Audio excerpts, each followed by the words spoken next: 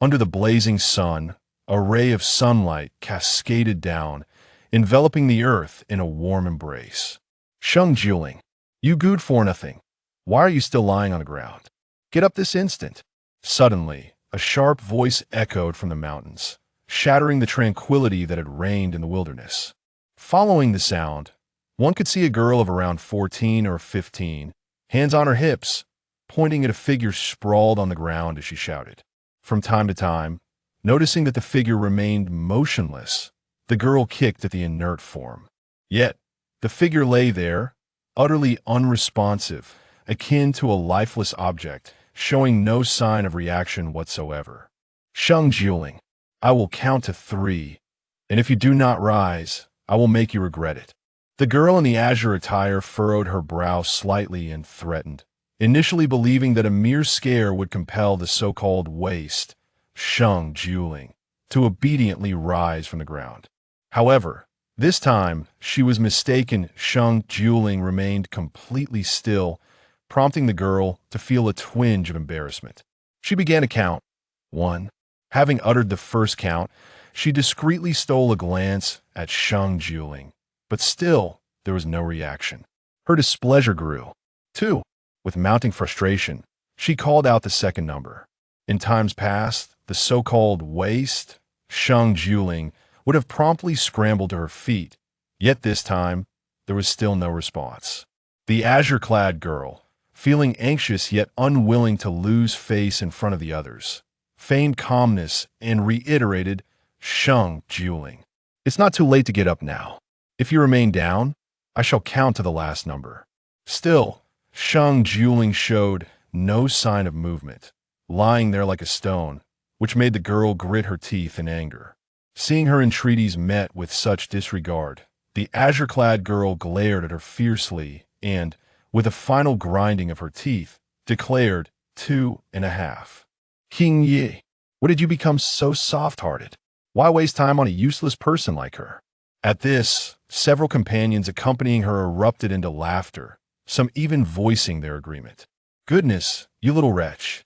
Not even giving me face, you're asking for trouble. Don't say I didn't warn you. Inwardly cursing, Su Qinggu, urged on by her friends, shouted the final count. Yet, the ominous proclamation fell upon Sheng Jiuling, who remained utterly unresponsive, as if deaf to Su Qing. Chapter 2. A disagreement leads to conflict. Alas, I have traversed through time. With a sigh, I reflect on the capriciousness of fate. Fortunately, the heavens have shown some mercy upon this genius. Despite the explosion, I remain unscathed. Although this enmity, held by Sheng Jiu, is noted, it appears that someone is eager to stir up trouble. With a swift motion, I open my phoenix-like eyes, and 4 figures come into view. One of them raises a foot, aiming directly at Sheng Jiu's chest. Is this the one who dares to bully you? They do not seem particularly formidable. With a sigh, Sheng Jiu seizes the assailant's ankle and retaliates with a kick to the other girl's bare foot. Bang! Although not infused with great strength, the impact causes the girl to cry out and tumble to the ground. Bang! Bang! Bang! With a single kick, one is down, and Sheng Jiu swiftly strikes 3 more times. Su Qingga and her companions find themselves sprawled in disarray. Huh? Is this the caliber of cultivators in your world? How pitifully weak! Rising to her feet, Sheng Jiu gazes intently at the 4 individuals. According to her memories, they are Su Qingga, Zhang Baihe, Zhang Shishao, and Lang Qingming, all members of the 3 illustrious noble families of the Holy Heaven City in the Eastern Holy Kingdom. Although their status pales in comparison to that of the Holy King's manor, their arrogant and overbearing demeanor often leads them to take advantage of Sheng Jiuling during moments of inattention. Yet, how unfortunate for them that the so-called waste they scorned has perished, and the Sheng Jiuling before them now is a brilliant soul who has transcended through time. You wretched scoundrel! How dare you ambush us? Su Qingga, now coated in muddy grime, curses through gritted teeth as she rises. Slap! With a sharp crack. A searing pain surged, disorienting Su Qingga, who was already incensed, leaving her momentarily stunned. Vile wretches! She mentally exclaimed, deeming the epithet fitting for the quartet before her. A delicate hand, begrimed with dirt, seized Su Qingga's collar, followed by a sardonic grin from Sheng Jiu as she shoved her adversary. Suchinga, she taunted. You four have never hesitated to subject me to physical and verbal abuse. I imagine it stings to be on the receiving end for once. But fear not. I am not one to exact petty revenge. Surrender the contents of your storage rings, and I shall grant you clemency this time. Her gaze fixed upon their storage rings. Sheng Jiuling revealed a hint of cunning. While the satisfaction of physically assaulting them was tempting, Sheng Jiuling had other plans. In this world, enduring a beating was a mere affront to one's pride, but the confiscation of one's belongings was a far more grievous matter. Bah! You dare to speak such nonsense. Suchinga retorted. I was merely caught off guard before, but you shall not be so fortunate this time. With a furious roar, Suchinga retreated more than 10 paces, creating distance between herself and Sheng Jiuling, her frustration palpable. Humph! She exclaimed. Then, like a rabid hound, she lunged at Sheng Jiuling, who was standing 10 paces away. Alas! I am overcome with trepidation. Sheng Jiuling feigned terror, pretending to turn and flee in mock fear. Trying to escape? Too late. Suchinga sneered, delivering a swift kick towards Sheng Jiuling's back. But in that instant, Sheng Jiuling, who had appeared to be fleeing, executed an abrupt about-face and unleashed a punch, striking Suchinga squarely in the abdomen. With a muffled groan, Suchinga felt a myriad of emotions surge within her, clutching her abdomen as she collapsed to the ground. Tears streaming uncontrollably from her eyes, while blood vessels crept across her gaze. Swift, fierce, accurate, especially when it came to timing, every moment was seized with utmost precision. Just as the trio of Zhang Baihe, Zhang Xiaoxiao, and Leng Qingming had risen, eager to witness a spectacle, they could never have imagined that Suchinga would be defeated by Sheng Jiuling. Chapter 3. The strike of Sheng Jiuling time seemed to stand still. Zhang Baihe, Zhang Xiaoxiao, and Leng Qingming stood frozen, hands clasped over their mouths, utterly bewildered as to why Suchinga had succumbed to Sheng Jiuling.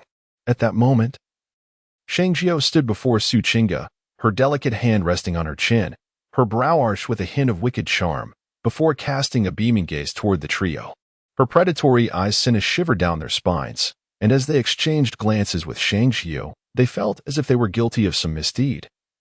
Hastily averting their eyes, Zhang Baihe, Zhang Xiaoxiao, Leng Qingming, do you three plan to endure a beating, or will you willingly surrender the items from your storage rings?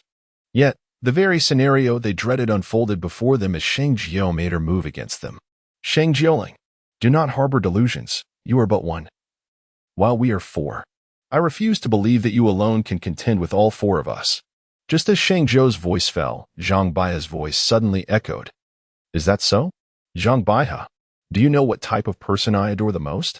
Sheng Jiuling cast a sly glance at Zhang Baihe and remarked with a playful tone, infused with an unmistakable hint of wickedness. What sort of person, you ask? Zhang Baihe inquired. Someone like you, who pretends to be formidable. If you had simply surrendered your belongings, you could have avoided a beating. Yet you seem to relish the prospect of enduring pain before relinquishing them. Sheng Jiuling replied with a faint smile. Seeking death. Zhang Baihe's brows furrowed in anger. Being humiliated by a worthless individual was certainly unbearable. With a sharp cry, she exchanged a knowing glance with Zhang Xiaoxiao and Leng Qingming. The three shared a tacit understanding. And as soon as Zhang Baihe uttered the word seeking death, their instinctive response was to strike together against Sheng Jiuling. In truth, Zhang Baihe and her companions had already split into 3 directions to launch their assault on Sheng Jiuling. However, unexpectedly, a figure flitted by like a specter, followed by a sudden, sharp pain that left them frozen in place, unable to move an inch. Alas, had you simply handed over your valuables, I would have spared you. But you chose to seek your own demise, so do not claim that I am bullying you. The figure that had struck was none other than Sheng Jiuling herself. Utilizing her unique martial art, the Qianquan pressure point technique, she had sealed the acupoints of Zhang Baihe and her companions. Although the worlds differed, the human anatomy remained constant. Drawing from her amalgamated memories, Sheng Jiuling was aware that this world lacked the concept of pressure point techniques, rendering her skill a potent weapon. With a swift motion, she tore apart Zhang Baihe's garments in the most brutal manner, executing the action seamlessly and without hesitation. Zhang Baihe could hardly anticipate the shamelessness of Sheng Jiuling. her fury causing her to tremble slightly as she exclaimed, "Sheng Jiuling, what do you intend to do? What else could I possibly do but assist you in laundering your garments?" Sheng Jiu replied with a mischievous grin. The St. King's Mountain lies a mere 3 to 4 miles south of the St. King city. Countless young lords frequent this area for hunting. While Sheng Jiu's words suggested a benign endeavor, the reality was far from it. Bah! Zhang Baihe seethed, grinding her teeth in frustration, fully aware of Sheng Jiu's ulterior motives. Yet, what bewildered her most was why she, the one enduring this torment, was the first to be targeted when there were 4 individuals present. The swiftness of Sheng Jiu's movements and the finesse of her techniques left Zhang Baihe astounded. Realizing the dire situation and unable to move her body, she could only lower her head and plead, "Sheng Jiuling, please do not strip me of my clothes. I shall willingly surrender the valuables from my storage ring." With that, as Zhang Baihe's thoughts flowed, the verdant glow of the storage ring on her finger flickered, revealing a collection of silver and other items that fell before Sheng Jiu. Handing over these possessions caused her heart to bleed, for they represented her entire fortune. Chapter 4. Reaping benefits without delivering services. Zhang Baihe's storage ring contained a considerable wealth. As the prized jewel of the Zhang family, she had often been the recipient of various advantages. What a windfall. I never imagined that Zhang Baihe would possess such riches. I wonder what treasures the other 3 hold. Sheng Jiu's eyes sparkled with greed as she hastily gathered the items from the ground into her storage ring without even counting them. "Suchinga, you 3 must also surrender the valuables from your storage rings. Hand it over." The sharp gaze shifted cunningly towards Suchinga and her companions. Among the 3, Suchinga found herself in the most unfortunate position. Originally, she had intended to teach Sheng Jiuling a lesson, relying on her profound prowess. However, not only did she fail to subdue her opponent, but she was also struck with such force that she lost the ability to retaliate. At present, she was the only one unrestrained, free to move as she pleased. When did this wretched woman become so formidable? This cannot continue. If I linger any longer, it will surely end badly. It is best to depart at once. Realizing the precariousness of her situation and reluctant to part with her possessions, Suchinga discreetly plotted her escape. Suddenly, she pivoted, her movements as nimble as a cat, dashing forth. However, just as she made her move, a faint sound emanated from her body, and she found herself abruptly immobilized, unable to budge an inch. Thinking she could flee once caught in my grasp. If you escape, how shall I survive in the future? With a deft touch, Sheng Jiu pressed on Suchinga's acupoints. "Sheng Jiuling, I will relinquish the treasures within my storage ring. I implore you, spare me." Zhang Xiaoxiao trembled at the sight, her thoughts racing as the valuables from her storage ring materialized before Sheng Jiu. Terrifying. Utterly terrifying. Earlier, Zhang Xiaoxiao had contemplated a final gamble, placing all her hopes on Suchinga, waiting for her to turn the tide. Yet, who would have anticipated that the most powerful among them, Suchinga, would abandon her companions in a bid for escape? This is not the most terrifying aspect. The most frightening part is that when Suchinga intended to flee, the so-called waste, Sheng Jiuling, unexpectedly subdued her using the same tactics. Perhaps it was merely her imagination, but she felt as though Sheng Jiuling had transformed into a different person entirely today. "I shall relinquish the treasures within my storage ring to you. I implore you to spare me." Lung Qingming gritted her teeth in silence, unwilling to be torn asunder, for if anyone were to witness such disgrace, her reputation would be irrevocably tarnished, jeopardizing her prospects of marriage in the future. "You 3 have truly gone too far. Do you believe she would dare to act recklessly?" Suchinga, immobilized by pressure points, felt a twinge of astonishment as she saw the 3 individuals extracting valuables from the storage ring to hand over to Sheng Jiuling, prompting her to exclaim, "You think I wouldn't dare?" With a smile, Sheng Jiuling collected the treasures into her own storage ring and approached Suchinga once more. In a swift motion, she tugged at Suchinga's belt, causing her garments to fall away and expose her white undergarments. "Sheng Jiuling, what are you attempting to do?" In the face of this crisis, Suchinga shouted in alarm once again. Yet, Sheng Jiuling merely extended her hand once more, effortlessly stripping Su Qingge of her attire. With a hand caressing Su Qingge's cheek, she chuckled, "What else could I possibly do? The weather is splendid today. Let us bask in the sun, kill some germs, and allow the gentlemen of Shengtian City to behold the allure and charm of Miss Su, indulging in a feast for their eyes." You. Perceiving the nonchalance and disdain emanating from Sheng Jiuling, Su Qingge's expression darkened to its utmost. Yet as she uttered a word, she clenched her teeth fiercely. "Sheng Jiuling, as long as you spare me, I shall present to you the treasures within my storage ring."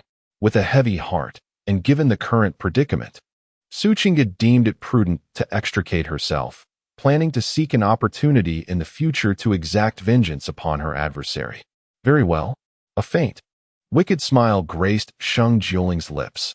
With her thoughts in motion, the valuables from the storage ring materialized before Sheng Jiuling. Indeed, Su Qingge possessed a considerable amount of wealth. With a mere gesture, Sheng Jiuling gathered the treasures into her own storage ring and turned away, heading towards Saint Heaven City. "Sheng Jiuling, you promised to spare us." As Sheng Jiuling began to depart, Su Qingge and her companions cried out in sudden alarm. Currently, the four were immobilized by Sheng Jiuling's pressure points, leaving them vulnerable should any nefarious individuals surface. "Indeed, I did promise to let you off the hook, and yet I have not refrained from taking action against you." "Have I?" She paused, then turned with a smile. "You? What do you mean by that? After bullying me for so long, you still expect my assistance? How absurd." With that, she strode away. Chapter 5. Uncle, your pants are torn. A slender figure swiftly navigated through the mountains. Upon crossing a stone bridge, Sheng Jiu arrived at the riverbank. Alas, though she had lost some weight and her appearance was not particularly striking, she possessed a certain charm. Gazing at her gaunt reflection in the water, Sheng Jiu mused with a touch of infatuation. Suddenly, an enchanting voice broke the silence. "Sister, earlier in the mountains, you truly executed a masterful scheme. I wonder what method you employed to render the four young ladies completely immobile?" "Sister, you, however, the elder sister, you are indeed quite audacious." As Sheng Jiu was washing her face, she suddenly turned around, revealing a black-clad man who had mysteriously taken his place at the bridge's edge, presenting only an imposing silhouette. "Hey, who are you calling elder sister? Who do you think is old? I'm merely 13, you know," she exclaimed, a hint of indignation in her tone. How infuriating. After all, she was just a young girl, and such an inquiry made her feel considerably aged. "Oh, so you are only 13, yet you still refer to yourself with such grandiosity?" The figure in black remained turned away from Sheng Jiu, yet his words were laced with a playful wit. "I take pleasure in it. Besides, who do you think you are? Are we even acquainted? Has no one ever taught you to face someone when engaging in conversation?" What a stroke of misfortune it was. Just moments before, she had encountered four insufferable brats who had bullied her, and after dealing with them, she intended to wash her face and then visit her new home. Alas, fate was unkind, and out of nowhere, a faceless man appeared before her. Did he believe himself to be a national treasure, like a panda, striking a pose with his back turned? The black-clad man remained silent for a moment before breaking into a charming smile. "I'm merely looking out for you. What if you see me and become attached? You carry on. I have matters to attend to, so I'll take my leave. Farewell," she retorted with disdain. How shameless he was, thinking himself handsome.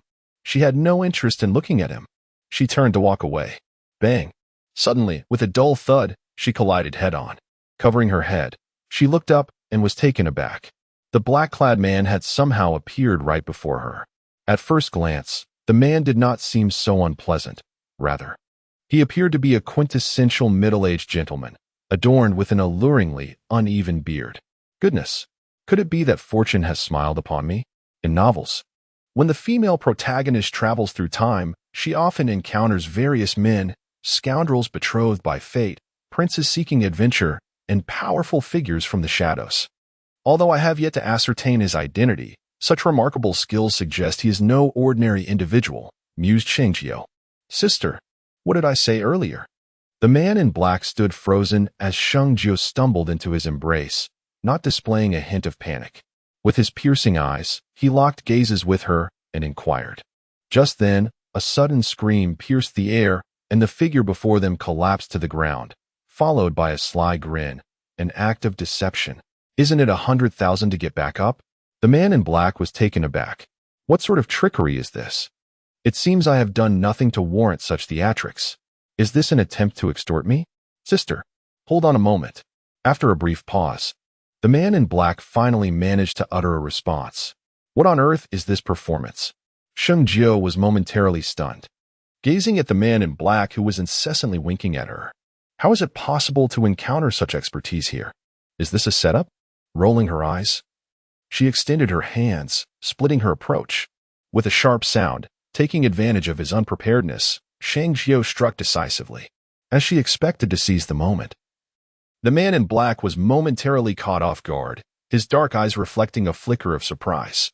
He then glanced at Sheng Jiuling, ready to speak, but found himself ensnared by her enchanting gaze. Just one glance, and he was momentarily taken aback once more. At that moment, a teasing chime rang out. Uncle, your pants are torn. Chapter 6. You are ill. The man in black was taken aback, his teeth grinding in anger. Sheng Jiuling had actually seized the opportunity to rip his trousers. What was even more infuriating was the audacity of the woman before him, shamelessly declaring that his pants were torn, as if it were an undeniable fact. Dear lady, isn't it said that men and women should maintain a respectful distance? How much longer do you intend to gawk? Hey, I must say, your thighs are rather fair. Upon uttering those words, a sly smile crept onto Sheng Jiuling's lips as her delicate hand reached out. Those thighs indeed appeared quite enticing. It was utterly absurd. Despite not having clearly defined his identity, being teased by a woman younger than himself was enough to ignite his fury. Was it merely a torn pair of trousers that prompted her desire to touch his thigh? He was unperturbed, so why should she be? Rolling her eyes, Sheng Jiuling felt a tinge of disappointment. You, shameless. Uncle, just now, I calculated your fortune, and if my divination is accurate, you should still be single, right? At that moment, Sheng Jiuling's gaze shifted once more, and she suddenly spoke again. Dongsheng's expression darkened.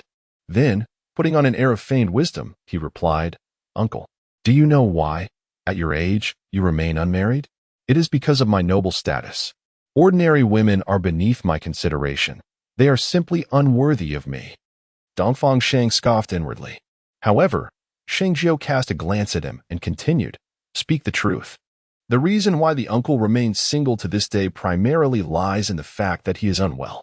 Dongsheng's expression turned ashen in an instant, and his delicate fingers, resembling white jade, clenched slightly. What audacity to claim he is ill. Uncle, observing your countenance, it appears you disagree with my words, does it not? Do not accuse me of bullying you. I shall pose a singular question. Have you recently felt persistently fatigued, as if lacking strength? Sheng Jiuling scrutinized him for a moment, inquiring with a smile. Dongsheng was reluctant to admit it, yet, as she stated, for reasons unknown, he had indeed felt rather listless these past few days. But how did she know? A sense of alarm surged within him, and he asked, How did you come to know this? This matter is known only to him. He hadn't even consulted anyone about it. Quite simple. I merely calculated it with my fingers, and it became apparent. Sheng Jiuling shrugged, struggling to suppress the urge to strike her. Dongsheng inhaled deeply. Then do you know the reason behind it, and how to remedy it? Seeing that she had piqued his interest, Sheng Jiuling's eyes narrowed slightly, resembling a cunning fox, as she fixed her gaze on him without blinking. Naturally, I know. But why should I divulge that information to you? Chapter 7. Setting a trap. Naturally, I know. But why should I divulge that information to you? Dongsheng had never encountered such a cunning woman. Sheng Jiuling possessed a shrewdness and sophistication beyond her years. Had he not witnessed it firsthand, he would have surely believed her to be an ancient sorceress. He couldn't help but chuckle and said, Do you not think that there is a remarkable connection between us? Humph. Don't assume that such words will leave me speechless. My abilities extend far beyond that. At that moment, as Dongsheng reveled in his own triumph, Sheng Jiuling, with a playful grip on her chin, regarded him with a knowing gaze before responding. If my memory serves me correctly, someone once uttered similar words. But do you know what became of him? An intriguing woman. Dongsheng narrowed his eyes slightly. perceiving a stark contrast between her and the ordinary women he was accustomed to. Do tell.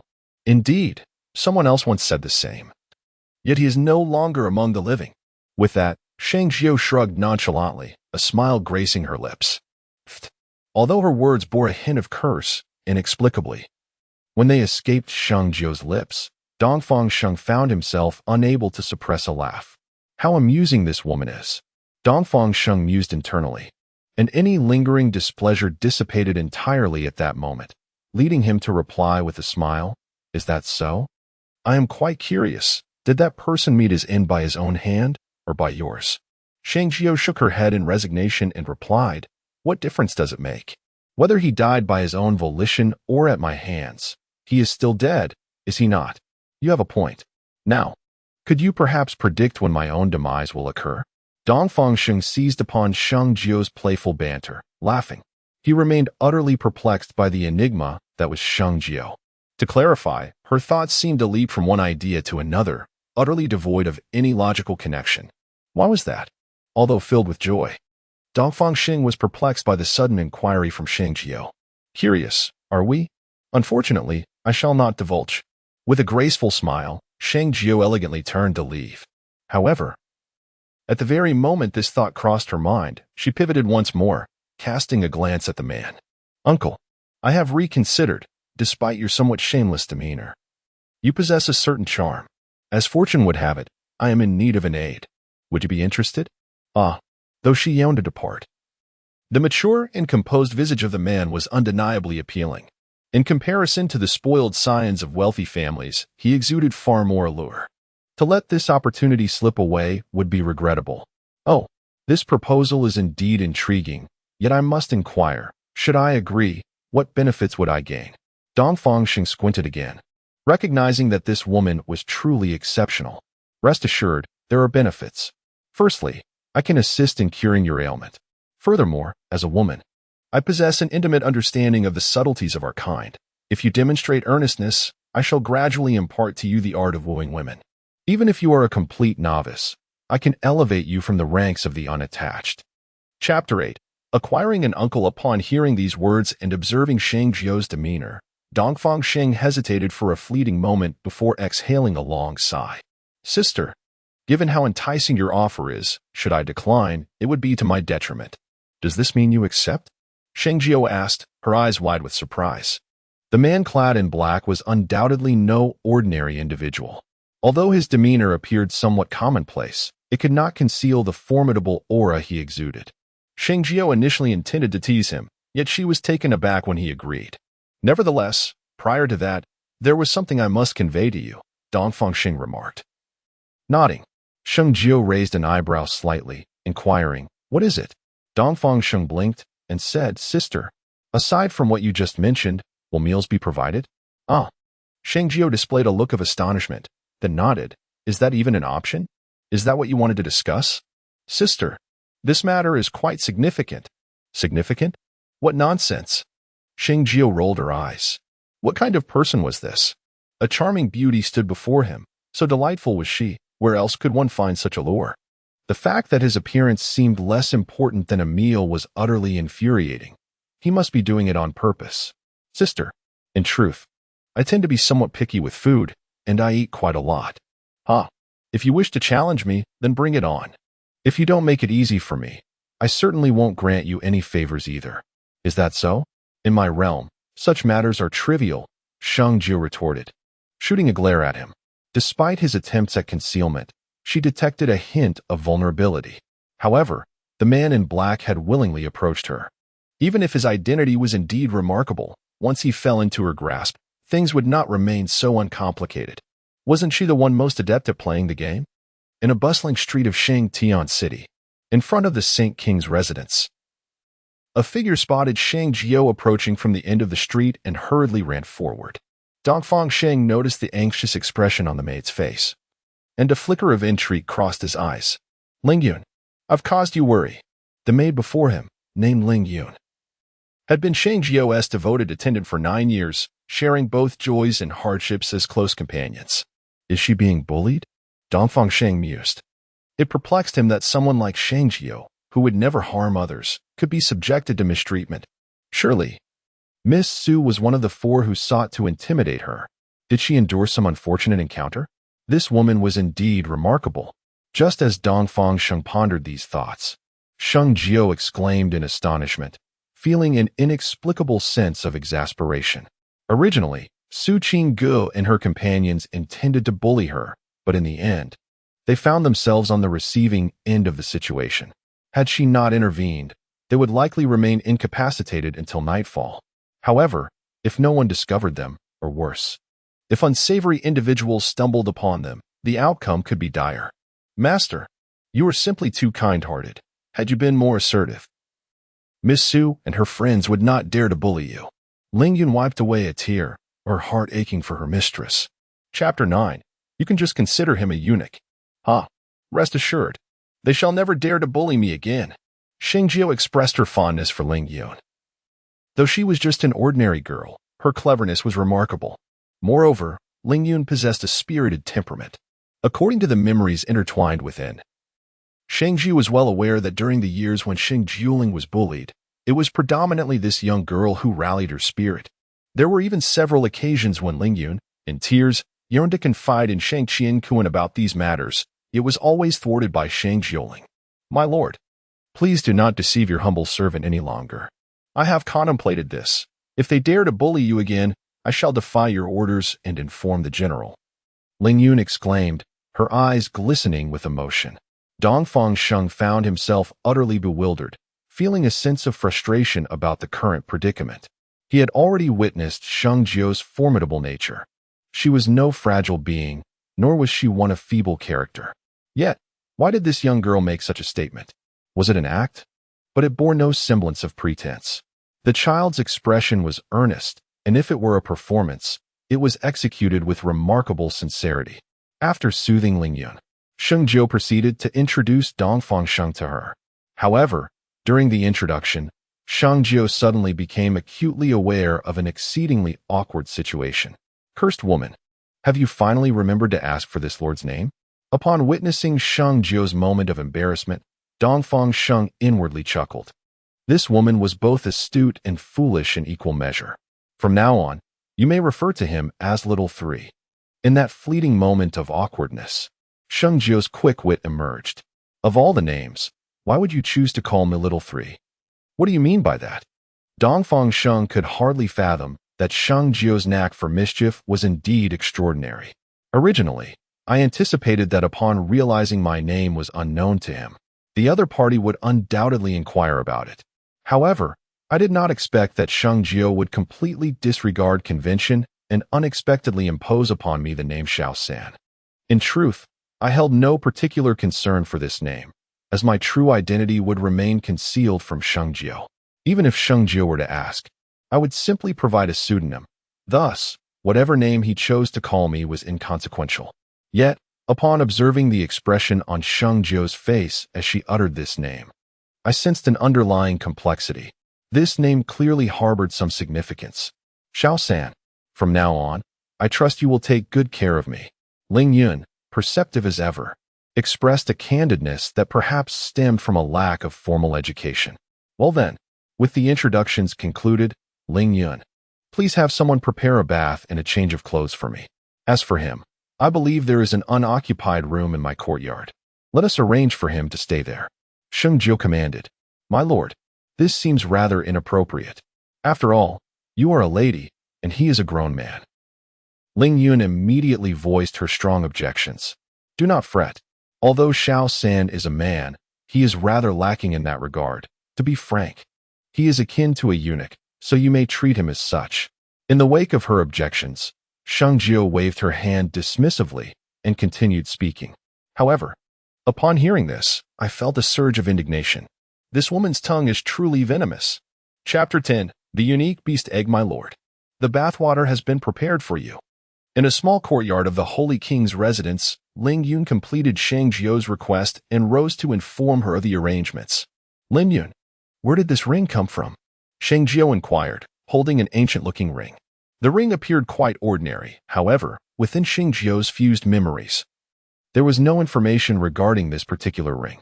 In other words, It seemed that Sheng Jiuling had never encountered it. Upon mentioning this matter, Lin Yun spoke nervously. Suddenly, Sheng Jiu rummaged through the fused memories and indeed recalled an incident. It was 3 days prior when Sheng Jiuling, as usual, was summoned by Su Qingge and others. Of course, the pretext for their outing was merely a guise. Their primary intention was to bully Sheng Jiuling.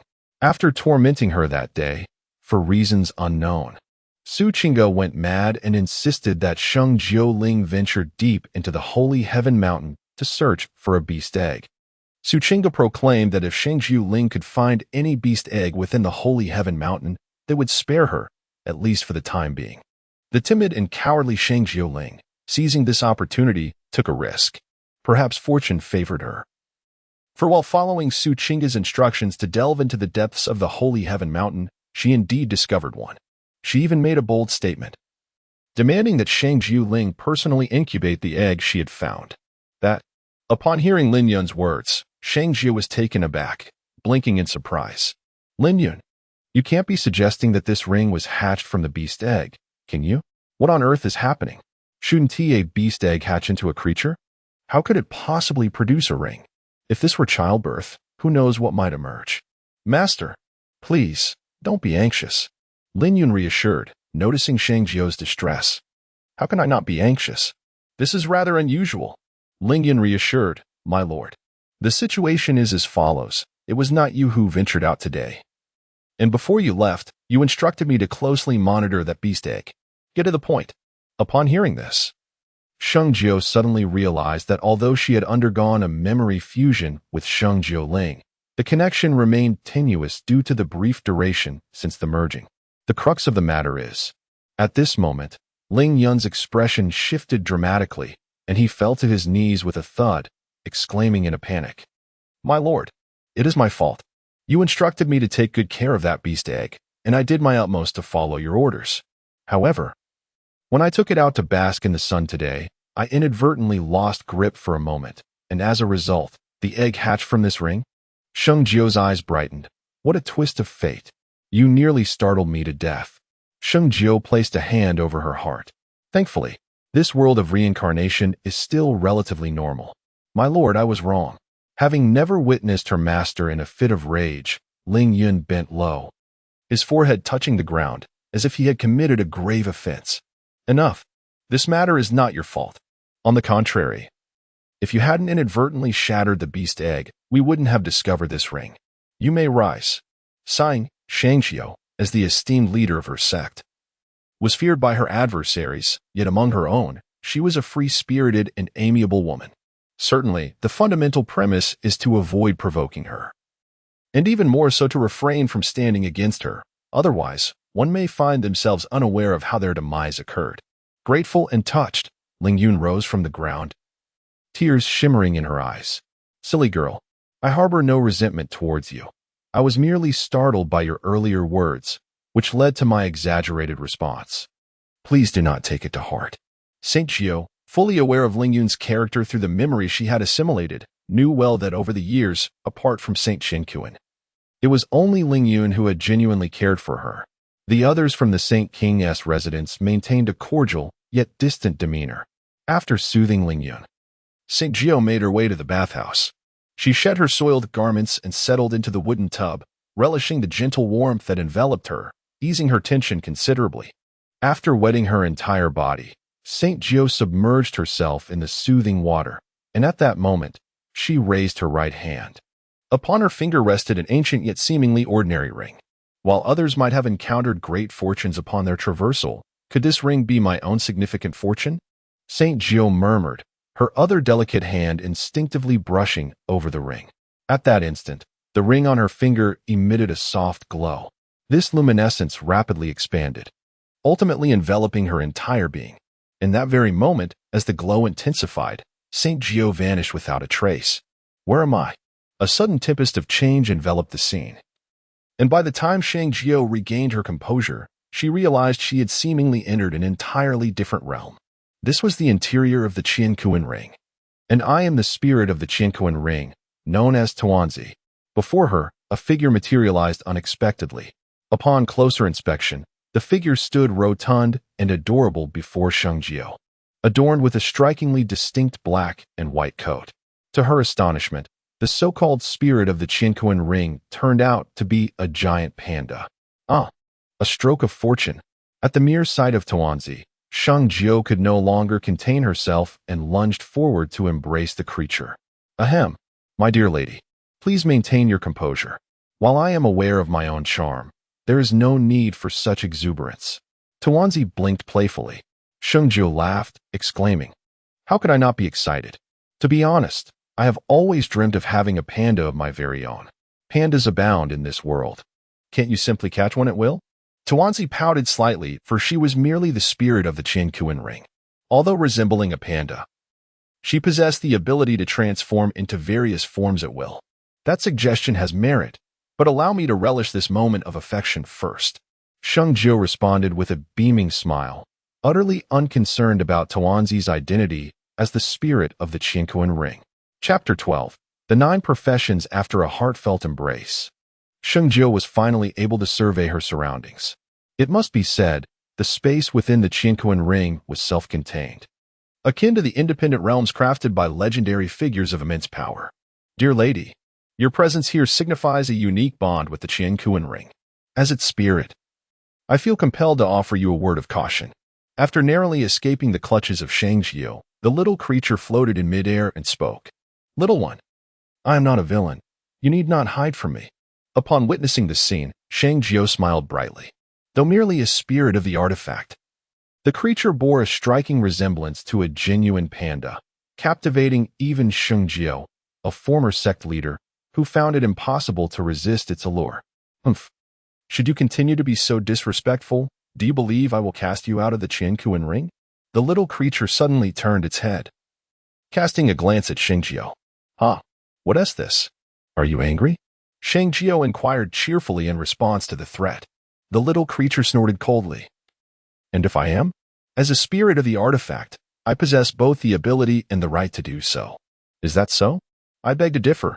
However, unfazed by the spirit's intimidation, Sheng Jiuling replied with a calm smile, if I am not mistaken, upon entering the Qianquan ring, it has already acknowledged my identity. In other words, I am now the master of this ring, and as its spirit, you are under my jurisdiction. You, what of it? Sheng Jiuling retorted. You are merely too inexperienced to play mind games with me. I am granting you a chance. If you descend immediately, I shall overlook this transgression. Otherwise, you know what will happen. As she spoke, Sheng Jiuling wore a sly expression. Fine, I shall come down. The little creature relented, pouting as it descended from the air. That is more like it. Sheng Jiuling reached out to pat the little creature's head and then inquired, Tuanzi, the space within the Qianquan ring appears to encompass far more than meets the eye. A subtle intuition stirs within Sheng Jiuling, suggesting that the dimensions of this enchanted space are not as limited as they seem. Suddenly, a spark of realization ignites in her eyes. Could it be that the Qianquan ring harbors additional realms? 9 realms, perhaps? Do not tell me these 9 realms correspond to the 9 stages of a cultivator's journey. Cultivators are classified into 9 distinct realms, ranging from the 1st to the 9th. Although Sheng Jiuling has yet to embark on her cultivation journey, her strength rivals that of a first-stage cultivator. It can be said, however, that the path to advancement is not so straightforward. Ascending through the realms naturally grants access to higher levels of space, but upon reaching a certain stage, entering another realm necessitates the adoption of a corresponding profession. Is there truly such a rule? Sheng Jiuling is momentarily taken aback, her mind swirling with intrigue. In this world, numerous professions abound, yet the most prevalent among them are 9: martial artist, smith, alchemist, beast tamer, enchanter, painter, array master, spirit master, and puppet master. Each profession imposes distinct requirements upon cultivators, and most individuals, upon deciding to cultivate, will typically choose one path. Pursuing multiple professions simultaneously introduces immense pressure upon the cultivator, rendering those who master more than one a formidable presence. Chapter 13. Women are fierce indeed. Women. Alas, it seems I have my work cut out for me. Upon receiving confirmation, Sheng Jiuling let out a gentle sigh. The various professions involved were indeed a formidable task, yet for her, it posed no insurmountable challenge. However, considering that the space within the Qiankuan ring was divided into 9 distinct realms, it was only natural that each realm possessed its own unique reserves. With this thought, Sheng Jiu's eyes gleamed with newfound brightness. Woman, what are you scheming now? I must inform you that requesting a mere embrace from me earlier was already my limit. Should you dare to pursue this further, I shall. As she trailed off, the spirit displayed an expression of feigned grievance, evoking a sense of pity. With a light chuckle, Sheng Jiu bent down and affectionately stroked the fluffy head of her companion, then remarked, "Fear not. This time, I shall not embrace you." Immediately following her words, a glimmer of mischief danced in her eyes, and they sparkled even brighter. Tuanzi, allow me to inquire, in this realm we currently inhabit, if I were to select a profession that best suits me, surely the most fitting would be that of a martial artist. With her keen perception and unique intuition, she felt confident in her assertion about this space. Woman, if you believe that to be the case, you are gravely mistaken. This space does not exist solely for the martial artist profession. Tuanzi pouted, casting a glance at Sheng Jiu. Fierce woman, do you not think yourself invincible? Even you are not infallible. Indeed not. Sheng Jiu was taken aback. This realm, rich in spiritual energy, was indeed most suitable for the cultivation of martial artists. The spiritual energy here is far more abundant than that of the Holy Heaven City. Indeed, when it comes to cultivation, the speed of advancement could surely multiply several times. However, if one were to consider the purpose for which this space was created, it would be for the celestial masters. Are celestial masters not akin to martial masters? Saint Nine swiftly searched through the memories of Saint Nine Ling, but due to the unique constitution of Saint Nine Ling, there was little useful information to be found. Nevertheless, it is important to note that celestial masters and martial masters are entirely distinct entities. Allow me to elucidate. When martial masters of the same rank engage in combat, if their techniques are identical, the one who first attains the next realm possesses a greater strength. In contrast, even if a celestial master ascends later, they can still effortlessly overpower a martial master of the same rank. Tuanzi, with a look of pride, reveled in the knowledge that Saint Nine appeared utterly ignorant of these matters, relishing the newfound leverage it afforded her over Saint Nine. It is absurd. If a celestial master were incapable of such feats, what merit would they possess? However, Saint Nine is not one to adhere to conventional norms. She understands well that what Tuanzi refers to as celestial masters is merely another title for cultivators, who initially embark on their journey as martial masters. This hierarchy, of course, is predominantly observed in lesser kingdoms, such as empires, where the profound heritage allows for cultivation to commence directly from the path of immortality. Tuanzi, eager to showcase her superiority before Saint Nine, found herself unexpectedly dealt a crushing blow, leaving her utterly humiliated. How crude. You are a woman. Cannot you exhibit a touch of grace? The dumpling blinked, realizing the grave misfortune of being bound to such a master. Surely, her days of prosperity were numbered. She, born with innate beauty and uniqueness, felt disheartened, as she never imagined that her fated companion would be a fierce woman. To her astonishment, Sheng Jiu's shamelessness knew no bounds. As she boasted before immediately casting her eyes upon the treasures within this space. With eyes gleaming, Sheng Jiu fixed her gaze on the dumpling and, with a cheerful smile, spoke again. Dumpling, since this ring has acknowledged me, should you not surrender the treasures within this space? Chapter 14. A woman fond of schemes. You. Do not look at me like that. Since the Qiankuan ring has recognized you, all the treasures here belong to you. A single glance from Sheng Jiu caused the dumpling to retreat 2 steps in fright. Throughout history, the owners of the Qiankuan ring had varied. Yet this time she clearly faced a female bandit. That's more like it. I have little time. Quickly tell me where the treasures in this space are located. Sheng Jiu surveyed her surroundings. Though merely one of the many spaces, it was indeed considerable in size, spanning over 10 miles. Follow me. The dumpling, wishing to limit her interaction with Sheng Jiu, began to lead the way. Before long, they arrived at an extraordinary bamboo grove. This grove was unlike any other, featuring a rare species known as iron jade bamboo. Not only did the iron jade bamboo possess a lustrous sheen akin to jade, but its hard texture made it ideal for weapon crafting. Weapons forged from iron jade bamboo had long been favored by female cultivators. It seems that this place not only boasts ample space, but every blade of grass and every tree possesses its own unique significance. Sheng Jiuling nodded slightly, feeling considerably relieved. This is indeed the place. At that moment, the voice of the round figure echoed again. Looking over, amidst the bamboo grove, there stood a humble thatched cottage. Sheng Jiuling pushed the door open. The cottage was not overly spacious, yet it was filled with an assortment of treasures. Among them, the martial arts techniques were displayed in the bookcases lining the walls, arranged in 3 columns. One column pertained to the cultivation of immortality, while the other 2 comprised one column dedicated to alchemical techniques and another to weapon forging techniques. It appeared that fortune smiled upon him, as each of these 3 professions was currently well-suited to him. Sheng Jiuling nodded inwardly and noticed several large chests within the dwelling. Without further ado, he reached out to open them. Inside lay elixirs. The moment he opened the chest, Sheng Jiuling was astounded by the dazzling array of elixirs contained within. Striving to maintain his composure, he opened the remaining 2 chests. One contained rare medicinal herbs required by alchemists, while the other held precious materials needed by weapon forgers. A woman. The previous master had mentioned before passing that if a fated individual were to appear, he hoped they would commence their journey with the cultivation of immortality. The books on the bookshelf are all techniques for immortal cultivation, with the lower levels arranged beneath and the higher levels above. The round figure spoke calmly, beginning to fulfill its responsibility. The divine creation technique, the 9-star technique, the 5 elements technique, the full-time technique, the non-star grade technique. Saint Nine scanned the martial arts manuals on the bookshelf, moving from top to bottom.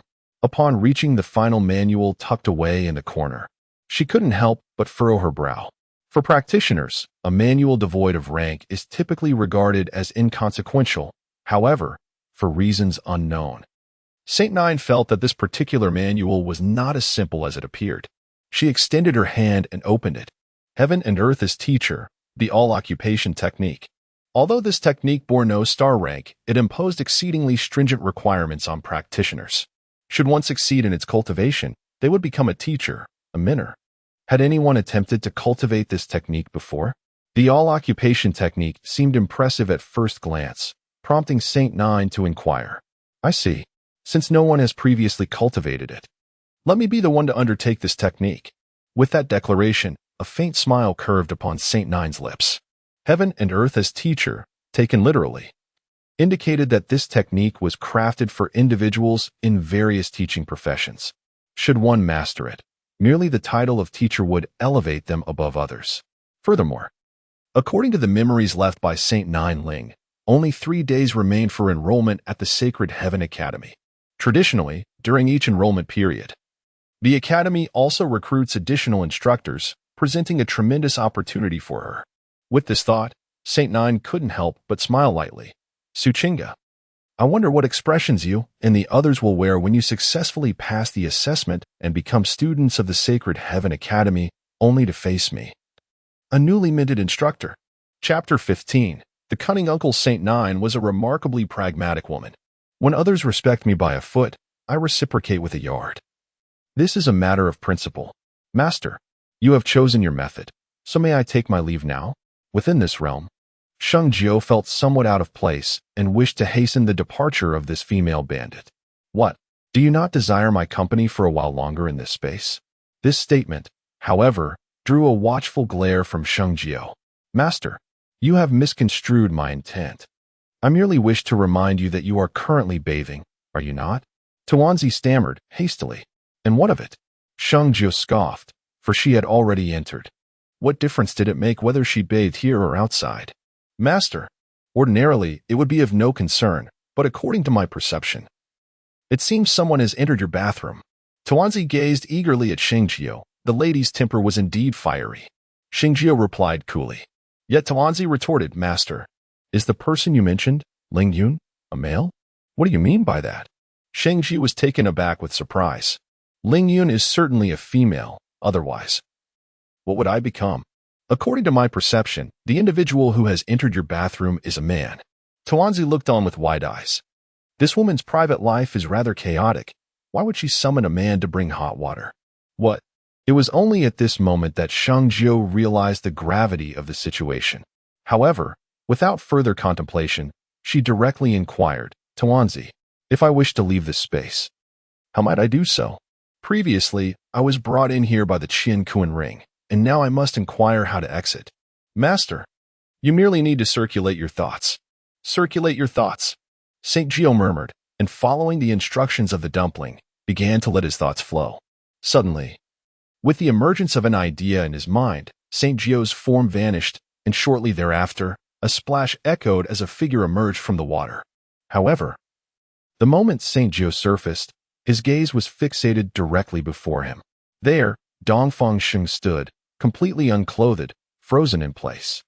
Upon realizing that the person in the bathtub was indeed St. Jiuling, Dongsheng's face flushed crimson as he hurriedly reached for his garments, draping them over himself. Meanwhile, a flicker of indignation shone in his eyes as he exclaimed, "You, woman, why did you spy on me while I bathe?" Hey, faced with this accusation, St. Jiuling leaned over the edge of the bathtub, a playful smile gracing his features as he gazed at Dongsheng. Oh dear, why are you the one playing the victim? This is my bathing space, and you sneaked in here without my knowledge. I have yet to question you. When I entered, there was no one here, Dongsheng retorted, his face flushed with anger. Who claimed that? You didn't inquire, so how could you possibly know there was no one? St. Jiuling replied with a grin.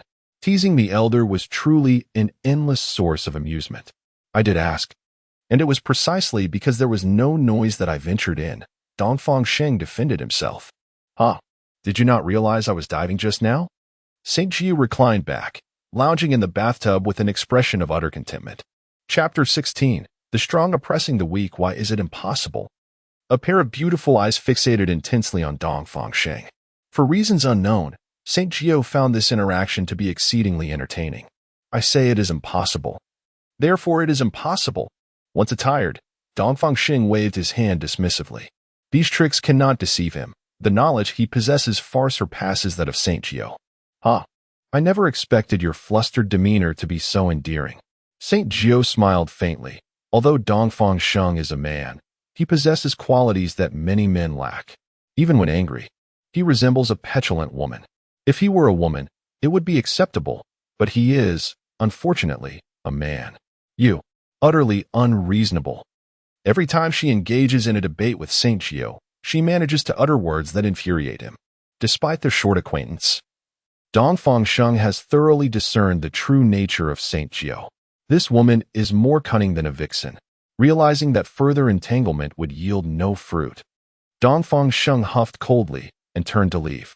However, just as he did, he heard St. Jiuling's laughter behind him. What? Are you leaving already? Do you wish to stay and bathe together? Dongsheng turned around and shot her a glare. Very well, then come over. It was merely a retort born of frustration. Yet he was taken aback by the mischievous glint in St. Jiuling's eyes, which made him uncomfortable. He had never encountered someone so shameless. Enough. I shall not let her provoke me, he thought to himself, casting a glance at St. Jiuling before reluctantly turning away. Hey, don't rush off. Aren't we supposed to bathe together? Once more, St. Jiuling's voice followed him, but this time her tone had shifted significantly, dripping with a sultry allure that was exceedingly disconcerting. However, who might this Eastern saint be? Faced with the temptations presented by St. Jiuling, he remained unperturbed, opening the door and stepping outside. Alas, quite lacking in interest. Yet, when he is angered, there is indeed a certain charm to his demeanor. Bang, bang, bang. As St. Jiuling was engrossed in his cultivation, he unconsciously furrowed his brow. At that moment, a voice from outside the door pierced through. Master, trouble is afoot. The esteemed Mr. Su and Mr. Zhang have arrived. So soon. Upon hearing this, St. Jiuling inwardly mused. He had sealed the acupoints of Su Chinga and the others, and unless he intervened, those acupoints would remain firmly locked. St. Jiuling had even anticipated this intrusion from the Su family, though he had not expected it to occur sooner than he had surmised. Master, are you inside? Master, today, I do not know what has possessed the esteemed Mr. Su and the others, but they have come to our St. King Manor, clamoring to see you. They insist you must come out to provide them with an explanation. Ling Yun entered, swiftly approaching St. Jiu, his face etched with urgency. "And what did you say?" St. Jiu inquired. No sooner had the words left his lips than another voice rang out from beyond the door. "Niece Jiuling, I know you are at home. I will give you the time it takes to brew a cup of tea to come out and meet me. Otherwise, do not blame me for forcibly entering. Master, do not panic. I have my ways to handle them." Seeing Ling Yun in a state of distress, St. Jiu whispered reassuringly. Before emerging from the bath and hastily donning his garments, the entire process taking but a fleeting moment. "My dear niece of the nine spirits, I have previously articulated my stance quite clearly. Do you not owe everyone a decisive answer? You miser. After all, she is an esteemed young lady. And preparations such as changing attire and applying makeup require time. Surely you comprehend this?" Yet, at that moment, a voice resonated from within the room, distinctly belonging to St. Jiu, albeit with a tone that deviated from the norm, as he audaciously addressed him as Su the miser. Outside the room, Su Haiqing seethed with indignation. His face contorted in anger. He, the esteemed head of the Su family, was accustomed to reverence from others. And even the patriarchs of several clans within the Holy Heaven City would not dare to bestow him with a derogatory moniker. Yet here was St. Jiu, a mere junior, daring to humiliate him publicly. In that instant, he was on the verge of erupting in fury. However, just then, St. Jiu's voice echoed again from within. "Uncle Su, I must sincerely apologize. I inadvertently spoke an unvarnished truth." Within the room, Ling Yun was taken aback by St. Jiu's audacity. Su Haiqing was notoriously domineering, and in the Holy Heaven City, only a select few could hope to restrain him. Among them, St. Jiu did not hold a position of influence. "Hush!" Having barely uttered a word, St. Jiu gestured to Ling Yun to remain silent. Immediately thereafter, Ling Yun observed St. Jiu bustling about within the room, seemingly engaged in some form of arrangement. "St. Jiu, as a junior, you openly insult me. For this alone, I shall not spare you." Su Haiqing's countenance darkened with fury, for he had come to the Saint King's residence primarily for the sake of his daughter, Su Qingge. Su Qingge is the cherished daughter of Su Haiqing. Yet she has been bullied by Sheng Jiuling. This incident ignited his fury, but more importantly, Su Haiqing remained oblivious to the extent of Sheng Jiuling's actions against his daughter, who remains unable to move even now. As the patriarch of a prominent family, Su Haiqing, leveraging his influence, summoned several renowned physicians to examine her condition. However, they concluded that Su Qingge was neither injured nor poisoned, and her health appeared sound, yet she remained immobile. In a fit of rage and concern for his daughter's safety, he sought an explanation from Sheng Wangfu, but instead of receiving an answer, he was publicly insulted by Sheng Jiuling, leaving him unable to swallow his indignation. "Brother Zhang, what is your perspective on this matter?" inquired Lung Xiaotian, the head of the Lung family, with a furrowed brow, taken aback by the unfolding events. "This situation is rather delicate," responded the Zhang family patriarch. "Sheng Jiuling is a confirmed waste of potential, a fact established long ago. Furthermore, anyone from the local area of Shengtian City knows her to be a failure. Were it not for the protection of the Shengwang, she likely would not have survived this long. I am well aware of that. Not only is Sheng Jiuling regarded as a worthless individual, but she is also perceived as exceptionally timid. I have witnessed her on several occasions, yet none were as unruly as she is now," Lang Xiaotian remarked. "That is indeed true. Your confusion is shared by me as well, but there is no need for haste. After all, we have Brother Haiqing to navigate this situation for us," the Zhang family patriarch replied. The head of the Zhang family cast a significant glance. In such moments, it is prudent to observe the unfolding events. Should any trouble arise, Su Haiqing would undoubtedly stand at the forefront to confront it. At last, he made his move. Chapter 18. Threat. Alas, what a pity. As Su Haiqing took action, Lung Xiaotian could not help but shake his head slightly, letting out a sigh. Su Haiqing, the head of the Su family, was not only a master of martial arts but had also reached the pinnacle of the second-grade realm, mere steps away from the third-grade realm. To provoke a martial artist at the second-grade pinnacle was a source of considerable concern for even the most formidable adversaries. With a resounding thud, Su Haiqing strode forward, swiftly approaching the door of the Saint Nine room. With a powerful hand, he pushed the door open, which yielded at his command. Without a moment's hesitation, he stepped into the room. To his astonishment, the moment he entered, he was met with the sound of water cascading from above. Reacting swiftly, he looked up just in time to see a water basin overturning, spilling its contents all over him. Foolish youth. He scoffed internally. Do you think such childish pranks can humiliate me? With a dismissive gesture, he unleashed an invisible force akin to a gentle breeze, sending the fallen basin and water flying away. However, just then, a gust of malevolent wind rushed toward him from the front. Su Haiqing's reflexes were sharp, and he swiftly turned his gaze to see a bucket hurtling in his direction. How dare you persist with this nonsense? Enraged by the continuous series of pranks, Su Haiqing let out a cold huff and retaliated with a powerful punch. With a sudden, muffled thud, Su Haiqing astonishingly shattered the incoming water bucket with a single punch, momentarily taken aback and somewhat dazed. At that precise moment, a searing heat radiated from his arm. What was happening? Surprised, he swiftly flung the water bucket away from his arm. Only then did Su Haiqing comprehend the true nature of the incident. The flying bucket was not merely an ordinary vessel. It contained scalding hot water that had just begun to boil. Had it been an empty bucket, his strike would have effortlessly propelled it away. However, a bucket filled with water posed a different challenge. A common individual might struggle to break it with a mere punch. Yet, Su Haiqing was no ordinary man. He was a martial artist who had reached the pinnacle of the second-tier realm. At this level, even without exerting his full strength, he could easily accomplish such feats. The reality, however, was that Su Haiqing had indeed fallen into his opponent's trap. During his initial assault, he had not considered the possibility of such a scenario. And by the time he realized what had transpired, his arm had already been scalded, forming blisters from the hot water.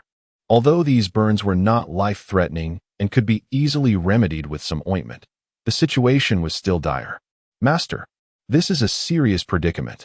In the room, witnessing Sheng Jiu's continuous assaults, Ling Yun was already trembling with fear. Now, upon seeing Su Haiqing's complexion, her concern intensified. Injuring Su Haiqing was tantamount to courting disaster. What if the opponent's wrath was ignited and they retaliated against Sheng Jiu? Do not panic. In stark contrast to Ling Yun's anxiety, Sheng Jiu remained remarkably composed. As a woman, what one despises the most is undoubtedly having others create trouble for her. However, in the realm of Sheng Jiu, an unspoken rule prevails: never provoke her. Otherwise, when she schemes against someone, even she would be terrified of the outcome. Casting a glance around the room, Xiqing's cold smile emerged upon realizing that only Sheng Jiu and Ling Yun were present. While her words held truth, one must ponder the implications if the events of today were to be disclosed. How would others perceive you then? Just as Xiqing's words echoed, Sheng Jiu locked eyes with her, a mischievous smile gracing her lips. A threat? Did you think you were the only one capable of that? I can do it too. Chapter 19. A calculated move at Sheng Jiu's declaration. Xiqing felt a weight settle in her heart. Was she being threatened? But how dare she? Outside the room, Ling Shitian and his companion were taken aback by Sheng Jiu's audacity. Wasn't she supposed to be a useless individual? Wasn't she meant to be weak and ineffectual? How could someone deemed a failure dare to issue threats? Inside the room, Xiqing's fury erupted. You are threatening me. That is certainly one way to interpret it. However, if you find that reasoning somewhat hard to accept, consider it a kind-hearted warning from me, Sheng Jiu replied nonchalantly. People are inherently this way. If one wishes to avoid being bullied, one cannot afford to be weak. Do you truly believe I would cower before your threats? Xiqing, rather than erupting in anger, merely smiled, a shadowy, sinister smile. You scoundrel. After being called miserly by Sheng Jiu multiple times, Xiqing's temper flared once more, her hand raised as she struck towards Sheng Jiu. Bastard! How audacious of you to strike. Witnessing this scene, even though Sheng Jiu had anticipated it, he could not help but feel a surge of indignation. After all, Su Haiqing was an elder, a martial artist of the second rank's consummate level. To act against a junior was already reprehensible. But to do so against a youth who had yet to embark on the path of cultivation, was that even human? Cursing inwardly, Sheng Jiu had nonetheless prepared himself thoroughly for this eventuality. As Su Haiqing made his move, Sheng Jiu instinctively sought to evade. However, unexpectedly, at the very moment Su Haiqing struck, a thunderous voice resonated from outside. "Rascal, I am here. Let us see who dares to harm my Jiuling." The voice brimmed with authority and fury, rolling forth like thunder, striking directly at him. In an instant, Su Haiqing was momentarily stunned by this commanding presence. The two individuals, Lung Xiaodian and his companion, positioned at the entrance, also displayed a flicker of trepidation due to that voice. In the entirety of Shengtian City, apart from the monarch, the only individual who could instill such fear in them was Sheng Jiuling, the very owner of that thunderous voice. Like any ordinary person, Sheng Jiuling was exceptionally protective of his own, especially when confronted directly. Such encounters were to be dreaded. Just then, a figure swiftly approached from outside, and without a doubt, Sheng Jiu recognized it to be Sheng Jiuling. At this thought, a smirk crept across Sheng Jiu's lips. "Su Haiqing, you are a man yet have the audacity to shamelessly strike a woman. For this alone, I shall not spare you. Moreover, today, even the heavens conspire in my favor. Prepare to meet your demise." With this thought flashing through his mind, Sheng Jiu's lips curled slightly, and without a moment's hesitation, he suddenly collapsed to the ground. At the very moment of her fall, Sheng Jiu could not help but utter a pained cry. "Oh dear! Su, you miser! How can a man of your stature strike a frail woman? Are you not a man?"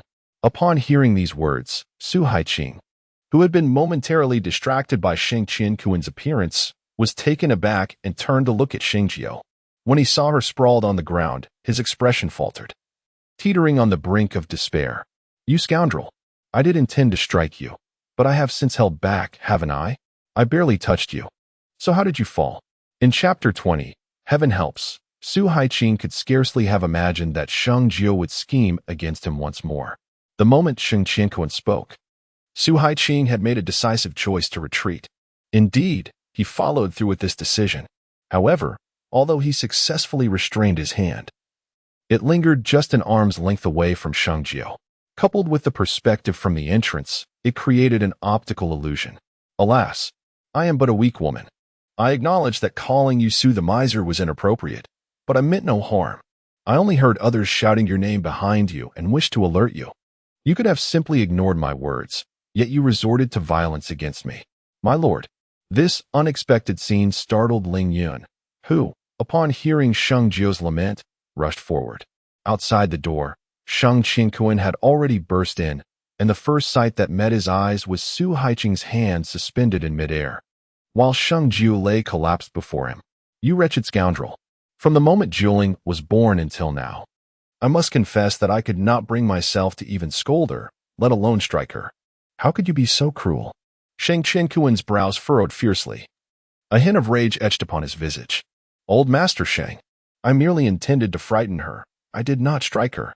Su Haiqing exclaimed anxiously, realizing the precariousness of the situation. Should Sheng Jiuling take action, he would undoubtedly leave the Sheng royal manor in a most undignified manner. "Oh, you speak falsely. It was you who struck me. Just look at my face, it's bruised from your blows." With Su Haiqing's explanation, Sheng Jiu quickly followed suit. In an effort to appear more convincing, Sheng Jiu, while feigning distress, held her breath, causing her complexion to flush a deep crimson, making it difficult to discern whether the hue was a result of being struck. "Dear niece Jiuling, you must speak with a clear conscience. I truly did not hit you," Su Haiqing implored, desperation evident in his tone. "Yet you did strike me, you miser. If you were a true man, you would not cower like a turtle. A man must own up to his actions."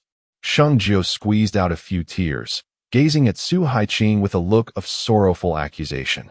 "Old Master Sheng, please do not listen to her. She is fabricating lies against me." Su Haiqing's expression was one of panic, struggling to maintain his composure. "Grandfather, Jiuling is merely a child.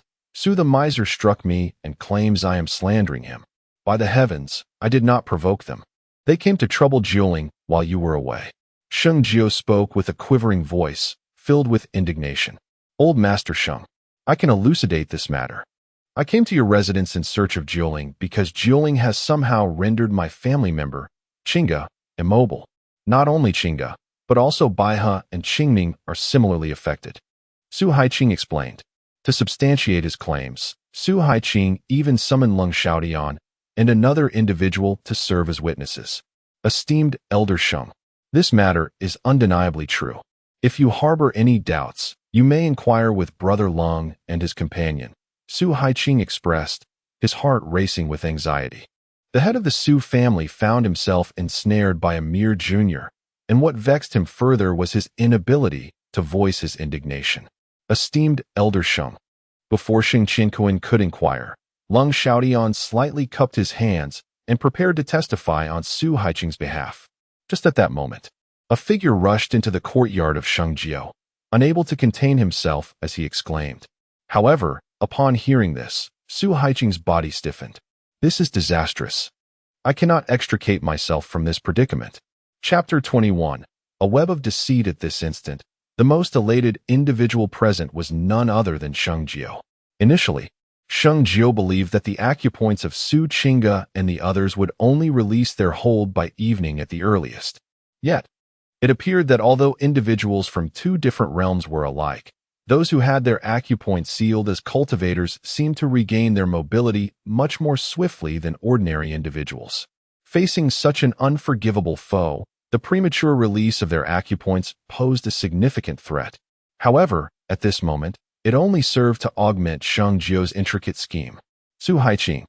Oh, Su Haiqing, what kind of calamity have you brought upon yourself? With a sigh in his heart, Shengjiu discreetly directed his gaze towards Leng Xiaodian and his companion.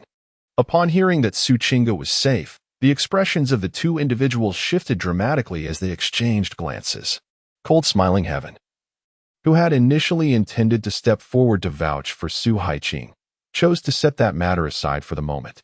Given the current circumstances, without any evidence, stepping forward would likely lead to his demise. He had no desire to incur the wrath of Sheng Jiuling. Su Haiqing stood frozen in place until he finally reacted. Are you saying all of this is true? My lord, I would not dare to lie. It is indeed true, replied a servant from the Su residence earnestly. Why could this not have happened sooner or later, but rather at this very moment? Su Haiqing's gaze shifted restlessly, pondering how he might explain this to Sheng Jiuling. The thought alone sent a wave of headache through him. Su Haiqing, are you toying with me? Sheng Jiuling's white beard quivered slightly as he seethed with anger. Grandfather, it is Jiuling's inadequacy. Had Jiuling not been a waste of talent, he would not have been treated as such, and thus no one would dare to bully me. At this juncture, Shengjiu did not miss the opportunity to stoke the flames, for she was a woman who was meticulous and calculating. Sheng Elder, what I previously stated was indeed factual. If you do not believe me, you may inquire with Cold Brother. Sensing the unfavorable turn of events, Su Haiqing hastily interjected. However, witnessing this scene, Cold Smiling Heaven and his companion could not help but curse Su Haiqing for his lack of humanity. Contemplating the possible ramifications of the situation, Cold Smiling Heaven made a swift decision. Sheng Elder, I have matters to attend to at home. I shall take my leave. With that, without waiting for Sheng Jiuling's consent, Cold Smiling Heaven turned on his heel and departed in a hurry. The head of the Zhang family, observing this, also made a brief remark before hastily leaving. It was evident that neither of them wished to wade into this murky waters. Humph. Do you truly believe that I am but a mere child of 3? The departure of those two only serves to embellish Shengjiu's scheme, adding fuel to the fire. At this moment, Sheng Jiuling is no longer inclined to hear any explanations and strikes out directly. Old Master Sheng, I speak nothing but the truth. Upon hearing this, Sheng Jiuling, filled with rage, makes his move, and in a short while, Su Haiqing is left wailing in despair from the relentless blows. Excellent. I take delight in those who are obstinate. The more Su Haiqing insists on his innocence, the harsher Sheng Jiuling's strikes become. After another round of punishment, Su Haiqing is utterly dazed by Sheng Jiuling's fury. Seeing the situation escalating to the point where he might be severely injured, Su Haiqing, in a state of desperation, repeatedly raises his hands in surrender, exclaiming, Old Master Sheng. I was wrong. Is that not enough? However, despite Su Haiqing's acknowledgement of his fault, Sheng Jiuling shows no intention of relenting. To dare frame his granddaughter is an offense that cannot go unpunished. Meanwhile, Sheng Jiu is taken aback by the severity of Sheng Jiuling's actions. After a few more powerful strikes, she finally interjects, "Grandfather, this should suffice." Perhaps Uncle Su is also a victim in this matter. With a pitiful gaze directed at Su Haiqing, Sheng Jiu continues, "For a long time. It has been Chinga and her companions who have bullied me. I have never retaliated against them." Upon reflection, the events of today may have arisen from Chinga and her friends feeling angered after I rejected them. Yet they lacked the courage to confront me at the Shengwang Mansion, thus orchestrating this farcical situation. Chapter 22, He did not strike me. With a forceful blow, Sheng Jiu swiftly followed up by providing Su Haiqing with a way out. "Uncle Su, please do not take this matter too much to heart. I am naturally of a weak disposition, and my intellect pales in comparison to that of your Qinggu. This thought only just occurred to me." A silent chuckle escaped at Su Haiqing's expense, as Sheng Jiu seized the opportunity to stoke the flames further. "I have faith in your character, Uncle Su. I believe you have been deceived by Qinggu and her companions. Jiuling, my dear child, they come to our residence seeking trouble, and yet you still speak on their behalf." Sheng Jiuling could not help but sigh, lamenting, "What a fine child you are. To be bullied in such a manner is simply unjust. Grandfather, this matter truly cannot be blamed on Uncle Su. It is likely that Qinggu realized deceiving him would not be so simple. Hence she conspired with Qing Ning and the others to orchestrate this entire charade." Sheng Jiu remarked eagerly, seemingly innocuous, yet deliberately steering the conversation in a direction aligned with his intentions. Had Sheng Jiu not spoken, Su Haiqing would not have grasped the implication. Could it truly be, as she suggested, that Qinggu and her companions had conspired together? A relentless thought flashed through Su Haiqing's mind. Those despicable wretches! They have even betrayed their own kind. Su Haiqing clenched his teeth in fury. "General, as a servant, I may lack the right and qualification to speak, yet this matter undeniably cannot be laid at the feet of my master. Miss Su and her companions frequently bullied their master. Just a few days ago, they even brought a beast egg, insisting that the master personally incubate it, threatening that if it failed to hatch, the master would be humiliated. Despite such mistreatment, the master forbade me from divulging these incidents to you, claiming a fear that you would bully the younger generation and be criticized for it." Ling Yun, standing nearby, observed how flustered her master made Su Haiqing. In a bid to support Sheng Jiu, she mustered her courage and intervened without Sheng Jiu's consent, declaring, "What?" The previously tranquil Sheng Jiuling furrowed his brows at this remark. One sentence nearly cost Su Haiqing her life.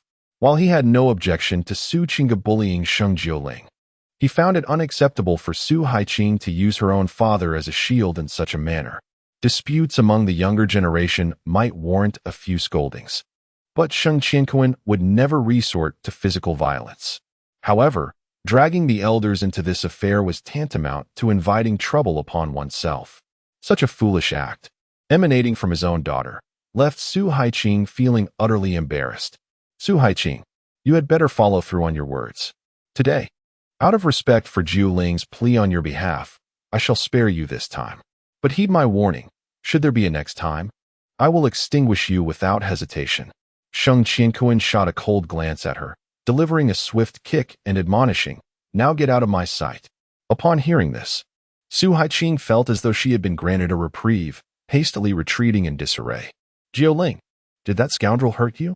As Su Haiqing departed, the atmosphere around Sheng Jiuling softened instantly, and his gaze towards Sheng Jiuling became particularly gentle, devoid of any predatory intent. "It hurts. He didn't even strike me, so why should I feel pain?" However, just as Sheng Jiuling was feeling sympathy for Sheng Jiu, a voice suddenly emanated from Sheng Jiu's lips. Chapter 23, My Pretense in the Room. Both Sheng Jiuling and Ling Yun were momentarily taken aback, staring in astonishment. "Jiuling, what did you just say?" Sheng Jiuling doubted the reliability of his hearing. "Didn't you just cry out in pain? How is it that after Su Haiqing left, your narrative has completely changed?" Grandfather, Su Haiqing did not strike me at all. Then why did you fall to the ground? Sheng Jiuling pressed, clearly indicating that the other party had indeed attacked. Ling Yun looked at Sheng Jiu with wide eyes, uncertain whether Su Haiqing had truly hit her master. Nevertheless, the fact that Sheng Jiu had collapsed was indisputable. Oh, it's quite simple. Originally, Su Haiqing intended to strike me, but then you suddenly arrived, didn't he? Even he, no matter how audacious, would not dare to hit me in your presence. It's even simpler than that. I was merely pretending. Sheng Jiu blinked, pausing for a moment before continuing. Grandfather, you should understand that if Su Haiqing were merely trying to intimidate me, although it would irk you, you would have no justifiable reason to retaliate, and thus could only scold him a few times. However, if he were to actually strike me, the situation would be entirely different. Should you feel displeased, you could directly take action against that rascal, and no one would dare question your authority. Are you implying that everything you do is for my benefit? Indeed. Earlier, I inadvertently overheard my family discussing how Su Haiqing audaciously argued back against grandfather in the court. Given the gravity of state affairs, grandfather was displeased yet restrained from taking action. This time, however, an opportunity has arisen. After all, Jiuling cannot expect you to suppress your feelings indefinitely. What if it leads to illness? Who would then serve as my pillar of support? Ha. Well said. As the words resounded, Sheng Jiuling burst into hearty laughter. It seems that the character of Sheng Jiuling has indeed begun to reflect the noble essence of the Sheng family. Since the earlier events were fabricated, Sheng Jiuling harbored certain thoughts regarding Su Haiqing's assertions. Sheng Jiu, with a playful blink, recalled how she had dealt with Su Qingge and the others earlier. Unable to confront them directly, they had resorted to enlisting their elders to seek retribution, only to find themselves ensnared in a predicament they had never anticipated. Quite the turn of events. If grandfather wishes to learn, I would be delighted to teach you. Sheng Jiu exclaimed joyfully, her demeanor reminiscent of a carefree child. Her words imbued with innocence and a hint of childlike wonder. In the room, Sheng Jiuling stood in the hall, while Sheng Jiu pointed to a specific acupoint on his body, saying, Grandfather, this is the acupoint. Once pressed, it will render a person immobile and unable to heed their own commands. With that, Sheng Jiu extended her finger to demonstrate. Chapter 24. The experimentation. At that moment, Sheng Jiuling, standing still, found Sheng Jiu's words to be profoundly enigmatic, leaving him somewhat bewildered. However, as Sheng Jiu's finger made contact, he suddenly realized he was unable to move. Puzzled, Sheng Jiuling wondered how such a minor action could have such an extraordinary effect. Grandfather, I cannot elucidate this matter to you, but I believe you have already discerned that the location previously pointed out by Jiuling corresponds to a certain acupoint on your venerable body. Saint Jiuling remarked with a faint smile. Naturally, I can perceive that, but pray tell, why is it that upon your touch, I am rendered immobile? Furthermore, being restrained in such a manner is rather uncomfortable. You ought to release me first, Saint Jiuling responded, his mind filled with curiosity. That is not permissible. Jiuling, I am your grandfather. You should not merely seal my acupoint and then wish to pluck my beard as you did in your youth. Saint Jiuling exclaimed, bewildered by Saint Jiuling's intentions. With a slight smirk, Saint Jiuling reassured, do not fret, grandfather. I have no intention of removing your beard. I merely wish to conduct an experiment. Conduct an experiment? What sort of experiment? Saint Jiuling inquired, perplexed. According to my initial estimations, once an acupoint is sealed, one should remain incapacitated for at least 6 hours.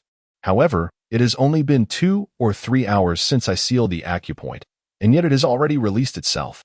Thus, I speculate that this anomaly may be related to their levels of cultivation, Saint Jiuling elucidated. Saint Jiuling wore an expression of disillusionment.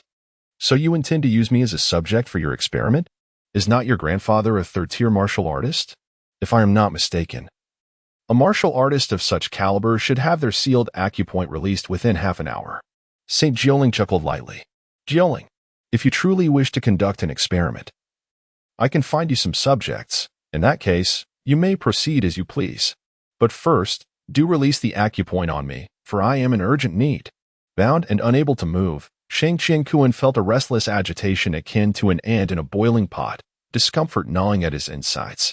He caught the gaze of Sheng Jiuling, fully aware that she would not easily acquiesce, and thus fabricated a pretense of urgency, hoping to slip past the moment. Yet, such a ruse was futile. Who among the entirety of the Eastern Sacred Kingdom was unaware that only his grandfather possessed a cultivation level at the 3rd tier?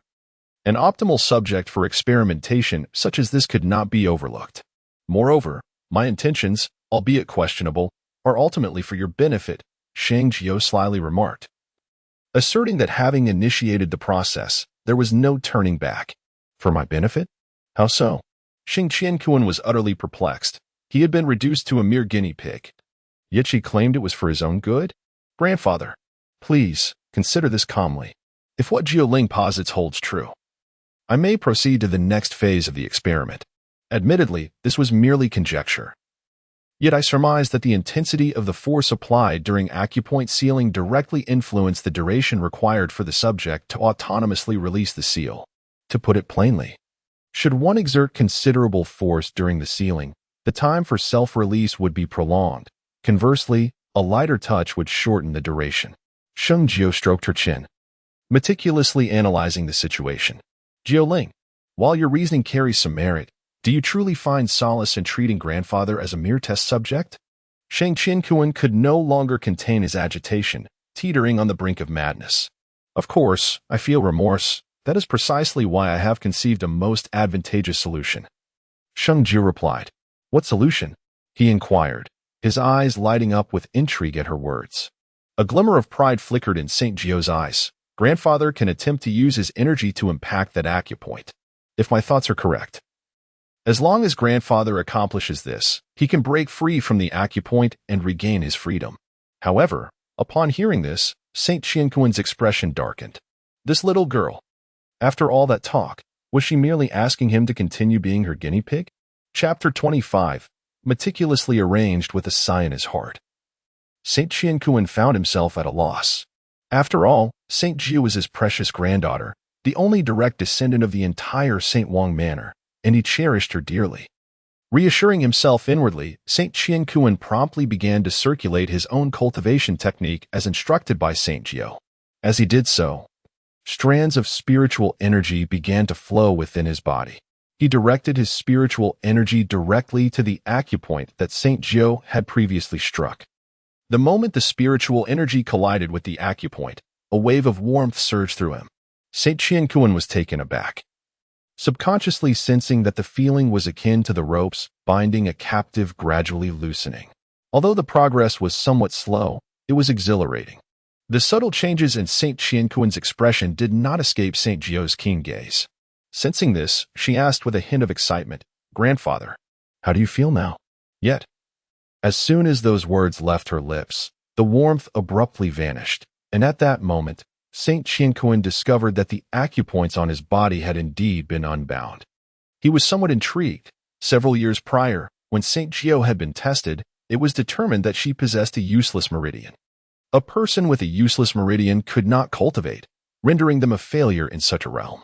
Since being diagnosed with a condition known as a few years ago, I have immersed myself in the study of medical texts. Initially, I merely memorized some fundamental knowledge contained within these volumes. However, last night, I had a dream in which I found myself embroiled in a scuffle with Su Qingge and her associates. In the midst of our altercation, I inadvertently struck a vital acupoint on her, rendering her immobile. St. Jiuling narrated this with exquisite detail. St. Jiuling was momentarily taken aback, beads of perspiration forming on his forehead. It was merely a dream. You cannot take it seriously. Though I had not placed much weight on it, today at St. Tianshan, Su Qingge and her companions once again harassed me. Naturally, I refused to tolerate their bullying and confronted them. Being martial artists, I knew I was no match for them. In my desperation, I recalled the events of my dream from the previous night, and I decided to muster my courage and test my luck. If fortune favored me, I would prevail. If not, I would suffer little more than their torment.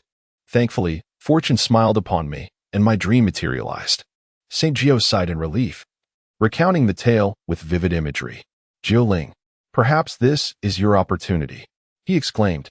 However, This matter is of great significance and must not be disclosed to others. A soft light glimmered in St. Chinquan's eyes. After all these years, this child had endured so much, yet she had not given up. This realization brought him immense comfort. Do not worry, grandfather. Jiuling will certainly keep this matter to herself. Yet, Jiuling had a small request to make. At this point, St. Jiu cast a peculiar glance at St. Chinquan. What is your request? St. Chinquan, aware that something was amiss, inquired. Nevertheless, before he could react, St. Jiu had already painted an elaborate scenario, leaving him utterly unprepared. Chapter 26. The plans of St. Nine as the evening sky was ablaze with fiery clouds. St. Chinquan dedicated several hours to experiment under the guidance of St. Nine. Although the process was somewhat uncomfortable, by its conclusion, St. Chinquan felt a sense of satisfaction. The method of acupoint sealing that St. Nine described proved to align with her speculations. It not only correlated with the practitioner's level of cultivation, but also with the pressure applied during the act of sealing. For someone like him, a third-tier martial master, if the acupoints were accurately sealed, they could be released autonomously within 2 hours. Moreover, if he followed St. Nine's advice to harness his own energy to impact the acupoints, that duration could be reduced to a mere quarter of an hour, or even less. Despite the gratifying outcome, St. Chinquan couldn't help but lament the time wasted. Although 2 hours may not seem excessive, they could yield a multitude of accomplishments. St. Nine, however, remained remarkably composed. All her conjectures had been validated. And based on the experimental results provided by St. Chinquan, she could proceed with her deductions to ultimately arrive at the results she desired. 3 days can pass swiftly or slowly, often in the blink of an eye. Throughout this period, St. Nine immersed herself in the cultivation of a comprehensive method. This non-star-rated technique was extraordinarily profound. Following the instructions of the method step by step, St. Nine experienced significant progress within just 3 days. She advanced from a complete novice to achieving a small success at the first-tier level, which conveniently met the minimum requirements for enrollment at the St. Tian Academy. Master, time is of the essence. Today marks the day when the Holy Sky Academy enrolls new students. The general has requested that I accompany you to the academy for the assessment, Ling Yun remarked as he entered the room. Over the past 3 days, Sheng Jiu had immersed herself in intense training, neglecting Dongsheng. Now, reflecting on this, she sensed something was amiss. Master, this is the white robe that the general instructed me to prepare for you, Ling Yun announced, producing a long white robe from the carriage. It was typically used to conceal one's visage. No need for that, Sheng Jiu replied, casting a glance at the robe, fully aware of Sheng Chinquan's intentions. However, she was no longer the frail girl who could be easily bullied. Master, the general mentioned that besides Miss Su and her companions, there will be other exceptionally talented young ladies and gentlemen from various esteemed families participating, as the general cannot accompany you due to court duties. He urged you to exercise caution. I understand, but you need not worry. Our visit to the Holy Sky Academy today is not for the purpose of participating in any student selection assessment. Sheng Jiu smiled lightly. Master, if we are not attending the student selection, then what purpose does our visit serve? Ling Yun inquired, curiosity piqued. Gaining admission to the Holy Sky Academy is a lifelong aspiration for many. Master, surely, you jest. Although I have not undergone training myself, I have heard that the evaluations conducted by the Academy's instructors are even more stringent than those for the students. Moreover, the general recently mentioned this matter.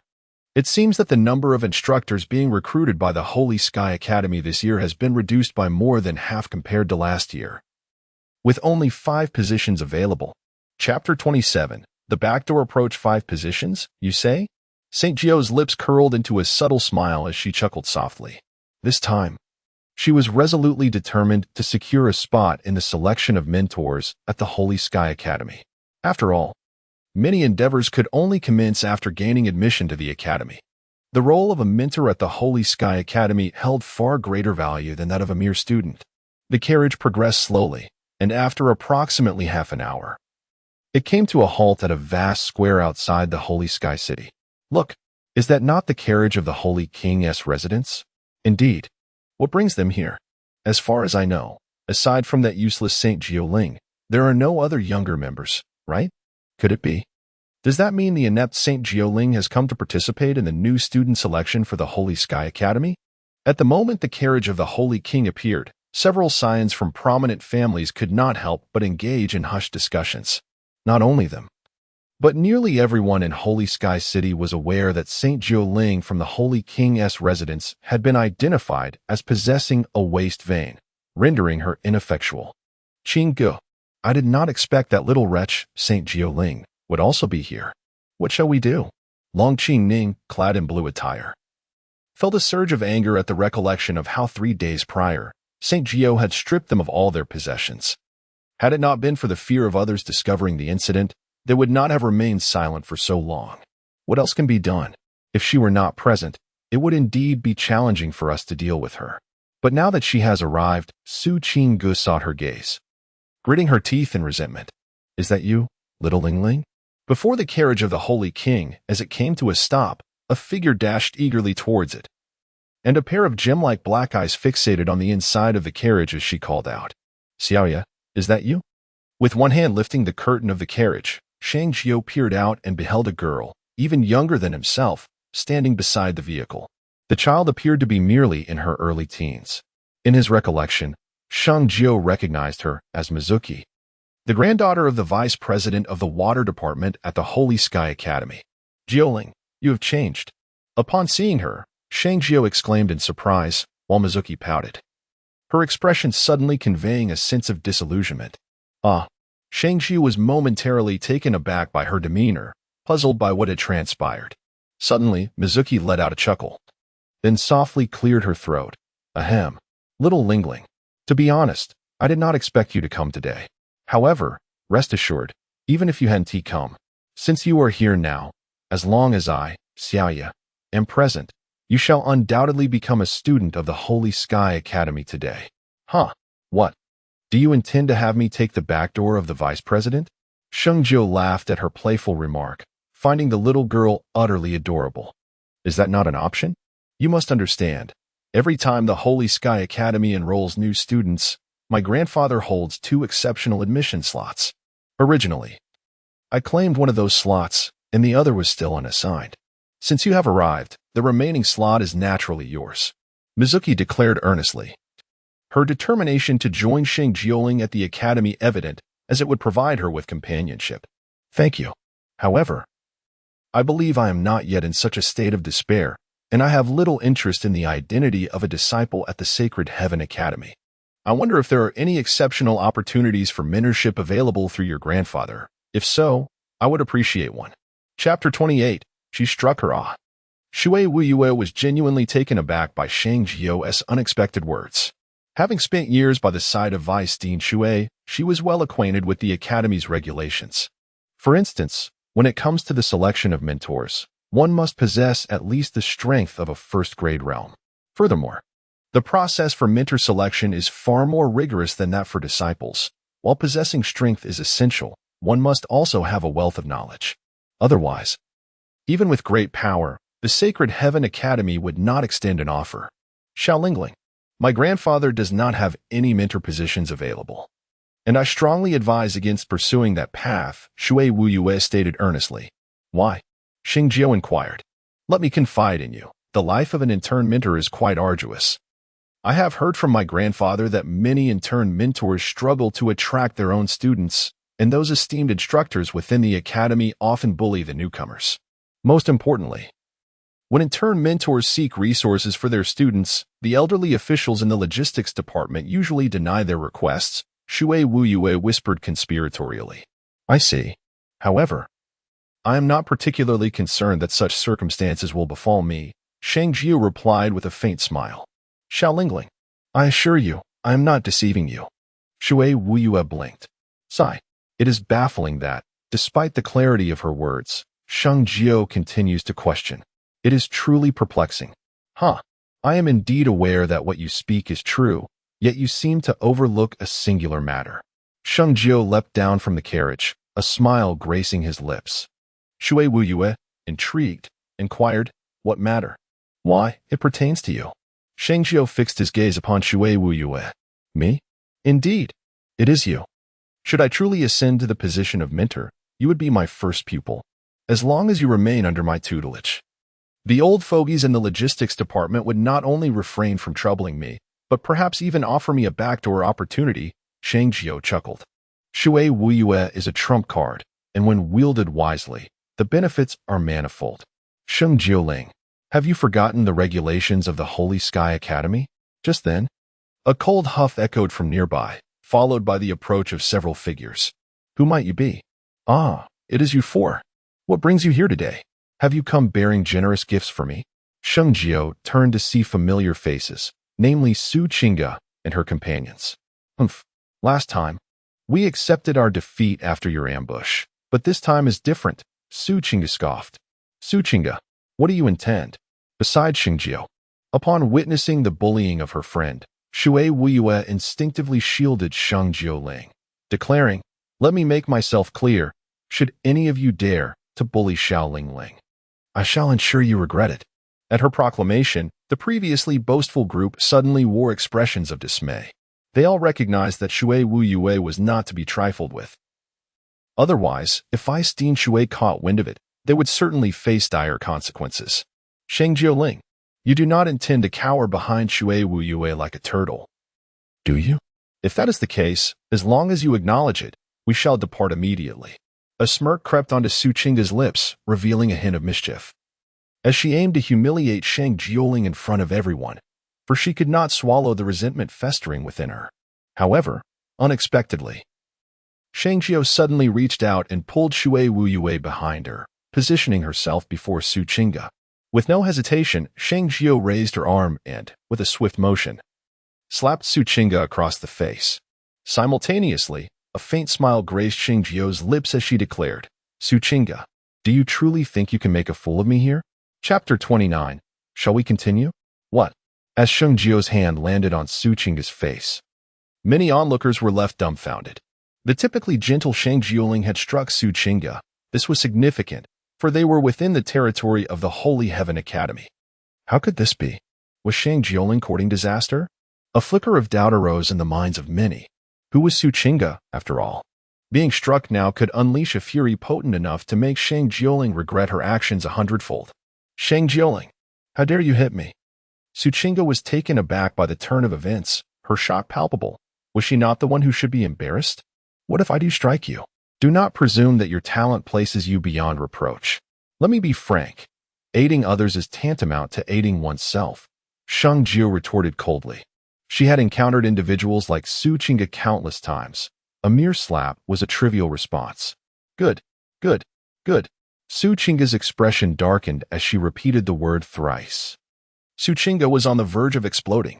Among the crowd, many recognized Su Qingge. Upon observing the expression on her face, they understood that she was poised to strike. Just as anticipated, when the final favorable word was uttered, Su Qingge abruptly delivered a fierce blow to Sheng Jiu's chest. Su Qingge's attack was indeed ruthless, employing the Su family's heart-piercing palm against Sheng Jiuling. Deputy Dean Shui, should I intervene? In a certain corner of the square, two figures cloaked in black robes were intently focused on the scene involving Sheng Jiu and the others. Patience. Although Su Qingge appears domineering, Sheng Jiuling seems unperturbed by her presence. What could be the reason for this? Deputy Dean Shui inquired softly. Well, it's hard to say.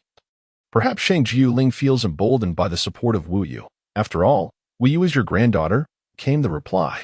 Upon hearing this, Deputy Dean Shui remained silent, continuing to observe the unfolding events.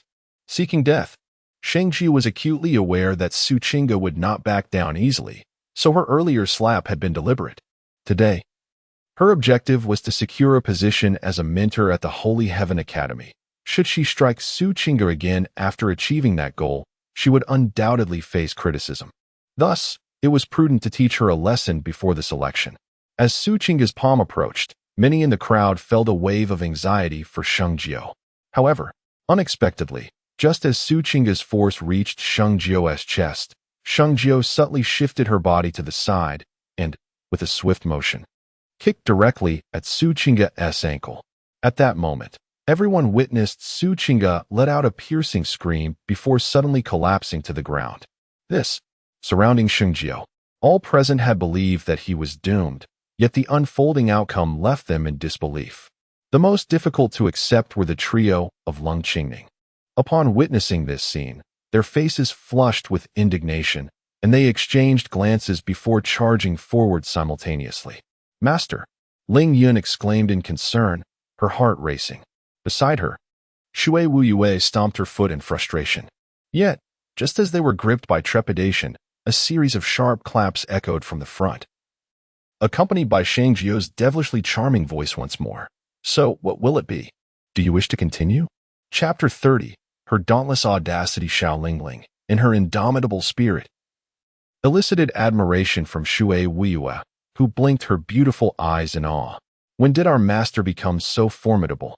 Ling Yun had previously feared for Sheng Jiu's safety and was anxious, but the current scene not only relieved her, but also left her in awe of Sheng Jiu's might.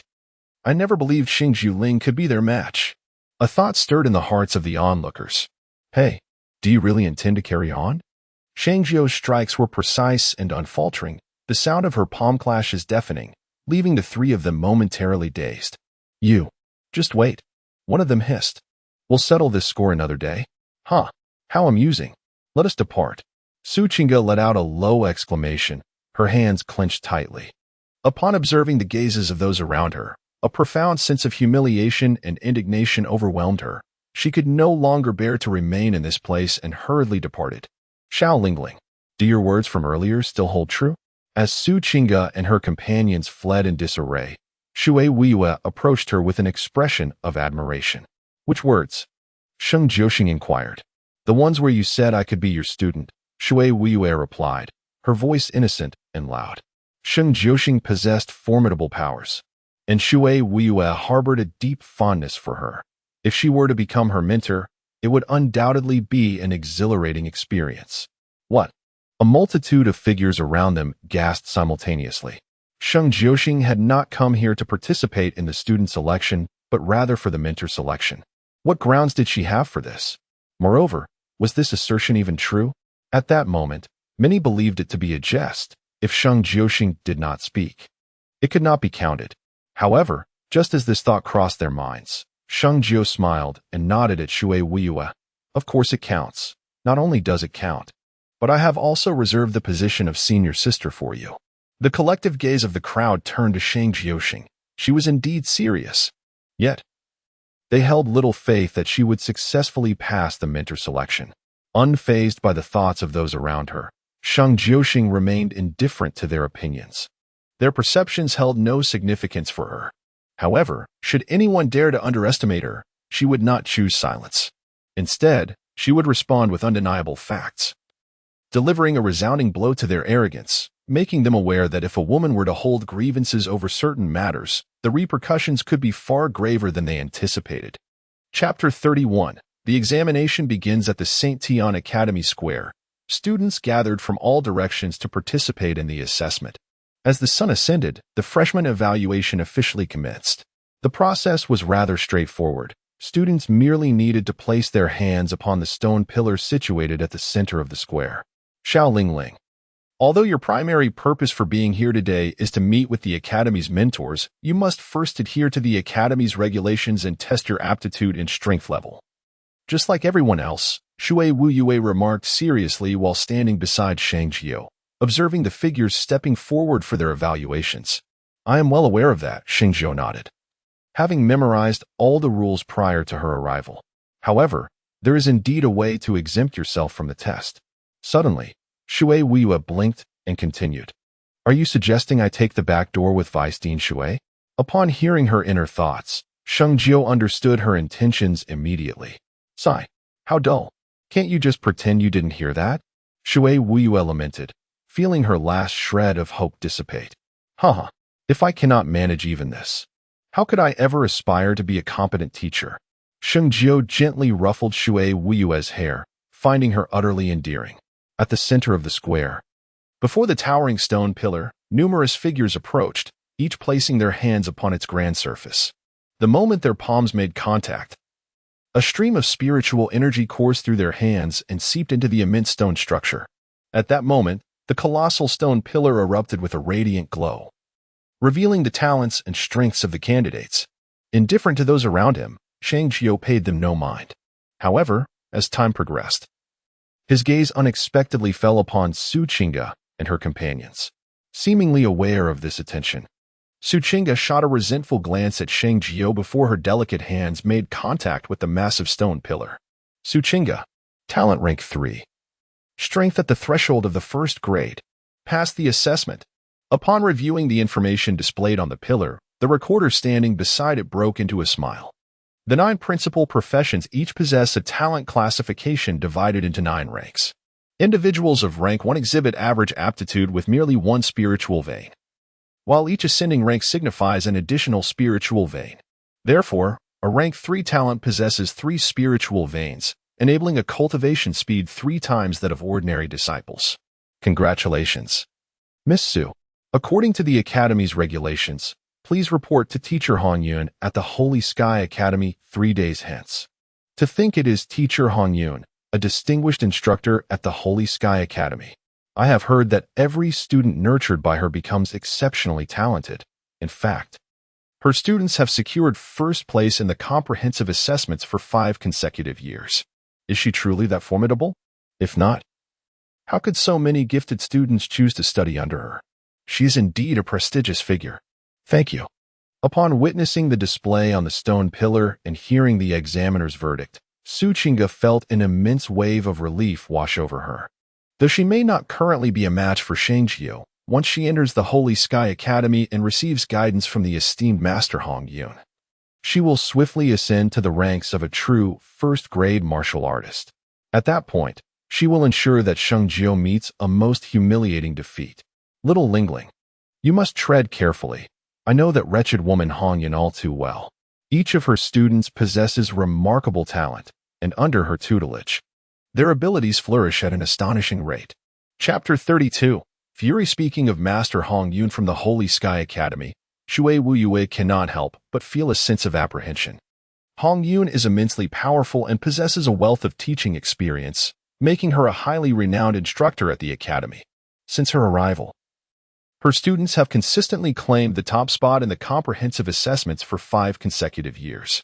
My lord, the general often speaks of this teacher named Hongyun. Ling Yun blinked, for Sheng Jiuling had always been indifferent to matters concerning the Holy Sky Academy. The primary reason for her disinterest stemmed from the time she was diagnosed with a waist vein. From that moment on, she felt as if she had descended into hell. Is that so? I would very much like to meet her, Sheng Jiuling remarked dismissively. Zhang Baihe, talent level 3, strength at the threshold of first grade. Assigned under the tutelage of Master Hongyun. As the 3 conversed, Zhang Baihe had already completed her assessment, another with talent level 3. Many were secretly astonished and a touch envious. Talent level 3 is already regarded as exceptional throughout the history of the Holy Sky Academy. The highest talent ever recorded was merely level 4, and encountering such prodigies is a rarity that may only arise once in several years. My lord, Miss Su and her 3 companions, all of whom possess a 3rd-tier talent, have now been assigned to the esteemed Master Hongyun. Once their powers are enhanced, they will undoubtedly pose a threat to their lord. Upon witnessing Su Qingge and her companions complete their assessments, Ling Yun's heart became heavy with concern for the safety of Sheng Jiuling. In the past, these 4 had frequently bullied their master, yet they dared not overstep their bounds. Their mischief was limited to mere teasing. However, the current situation is markedly different.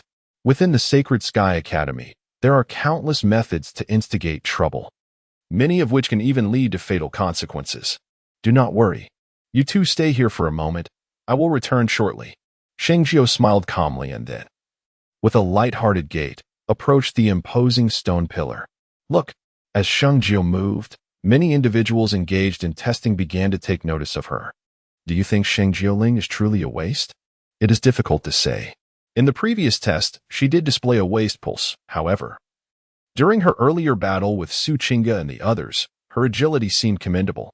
Her strikes were swift, fierce, and precise. I could scarcely comprehend how she executed them. That may not be the case. An ordinary person with diligent practice below the first-grade realm, could potentially pluck feathers from a first-grade martial artist. At the center of the square, upon a certain stone platform, someone called out, "Miss Sheng, are you here to participate in the assessment?" Beside the colossal stone pillar, the individual responsible for recording the test results displayed an expression of astonishment. Typically, when a waist pulse is detected, those individuals would subsequently partake in a talent assessment. However, if 3 consecutive tests reveal a waist pulse, it is unequivocally declared that the individual possesses no talent whatsoever. Is it not permissible? Saint Nine rolled her eyes and retorted sharply, "It is not a matter of permission. I am merely curious about where Miss Saint derives her audacity." The individual's eyes sparkled with disdain, emanating an air of superiority. "What concern is it of yours? The Saint Heaven Academy has not stipulated the number of tests. I shall come when I wish and refrain when I choose." Saint Nine harbored an unfavorable impression of this person, bordering on contempt. "Then, may I suggest that Miss Saint expedite her testing? There are many waiting behind." The testing personnel scoffed. "Scoundrel, this predicament is of your own making." Initially, Saint Nine had no intention of engaging with the individual, but their aggressive demeanor incited her ire. Bang! Upon the conclusion of the tester's words, Saint Nine abruptly pivoted and forcefully struck the immense stone pillar before her. In that moment, the tester's eyes widened, and a rush of tension enveloped him. Chapter 33, The Next Test. The massive stone pillar designated for testing appeared exceptionally sturdy, yet its essence was remarkably fragile. If subjected to a tremendous impact, it could even shatter. Furthermore, each stone pillar was assigned a tester primarily to safeguard its integrity. However, the tester had never anticipated that Saint Nine would suddenly unleash her fury. "Miss Saint, please exercise caution." Suppressing his fury, the tester spoke darkly. "This is precisely what you stated." Little did anyone know, Saint Jiu offered a faint smile. The tester, perplexed by her intentions, was left wondering what she was up to. It was at that moment that Saint Jiu abruptly extended her hand and began striking the testing pillar. "Miss Saint, what are you doing?" the tester exclaimed, feeling a sense of despair. Though he did not believe Saint Jiu possessed the strength to damage the pillar, he understood the importance of caution. "What else can I do? Didn't you ask me to pay attention?" Saint Jiu retorted, rolling her eyes and inwardly chuckling. The intensive study over the past 3 days had made her acutely aware of the close relationship between the testing pillar and the testers. Should any issues arise with the pillar, the testers would undoubtedly face repercussions from the Sacred Sky Academy, with expulsion being a possibility for the more serious cases. "Miss Saint, please mind your words. Many have tested before you, and there were no issues," the tester insisted. "They are who they are, and I am who I am. What if you have ulterior motives?" Saint Jiu narrowed her eyes and spoke without reservation. "Miss Saint, I have shown you respect multiple times, yet you continue to slander me. According to the regulations of the Sacred Sky Academy, I have the right to revoke your testing eligibility." The tester was incensed as a staff member of the Academy. He expected to be treated with courtesy. "Very well, I understand," Saint Jiu replied, nodding slightly, feigning comprehension. At this, the tester's tension began to ease somewhat. However, just when one least expected it, Saint Jiu suddenly struck the pillar with great force.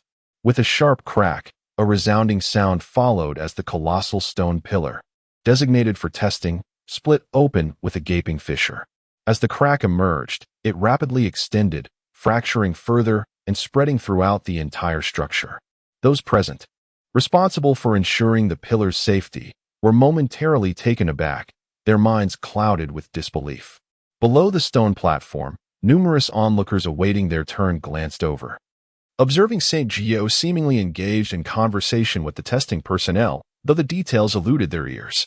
However, due to Saint Jiu's sluggish testing pace, impatience began to simmer among the waiting crowd. "Look, why has the tester's expression changed?" Suddenly, someone discerned that something was amiss with the situation atop the platform. The tester, having conducted several assessments before, had never witnessed anyone strike the stone pillar. Never did he anticipate that Saint Jiu's strike could shatter the pillar. This spectacle far surpassed his expectations. The destruction of the stone pillar would undoubtedly compel the Holy Sky Academy to provide an explanation, with expulsion being the most probable consequence. What do you mean? What do I mean? Had you not urged me, I would not have felt so rushed. If I were not anxious, how could I have struck with such force? You frightened me. You must take responsibility. Chapter 34. The arrival of Hong Yun upon hearing St. Jiu's words. The tester nearly choked on his own blood. You're anxious? Where is your anxiety? You struck with excessive force, even if you are a worthless individual. Without the strength of the first-grade realm, shattering the pillar is utterly impossible. Just as the crowd below was engulfed in confusion, a thunderous shout erupted from the tester above. What? Upon hearing the resounding roar, many were taken aback, their expressions betraying their shock. But how dare she? Do not slander me. I merely released my grip. And it broke. In this moment, regardless of the reasons, the blame must rest squarely on Sheng Jiu. Otherwise, one can only dread the consequences that await. Incorrigible. Once I subdue you, I shall ensure you confess your guilt. With a thunderous shout, the assailant lunged forward, his hands resembling the talons of an eagle, aiming for Sheng Jiu's arm. How despicable! Do men in this world delight in tormenting women? Seeing this, Sheng Jiu raised an eyebrow slightly. She was not one to seek trouble, yet neither was she a feeble woman to be bullied. If her adversary sought to strike, then she would retaliate in kind. With determination flashing in her eyes, she noticed the man closing in and suddenly bent forward, stepping forward with intent, and then seized the opportunity to deliver a swift high kick. Sheng Jiu's strike was both rapid and fierce, landing squarely in a sensitive area. A piercing scream erupted as the man collapsed, clutching himself in agony. This revelation sparked a realization among the onlookers. The assailant was no ordinary individual but a genuine martial artist, having attained the pinnacle of the first-grade realm. Had it been a simple contest of agility, Sheng Jiu would have stood no chance against him. Yet, in this moment, she seemed to outpace him. Sheng Jiu was formidable. This was the domain of the Holy Sky Academy, and no one would be allowed to run rampant here. As the crowd remained in a state of shock, a sudden, delicate voice resonated from a certain location, swiftly followed by an ethereal figure. Look, is that not Master Hong Yun from the Holy Sky Academy? Upon her appearance, several individuals immediately recognized her identity. Who else could it be but Master Hong Yun? Ah, so it is you, I exclaimed. Having initially believed you to be somewhat different from others, I never anticipated that, as a renowned master, you would indulge in indiscriminately slandering the virtuous. St. Jiu cast a casual glance at her before speaking. Very well. Since you accuse me of defamation, do you possess any evidence? Hong Yun's face flushed with indignation. It was not just St. Jiu, but even the sovereign of the Eastern Holy Nation would show deference to her. Upon uttering those words, St. Jiu let out a chuckle. Are you truly lacking in reason? What is the difference between your question and silence? In that case, might I inquire if you have any evidence of having slandered me? Chapter 35. It seems I have forgotten such audacity from St. Jiu is truly remarkable. After all, this is Master Hong Yun. Many witnesses were profoundly shaken by the audacity of St. Jiu's words. Hong Yun had long been illustrious, not even St. Jiu, nor the ruler of the Eastern Holy Nation, would dare to offend her. Yet, with a mere utterance, St. Jiu managed to provoke the ire of Hong Yun. You insolent wretch! Merely for this insult directed at me, I could dispatch you on the spot. Hong Yun's countenance betrayed her displeasure, accustomed to being revered. She had never been treated in such a manner. Although the other party was youthful, that was no justification. Should it be so, I fear I may disappoint you. However, even under the immense pressure exerted by Hong Yun, Sheng Jiu maintained a semblance of composure. Is that so? Then I shall kill you now. Hong Yun scoffed, feeling greatly humiliated after being repeatedly provoked in such a setting. Wait. Upon hearing this, Sheng Jiu braced herself. Should Hong Yun dare to strike, she would unleash her trump card. Although employing it at this moment might attract unwarranted attention, it paled in comparison to the value of her life. Yet, unexpectedly, a thunderous voice rang out, followed by the graceful arrival of a silver-haired figure.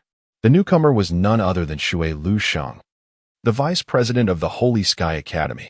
Vice President Shui. Upon seeing him, Hong Yun's expression shifted slightly, and he clasped his hands in greeting. Teacher Shui. As a renowned instructor, it is unbecoming to quarrel with a child, Shui Lusheng remarked. Punishment. I have done nothing wrong. Why should I be punished? Is it merely because you are a revered teacher that you can act without reason? Sheng Jiu blinked innocently. The audacity of Sheng Jiu was astonishing. Even if that were the case, one should not voice such thoughts. Many were taken aback by her words, as it seemed a blatant invitation to disaster. Jiuling, your grandfather informed me of your arrival for the assessment today. I was quite pleased, yet you choose to cause a ruckus the moment you arrive? Shui Lu Sheng's brow furrowed slightly. His recollections of the girl from the Shengwang Mansion did not align with her current brazen demeanor. Such nonsense. You have damaged the testing pillar, and you still believe you have a right to complain. Upon witnessing the situation, Hong Yun raised an eyebrow, perhaps thinking that with the backing of the vice president, he could act with impunity. St. Jiu, with a sly smile, remarked, "Since Master Hong Yun claims that I am speaking nonsense, may I inquire how you would fare if you were to test with these stone pillars?" He continued with a calm demeanor, "If you cannot endure the pressure from such stone pillars, then I, too, would naturally be unable to withstand them. The stone pillars used for the squares tests are of a low grade, with their maximum testing capacity limited to the first-tier realm. If someone at the first-tier level exerts force, the pillars would inevitably fail." "What do you mean by that?" Hong Yun furrowed his brow once more, seeking clarification. Yet, upon hearing this query, St. Jiu feigned embarrassment. "I apologize. In my haste, I seem to have forgotten that I am already a first-tier martial artist." Chapter 36, Are You Dreaming? What? Upon hearing this, the crowd could not help but be taken aback. The path of a martial artist is notoriously arduous. Although St. Jiu hails from the Holy King's residence and possesses abundant resources, the passage of time has brought changes, and the methods of cultivation have continuously evolved. Many students find it quite remarkable to merely attain the status of a quasi-first-tier martial artist or another professional upon entering the student assessment. To become a quasi-first-tier martial artist in the Eastern Holy Kingdom is indeed a testament to one's potential. However, Hong Yun harbored doubts regarding the authenticity of St. Jiu's claims. "St. Jiu, are you certain that you have indeed ascended to the first-tier realm?" Shui Lu furrowed her brow slightly. The first-grade realm was the minimum standard for a mentor's assessment. However, if Sheng Jiu truly reached this level, he would indeed qualify for evaluation. "Vice Dean, since my Sheng Jiuling has spoken, it must be true. If you doubt it, we can proceed with further testing. But if you resort to using these rudimentary testing items again, and they end up being destroyed, do not hold me accountable," Sheng Jiu said with a slight bow. His demeanor calm. The audience below was stirred by Sheng Jiu's words, creating a considerable uproar. A first-grade martial artist, such a prodigy had likely not emerged from the Sheng Tian Academy in a century. "Very well. We shall use intermediate testing items," Vice Dean Shui replied, shaking her head in resignation. Although the items for testing were of a low grade, each held significant value. Moreover, intermediate testing items were even more costly and would typically not be employed unless under extraordinary circumstances. Vice Dean Shui, this is merely her assertion. What if the results do not align with her claims? Just as Vice Dean Shui was about to take action, Hong Yun stepped forward once again. "Teacher Hong Yun is correct." Several students immediately echoed his sentiment. "With your endorsement, I feel reassured." Hong Yun nodded in agreement. However, Sheng Jiu suddenly interjected, "Teacher Hong Yun, if the results reveal that my strength indeed reaches the first-grade realm, what will you do then? While others might endure humiliation, Sheng Jiu would never let such an affront go unpunished."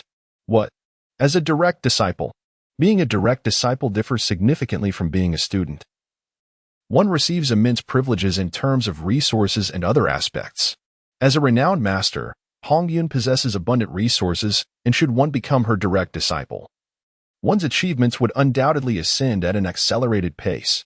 Her proposition is both reasonable and compelling. However, in the instant her words fell, Sheng Jiu raised an eyebrow slightly and remarked, "You wish for me to be your direct disciple? Are you dreaming in broad daylight?"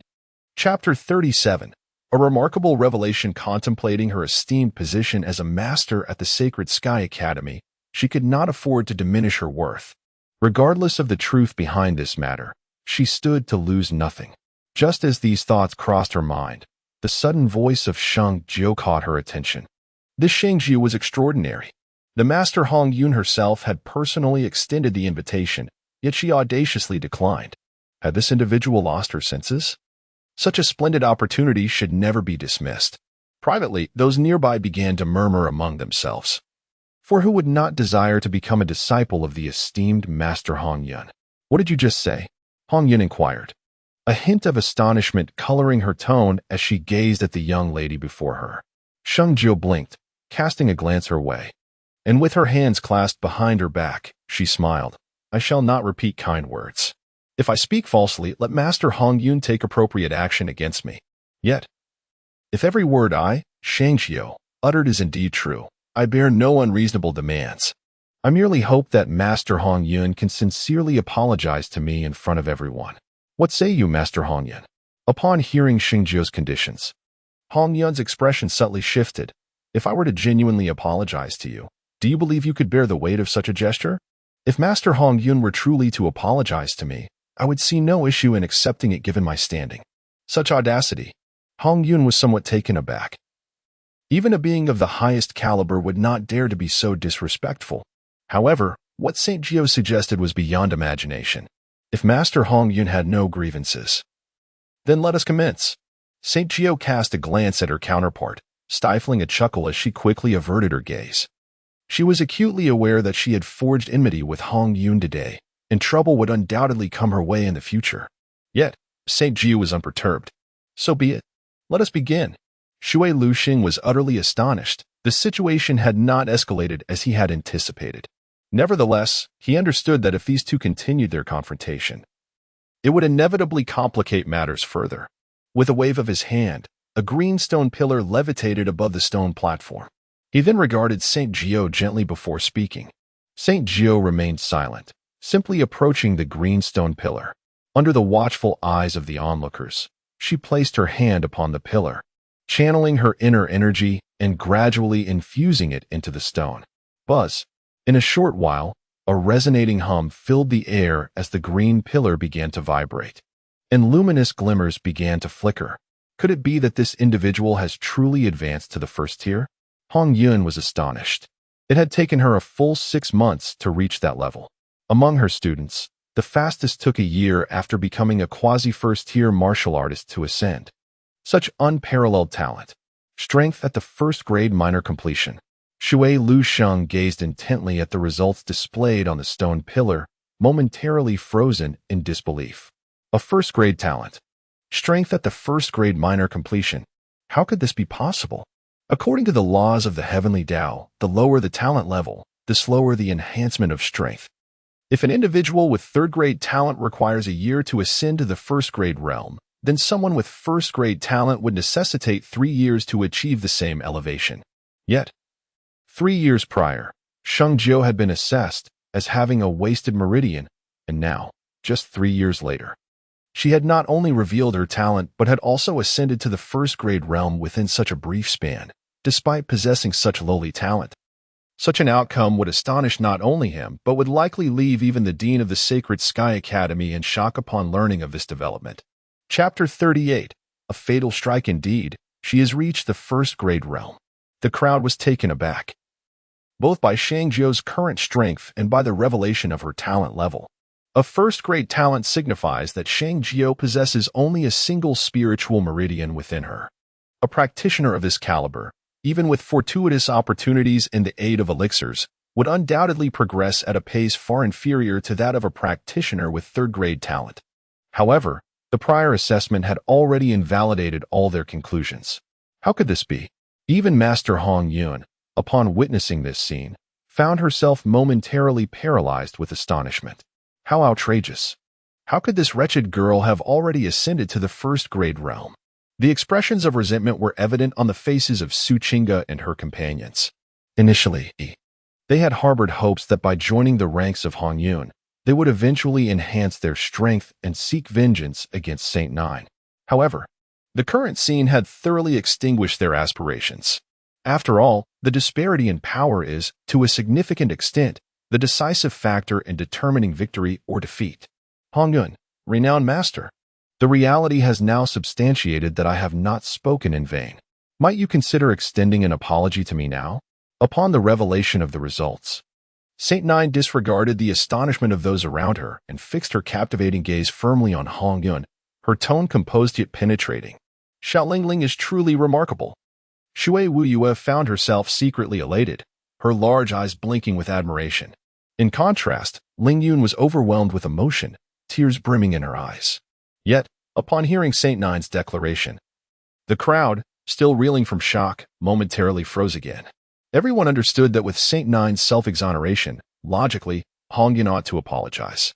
However, it was evident that Hong Yun was not an ordinary figure. Demanding an apology from her would unmistakably strip her of any semblance of dignity. This is problematic, someone mused inwardly.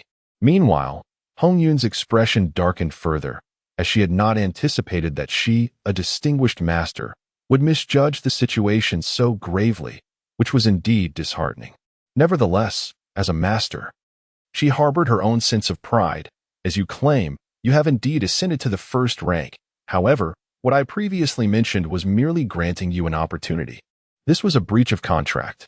With this pronouncement, Saint Nine inwardly scoffed. Since her opponent had spoken so brazenly, she felt no need for reservations. If the game was to be played, she would willingly engage in it. Is that so? I cannot help but feel that Master Hong Yun's words are somewhat presumptuous. As a renowned teacher, could he not be aware of the saying that a master without integrity possesses no virtue? Upon reflecting on this, Saint Jiu cast a glance and said calmly, "What audacity! Has Saint Jiuling consumed the heart of a bear and the courage of a leopard? Daring to refute even Master Hong Yun? Truly, what kind of master is this?" As Saint Jiuling remarked, a master without integrity lacks virtue. What moral character can be expected from students who follow such a teacher? How insightful! I perceive that Master Hong Yun is merely self-righteous, with nothing particularly remarkable about him. In a flurry, numerous students who had not chosen to join Master Hong Yun's tutelage began to voice their opinions one after another. Hong Yun, as a master, one must never speak without integrity. Such behavior tarnishes your reputation. Observing this, Deputy Dean Shui could only step forward and speak. What Deputy Dean Shui says is indeed true. Yet there exists an ancient adage, a master must not be insulted. In this world, what teacher would apologize to their students? Would this not be an even greater affront to the master? Hong Yun's expression turned slightly frosty, and he replied coolly. As soon as these words fell, the surroundings erupted once more. However, at that moment, Saint Jiu suddenly smiled faintly, and then a voice emerged. I apologize. It was my failure to clarify. But it matters not. Since Master Hong Yun has articulated his position so clearly, I shall no longer hold back. In truth, I have come to apply for a mentorship. Chapter 39. A Double Elimination. As a master, Hong Yun sought to extricate himself from the previous wager through his words. Alas, he was unfortunate enough to encounter Saint Jiu. Is the esteemed teacher truly remarkable? Perhaps others would graciously yield, allowing the matter to dissipate into nothingness, but Sheng Jiu would not be so foolish. Since you claim I am a student, and to apologize in the name of a revered teacher would tarnish the dignity of that title, very well, let us rephrase. You assert that you have come to apply for the position of a mentor? At that moment, Hong Yun, who had been eager to wash his hands of the affair, was momentarily taken aback, his gaze intensifying considerably. Indeed, I have come here today specifically to apply for the role of mentor at the Sacred Sky Academy. Should I successfully attain that position, I wonder if Master Hong Yun would then offer me an apology? Sheng Jiu inquired, fixing his stare upon the other. At this juncture, many onlookers had turned their attention to the two, with several feeling that the situation had surpassed their expectations. Yet, as anticipated, what everyone truly wished to witness was whether Hong Yun would indeed offer an apology. If you truly become a mentor at the Sacred Sky Academy, I shall apologize to you. Hong Yun's expression darkened, his pride somewhat bruised. As a distinguished teacher, to contradict oneself before an audience is inherently damaging to one's reputation. Nonetheless, Hong Yun's prior assertions held merit, leaving others at a loss for words. However, as Sheng Jiu pressed on relentlessly, the circumstances shifted dramatically. If I truly become a mentor at the academy, surely Master Hong Yun would not find another excuse to evade my request. Despite Hong Yun's explicit declaration, Sheng Jiu appeared increasingly vigilant. When did Sheng Jiu become so astute? Indeed, After having faced defeat before, he has now turned clever. Many spectators, witnessing this exchange, felt a subtle surprise. Thank you very much. It is unfortunate that this time, I fear Master Hong Yun will be disappointed once again. Rather than being your student, I would prefer to witness the moment when you offer me an apology. Sheng Jiu smiled faintly. Sheng Jiuling. The selection of mentors at the Holy Sky Academy requires a minimum strength of the first rank, a standard you have already met. The next step involves testing your foundational knowledge. In a certain part of the square, a middle-aged man spoke in a calm tone, proceeding to pose various questions to assess Sheng Jiu's scholarly comprehension. Initially, the crowd presumed that due to Sheng Jiu's youth, his grasp of academic knowledge might be superficial, lacking the depth of a mentor. Master Hong Yun, in particular, found amusement in this notion. However, at that moment, it became evident to all that Sheng Jiuling was no longer the same as before.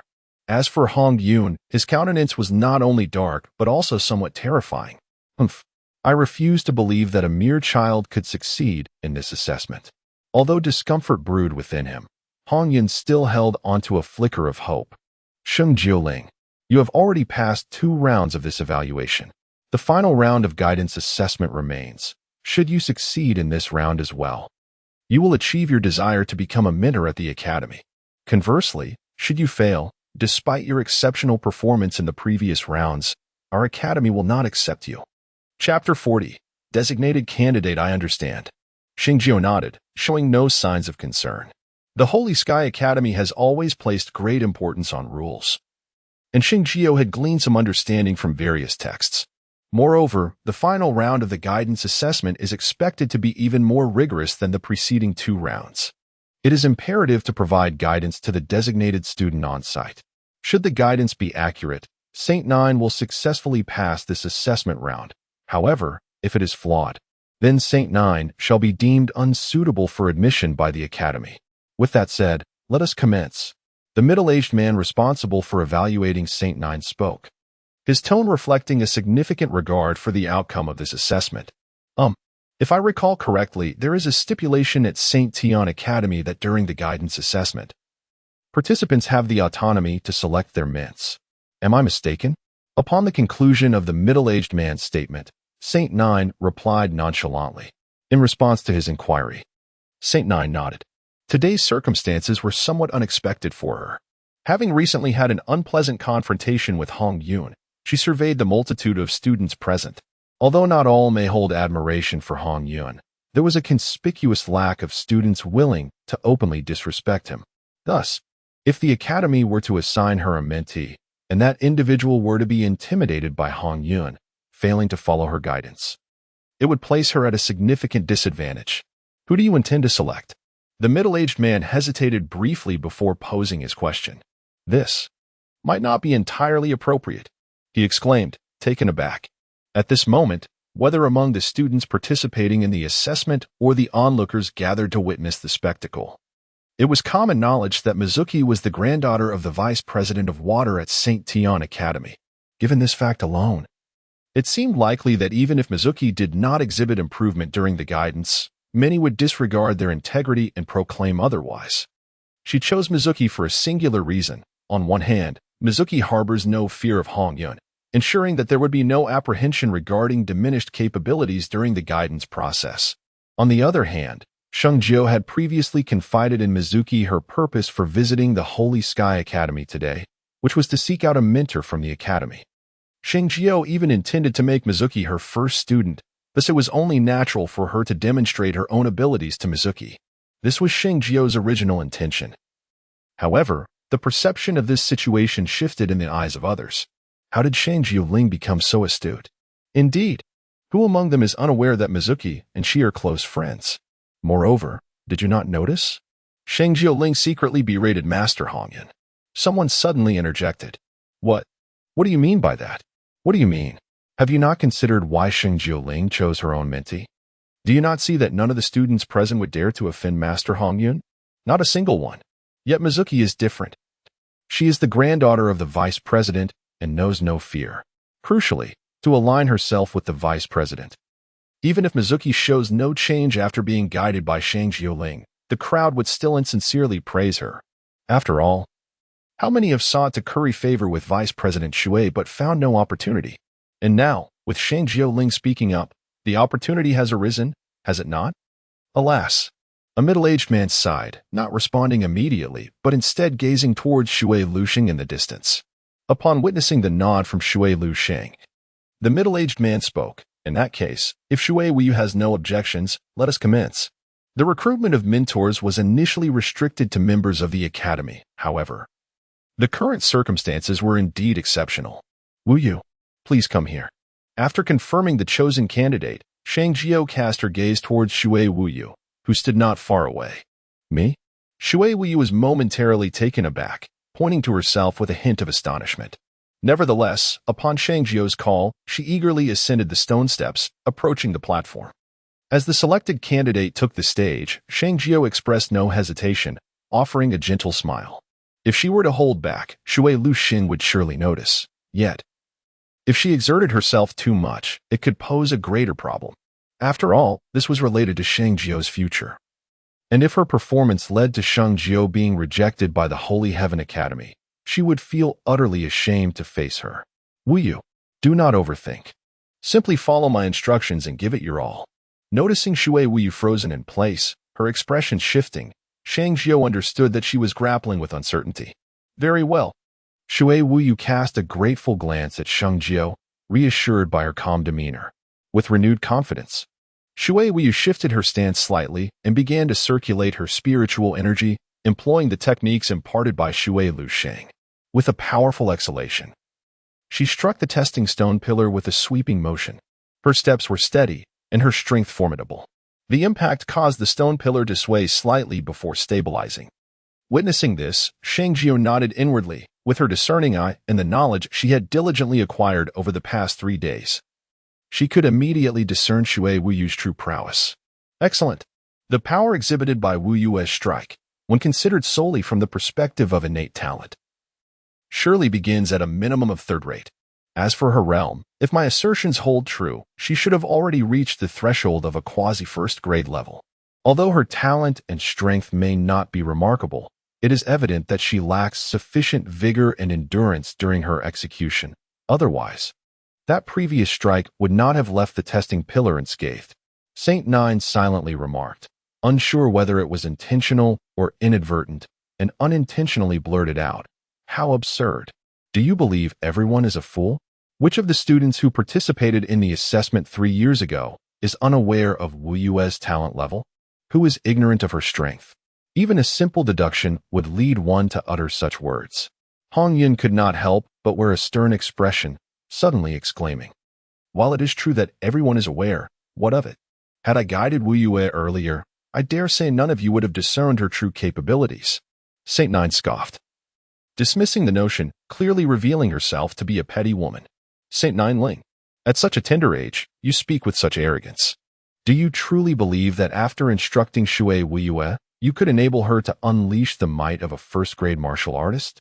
Hong Yun huffed dismissively, asserting that even she, a renowned master, would not dare to guarantee such a feat if even she, as a master, cannot assure this. How could a mere child like Saint Nine Ling possibly achieve it? Chapter 42. Astonishing changes. Has Saint Nine Ling truly lost her mind? However, upon the utterance of these words, the crowd inevitably erupted into a cacophony once more, the source of their uproar being the very statement made by Saint Nine earlier. Saint Jiuling, do not boast recklessly. While your words may sound pleasant, they do not withstand scrutiny. Do you truly believe that a practitioner at the first-grade realm can genuinely exhibit the prowess of one at that level? Beneath the stone platform, Su Qingga bit her lip, witnessing Hong Yun being disparaged by Saint Jiu time and again. As someone poised to become Hong Yun's disciple, she felt compelled to express her stance to garner his favor. Indeed, your lengthy discourse merely serves to buy time. If you possess any skill, why not instruct Shui Wuyue right now and demonstrate your abilities? In an instant, Zhang Baihe and the others stepped forward in unison. TSK, since you wish for me to substantiate this matter, I shall oblige. However, I must forewarn you, when the results are revealed, do not be blinded by your own ignorance. Saint Jiu sneered coldly. As Shui Wuyue approached, Saint Jiu leaned down, whispering something enigmatic into her ear. Moments later, he straightened up, smiling at Shui Wuyue, and inquired, "Wuyue, do you comprehend what I previously conveyed?" Though somewhat perplexed, "It seems I grasp the essence of your meaning."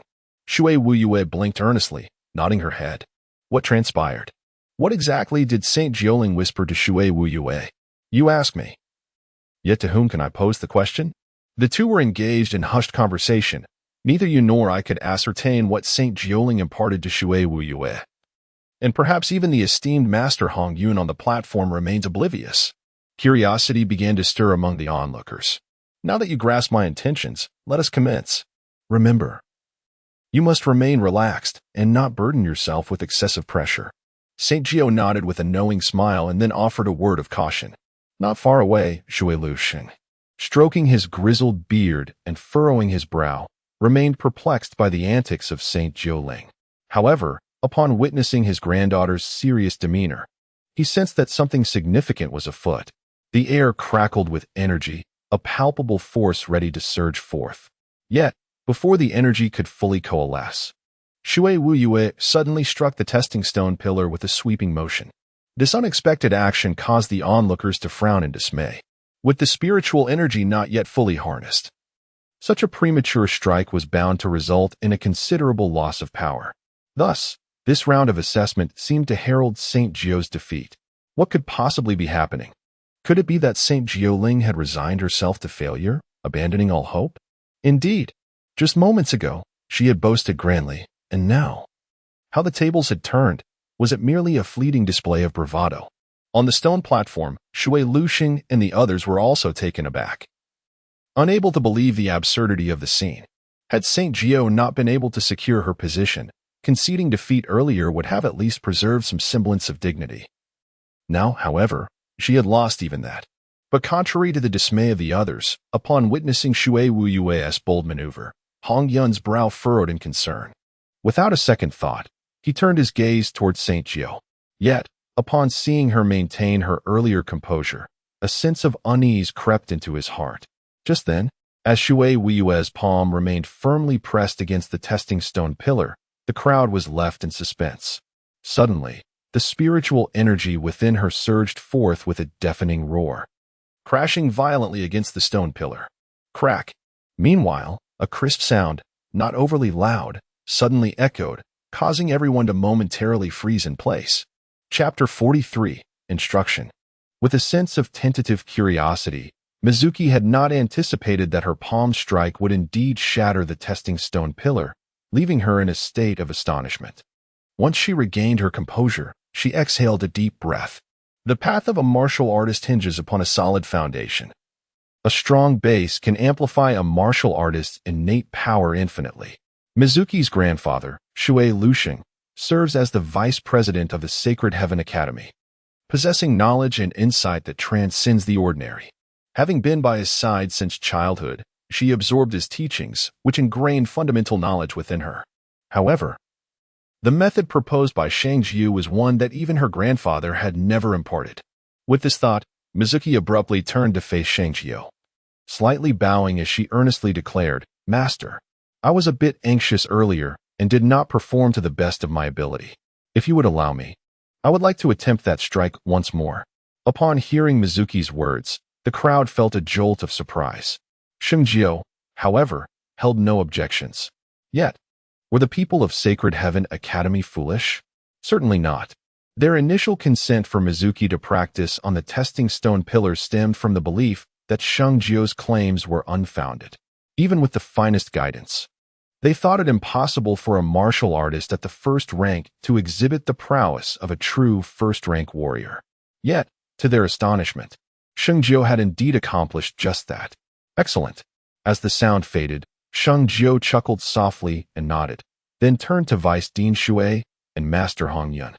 Vice Dean Shui, Master Hong Yun, that last strike doesn't count. Let's start anew. Hold on. Vice Dean Shui suddenly interjected. They were not fools, particularly Shui Lusheng, who had raised Shui Wuyue and recognized her formidable learning abilities, a fact he had never doubted. Moreover, within a single day, 2 testing pillars had already been destroyed. Should this continue, the ensuing losses would be too great. Sheng Jiuling, this round of testing has been witnessed by all. As the Vice Dean of the Holy Sky Academy, I hereby declare that you have successfully passed 3 rounds of assessment. 3 days hence, you shall report to the Holy Sky Academy. This, Sheng Jiuling had truly accomplished it. Many students widened their eyes in disbelief. Thank you. Sheng Jiu appeared to have anticipated this outcome, smiling and nodding in acknowledgement. However, this gentle demeanor did not last long. Suddenly, her gaze shifted and settled playfully upon Hong Yun. Master Hong Yun, I must admit, I feel somewhat embarrassed. I initially thought this opportunity was slim, yet I have unexpectedly managed to surpass all 3 rounds. Though I have yet to report to the academy, my identity is now secured. I wonder, with my current standing, if I might accept your apology? Upon hearing these words, Hong Yun's expression darkened to an extreme. Yet, as a renowned master, she had already broken her promise once today. The previous occasion had been justified, but if she were to breach her word again, her reputation would be irretrievably tarnished. Master Hong Yun, please speak. Teacher Sheng provides guidance with great skill. We have ample time ahead of us, and I look forward to your continued instruction, Teacher Sheng. Chapter 44. Apology Indeed. Upon hearing that somewhat unfriendly voice, Sheng Jiu wore a smile, her tone infused with a hint of pride. It was the demeanor of a victor looking down upon a vanquished foe, an embodiment of the fearless confidence that triumph begets. With Teacher Sheng's words, I find solace. Hong Yun snorted softly. Sheng Jiu's reaction was far beyond her expectations. Observing Hong Yun's current demeanor, Sheng Jiu smirked mischievously and then said, Teacher Hong, since I have already acquiesced to your request, might I trouble you to fulfill our wager at this moment? At these words, Hong Yun's expression darkened instantaneously. I apologize. My earlier actions were indeed rash. She offered a slight bow towards Sheng Jiu, and although she was ostensibly apologizing, her tone lacked any semblance of sincerity. However, Sheng Jiu paid her little mind. In the prestigious Sheng Tian Academy, few could compel Hong Yun to bow her head, especially not a newly appointed intern mentor who had just undergone evaluation. With that remark, Hong Yun ceased further conversation, turning away and striding off under the watchful eyes of the onlookers.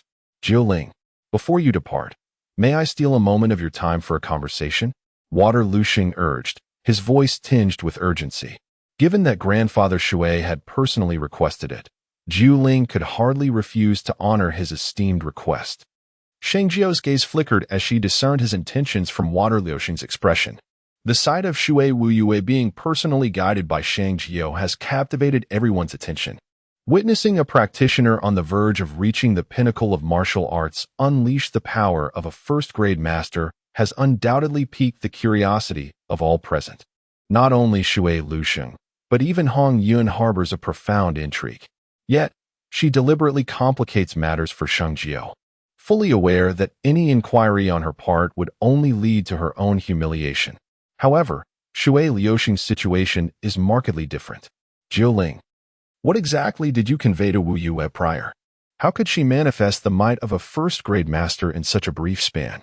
In a certain tea house, after bringing Sheng Jiu and the others inside, Shui Lushing instructed everyone to refrain from disturbing them.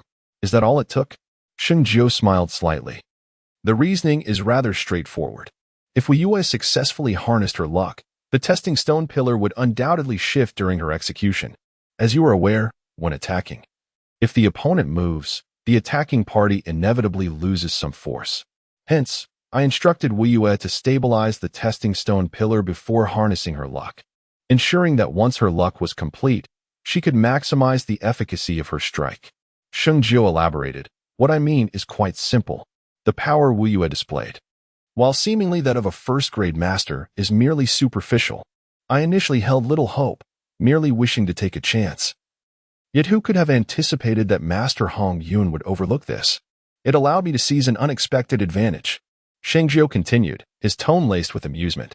Oh, dear girl, if Hong Yun were to discover this, she would surely be incensed. Upon hearing these words, even Shui Lusheng could not help but feel a twinge of melancholy. Chapter 45. Troubles. Infuriating. Surely, Teacher Hong Yun cannot possess such a trifling temperament. Sheng Jiu suddenly lifted her head, her gaze imbued with a hint of cunning, the corners of her mouth curling into a slight smile, presenting an air of contentment. If the other party were to be incensed to the point of demise, it would merely reflect their lack of fortitude, a fitting consequence for their folly. You are new here and unaware of Honggan's character. This is understandable. But do you know what is most valued by a renowned teacher? Shui Luxing inquired. Every individual places great importance on their reputation, and as a distinguished educator, Hongyun undoubtedly holds her reputation in even higher regard. Knowing this, why would you provoke her? Shui Luxing shook her head in disbelief. Were the situation reversed, she would not be overly concerned about such matters. Yet, Sheng Jiuling had just arrived and had already offended a notable teacher of the Holy Sky Academy, which seemed utterly irrational. Given her awareness of social intricacies, Shui Luxing found Sheng Jiuling's actions perplexing, feeling that she was inviting her own misfortune. First, it is not I who have made her look foolish, but rather she who has made a fool of herself. Second, as a distinguished educator, her actions should not concern me. However, it is unacceptable for her to bully me. Third, having already offended her, I would consider it fortunate if she does not seek to trouble me further. Should she choose to be unwise, I shall simply engage her until the end. Sheng Jiuling spoke earnestly, her words devoid of any semblance of trepidation or fear. Oh, you child, how am I to articulate my thoughts on this matter? You are still quite young, and there are matters you do not yet comprehend. Allow me to shed some light on this for you. As a distinguished instructor at the Sacred Sky Academy, Hongyun has numerous students, and should they become aware of this situation, it is highly likely they may trouble you. Shui Luxing sighed deeply, speaking with significant implication. Such unspoken rules have existed since the inception of the Sacred Sky Academy, and he seldom articulates them openly. His willingness to elaborate today stems from the profound relationship between Sheng Qiankuan and Shui Luxing. Otherwise, he would not have divulged so much. Grandfather Shui, your current concerns should not be directed towards me, Sheng Jiuling remarked with a hint of helplessness. Do I truly appear so easily bullied? You foolish child. If I do not worry about you, must I then fret over others? Shui Luxing shrugged. Having served as deputy dean for many years, he has gleaned countless insights from personal experience, which he seldom shares with the average individual. Take Hongyun, for instance, when she first assumed the role of mentor. She was timid, afraid to offend her fellow instructors. Her actions were motivated by a desire to establish her footing before seeking revenge. I appreciate Grandfather Shui's concern. But as I have said, if they do not provoke me, all shall be well. However, should they choose to instigate, I cannot guarantee my response. Sheng Jiuling chuckled lightly, refraining from further debate with Shui Luxing.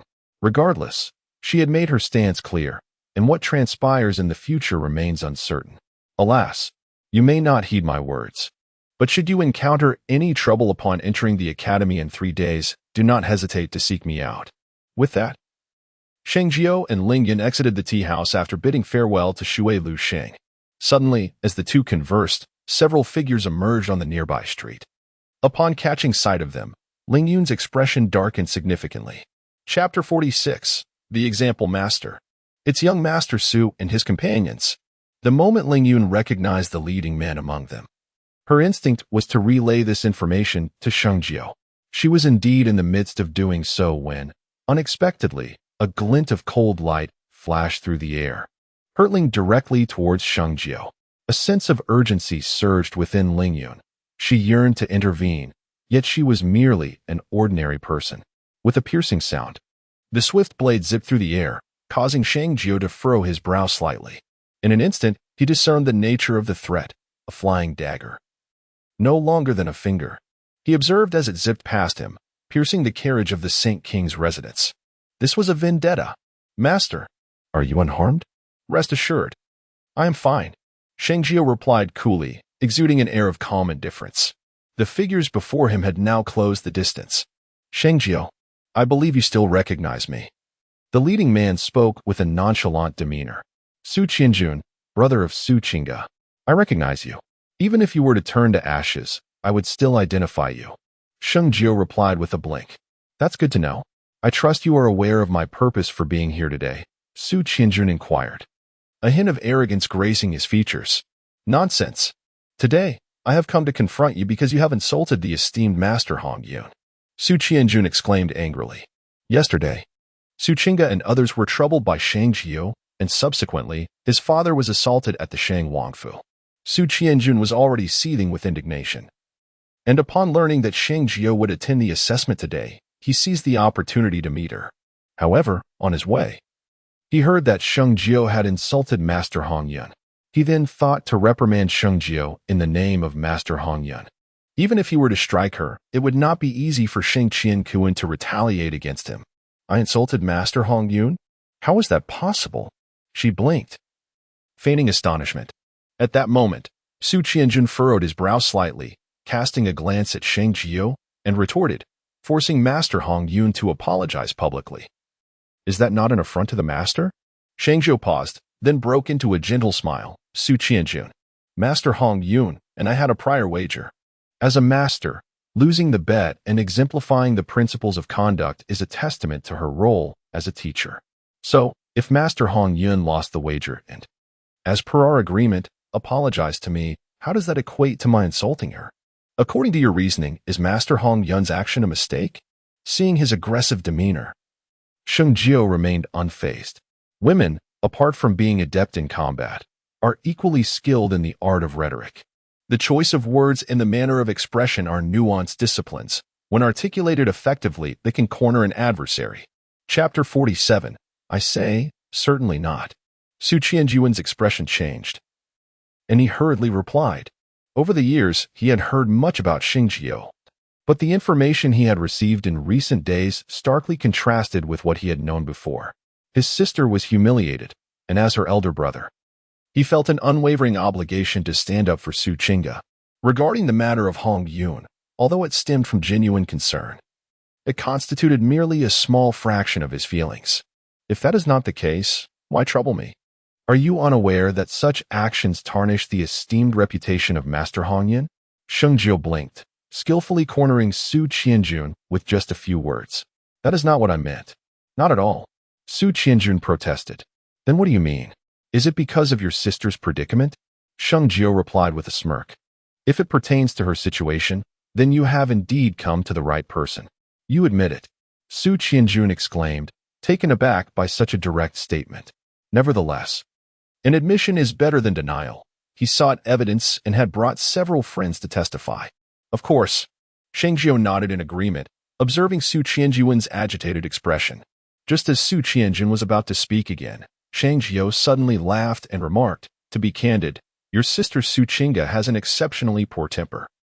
My usual deference towards her is a testament to my magnanimity. I prefer not to stoop to her level. However, there are certain matters that I can endure. But when it becomes intolerable, I will not hesitate to refuse her request openly before her. Given that I have gone to such lengths, how could she still lack restraint? She even conspired with Zhang Baiha and the others to act against me. Who have I wronged? You. Sheng Jiuling. Do not slander her.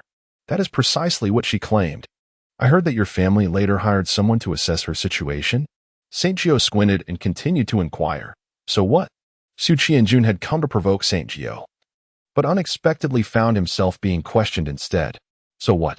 Saint Jiuling murmured, enraged. Initially, this truly signifies nothing. However, the issue lies in the fact that they discovered nothing from your sister, did they? Moreover, when a person falls ill, any competent physician can discern where the ailment lies and identify its cause. Yet, those individuals found neither the cause nor even a bruise on your sister, which indicates what? It implies she is lying, with the intent of causing me trouble. Saint Jiuling wore a face of grievance, exclaiming, what sort of people are these? Not only do they bully others, but they also bring their entire family along. Nonsense. If Qingga genuinely intended to trouble you, she could simply take action directly. Why resort to such redundant measures? Su Qianjuan's expression darkened with anger. This fellow's words were ruthlessly piercing, each one a pointed arrow. What? Have you nothing left to retort? Su Qianjun scoffed. At last, she found herself at a loss for words. However, just as this thought crossed her mind, Saint Jiuling waved his hand and, albeit reluctantly, exclaimed, Hold on. I, Saint Jiuling, have never sought to stir up trouble, but your repeated attempts to tarnish my reputation cannot be overlooked. no matter how kind-hearted I may be. Initially, I chose silence to preserve some dignity for your Su family. However, since your own kin seem indifferent to such matters, I, as an outsider, see no reason to continue covering for you. I say, are you satisfied now? Chapter 48. Who strikes whom upon hearing those words? Sheng Jiuling immediately donned a look of feigned grievance. Su Qianjun furrowed his brows, and sensed by the implication, had the Su family truly committed any wrongdoing? Surely not. Yet, the expression on Sheng Jiuling's face was so convincingly genuine. Sheng Jiuling, you know well the truth of your actions. Today, I, Su Qianjun, declare that for your slander against the Su family, I shall administer a proper reprimand. Su Qianjun's voice boomed, reaching a point where his patience had worn thin. The martial artists accompanying him were personally selected, their purpose being to serve as witnesses. However, Su Qianjun could scarcely believe that in the presence of these witnesses, he was subjected to Sheng Jiuling's defamation. Where was his dignity? Where was the dignity of the Su family? With a swift rush of wind, Su Qianjun, being a decisive individual, suddenly launched a powerful strike. You. If I chose silence, you would compel me to speak, and now that I have voiced your demands, why do you resort to violence? Sheng Jiuling cried out in shock. Her voice, though not excessively loud, resonated enough to ensure that those nearby heard her, ultimately inciting Su Qianjun's wrath even further.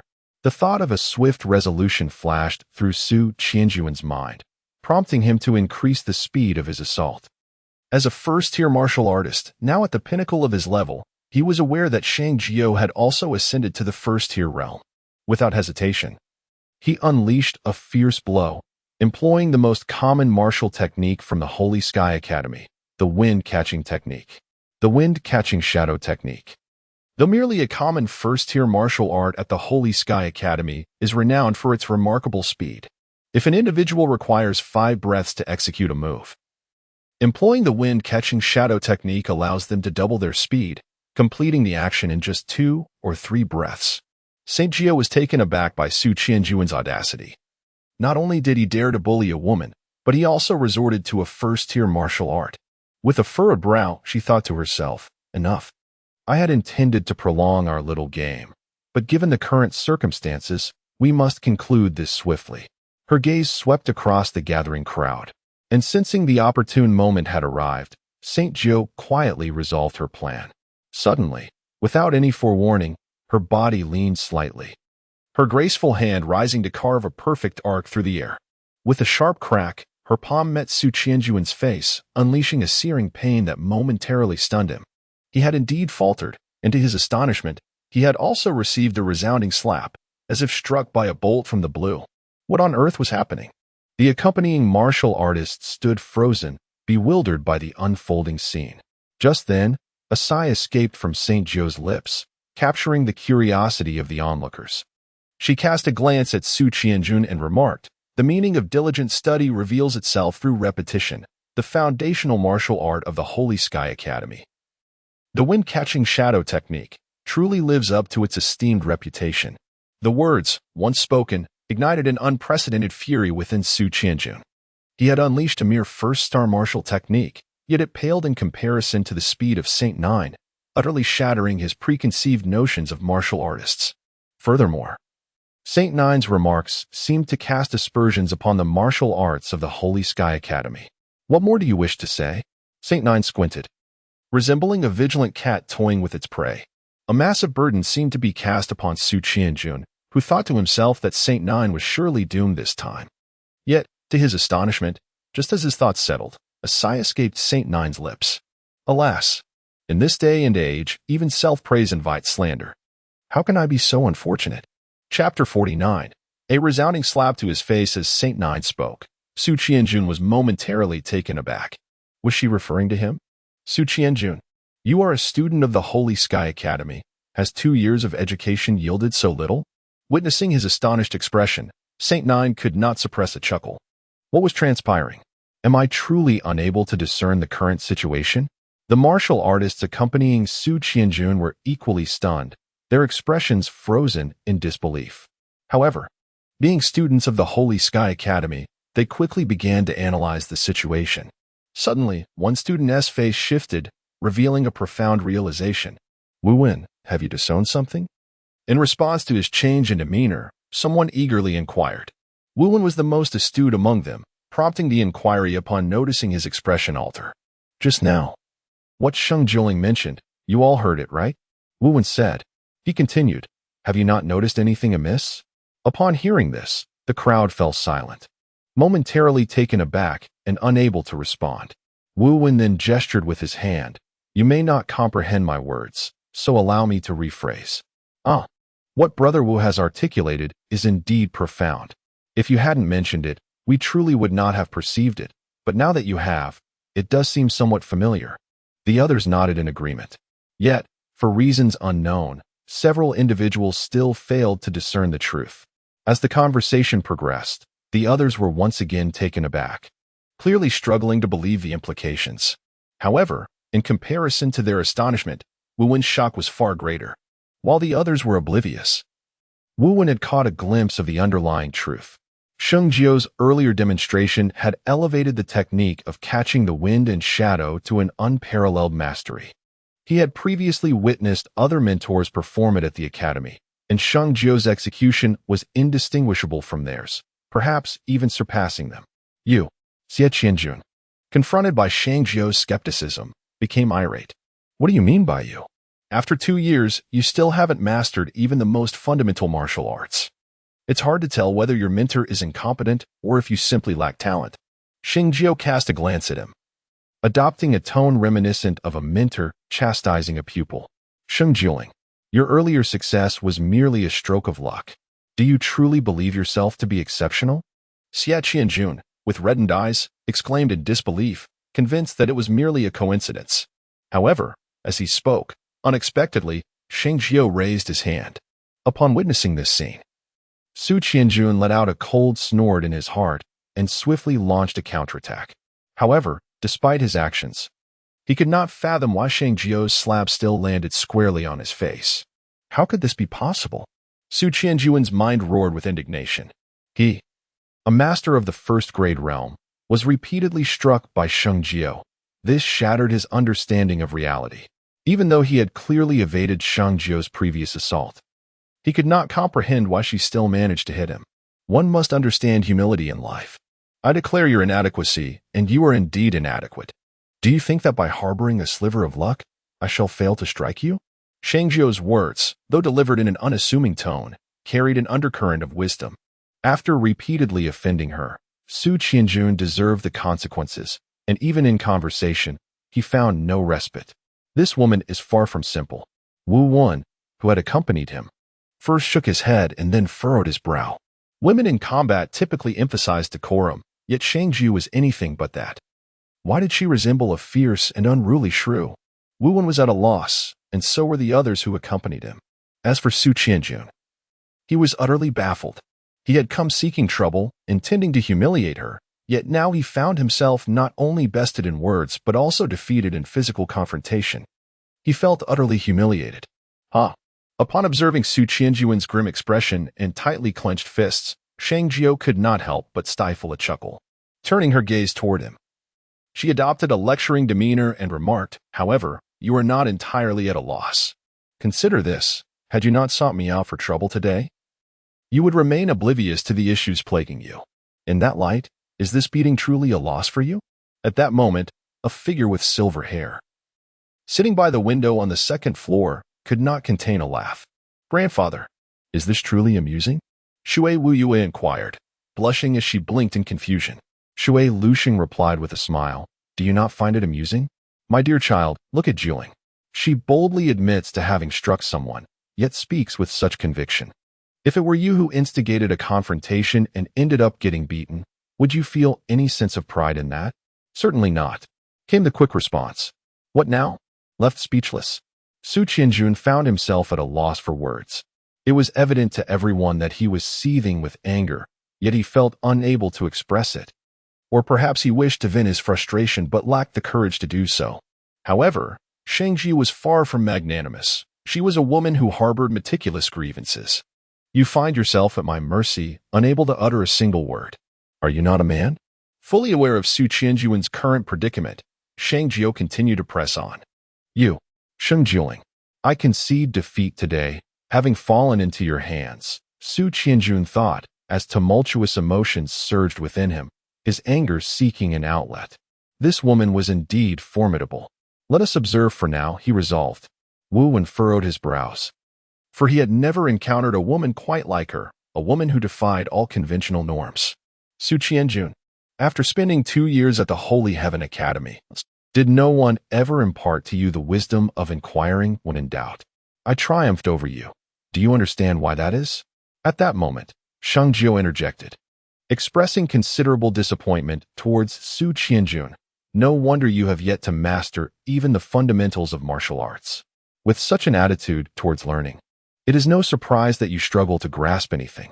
Su Qianjun's complexion shifted through hues of green and purple, as if his mind had been thoroughly muddled. Hearing Sheng Jiu's words, he blurted out, I shall inquire then. Why did you win against me? Yet, the instant those words escaped his lips, a slight smirk appeared at the corner of Sheng Jiu's mouth. Just as everyone expected him to elucidate the reason, he simply shook his head with a sigh. Alas. Initially, I thought you were merely a bit slow, but it seems you are not only slow but rather foolish as well. I ask you, you come here seeking confrontation. We are, in essence, adversaries. Why would I divulge anything to you? Chapter 51. If you have the capability, strike me. Those words from Sheng Jiu took everyone by surprise, including Shui Luxing, who was situated on the second floor. It was not unfathomable that they reacted this way. Sheng Jiu spoke with an air of impenetrability, his demeanor effortlessly composed. The harmony of his words and expressions successfully deceived them, leading them to believe that Sheng Jiu was not a heartless individual, and they even presumed he would surely reveal the reason behind his victory. After all, it was not only Su Qianjun who was curious about why Sheng Jiu would emerge victorious. Shui Lu and others were equally intrigued. Yet, after leading them on a wild goose chase, Sheng Jiu ultimately retorted, Why should I tell you? In an instant, everyone was left dumbfounded. Ah, what an amusing woman. Not far away, by the window of a tavern, a figure stood, their keen gaze penetrating the scene, observing Sheng Jiu's antics with great interest. Upon witnessing her evasive response, the man could not help but chuckle. Meanwhile, Su Qianjun stood nearby, veins bulging on his forehead, his fingers digging painfully into his palms. He yearned to rush forward and eliminate Sheng Jiu. Yet the past 2 years at the Holy Heaven Academy had made it abundantly clear that he was no match for her.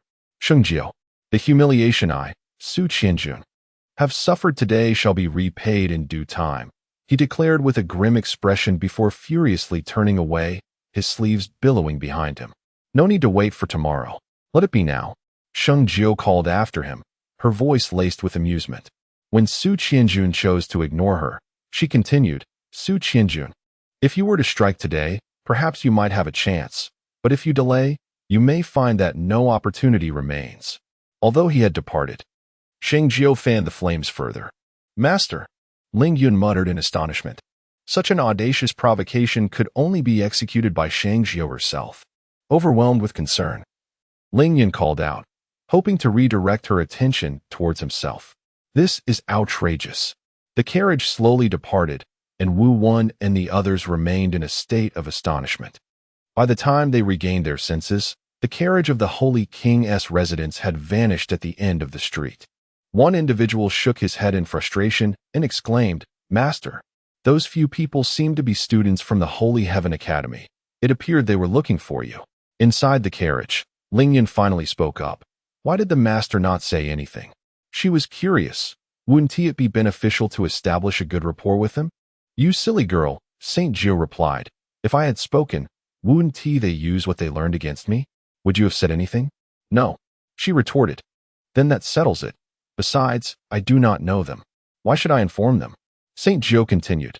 After speaking, he realized that if he were to attend the Holy Heaven Academy, Ling Yun would not be able to accompany him, and a sense of regret washed over him. After all, this girl had been exceedingly loyal to him, and over the years, she had endured considerable hardship on his behalf.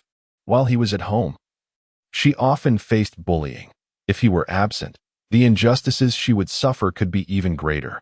Reflecting on this, Saint Jiu rested his chin in his hand, and after a long moment, he finally spoke. Ling Yun, do you wish to remain by my side forever? Master, I certainly do, she replied, but you know, in 3 days, you must report to the Holy Heaven Academy. At that time, Ling Yun will have to part from you. As she spoke, tears streamed down her cheeks. How many days and months had passed without them ever being apart? Yet, this day had arrived so unexpectedly. Foolish girl, it is not a life and death separation. Why weep so? Moreover, who says we must part ways? Observing the weeping figure before her, Sheng Jiu shook her head helplessly. Although she was not the true Sheng Jiuling, her memories were intertwined with those of Sheng Jiuling, encompassing both recollections and emotions. Master, once you arrive at the Holy Sky Academy, Ling Yun will rent a small courtyard in the town at the foot of the academy to take care of you. With tears wiped away, Ling Yun continued, silly girl, why would you choose to live in such a splendid place as the Holy Sky Academy and waste money on renting a house? When the time comes, you should join me there as a student. At the Holy King's mansion, the guards stationed outside acknowledged the return of Sheng Jiuling with respectful bows. As it was still early, the admissions process at the Holy Sky Academy would not conclude until evening. Since Sheng Jiuling had departed late that morning, Sheng Jiuling intended to check on the situation. General, please do not be overly anxious. This morning, Ling Yun accompanied the young lady to the examination site at the Holy Sky Academy. Moreover, we heard from Ling Yun that the young lady, what has happened to Jiuling? She hasn't been eliminated again, has she? Sheng Jiuling exclaimed with agitation. 3 years prior, she had failed to demonstrate any innate talent during the assessment, resulting in a judgment of being a natural failure in cultivation.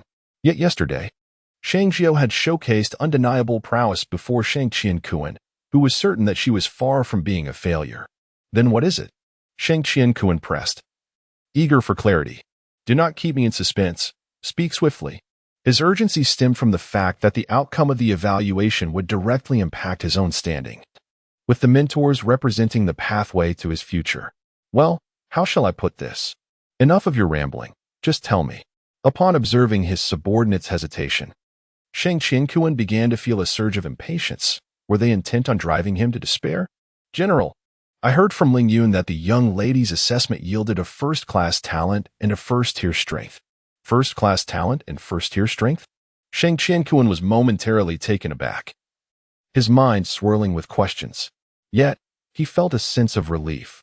Regardless of the reasons, this outcome was commendable. With this thought, he inquired further. And who is the young lady's instructor? Sheng Jiuling had already devised a plan. If Sheng Jiu's mentor was not of reputable standing, he would seek out Shui Luxing to pull some strings, ensuring that his treasured granddaughter would not suffer any disadvantages. General, I truly did not lie. The young lady has no teacher. The guard protested, looking quite aggrieved. Just then, the guard continued, General, it seems the young lady. She appears to be the teacher. Chapter 53. In the name of Sheng Jiu teacher. Sheng Jiuling was taken aback, doubting the clarity of his hearing. The guard recounted, in detail, what Ling Yun had mentioned. You mean to say that the young lady not only attracted the attention of the esteemed Master Hong Yun, but also compelled him to publicly acknowledge his mistake? Indeed. And you assert that later, when Su Qianjun troubled the young lady, she defeated him using the wind-catching technique of the Sheng Tian Academy? Yes. Sheng Jiuling was utterly bewildered. This was far from what he had anticipated.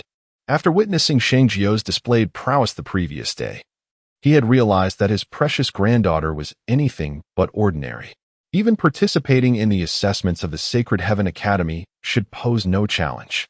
However, it was utterly unexpected that my precious granddaughter harbored such grand ambitions at her tender age, seeking an interview with a mentor from the academy. To add to the astonishment, she not only passed the evaluation but also secured a position, all before even setting foot in the Sacred Heaven Academy. Moreover, she had already caught the attention of Hong Yun, a figure I am acutely aware of and one I would never dare provoke lightly. Contemplating these developments, a cold sweat broke out on Sheng Jiuling's forehead as he inquired, what is the young lady currently engaged in? With that, he strode purposefully towards the residence. In the courtyard of Shang Jiu, after returning, she had remained in her chamber, reflecting on her remarkable achievements of the day. However, for Sheng Jiuling, they did not weigh heavily on her mind. She had no desire to stir trouble, yet she certainly did not shy away from escalating matters should the need arise. Creak. At an indeterminate moment, the door to her chamber was suddenly pushed open, and a figure stepped inside. As a servant, do you not require permission to enter my private quarters? Sheng Jiuling's beautiful eyes fell upon the familiar silhouette. Is that so? Yet why do I sense a hint of falsehood in your words? She inquired with a playful smile, her phoenix-like eyes glimmering with mischief. I never tell lies. Dongfang Sheng replied, momentarily taken aback, yet he maintained an air of calmness. What is this? Have I struck a chord? Observing his current demeanor, Sheng Jiuling could not help but chuckle. A woman of inherent beauty such as myself will naturally attract a worthy suitor, so you need not concern yourself with my affairs. With a soft smile, she pondered whether he might indeed harbor an interest in her to utter such words. Do not misunderstand. My concern is not for you, but rather for the man who might marry you. If he were to wed you, I fear he would face a lifetime of hardship, remarked Dongfang Sheng. Hey, how can you speak like that? If you can't say something nice, then don't say anything at all, St. Jiu retorted, her teeth clenched in annoyance.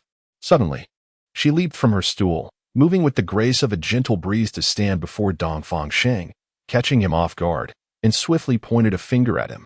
Chapter 54. So this is who you are. With a gentle poke, akin to a drop of water, she touched him. In that instant, Dongfang Sheng froze, his movements stilled, caught in surprise. Eh? In contrast to his astonishment, St. Jiu was momentarily taken aback as well, before breaking into a smile. Well, how do you find my modest skills? She beamed with pride, as it was no small feat to have immobilized him at his pressure point. What have you done? Why can't I move? Dongfang Sheng furrowed his brow, incredulous. St. Jiu chuckled. I did nothing but a gentle tap. So, how impressive am I? Indeed, this technique has always proven effective. Regardless of whether one is a celestial deity or a mere mortal, once I make my move, you shan't stir an inch.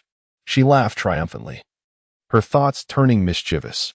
Now that you find yourself in my grasp, how do you think I should punish you? With that, St. Jiu began to rub her hands together, preparing for mischief. You would do well to refrain from any actions, lest you meet a dire fate. Dongfang Sheng suddenly narrowed his eyes, a glimmer of intensity flashing within, hinting at an unspoken depth. Is that so? You find yourself utterly immobilized, yet you dare to threaten me? Watch as I make you regret it. With that, she approached Dongfang Sheng, playfully smiling at him with a hint of mischief. Her alabaster hand suddenly reached for his waist. Just as Sheng Jiu was about to seize the moment, Dongfang Sheng swiftly extended his hand, pressing his finger on her acupoint. In an instant, Sheng Jiu's eyes widened in disbelief. How did you manage to release your own acupoint? I distinctly just had you pinned. Do you wish to know? Dongfang Sheng replied, a sly smile gracing his lips.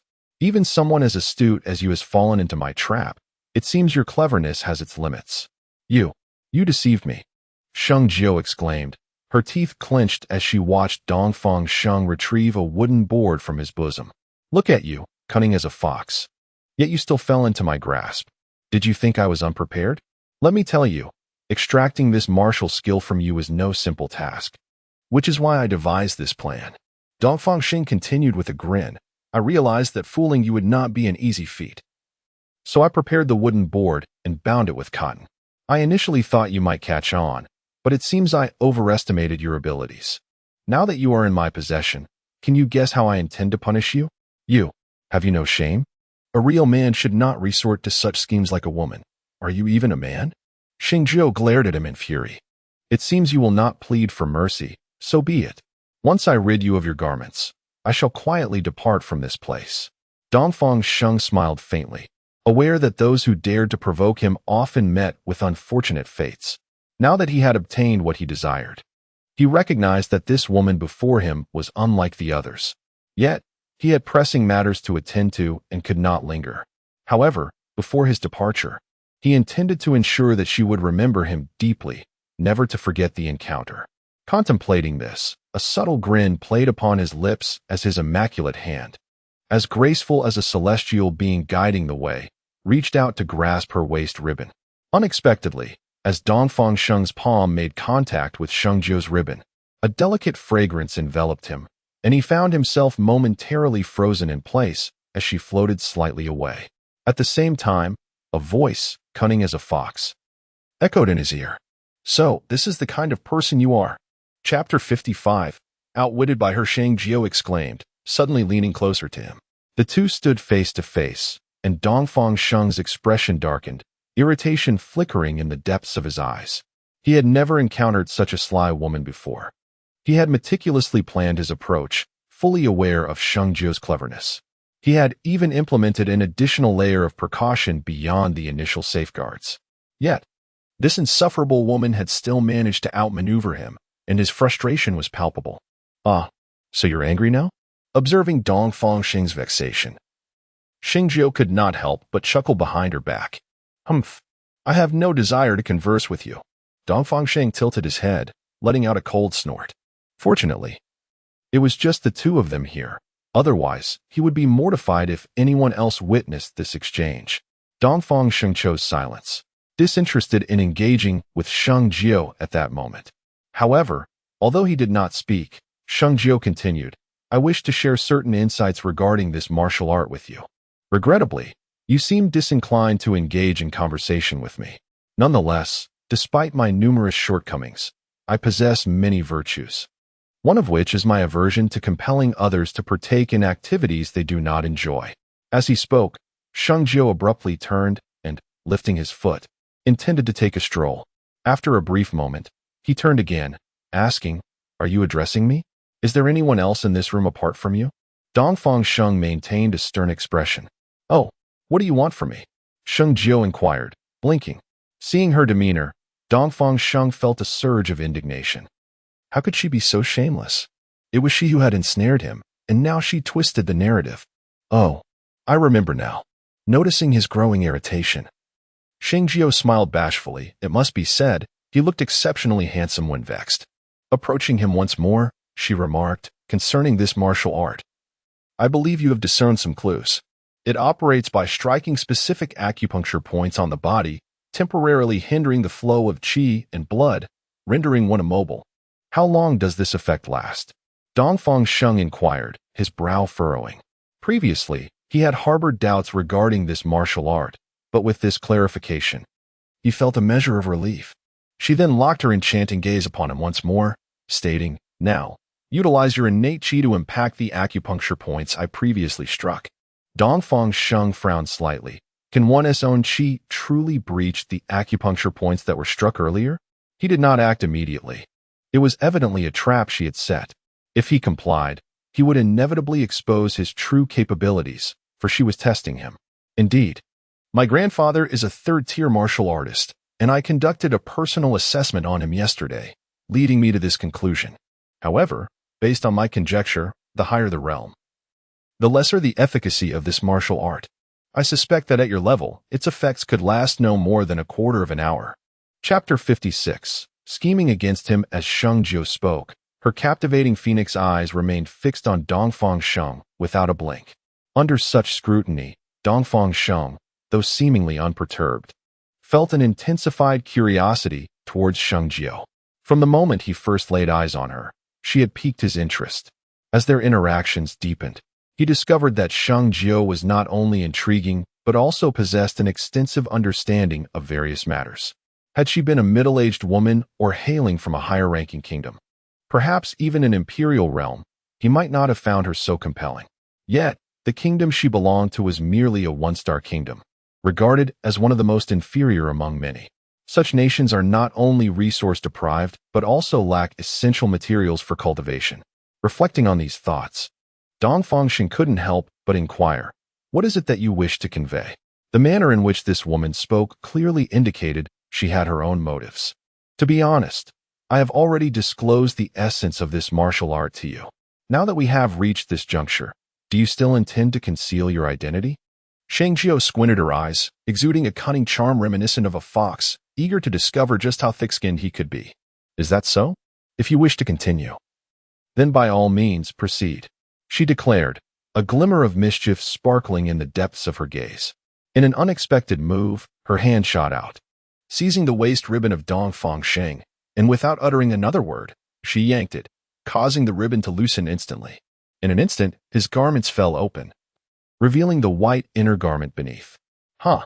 Sheng Jiu chuckled, her eyes gleaming with excitement as she beheld the sight before her. Just then, Dongfang Sheng's inner garment unfurled, exposing his chest. His fair skin glistened, taut and inviting, harmonizing with his tall stature and the well-defined muscles that were clearly visible across his torso. Good heavens! Not only did he possess an admirable physique, but he also boasted a sculpted chest and defined abs.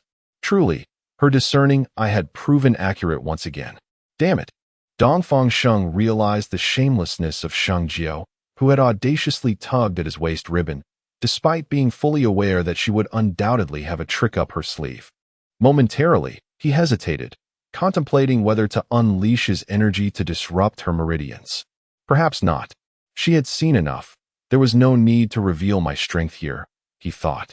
However, as this decision crystallized in his mind, he stole another glance at Sheng Jiu, only to find her eyes sparkling with infatuation, her gaze roving unabashedly between his sculpted chest and defined abs.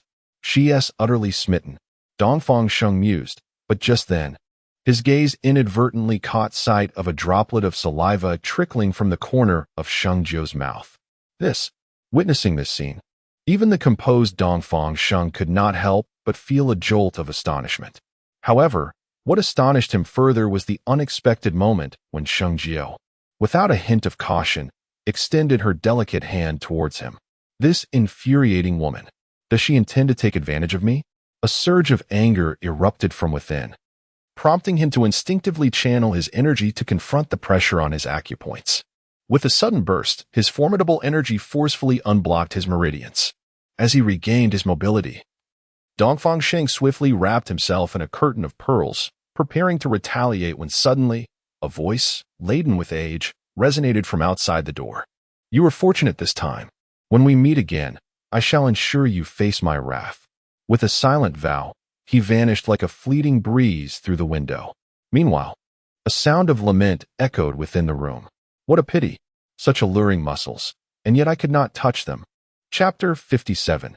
The other identity of Hong Yun. Sheng Jiu couldn't help but express her regret. Yet, she felt no significant disappointment. Although she had not had the chance to feel Dongfang Sheng's physique, he had nevertheless revealed his prowess before her, indicating that he was at least a fifth-grade cultivator. Despite this, Sheng Jiu found something peculiar. With such strength, and having just forcefully unblocked his acupoints, he should have punished himself according to his nature. Yet, he chose to depart instead. Jiuling, are you inside? As she pondered, the voice of Sheng Jiuling suddenly emerged from outside the door. Grandfather's words seemed to linger unfinished. She gazed at him, having honed her ability to read people over decades in her previous life. She understood the human heart better than anyone else. With a wave of her hand, Sheng Jiuling forced a smile. I have heard that you have offended Master Hong Yun of the Holy Sky Academy. You child, do you realize who Hong Yun is? Sheng Jiling's brow furrowed intensely. Speaking with urgency, a master of the Holy Sky Academy? Merely this title alone does not instill fear in me, let alone in you. The crux of the matter is that Hong Yun possesses more than one identity, aside from being a master at the Holy Sky Academy. She is also affiliated with the Hong Tian Mansion of the ancient kingdom of Tianhai. Sheng Jiuling continued.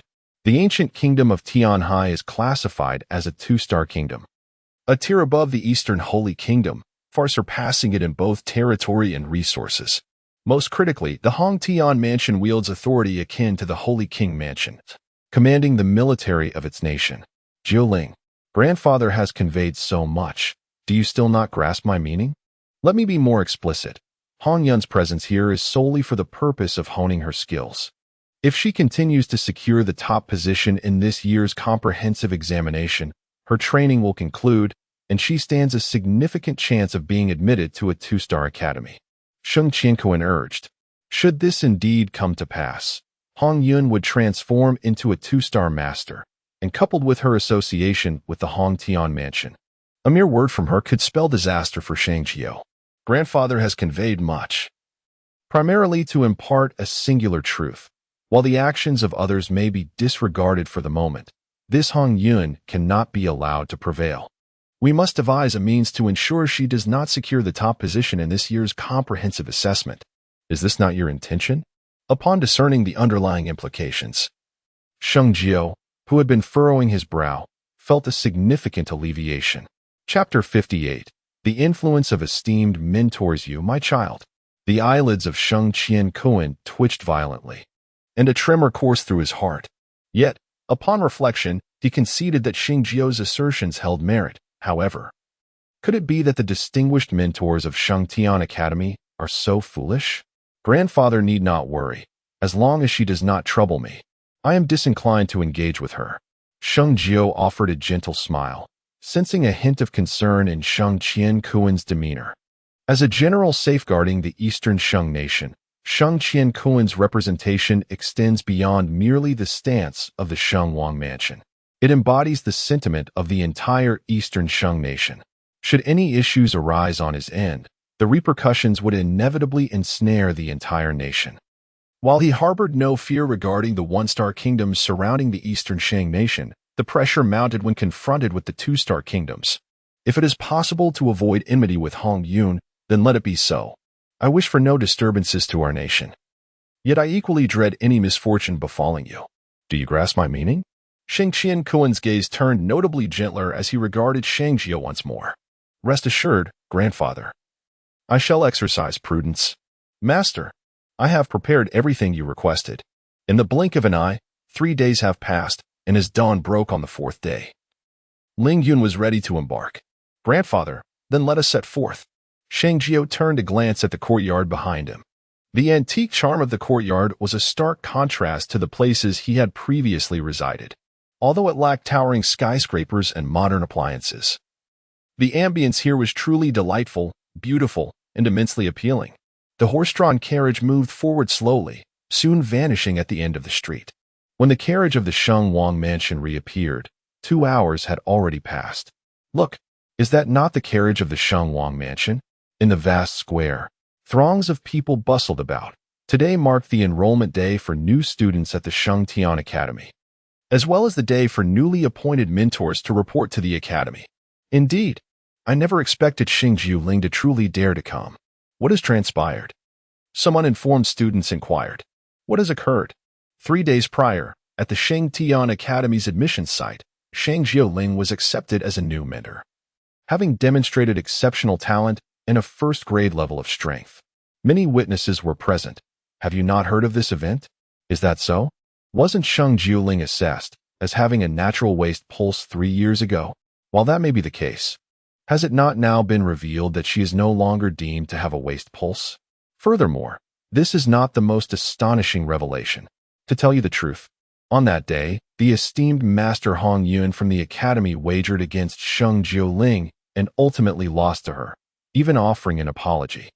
I have heard whispers that many students and faculty within the Academy, upon learning of this incident, seem to conspire to suppress Sheng Jiuling, hoping to render her unable to remain at Shengtian Academy. Serves her right. Who was it that caused her to be so short-sighted? To offend someone when there were many others to choose from, and yet she chose to cross paths with the esteemed Master Hong Yun?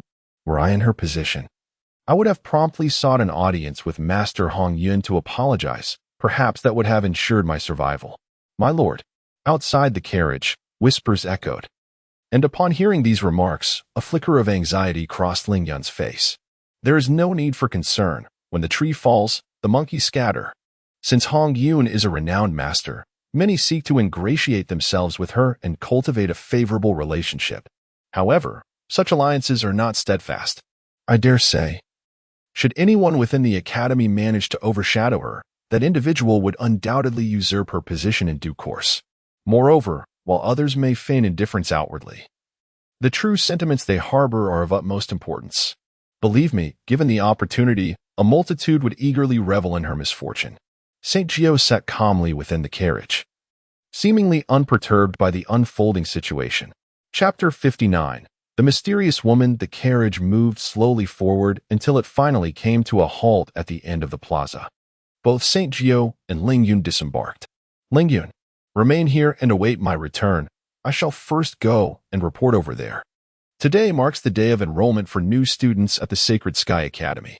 Saint Jiu, as an intern mentor, differs from the students, as she must report to a specific institution to obtain her formal registration and allocation of resources. The Academy provides designated spaces for such mentors to impart their knowledge. Excuse me, is this where the intern mentors report? At the end of the plaza, within a simple room, Saint Jiu entered and observed the stark emptiness of the space, prompting her inquiry. A middle-aged man seated in a chair lifted his gaze to her and, with an air of indifference, asked name. However, as the name escaped her lips, the middle-aged man, who was poised to lower his head to take notes, glanced up once more. Are you Sheng Jiuling? How can you be so young? Clearly, he was questioning the reliability of his own vision. A 14-year-old intern instructor had undeniably shattered the record for the youngest intern instructor at the Holy Sky Academy. May I inquire how you prefer to be addressed? Sheng Jiuling rolled her eyes before posing the question. I heard you have offended Master Hong Yun? Allow me to offer a word of caution. Offending her will result in unfavorable placements. Teacher Zhang lowered his head, resuming his note-taking. I am well aware of that. Please proceed with your arrangements. Whatever the outcome, I shall accept. Sheng Jiuling had anticipated this result prior to her arrival. As long as you understand, this is the venue provided by the Academy for your lectures. Although the space is somewhat modest, it is quite spacious and serene. According to the Academy's regulations, you must enroll 10 students within 3 days and report back to me. If you succeed, you may continue your internship at the Academy. If not, you will have to pack your belongings and depart. This, I trust, you comprehend. Teacher Zhang handed Sheng Jiuling a key and a map, then added a reminder. Thank you. Sheng Jiuling refrained from further conversation, securing her belongings before turning to leave. Teacher Sheng. Just as Sheng Jiuling exited the room, intending to find Ling Yun for the lecture venue, a voice suddenly called out from beside her. It belonged to a woman in her 20s, who appeared quite naive and innocent, lacking any semblance of guile. Do you need something from me? Saint Jiu gazed at her companion, curiosity glimmering in her eyes. In her current circumstances, she had garnered a modest reputation, yet she understood that many would keep their distance due to the infamous name of Hong Yun. Saint Teacher, that place is not fit for anyone to linger. I have heard whispers that the lecture hall at the back mountain is often haunted, and it has been abandoned for quite some time. The woman cautiously surveyed her surroundings before offering this warning. Thank you for the caution. Once I am finished with my tasks, I would be delighted to treat you to a meal. Upon hearing this, Saint Jiu's brows furrowed slightly, clearly sensing an underlying intention, likely stemming from the association with Hong Yun. Nevertheless, she held a favorable impression of the woman's concern. Saint Teacher, please wait. Aside from this matter, I must also inform you of something quite significant. This time, the Holy Sky Academy has approved 5 intern mentors. Apart from you and me, the remaining 3 mentors have secretly conspired together. I have heard they plan to unite against you. You are also an intern mentor? Saint Jiu was momentarily taken aback. Just a few days prior, the recruitment for mentors at the Holy Sky Academy had been limited to 5 positions, one of which was her own. To her knowledge, the number of candidates had surpassed 100 on that day. How embarrassing. I merely managed to pass the evaluation by sheer luck. The woman in her 20s chuckled softly before continuing. You are too modest. To stand out among so many indicates your commendable qualifications. May I inquire your name?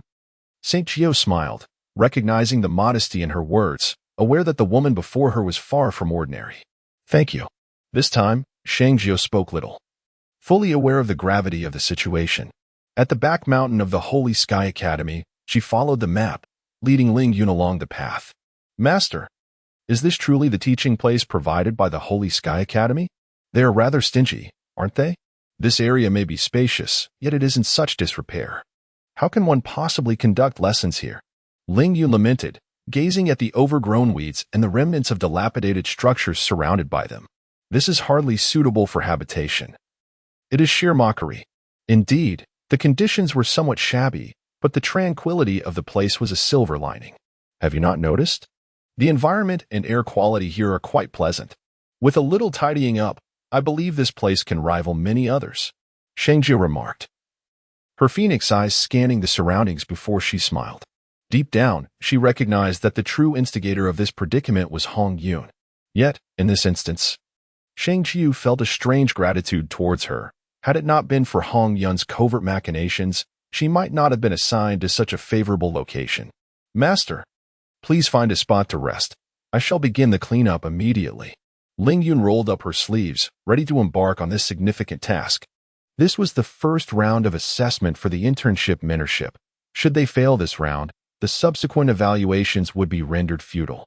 At the plaza at the foot of Holy Sky Academy, it is essential. She is my teacher now. She will undoubtedly arrive, Mizuki said earnestly, her large eyes sparkling with determination. On that day of assessment, Sheng Jiu astonished everyone with her remarkable performance. It was a spectacle that left the audience in awe. Notably, even esteemed masters like Hong Yun suffered defeat at her hands, an unprecedented occurrence within the hallowed halls of Sheng Tian Academy. Miss, the nature of humanity is inherently capricious.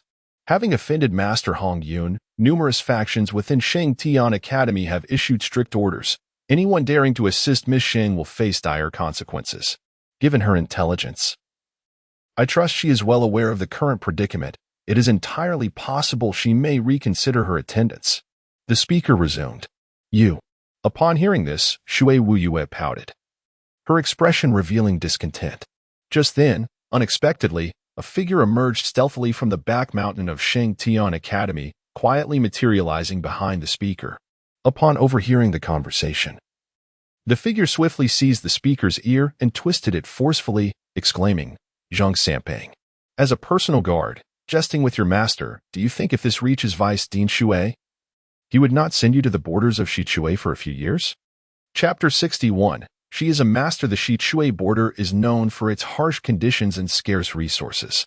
Those who venture there endure the weight of the environment, all while remaining vigilant against the perils that threaten their lives. Although Shui Lu Sheng does not wield military power in the Eastern Holy Kingdom, he maintains a close relationship with Sheng Qianquan, often entrusting individuals to him for arrangements at the Shichui border. Miss Sheng, I was in the wrong. A man named Zhang Sanpeng was, in fact, merely a portly individual, short in stature, approximately 1 meter and 20 centimeters tall. However, his physique was indeed a cause for concern. From a distance, he resembled a plump, round wine vat. No, that is not right. Go fetch a few people for me to assist with a small task. Sheng Xiu chuckled, fully aware that Zhang Sanpeng was not a malevolent person, merely one prone to idle chatter. Such an introduction posed a significant challenge for any intern mentor, as students typically harbor little affection for their instructors, given their lack of experience. Should any discrepancies arise during instruction, it could lead to further complications for the students. Zhang Sanpeng, is this how you perceive me in your heart? With a slight arch of her brow, Sheng Jiu seized his ear. Hee.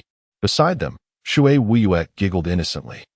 She had long wished to deal with Zhang Sanpeng, yet he was quite cunning, and she had never succeeded in her endeavors. To her surprise, her teacher had managed to catch him twice in succession. With this thought, Shui Wuyue blushed and asked, Teacher, could you enlighten me on how you managed to appear just now? However, it was only at that moment that Zhang Sanpeng, feeling his ear being grasped by Sheng Jiu, realized a critical issue. His hearing was exceptional, and when Sheng Jiu approached him, he should have sensed her presence. Yet, it was only when she had firmly seized his ear that he became aware of her. Indeed, this illustrated how light her footsteps were. Only a true master could move with such stealth, undetectable to others. Simple. Shui Wuyue nodded earnestly, her confusion palpable. In contrast, Zhang Sanpeng was not as naive. He possessed the formidable strength of a consummate first-tier expert. Despite his attempts through various means, he had been unable to achieve this feat. And even the so-called distinguished masters within the academy had failed to resolve the issue completely. Yet, unexpectedly, Sheng Jiu had accomplished it. Moreover, judging by her tone, it seemed to be quite a simple matter. How could he not be astonished? Chapter 62. Her rules teacher. After the school year begins, could you please impart this skill to Wuyue first? Shui Wuyue looked at Sheng Jiu with admiration. If she could master this technique, she would be able to stealthily enter Shui Liuxin's room without fear of being discovered. Certainly, Sheng Jiu replied, For her, it was not a difficult task at all. Miss Sheng, might you also offer me some guidance? Zhang Sanpeng rubbed his hands together, appearing hesitant yet unable to restrain himself from speaking. This skill was even more challenging than some martial arts techniques. If mastered, it could enable one to accomplish many otherwise unattainable feats. You. Sheng Jiu cast him a sidelong glance. The first rule is that I do not teach those outside my disciples. You are not my student. I cannot assist you. Miss Sheng, we could collaborate, Zhang Sanpeng suggested, his heart racing with nervousness. Knowing this information now, he naturally wished to learn. I do not collaborate with the protectors of my students. Sheng Jiu firmly rejected him. Zhang Sanpeng stood there, bewildered. What kind of situation was this? Then surely I could become your disciple. As Shui Wuyue's personal guard, Zhang Sanpeng was quite capable, though his talent remained uncertain. During the assessment, he was classified as a second-tier talent, possessing merely 2 spiritual veins. Nonetheless, achieving the first-tier perfection within a decade is considered swift for Zhang Sanpeng. The second option, which I held in low regard, was dismissed without hesitation. Realizing the futility of the situation, Zhang Sanpeng made a decisive choice to apprentice under Sheng Jiu, which, comparatively, was a tremendous boon for her. The academy allotted her a mere 3 days for recruitment, although the slots were limited to 10. It posed a significant challenge for someone of Sheng Jiu's stature. His inclusion alleviated some of the pressure on her, while simultaneously serving as an excellent promotional opportunity. The mere notion of a first-tier perfected martial artist joining her ranks would undoubtedly pique curiosity and potentially entice many to seek Sheng Jiu as their mentor. However, to his astonishment, Sheng Jiu once again declined his request. Miss Sheng, we are at least somewhat acquainted. Could you not make an exception? I was not unkind to you in the past, was I? Zhang Sanpeng was taken aback, realizing he had presented his warm smile to an unyielding demeanor. Zhang Sanpeng, please do not misconstrue my intentions. One must adhere to the principles of conduct, and a teacher must uphold the standards of their role. My stance is not a personal affront to you or anyone else, Sheng Jiu replied calmly. Were she to reveal the entirety of her principles, others would surely deem her mad. Very well. I shall not impose further on Miss Sheng. I hope you can let this matter pass without bearing it in mind. Zhang Sanpeng sighed, lamenting the lost opportunity, lamenting the lack of fate. Yet, he was not a man devoid of adaptability. Rest assured, I shall not hold it against you.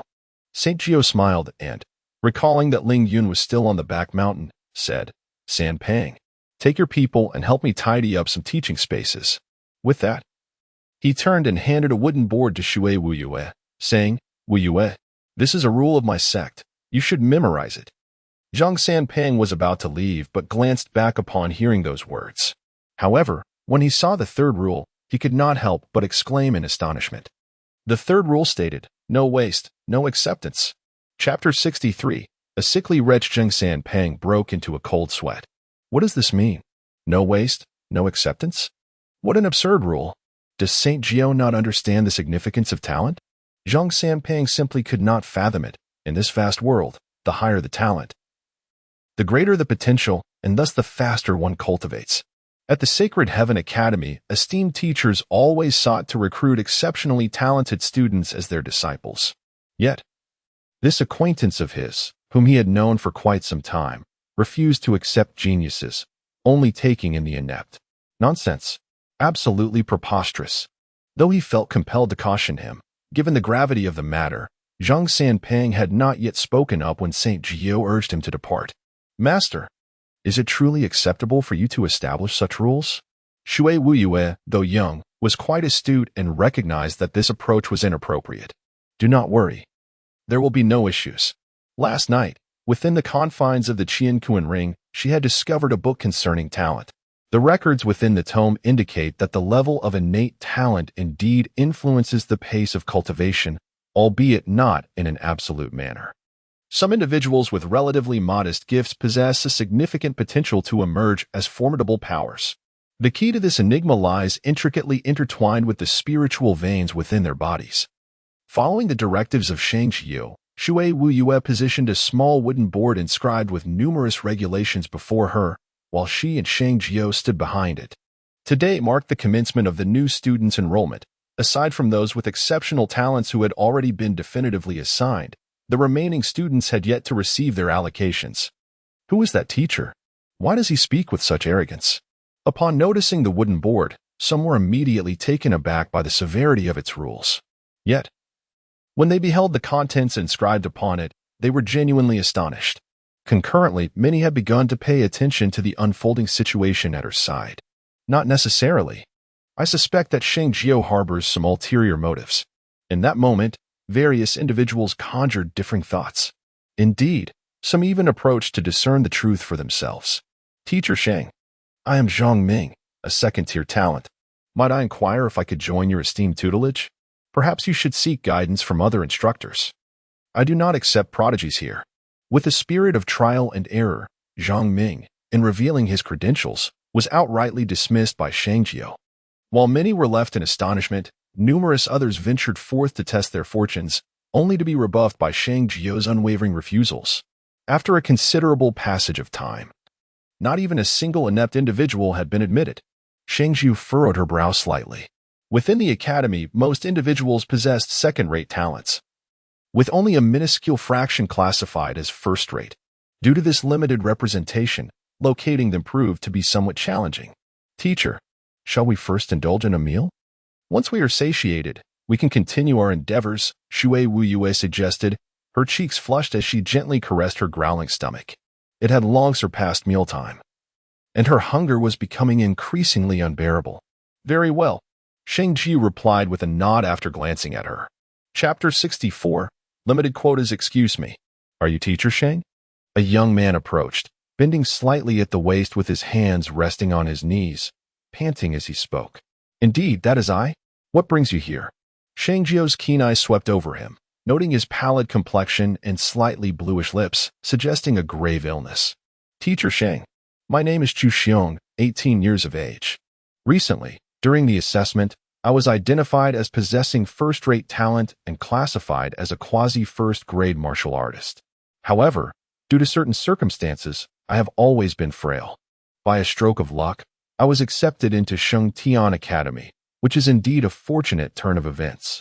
Yet, because of my physical condition, most instructors within the academy are unlikely to take me under their wing.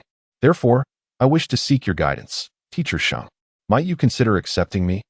The young man earnestly introduced himself and elaborated on his situation. Teacher, he is so pitiful. Please, take him in. Shui Wuyue exclaimed, feeling a surge of empathy for him. He truly seemed unfortunate. However, in response to his plea, Sheng Jiu shook her head and said, Chu Xiong, although you portray yourself as pitiable, you are inherently ill-suited to deceit. Upon hearing these words, Chu Xiong's expression shifted slightly, and he awkwardly remained rooted in place. Despite your frail physique, there are still instructors within the academy who would welcome you. After all, one additional student translates to one additional resource. I believe the teachers at the academy understand this principle better than I do. Noticing his silence, Sheng Jiu chuckled softly and continued, Teacher Sheng, I. Faced with the revelation of the truth, Chu Xiong lowered his gaze. You need not say more. I comprehend your intentions. You have observed my rules. And should you fail to adhere to them, I shall categorically refuse to accept you as my student. I have grasped Teacher Sheng's meaning. As Sheng Jiu's words fell, a hint of despondency graced Chu Xiong's countenance. On the day of the assessment at the Holy Sky Academy, Chu Xiong was present. From the moment he witnessed Sheng Jiu transform from a mere fowl into a phoenix, he resolved that if admitted, he would align himself with Sheng Jiu. He was acutely aware that under a renowned mentor, he could indeed acquire greater resources and knowledge. Yet he also recognized that his kind would not garner the attention of such esteemed educators. These reasons were secondary. The primary factor lay in the fact that Sheng Jiu had once been deemed a failure, and such individuals are often more attuned to the sting of humiliation. However, she had spurned him. Coughing softly, Sheng Jiu found the scene both amusing and exasperating, and after a gentle cough, she noticed that Chu Xiong remained unresponsive. With a resigned shake of her head, Sheng Jiu exclaimed, What are you doing? Rejecting? From various perspectives, your qualifications align perfectly with my own principles. I am unsure what you mean by rejection. Why has this fellow become so perplexed when he ought to be astute? Has Master Sheng consented to accept me as your student? Upon hearing this, Chu Xiong appeared utterly dazed. As long as you conform to my rules, you may become my disciple. However, if you wish to leave, you may do so at this moment. No, no, no. For a student to be accepted under a teacher's tutelage is indeed a privilege. Even if the teacher were to dismiss me, I would never depart. Upon learning of his acceptance by Sheng Jiu, Chu Xiong exclaimed with excitement. In Chapter 65, Snatching a Person in Front. Joy shimmered in Chu Xiong's eyes as he realized he had misinterpreted Sheng Jiu's intentions. That's splendid, although there are certain matters I need not disclose. I am not one to deceive my own. Sheng Jiu's phoenix-like eyes sparkled with contemplation as she spoke candidly. What is it that the teacher wishes to convey? Chu Xiong nervously gazed at Sheng Jiu, sensing a hint of gravity on her exquisite visage. The situation is as follows. You are aware that I have just been appointed as a mentor. Although I possess considerable strength, those within the academy may not necessarily view it the same way. I have recently taken charge of my teaching area in the back mountains. Sheng Jiu stated factually. Merely regarding the teaching environment, she had already established a significant gap compared to other instructors, and she wished to prevent her students from regretting their choice upon witnessing the conditions there. As a fellow academy instructor, Sheng Jiu, despite being merely an intern mentor, held steadfast to her principles and convictions. However, before the new student, Sheng Jiu not only refrained from putting on airs but also candidly disclosed her current circumstances. Truly a teacher worthy of his admiration, this alone would compel him to wholeheartedly remain under Sheng Jiu's tutelage. Contemplating this, Chu Xiong slightly inclined his head in respect, proclaiming, "Rest assured, esteemed teacher, now that I, Chu Xiong, have pledged myself to your guidance, you shall forever be my mentor." A person of such noble character is destined to become a renowned educator, and he firmly believed in his discernment. It must be said that Sheng Jiu possessed an astute eye. Chu Xiong's demeanor resonated well with her. "Excellent. With your words, I shall not betray the trust you have placed in me. By the way, I happen to be rather hungry, as is your senior sister. Are you not hungry as well? Perhaps we could all share a meal together?" Sheng Jiu casually suggested. Chu Xiong was momentarily taken aback, feeling somewhat conflicted. Just then, 3 figures approached from a distance, 2 men and a woman. Sheng Jiu paid little heed to their arrival, for it was commonplace on a day when new students were enrolling. However, as the trio drew near, one of the men suddenly spoke with a smile. "You must be Chu Xiong, am I right?" The man squinted slightly, a hint of a mischievous grin playing at the corners of his mouth, his dark eyes glinting with a cold light as he cast an aimless glance toward Sheng Jiu. "Indeed, and you are?" Chu Xiong responded, unfamiliar with the man before him, nor with the other 2 accompanying him.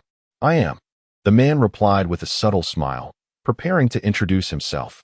As he spoke, Sheng Jiu cast a glance at the man nearby and remarked calmly, "This year, the Holy Sky Academy has admitted 5 internship mentors, one of whom is I. You are aware of this matter. Besides myself, there are 4 other mentors, and he is one of them." The man who was speaking directed a hostile gaze towards Sheng Jiu, who stood unfazed, seemingly unaffected by his presence. "Oh, it turns out to be other mentors." Chu Xiong nodded slightly, yet soon furrowed his brow in confusion. He did not recognize the man. So why did he know who he was? Moreover, what did their appearance signify at this moment? No, he should be more courteous to them. Sheng Jiu glanced at Chu Xiong and then added, "Teacher, have I made a mistake?" Chu Xiong, bewildered, thought that his mentor was not only peculiar in his rules but also in his mannerisms. "Chu Xiong, you are indeed correct. The 3 mentors have come to seek you. It can be said that they hold you in high esteem. I am pleased to see your capabilities, and I have always been amicable towards others. Therefore, I shall grant you another opportunity. Among the 4 of us, you may choose one to be your mentor. Of course, you are aware of my situation. In comparison to the other teachers, I possess no advantages in terms of resources." Chapter 66, The Willing Shall Hook upon uttering these words. Sheng Jiu sensed the cold glimmer in the eyes of the 3 mentors. 3, indeed. Am I mistaken in my words? Sheng Jiu completely disregarded them. Snatching someone from her presence was no simple task. "Teacher Sheng, you jest," one of the men remarked with a faint smile. "We did not come here to steal your students. He continued, as you yourself mentioned earlier, your resources are no greater than those of others. Since you are so acutely aware of this, you must also comprehend the significance of resources.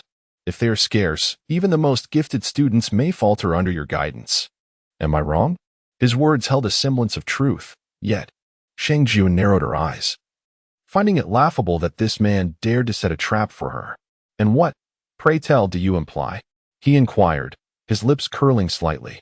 With a smile tinged with subtle sarcasm, Sheng Jiuling replied, by your logic, does it not follow that with adequate resources, even the most mediocre talent can be transformed into greatness? If that is the case, I, Sheng Jiuling, would say nothing further. You may take whom you wish. However, if that is not the case, I regret to inform you that you lack the qualifications to seize anyone from me. Teacher Sheng, do you truly believe that possession of resources alone can forge an unparalleled powerhouse? The three men exchanged glances, a flicker of indignation crossing their faces. Resources without talent and diligence are mere folly. This is not my assertion, but yours. Do not lay it upon me. Though the other party had grown irate, Sheng Jiuling remained composed and unfazed. It is said that Teacher Sheng possesses extraordinary strength. How about this? Let us engage in a contest here. If you lose, you will relinquish Chu Xiong to me. If I lose, I shall grant you one of my students. What say you? The man's countenance bore a chilling glare, as he had not anticipated that Sheng Jiuling would so brazenly undermine his authority in front of so many students, leaving him rather embarrassed. Engaging in a contest was not out of the question.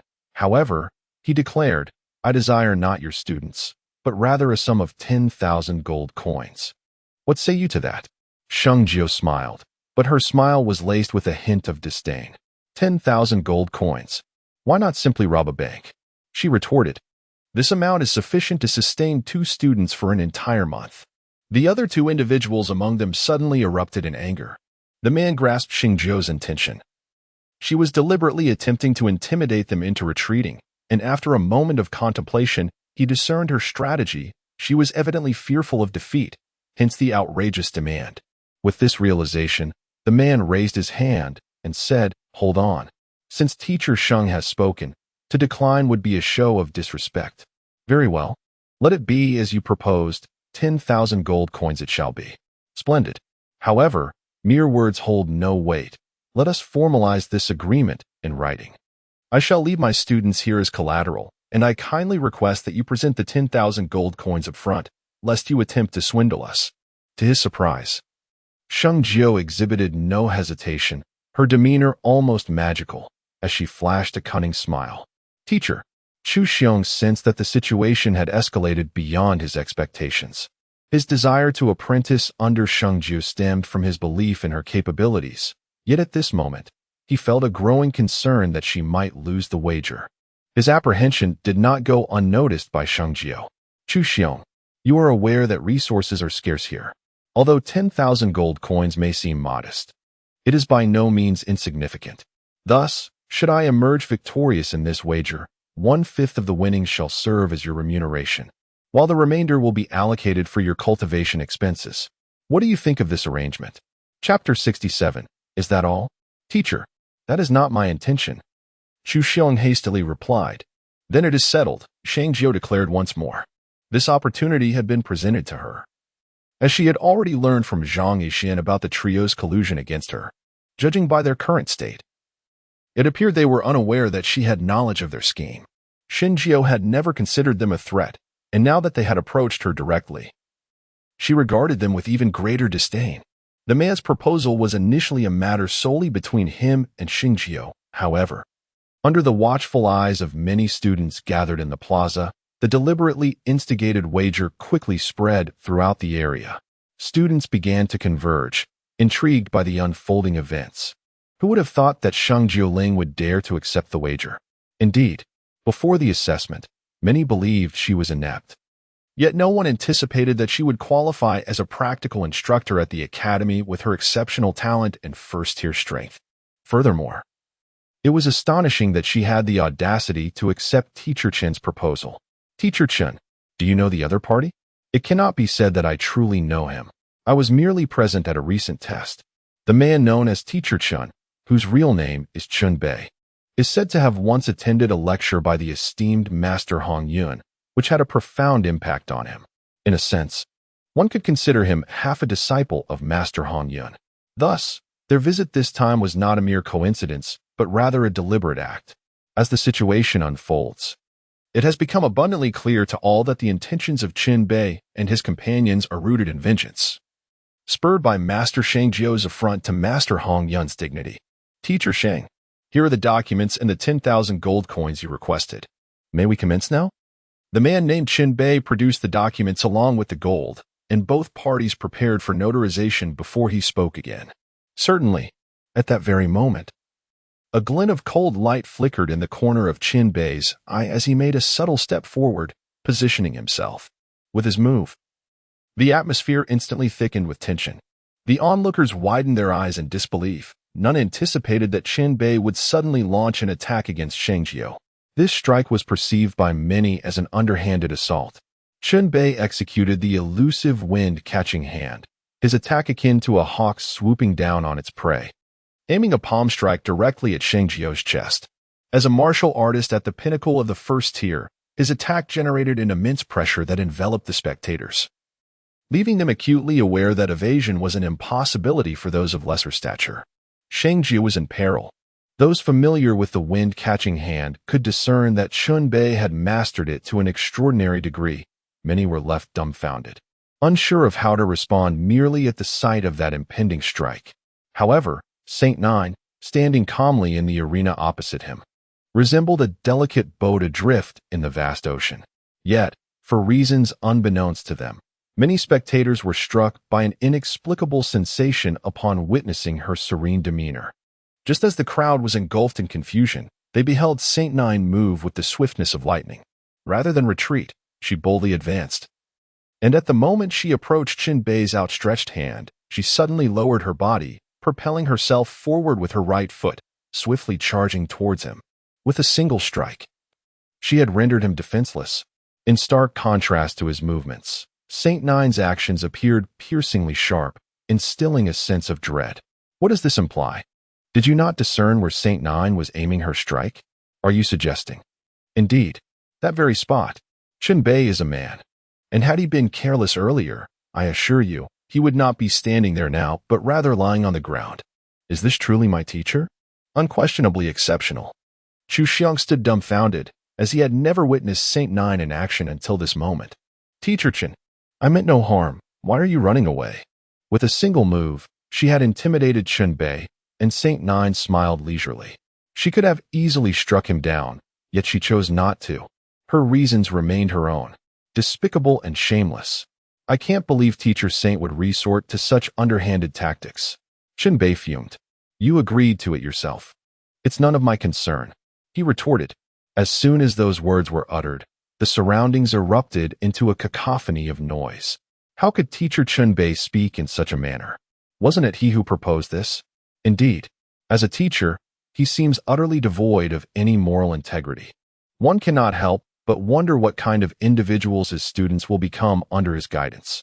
But what does it matter? I will certainly not follow him. Unbeknownst to Qin Bei, his image had already crumbled in the minds of numerous students.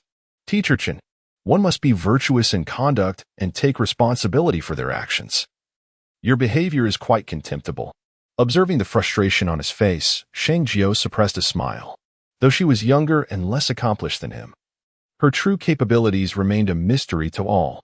A reckless endeavor. Bang. Nevertheless, while his intentions were noble, the moment he became enraged, a flicker of complacency emerged, and Sheng Jiu seized the opportunity to strike. Perhaps the scene unfolded too suddenly for the onlookers to comprehend.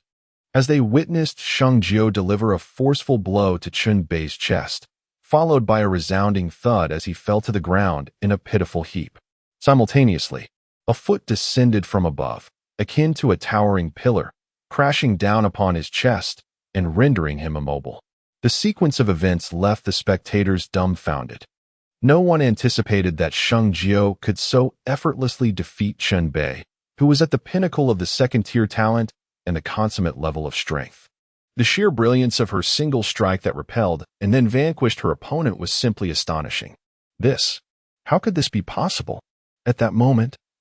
In stark contrast to the thoughts of the crowd, the other two teachers accompanying Chun Bei could not help but flinch at the sight.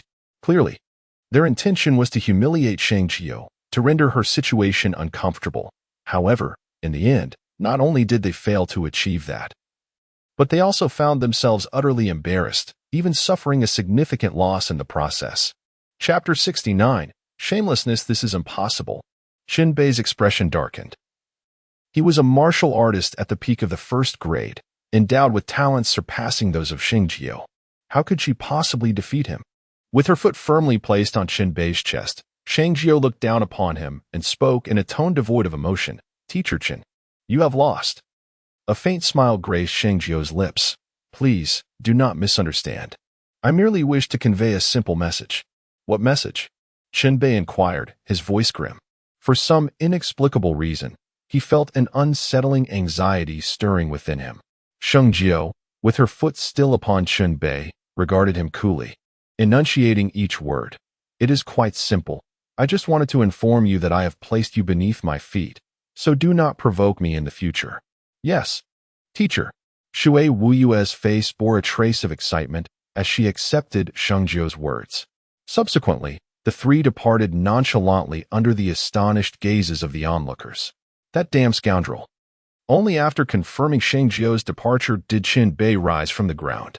With his dignity shattered and the resources he had obtained from the academy now in Sheng Jiuling's possession, he was seething with humiliation. Sheng Jiuling truly was formidable. It seemed that in the days to come, the Sheng Tian Academy would be engulfed in turmoil. Indeed, it was said that during this year's comprehensive assessment, would the title of top master, held by Hong Yun, be usurped by Sheng Jiuling? Teacher, what martial arts did you employ?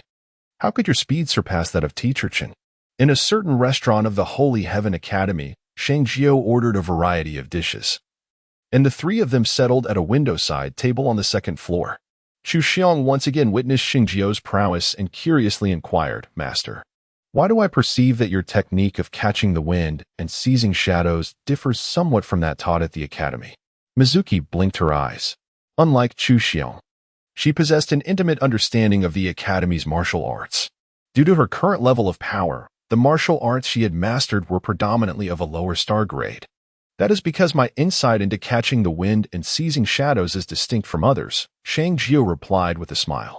However, during the last examination at the Holy Heaven Academy, you did not instruct me in this manner. Mizuki expressed her curiosity further. Wuyue, many concepts cannot be comprehended all at once. Therefore, when I commence my lessons, I shall elucidate the key points in detail. Given your innate talent, I am confident that within a month, I can elevate your strength to that of a first-grade martial artist. As for you, Chu Xiong, your circumstances are unique, and I have alternative plans for you. However, do not despair. Despite your talent not being as high as mine, do not lose heart. The enhancement of one's realm, while seemingly impressive, is sometimes less significant than the actual strength one possesses. If you can wield the combat capability of a first-grade martial artist, even if your realm has not reached that level, you will still be qualified to challenge one.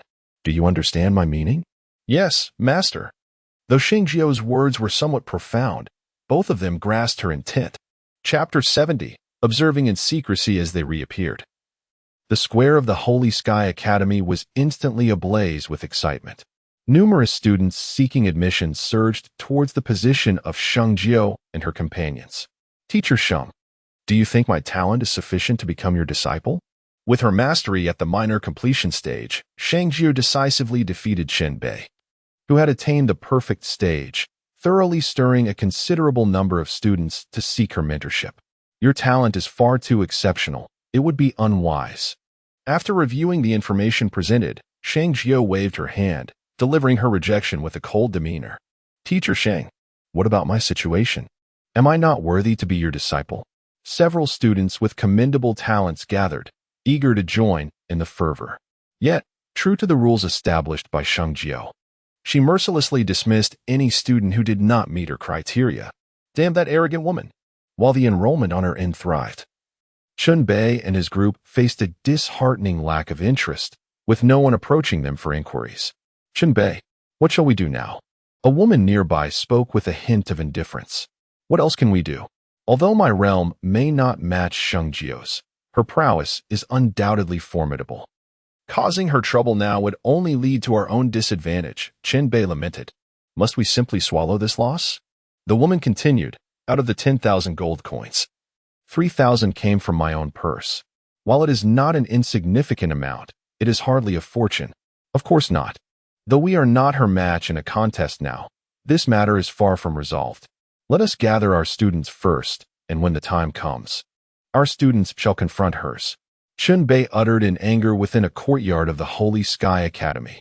Vice President, the matter has been thoroughly investigated. A staff member approached Shui Luxing, speaking with practiced ease. Has Qin Bei truly been defeated by Sheng Jiuling? Shui Luxing stroked his beard, murmuring the question. Indeed. Furthermore, I have heard that Sheng Jiuling gathered the other 9 students in just over 2 hours. One of them is her attendant, named Ling Yun. The man continued to report. It seems that Ling Yun did not participate in the assessment 3 days ago, did he? Shui Luxing inquired, momentarily taken aback. No. Curiously, apart from Ling Yun, the other 8 are not particularly gifted. They are rather ordinary students. Yet Sheng Jiuling seems to have an affinity for them, disregarding those with greater talent. News of Sheng Jiuling's actions has already spread throughout the entire Holy Sky Academy. Many individuals are secretly pondering her intentions, yet none comprehend the true purpose behind her decisions. However, for some unknown reason, Shui Luxing feels a sense of anticipation within. At the back mountain of the Holy Sky Academy, teacher, is this your teaching venue? With the student enrollment completed, Sheng Jiu led her students to their designated teaching area. Although they had been forewarned that the back mountain was not an ideal location, witnessing its condition firsthand proved to be even more disheartening than they had imagined. Indeed, this is the place. While the buildings may not be impressive, the environment is quite pleasant, and it is relatively quiet here. You may cultivate in peace, and I need not worry about others attempting to steal your knowledge. Chapter 71. A hostile arrival teacher. Why do they wish to steal our knowledge? St. Gio shook his head and replied calmly, had you not become my disciples, they would indeed possess nothing to pilfer. However, now that you have entered my tutelage, as time unfolds, they shall find much to covet. The students he had chosen, while lacking in remarkable talent, possessed an unwavering determination, coupled with qualities that transcended mere genius. These attributes would, in time, become their source of pride. Teacher, I still do not understand. Shui Wuyue, the youngest among them and the sole individual with a third-tier talent, pondered little due to her youth and innocently inquired of St. Gio. It is natural for you to be perplexed. You will comprehend in due course, St. Gio said, gently patting Shui Wuyue's head. He then cast a soft gaze upon Ling Yun, acknowledging her diligence. Contemplating this, St. Gio clapped his hands and stated earnestly, moreover, although Ling Yun is indeed my servant, from the moment she began accompanying me here, she has earned her place among you as one of the 10 students. While she may be youthful and lack a foundation, she arrived here before you. Thus you shall refer to her as senior sister. As for Wuyue, there is no need for further elaboration. She is my first student, your elder sister. Master, I am but a mere servant. How could I presume to have them call me senior sister? Upon hearing these words, Ling Yun hurriedly replied, Ling Yun, there is no need for humility. Since you have entered my fold, you must abide by my rules. Here, there are no exceptions. If anyone finds this unreasonable, they are free to depart.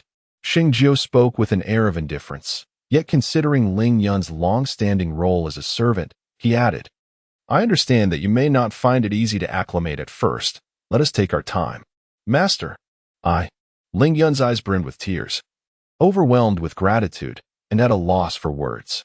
Just as they were discussing this matter, a figure approached along the winding mountain path. Before long, the figure arrived before them.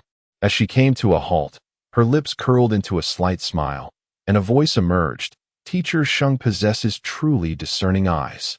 This locale is vast and elegant. It is indeed an excellent place for lectures. I believe Teacher Sheng chose this site for its unique geographical advantages. Chapter 72. The unfading spirit. As she spoke, her tone bore a hint of malice. The onlookers turned to see a familiar silhouette. The visitor was none other than the esteemed Master Hong Yun, the top-ranked instructor at the Sheng Tian Academy. Upon her arrival, except for Sheng Jiu and Shui Weihua, the others felt an immense pressure emanating from her presence.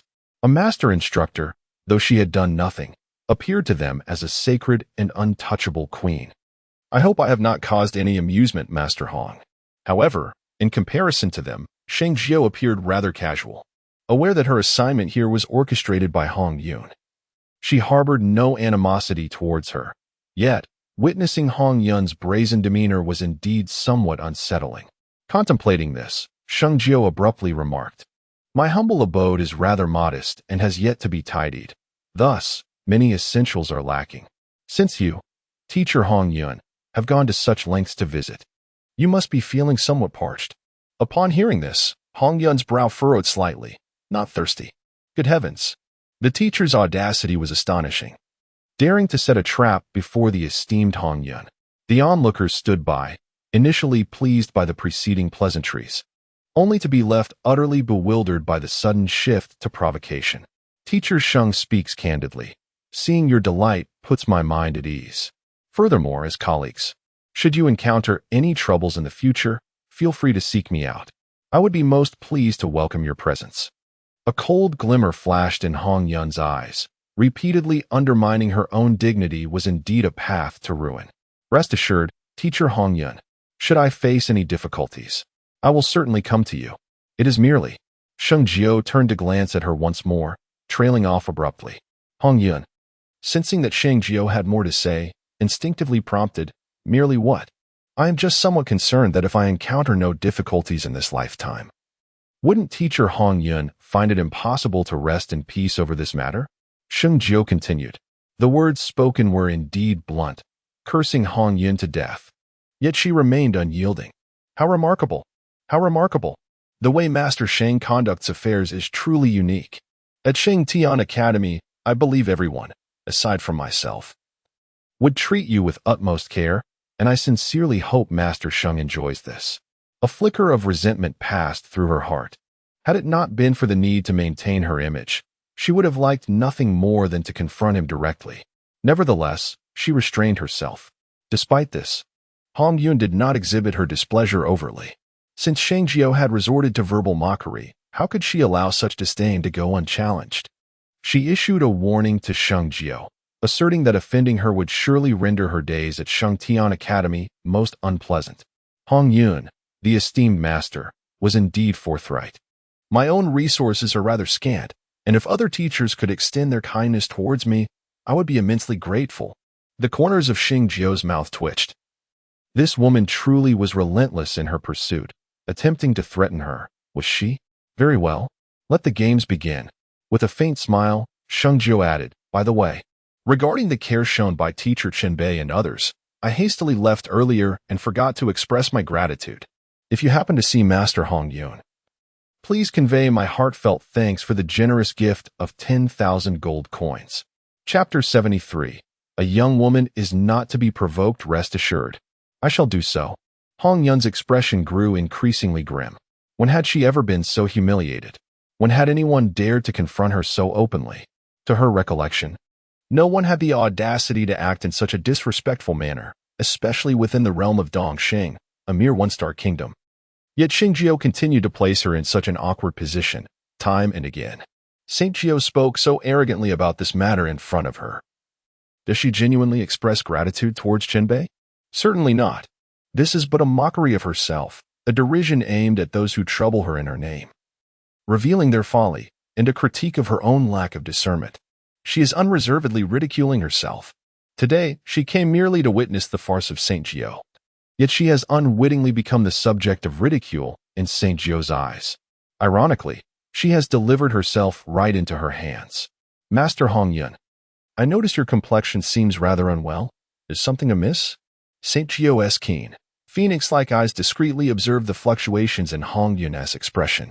Noticing her face darken ominously, Saint Jiu displayed no trepidation. Rather, she feigned concern, as if oblivious to the fact that Hong Yun's discomfort stemmed from her presence.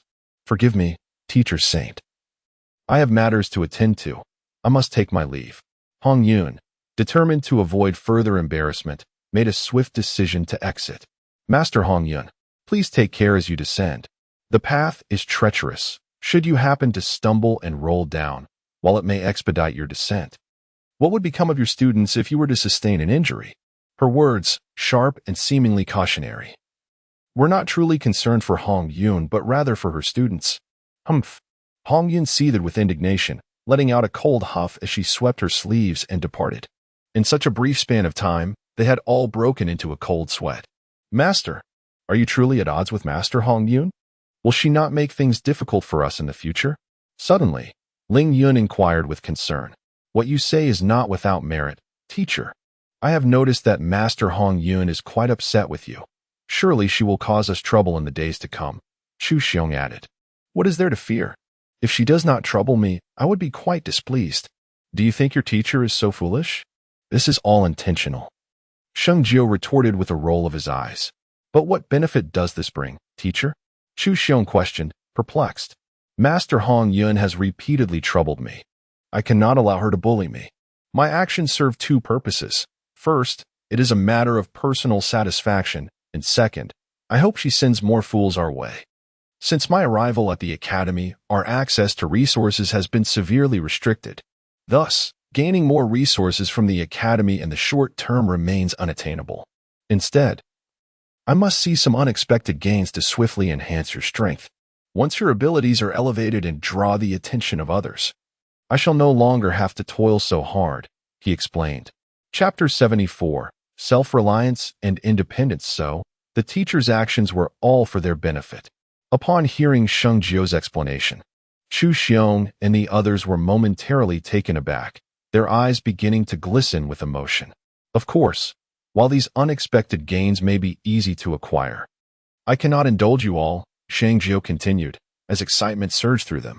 Teacher, what do you mean? Teacher, you are truly magnificent, they exclaimed, unable to contain their excitement. A teacher who thinks so deeply of their students is a rare find even within the esteemed St. Tian Academy, though you may not voice it. I am fully aware of your sentiments. Before I continue, allow me to set the stage for our academic journey together. As students under my tutelage, you must be prepared for diligent labor in exchange for your education. Each month, I shall provide you with a modest stipend, sufficient merely for your daily necessities. Upon hearing this, the expressions of my students widened in astonishment. What is this? They gasped. Yet, such is the decree of my guidance. I cast a sideways glance at them, fully aware that an environment can shape individuals, a truth I have comprehended from an early age. A nurturing atmosphere can easily lead to complacency and arrogance, which, if allowed to fester, will undoubtedly impede one's progress in cultivation. This stagnation is not a fate I wish to witness. Moreover, at the Sacred Sky Academy, resources are predominantly controlled by the instructors. While some of these resources are hoarded by certain teachers, a portion is often illicitly diverted to those students who exhibit extraordinary talent and rapid advancement. Although this practice is patently unjust, it remains an unspoken yet universally acknowledged rule within our institution, one that has never been openly challenged. This pernicious rule has detrimental effects, fostering laziness among many students. To some, it seems that whether one exerts effort or not, resources will eventually find their way to them. Thus, over time, even the most gifted may devolve into mediocrity. Teacher, the resources required for cultivation are immense. Without them, how can we progress? Wu Yue interjected. It is imperative to instill in them an understanding of the value of resources from the very beginning. For only then will they approach their training with the seriousness it demands. Furthermore, this approach will cultivate their psychological resilience. Wu Yue, as the first student under your esteemed mentor, and the senior to Chu Xiong and others, it is imperative that you lead by example. Reflect for a moment, having been accustomed to a life of ease, where everything from clothing to adornments has been provided by your family, what would become of you if, one day, you found yourself alone in the world without a single coin to your name? St. Jiuling spoke in a calm tone. Teacher, I understand now. I will certainly lead by example in the future, Shui Wu Yue replied with a blink, contemplating the dire consequences of such a scenario as described by St. Jiuling. Chapter 75. Chu Xiong is defeated. Once everything was arranged, St. Jiu retreated to her quarters. To prevent any interruptions from Ling Yun and the others, she instructed them not to disturb her. With matters settled, she decided to explore the medical texts within the Qianquan ring. As her thoughts flowed, she found herself within the confines of the Qianquan ring. Master, you have arrived. Over the past few days, the spirit of the Qianquan ring had grown familiar with St. Jiu. Yes, I've just finished my tasks and came here to rest for a while. By the way, have you found the medical texts I asked you to locate last time? St. Jiu inquired as she walked towards the thatched cottage. Tuanzi, what do you mean by that? Are you not going to the thatched cottage? St. Jiu suddenly turned her head. The round, fluffy bear spirit displayed an adorably clumsy demeanor, grinning widely as it replied, I just woke up, and I'm a bit hungry. I'm heading to the bamboo grove to grab a bite. Once I'm satisfied, I'll come over. St. Jiu's eyes widened in disbelief. You are not actually a panda. Why do you need to eat? The little one chuckled foolishly. I'm not quite sure about that. I'm feeling quite famished and can hardly hold on any longer, so I shall take my leave first. Without waiting for Sheng Jiu to respond, he swiftly darted away. Fortunately, he was quick on his feet. Otherwise, he would have been doomed this time. After rolling away a considerable distance, he finally turned back. And upon seeing that Sheng Jiu had not pursued him, he let out a sigh of relief and slowed his pace. Meanwhile, Sheng Jiu had already entered the thatched cottage. Often, when she entered the universe ring, she spent her time within this humble abode.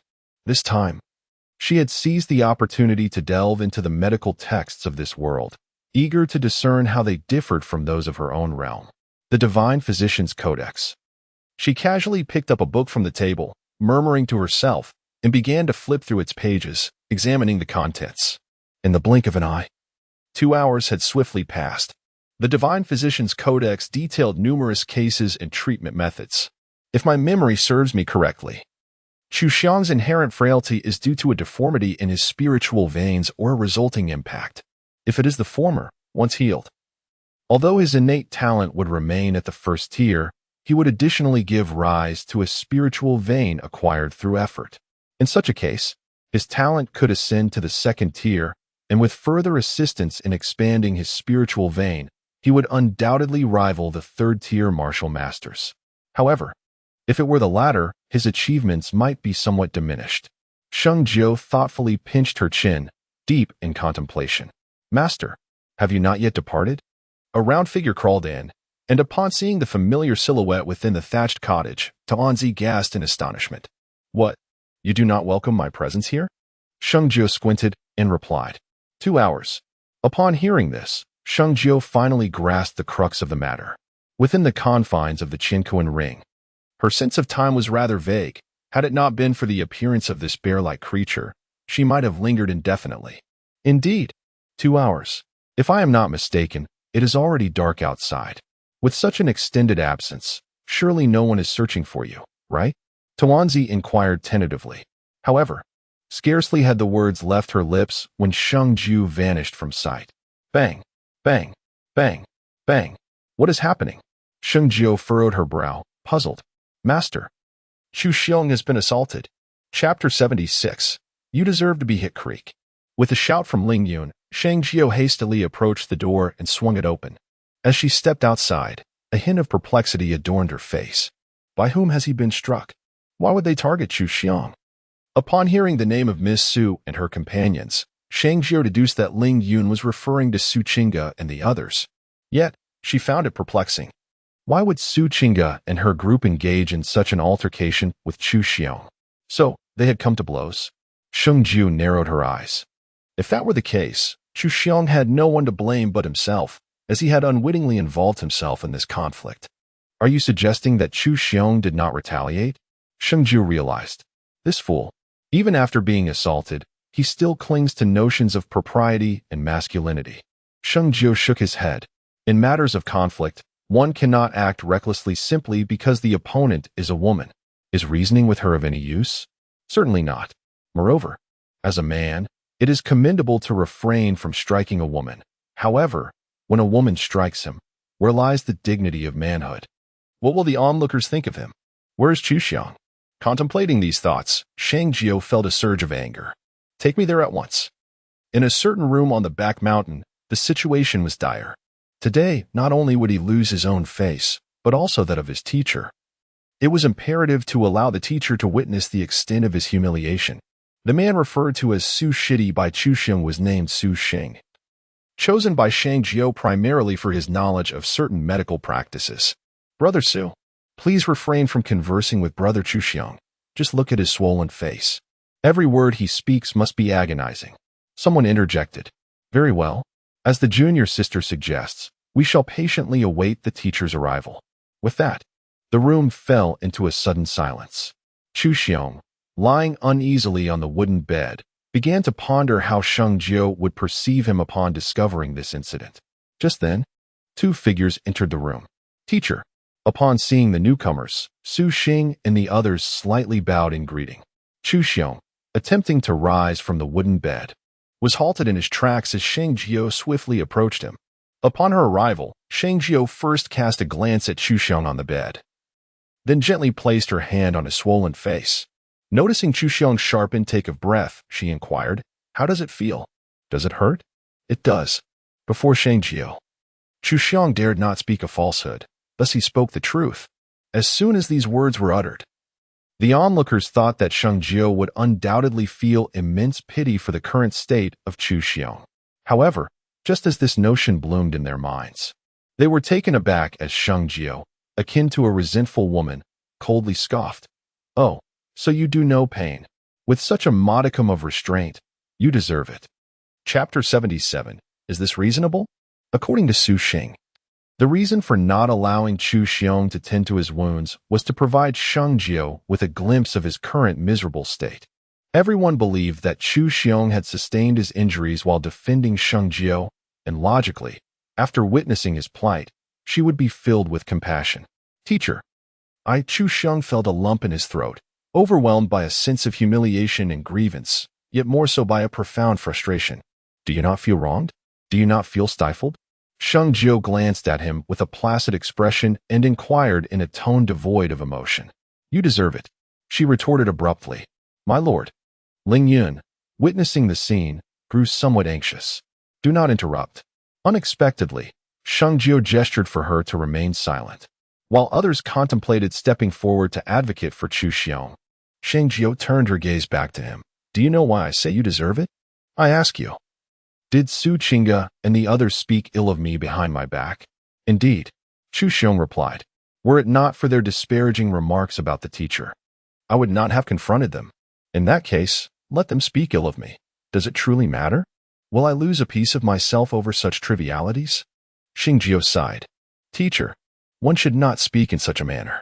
They disparage you behind your back, since we have encountered each other, if we do not confront them. What will they think of us, and what will they think of you? Chu Xiong, gathering his courage, spoke. Had he not stepped forward at that moment, they would undoubtedly have labeled him as ineffectual. Let me ask you again, are you living merely to appease them? Sheng Jiu lightly touched Chu Xiong's swollen cheek, urging him to regain clarity. No, since that is the case, there is no need to concern yourself with their words. Do you believe you alone possess wisdom and righteousness? As for Su Qingge, I am well aware of her character. When she speaks ill of me in your presence, it is deliberate. She dares not confront me directly. So she resorts to slandering me, intending to incite you to take a stand. And you, young man, foolishly step forward without hesitation. This is of little consequence. The crux is that you claimed not to strike a woman, Sheng Jiu remarked, speechless. Teacher, what of you? Right is right, wrong is wrong. Remember this well. If you lack the ability, do not embarrass yourselves in public. Let them say what they will, even if the heavens were to fall. It is of no concern to you. If you truly wish to stand up, then disregard the shame of gender and the hierarchy between men and women. Even if you cannot overpower your opponent, at the very least, ensure they bear some marks of defeat. Of course, this is merely a last resort. The best approach is to endure, treating these troubles as opportunities for growth. Cultivate your character, and when your strength has increased, confront such matters with a decisive slap. This is what it means to strike back. Sheng Jiu articulated each word with precision. Do not underestimate the words of your teacher. It matters not what actions you took in the past. What truly counts is your ability to rise above, even if you once resembled a mere chicken. When you demonstrate formidable strength, others will perceive you as someone who does not engage in petty disputes. Your actions now stem solely from having been provoked. This, my dear students, is what it means to reason with integrity. Chapter 78, The Art of Teaching Teacher. I was wrong. Sheng Jiu's lengthy discourse left Chu Xiong and the others utterly perplexed. Yet upon deeper reflection, every word he uttered resonated with profound wisdom. His boldness in standing forth may have seemed inconsequential, yet it ultimately resulted in the loss of face not only for himself, but also for Sheng Jiu, filling him with remorse. It is commendable to recognize one's mistakes, but I wish to see no such incidents in the future. Furthermore, as my students, you cannot consider it an end when faced with adversity. With that, Sheng Jiu's demeanor shifted to one of sternness. My lord, are you seeking vengeance against Miss Su and her companions? Ling Yun inquired cautiously. Not at all. The immediate priority is to enhance your abilities. According to my original plan, we were to hold a bonfire gathering tonight to allow you some respite. However, circumstances have changed. The bonfire will be cancelled, and we shall commence with the teachings at once. Teacher, there are not enough stools in my room. Should we not ask Su Xing and the others to bring a few over? Chu Xiong, in a state of urgency, fretted about attending class on the first day under such conditions, uncertain if he could absorb any knowledge. No need. Everyone can simply stand and listen. The lesson I shall impart today is not about cultivation, but rather about the art of healing. Before her transmigration, Sheng Jiu was already a master in the medical realm. Now, having traversed to this new world, she has fortuitously acquired the divine physician's canon, which has greatly expanded her medical expertise. Su Xing, you possess some knowledge of medicine. Please fetch some decongestant herbs. As she spoke, Sheng Jiu's gaze fell upon Su Xing, and she continued. The decongestant herbs are exceedingly rare, a type of wind-dispelling powder that lacks any classification. This powder is typically employed to alleviate symptoms such as swelling and blood stagnation. However, due to its unclassified nature, its efficacy is rather poor. For instance, the swelling on Chu Xiong's face will take 2 to 3 days to diminish. I shall not elaborate further on the effects of this wind-dispelling powder. You are all more knowledgeable than I in this regard. What I wish to convey is this. On one hand, you must not disclose what I am about to share. On the other, should any of you sustain injuries during the treatment, it is imperative that no outsiders be permitted to witness it. Do you understand? Before commencing, Sheng Jiu made her declaration. Then let us begin. Nodding slightly, Sheng Jiu opened the wind-dispelling powder and poured it into her hand. It was a white powder. During application, one must first apply the powder to the swollen area, then moisten one's hands with water before using the damp palm to dissolve the powder. One application suffices. However, after pouring the wind-dispelling powder into her hand, Sheng Jiu did not apply it to Chu Xiong's face, but instead extended her hand, displaying it before everyone. Chu Xiong and the others looked on in a daze, perplexed by Sheng Jiu's actions. However, Sheng Jiu paid no heed to their thoughts and continued. This step is achievable by anyone. The crux lies in the subsequent step, which is the essence of the matter. Teacher, are you planning to mix Han water with the wind-dispelling powder and then apply it to Brother Chu's wound? Chapter 79. The crucial point. Su Xing was the only one among the 10 who was particularly enamored with the art of medicine. Although his knowledge was limited, he relished contemplating the subject. At this juncture, the only thought that crossed his mind was rather simple.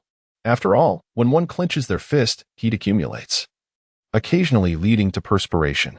He posed this question, a glimmer of hope illuminating his features. Yet, as soon as his voice fell, Sheng Jiu doused his enthusiasm with a bucket of cold water, stating, "No, mixing Han water with the wind-dispelling powder will merely introduce impurities, thereby diminishing the efficacy of the remedy and potentially causing new complications." Teacher, then what is the purpose of this approach? Shui Wuyue interjected. The objective is quite straightforward. Each of us is a martial artist, and as such, we inherently possess a natural spiritual vein, which serves as a prerequisite for our status as martial artists. It is well known that as we continue our cultivation, we can harness the vital energy within our spiritual veins to unleash a series of attacks and defenses. However, what I wish to convey today is that beyond these capabilities, if we were to blend our innate vital energy with medicinal substances for treatment, the effectiveness could be enhanced by at least threefold, Sheng Jiuling elucidated. All this knowledge was gleaned from the Divine Physician's Codex. Teacher, I still find it somewhat unclear. Vital energy is akin to air. How can we amalgamate it with the wind-dispelling powder? As Sheng Jiuling articulated the methods involved, Su Xing's mind began to whirl with rapid thoughts. Compared to the path of martial mastery, Su Xing was far more enamored with the art of medicine. What Sheng Jiuling spoke of was something he had neither seen nor even heard of before. This, however, was quite straightforward. You merely needed to gather your own vital energy into the palm of your hand, and then wait for a moment.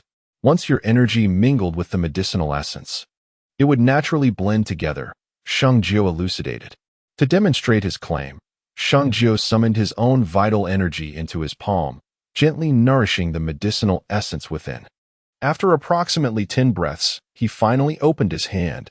I have already amalgamated this essence with my energy. Now, I shall apply it to Chu Xiong's wound. With that, Sheng Jiuling delicately spread the medicinal essence upon Chu Xiong's injury. Simultaneously, he inquired, Chu Xiong, as I attend to your wound, do you perceive any difference compared to usual? Upon hearing this, Su Xing and the others swiftly turned their gazes towards Chu Xiong. The following day, at the break of dawn, Su Xing and the others rose early, instinctively making their way to Chu Xiong's room. Due to his injuries, Chu Xiong had gone to bed quite late the previous night, and when they arrived, he was still lost in slumber. Sister Shui Wuyue, I never anticipated that the teacher's method would truly be effective. As they approached the wooden bed, the group couldn't help but pause momentarily. In just one night, the swelling on Chu Xiong's face had remarkably diminished. Although faint bruises still lingered, they were hardly noticeable. The swelling had receded, yet they were uncertain if it still hurt. Shui Wuyue blinked her eyes and then gently poked Chu Xiong's face with her finger. At first, she merely touched him cautiously, but upon witnessing that Chu Xiong showed no response, she prodded him a couple more times. Strangely, there was still no reaction from him. It seems he has fully recovered. Otherwise, why would Chu Shidi show no response at all? Shui Wuyue remarked in astonishment. However, the one most astonished at that moment was Su Xing. Well-versed in medical knowledge and pharmacology, he recognized that the effect had already reached that of a first-grade medicinal pill. The wind-dispelling pill. Yet, while one could purchase 10 bottles of the wind-dispelling potion for a single gold coin, the lowest grade of wind-dispelling pill would cost no less than 2,000 gold coins. It appears that joining our master was indeed a wise decision. They all felt a sense of relief. Perhaps to others, Sheng Jiuling was merely a troublemaker, a ticking time bomb. But in truth, she was a person of great substance. Indeed, as the hour grew late, they decided to awaken Chu Shidi for their morning exercises.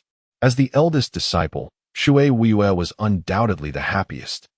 Her bond with Sheng Jiuling was already close, and joining Sheng Jiuling's tutelage had been a whim, but it now seemed she cherished Sheng Jiuling even more. Achoo! Suddenly, from a room in the back mountain, a loud sneeze echoed. Sheng Jiuling, who had been sleeping soundly, awoke with a start and sat up in confusion. Outside her window, the cheerful chirping of birds filled the air. She got out of bed and opened the window, inhaling the fresh air, only to inadvertently notice Shui Wuyue and the others had already commenced their morning practice. Alas, what a group of students who never cease to worry me. Although Sheng Jiuling was quite pleased with their performance, she furrowed her brow after observing their meditative postures. Not only is the posture incorrect, but the back is also bent, and the hand gestures are improper. If this continues, it will inevitably lead to blocked energy flow. Wuyue, your stance is improper. Straighten your back and place your hands above your knees. Chu Xiong, are you meditating or dozing off? And Ling Yun, your posture is also incorrect. Chinga, the atmosphere has been rather peculiar lately. Somewhere in the Holy Heaven Academy, Zhang Baihe and a few others huddled together. I have noticed it too, after I confronted Chu Xiong. A student of the Holy Nine Spirits, 3 days have passed without any sign of them seeking retribution. Not only has the Holy Nine Spirits not come to reason with us, but even after Chu Xiong and the others ascended the mountain, they have not come back down. Su Qingge furrowed her brow, sensing that something was amiss, undoubtedly indicating a scheme. Do you think they might be plotting something? Leng Qingming expressed her concerns. The news of the confrontation with Chu Xiong had already reached Hong Yun's ears, and they had gained considerable advantages from it. Apart from their daily training, they had been pondering how to deal with the Holy Nine Spirits. At the back mountain, among the group, Shui Wuyue possessed the highest talent and made the swiftest progress. In just 3 days, she had grasped many key elements of what she had been taught and had now met the preliminary requirements of the Holy Nine, qualifying her for cultivation. Chapter 81. Narrow paths of enmity. The Holy Nine instructed Shui Wuyue and the others to continue their training, after which one person descended from the mountain. Half an hour later, a magnificent building appeared before them, prompting the Holy Nine to quicken his pace. Stop. This cultivation hall is unlike any other place. It is situated within a courtyard, and the entrance to the cultivation hall has only this one passage. As a practical instructor at the academy, Sheng Jiuling had a thorough understanding of the regulations in place. According to the rules, only teachers were permitted to enter the martial arts hall. However, at this moment, she found herself halted by personnel outside the entrance. Do you have business here? Inquired a second-tier martial artist, clearly indicating the strictness of the hall's security. The martial arts hall was a sacred place. Students were forbidden to enter without permission. To gain entry, one needed to be accompanied by a teacher or possess a handwritten note from one. If the teacher was unavailable, one of the guards asserted sternly. Those in charge of the hall were different from others. Perhaps they did not recognize her and mistakenly identified her as a student. Teacher, you should not speak so recklessly here. Given your apparent age, you can hardly be a student at the academy, the guard continued. I have just turned 14 this year. Sheng Jiuling replied with a smile, acknowledging the misunderstanding as entirely reasonable. Dear student, the martial arts hall is a restricted area, and you must leave at once. Otherwise, we will be compelled to impose penalties as per the academy's regulations. I assure you, I am truly a teacher. Sheng Jiuling was at a loss for words, sensing that something was amiss. If you are indeed a teacher, why are you not dressed in the instructor's attire? One of them inquired. If that is the case, do you possess any documentation as a teacher? Another added. Preposterous. Are you suggesting that we are fabricating this? Several of them laughed, unable to contain their amusement. That is not my intention at all. Before coming here, I meticulously reviewed the academy's regulations, and there is indeed no such stipulation, Sheng Jiuling explained. This is the rule we have established. Since you lack both the mentor's attire and the mentor's credentials, you are not permitted to enter. One of the men remarked with a chuckle. At that moment, 3 figures suddenly appeared behind Sheng Jiuling, dressed in ordinary clothing, and approached with measured steps. As they passed by Sheng Jiuling, one of them halted, casting a glance at him before saying with a smile, Teacher Sheng, have you come to the martial arts library to read? Why haven't you gone inside yet? Damn it! Sheng Jiuling cursed inwardly upon recognizing Chen Bei and his companions. I believe Teacher Chen has merely come to take a look and it does not intend to visit the martial arts library. Indeed, a person of Teacher Sheng's caliber would hardly be interested in the techniques of the library. The remaining 2 chimed in, their words laced with sarcasm. Chen Bei seemed particularly amused by the scene, and once the others fell silent, he added with a grin, Teacher Sheng, surely you are not unable to enter the martial arts library? She certainly cannot enter the martial arts library, came the response, as if they had rehearsed it beforehand. Oh, and why is that? Chen Bei and his companions feigned ignorance. Their curiosity piqued. We suspect she has issues, the leading figure continued. I see, her problems are indeed significant. You all must be vigilant, for if the martial arts library encounters difficulties, none of us can bear the consequences, Chen Bei replied with a smile. Their banter flowed seamlessly, as though they had orchestrated it together. Teacher Chen remarked that my issues are indeed significant, thus it is imperative for everyone to exercise diligence, particularly concerning my individual treatment. Now that the problem has been identified, Sheng Jiuling need not be overly courteous. What do you mean by that? The guard who spoke furrowed his brow. Very well. Since you have articulated your thoughts so clearly, I shall refrain from further elaboration. Without the attire or documentation of a mentor, you shall not set foot within the gates of the martial arts pavilion. Provoked by Sheng Jiuling, the individual declared resolutely, his words devoid of any pretense of gentility. This promises to be quite the spectacle. Sheng Jiuling, with such inflated self-regard and disdain for others, dares to offend even the personnel of the martial arts pavilion. It seems likely that even if she were to acquire the necessary credentials in the future, the pavilion's members would not make it easy for her. Witnessing this scene, Chun Bei and his companions felt a surge of delight. With your assurance, I am at ease. Today, I shall not enter the pavilion, and not only today, but in the future as well. However, do remember, it is only proper to reciprocate. Today, in the name of Sheng Jiuling, I advise you not to seek my assistance in the future. With that, Sheng Jiuling turned and departed with an air of grace. As if I would ever seek your help. What a joke. At the rear mountain, Shui Wuyue exclaimed in anger, Nonsense. The academy has never had such a rule. As long as you are a teacher of the academy, you are permitted to enter the martial arts pavilion. Indeed, the rules of the academy are well known to all masters. However, what can one do? The local authority is no match for the current overseers. They are merely the guardians of the martial arts hall, and they can act as they please. I, too, feel quite helpless. I am not their equal in combat.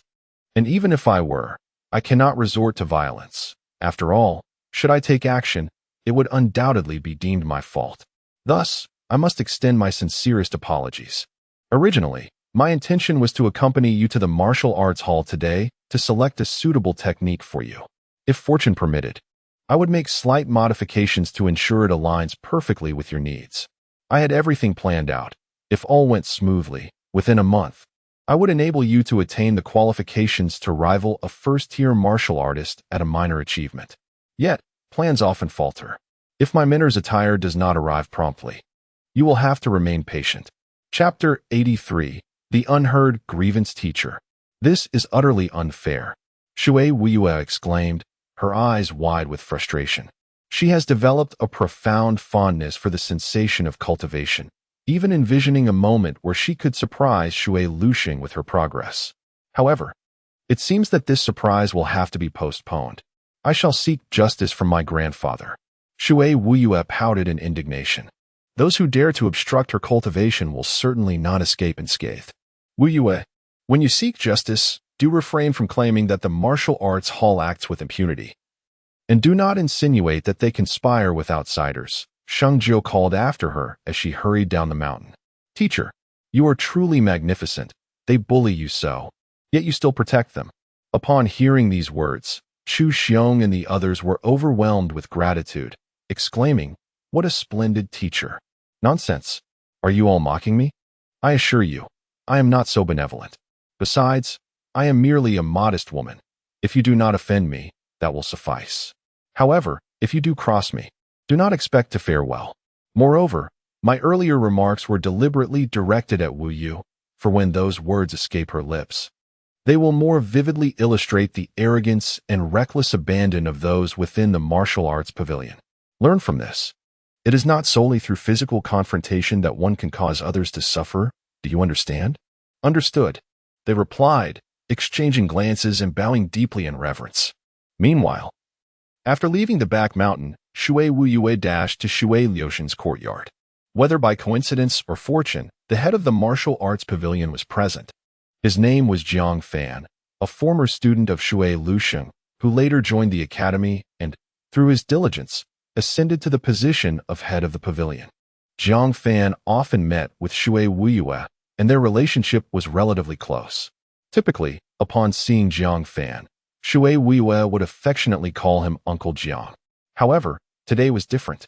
Upon entering and seeing Jiang Fan, her countenance darkened, revealing her evident displeasure at his presence. At that moment, Shui Lusheng also sensed the unease. Just as he was about to inquire, Shui Wuyue rushed towards him, throwing herself into his embrace, followed by a cascade of tears streaming down her cheeks. Wuyue, tell Grandpa, did you suffer any grievances at Jiuling? Shui Liusheng's heart tightened with concern. No, the teacher has been quite kind to me. Shui Wuyue looked up at Shui Lusheng, her eyes brimming with tears. Since there is none, why do you cry? Are you missing your grandfather? Shui Lusheng remarked, yet even if you do miss him, there is no need to feel so aggrieved. My dear child, if your plans have been disrupted, simply revise them accordingly. Shui Liuxing's heart nearly melted at the sight. However, beside them, Jiang Fan remained somewhat apprehensive, for in Shui Wuyue's gaze, there was a clear hint of reproach directed at him. Chapter 84. The Angry Curator. But does that not imply that someone wishes to surprise you? Originally, they had followed the teacher's guidance to make arrangements. Who could have anticipated such an abrupt upheaval? Shui Wuyue continued to sob. My dear child, your intentions are commendable. As long as your grandfather sees you happy, he too will be content. Witnessing your distress, however, pains his heart. Shui Liuxing gently patted Shui Wuyue's head, feeling as if she had grown significantly in just a few days. Yet, she remains unhappy.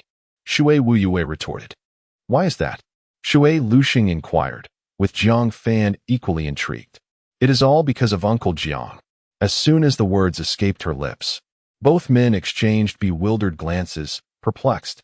They had only just met today, and yet the blame was swiftly cast upon Jiang Fan. This was indeed peculiar. Wuyue, that is most disrespectful. Your Uncle Jiang has treated you with great kindness, Shui Liuxing interjected, his expression tinged with embarrassment. If he truly cared for me, how could his associates possibly make things difficult for my teacher? According to the teacher's plan, we were to visit the technique hall today to select suitable practices. Yet the personnel there demanded some form of mentor documentation, stating that without such credentials or mentor attire, entry to the hall was prohibited. Shui Wuyue spoke with a tone of grievance. After finishing, before Shui Liuxing and Jiang Fan could respond, Shui Wuyue continued, according to the teacher's plan. Even if I could not ascend to the first-grade realm within a month, I should at least possess the qualifications to rival a first-grade martial artist. I had made all the necessary arrangements and worked diligently to present a grand surprise to my grandfather, yet now that surprise has vanished. At this, Shui Liuxing and Jiang Fan were taken aback simultaneously.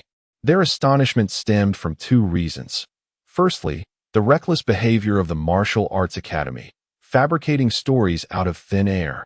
Secondly, the arduous nature of cultivating the path of the sage. Even though the newly enrolled students at the academy were all at the threshold of the first-grade realm, expecting them to attain the qualifications to rival a first-grade martial artist within a month was a feat beyond even the esteemed Master Hanyun. Wuyue understood that you might not believe these words, but the teacher is indeed remarkable. Just 3 days ago, Junior brother Chu was beaten to the point that his face resembled a pig's head, yet the teacher merely employed a method called qi dispersal, which allowed junior brother Chu to return to his original state overnight. Qi dispersal. Unlike Jiang Fan, Shui Liuxing was taken aback once more. He had already received reports about this incident, and at the time, he believed that Saint Jiu had used a high-grade medicine, which was why Chu Xiong had recovered so swiftly. Indeed, the teacher has already informed us of the method for using qi dispersal. Shui Wuyue nodded in affirmation. Wuyue, pray tell your grandfather what the method that Jiuling shared with you entails, Shui Liuxing said, revealing a glimmer of anticipation. This child. Shui Liu felt a sense of urgency, fully aware of Shui Wuyue's steadfast silence regarding matters related to Sheng Jiu. Realizing that further inquiries would yield no fruitful results, he chose to refrain from pressing the issue. Teacher, this matter reflects my shortcomings in supervision. Since the personnel from the Martial Arts Academy have acted so recklessly, I shall ensure they face severe consequences and provide you with a satisfactory explanation. Chapter 85. Seeking Forgiveness, Jiang Fan. The director of the Martial Arts Academy at the Holy Sky Academy was exceedingly cautious, while others might consider such remarks as mere slander against the academy. The speaker in this instance was Shui Wuyue. At merely 13 years of age, she was a child of forthrightness, devoid of guile or deceit. Teacher, these are all the herbs for concocting the wind-dispelling powder. I never anticipated there would be so many in the mountains. In a certain part of the mountains, Su Xing gazed at the vast array of herbs before him, excitement evident in his voice. It seems your foundational skills are quite commendable. Make a note of this location. We shall undoubtedly find use for these herbs in the future. Sheng Jiu nodded in agreement. Teacher, earlier, you instructed us not to disclose that method. Do you have a plan? Su Xing inquired, a spark of realization lighting up his eyes. Teacher, are you suggesting we intend to sell the method? Su Xing's eyes gleamed with understanding. Sheng Jiu's approach was markedly different from that of the other instructors. While the latter would exert every effort to secure resources from the academy, Sheng Jiu sought creative avenues to procure them independently. The reason she brought Su Xing into the mountains this time was primarily due to his considerable knowledge of medicine. Therefore, Sheng Jiu intended to impart to him a unique medical skill, first training him to become a physician, and then, when the opportunity arises, further cultivating him into an alchemist. Naturally, the arduous task of foraging for medicinal herbs would ultimately fall upon Su Xing's shoulders. If this is the case, will the efficacy of the wind-dispelling powder diminish after employing the teacher's method? Su Xing inquired. Using conventional porcelain vials would certainly be ineffective. However, if we switch to jade vials, the medicinal properties can be preserved for at least a year, Sheng Jiu replied. These items are recorded in the Divine Physician's Codex. Sheng Jiu merely brings them forth for practical application, without the need to overexert his mind on any particular issues. What about the pricing for the wind-dispelling powder? Such a potent remedy must come at a steep cost, making it inaccessible to the average person. 100 gold coins per vial.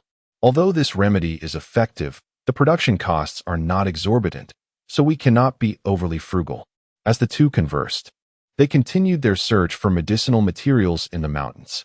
In the rear mountain, where Sheng Jiu conducted his teachings, all those responsible for guarding the martial arts pavilion had gathered.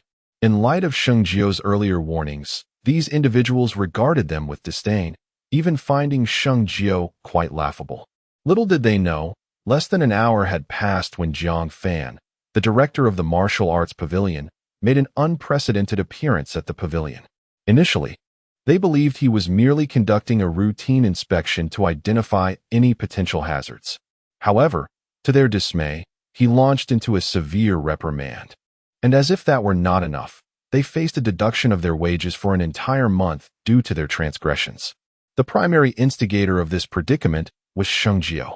Despite their inner resentment, they had no choice but to come here to offer their apologies. Upon arriving, they finally comprehended the reason behind Sheng Jiu's remarks. Shui Wuyue, the granddaughter of Shui Luxing, was, in fact, the senior disciple of Sheng Jiu. Ironically, when they mocked Sheng Jiu, they were completely oblivious to this fact.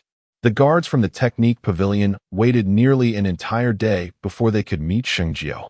Master Sheng. Upon finally encountering her, a wave of relief washed over them, and they hurried forward. Yet, Sheng Jiu did not even glance in their direction. Instead addressing Shui Wuyue, having been out for a day, both Su Xing and I are rather famished. Has dinner been prepared? While Sheng Jiu and her companion were managing well enough, the visitors from the Technique Pavilion could not help but lick their lips at the mention of food, their hunger becoming unbearable. Su Xing, let us not concern ourselves with other matters. Dining takes precedence. With that, Sheng Jiu disregarded the individuals from the Technique Pavilion and proceeded to wash her hands for dinner. Senior brother, what shall we do? One of the Technique Pavilion members inquired. Master Sheng.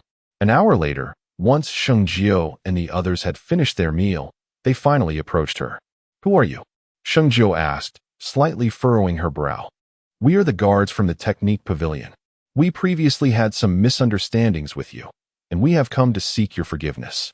One individual politely remarked that the previous arrogance displayed in the martial arts academy was nowhere to be found now.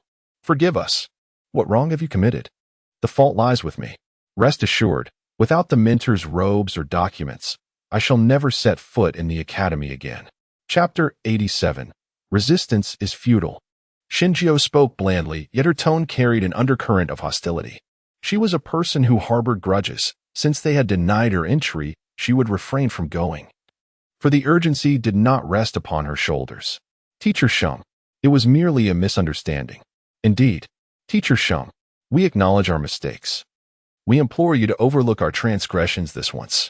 Prior to their arrival, Director Jiang Fan had issued a stern edict. Should they fail to gain Sheng Jiu's forgiveness, they would no longer need to report to the Martial Arts Academy. A misunderstanding. When Teacher Chun was present, you did not express such sentiments. Sheng Jiu stated calmly as she sat upon a stone bench. Teacher Sheng, We were wrong. It was Chun Bei who incited us, and we never anticipated his treachery. Moreover, as long as they remained within the jurisdiction of the academy, they vowed to take special care of her students. After asserting this, the man added, to rectify this error, we are willing to invest significantly. There is no need for embarrassment. We were at fault from the outset, the man reiterated. At this moment, mentioning Chun Bei seemed to provoke him further, as he declared, Chun Bei has framed the academy as teachers. There is no need for teacher Sheng to elaborate. We shall seek retribution. I find solace in this matter. However, I believe it is not solely the fault of teacher Chun.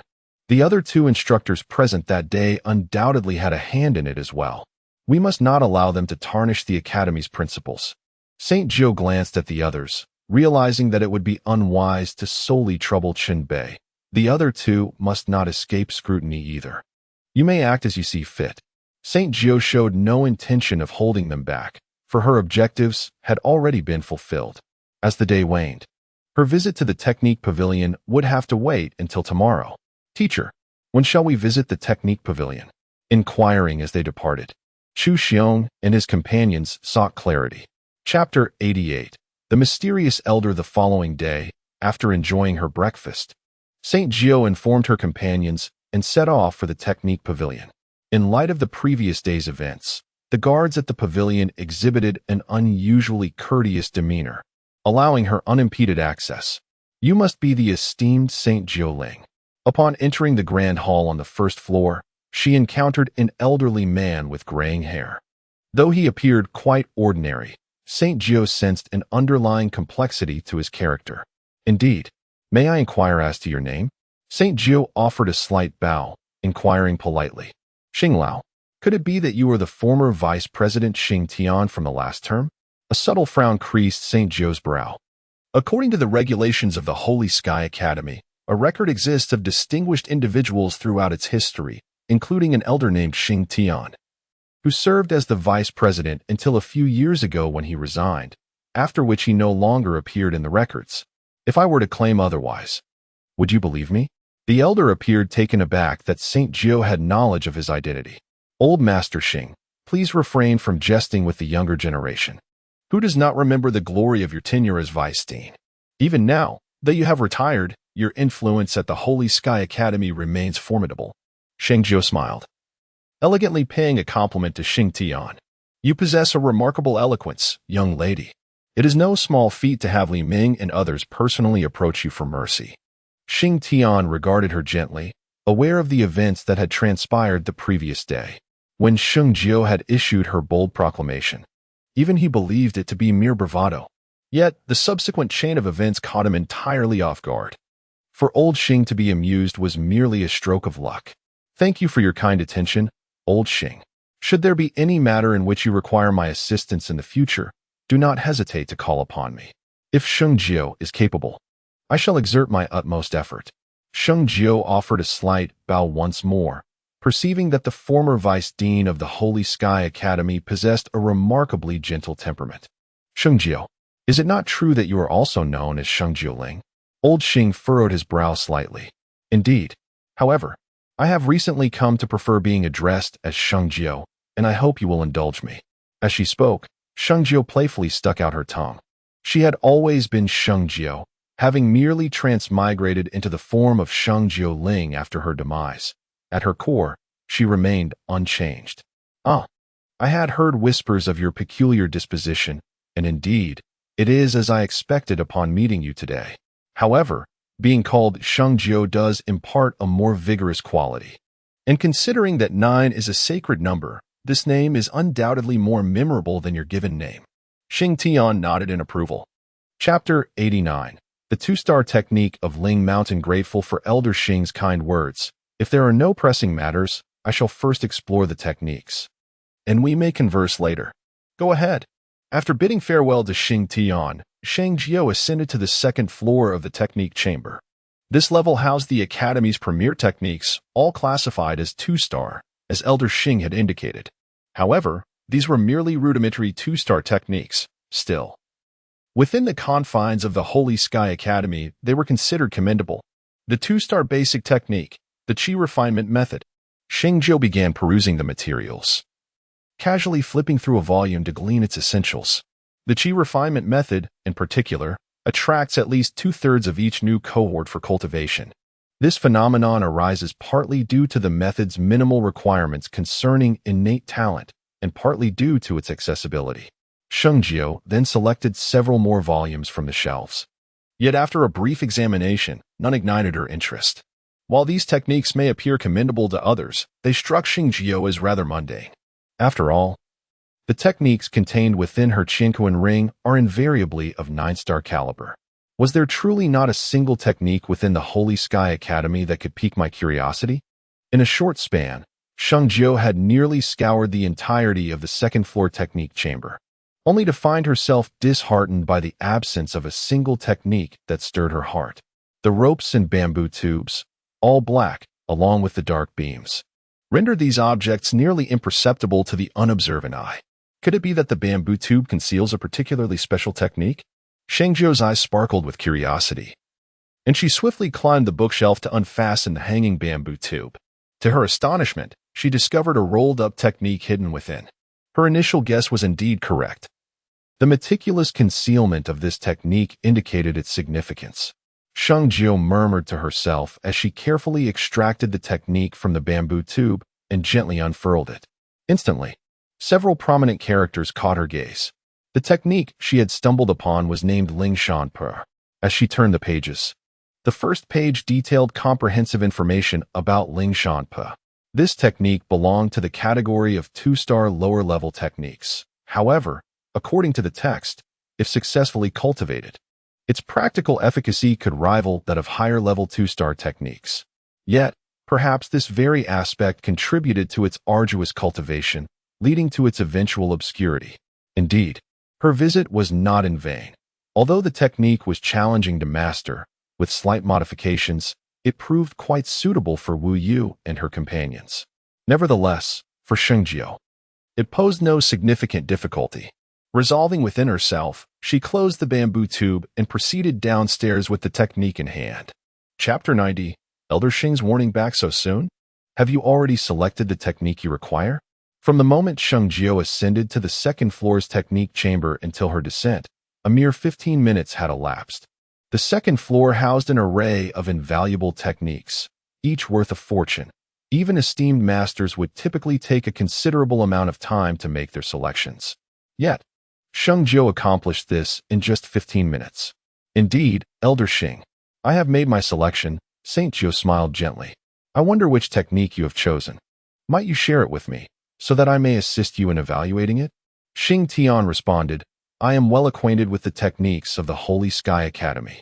I know their locations on the shelves and their contents by heart. It is this one, Saint Jiuling declared, extending the technique towards Xing Tian. A wave of alarm washed over Xing Tian had he not inquired with such caution. It could have led to the ruin of Saint Jiuling and the others by virtue of this technique. The mere thought of it left him feeling utterly embarrassed to remain at the Holy Sky Academy. Thank you for your reminder, Elder Sheng, but I have perused this technique and found it not as formidable as you suggest, Saint Jiuling replied with a faint smile. Saint Jiuling, do you believe I am deceiving you? Xing Tian's voice bore a hint of urgency and even ire. Please, forgive my boldness, Elder Sheng. Allow me to finish my explanation. Saint Jiuling urged, gesturing towards a specific point. If that is the case, then it is entirely reasonable for one's spiritual veins to be severely damaged or even depleted. Unexpectedly, Saint Jiuling interjected. What do you mean by that? Xing Tian felt a sting of derision from Saint Jiu's words. It was no surprise, given that he was a figure of great repute within the Holy Sky Academy, possessing an understanding and insight into techniques that far surpassed that of ordinary individuals. Elder Sheng, I speak candidly, and perhaps my words may not be to your liking or may be perceived as disrespectful. Therefore, I humbly request your patience as I complete my thoughts. Should you still deem my words incorrect, I am willing to accept any consequences you see fit, without a trace of grievance, Saint Jiuling implored earnestly. The identity of Xing Tian transcends even the ethereal realm of the waterless month. To cultivate a harmonious relationship with him is undoubtedly advantageous for Sheng Jiuling, offering no detriment whatsoever.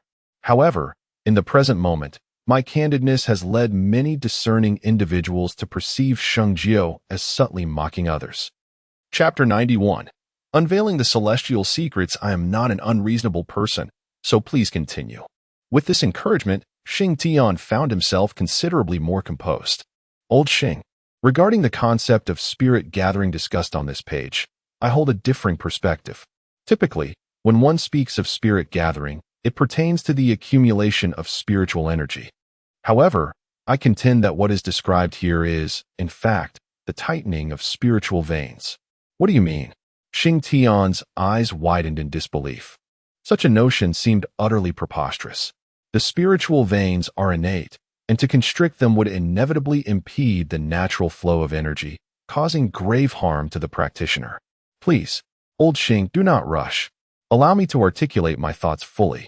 Noticing the growing impatience of his counterpart, Sheng Jiu first offered reassurance before continuing. Spiritual veins are indeed a fundamental truth, and I need not elaborate further. However, have you considered that these innate spiritual veins may be merely the primordial ones? Perhaps our bodies also harbor acquired spiritual veins? Such nonsense. If that were the case, why has this knowledge not been passed down by our predecessors? Sheng Tian perceived Sheng Jiu as a madman, his tone as audacious as ever. It was fortunate for him that he was still youthful. Had he been an adult, he would surely have faced a severe reprimand from others. Very well. Let us set aside the previous topic and continue discussing the matter of consolidating the spiritual veins. If I have not misunderstood, it appears that Elder Sheng and the majority believe that consolidating the spiritual veins equates to obstructing one's path to cultivation. Am I correct in my understanding? Elder Sheng, I wish to inquire about the origin of these blue bricks used in construction. Subsequently, Sheng Jiu chose not to elaborate further, but instead posed a counter-question. At that moment, Elder Sheng raised his hand, saying, "Hold on a moment. Allow me to clarify my thoughts." Sheng Jiu remained silent, permitting him the space to ponder. During this interval, Elder Sheng's brow furrowed and relaxed intermittently, a state that persisted for a minute or two. Finally, he regarded Sheng Jiu with astonishment and began to articulate his understanding, asking whether it aligned with Sheng Jiu's perspective. Upon receiving a nod from Sheng Jiu, Elder Sheng proceeded to share his insights. As he concluded, he eagerly turned to Sheng Jiu, inquiring whether his previous assertions resonated with Sheng Jiu's thoughts. Quite similar. The essence is largely the same, Sheng Jiu affirmed, secretly admiring Elder Sheng's acumen.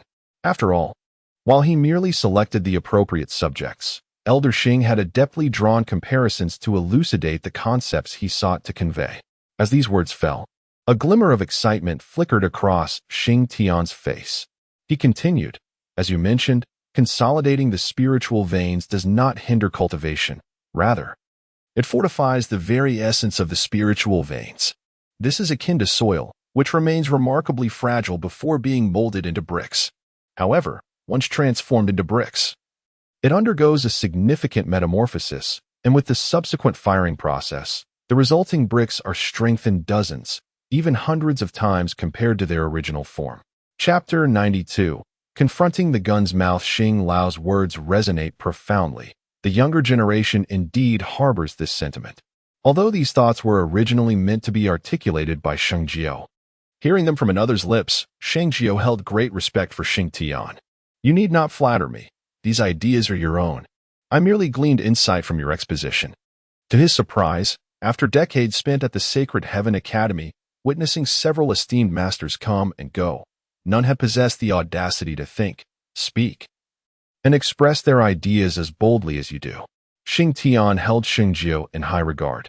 His own prowess had stagnated at the third-tier pinnacle for over 10 years. Despite his relentless efforts, he found himself unable to break through this barrier. Yet today, Sheng Jiu's words illuminated a new glimmer of hope. "Thank you, Xing Lao, for your generous praise. As Sheng Jiu is still youthful, such statements may not be taken seriously by others. Hence there is little fear in articulating them." Sheng Jiu smiled calmly, recognizing that these words were merely polite gestures. "There is no need for humility. Your insights surpass my own. I have a humble request." As he spoke, Sheng Tian rubbed his hands together, appearing somewhat embarrassed. "Elder Sheng, please go ahead." The elder responded. They asked me to come and retrieve the cultivation method he mentioned last time, but I am unsure. Just then, a figure abruptly entered the room. It was a middle-aged man clad in the uniform of the Holy Sky Academy, with the word steward embroidered on his chest. Before I strike you, get out and wait for me. The middle-aged man had yet to finish his sentence when he caught sight of Sheng Jiuling's extremely sullen expression. At this moment, a thunderous voice erupted from Sheng Jiuling's lips. The man, drenched in cold sweat, bowed slightly and hastily retreated. Damn it! How dare you disturb me at such a crucial moment? If I am rejected by Sheng Jiu, you can await your demise. A piercing gaze akin to daggers flashed through his mind, but soon, Sheng Jiuling's expression softened, and he turned to Sheng Jiu once more. Sheng Jiu, I apologize for my earlier indifference. I wonder if what I mentioned previously. Elder Sheng, there is no need to be anxious. We are all staff members of the Academy, and you have provided Sheng Jiu with conveniences that others do not have. I also mentioned that should you have any requests in the future, as long as I am able, I would naturally not refuse. Sheng Jiu smiled wryly. It was quite unexpected that the former vice president would wish to take him as a disciple. If this were to spread, his tranquility would be shattered. So, does that mean you agree?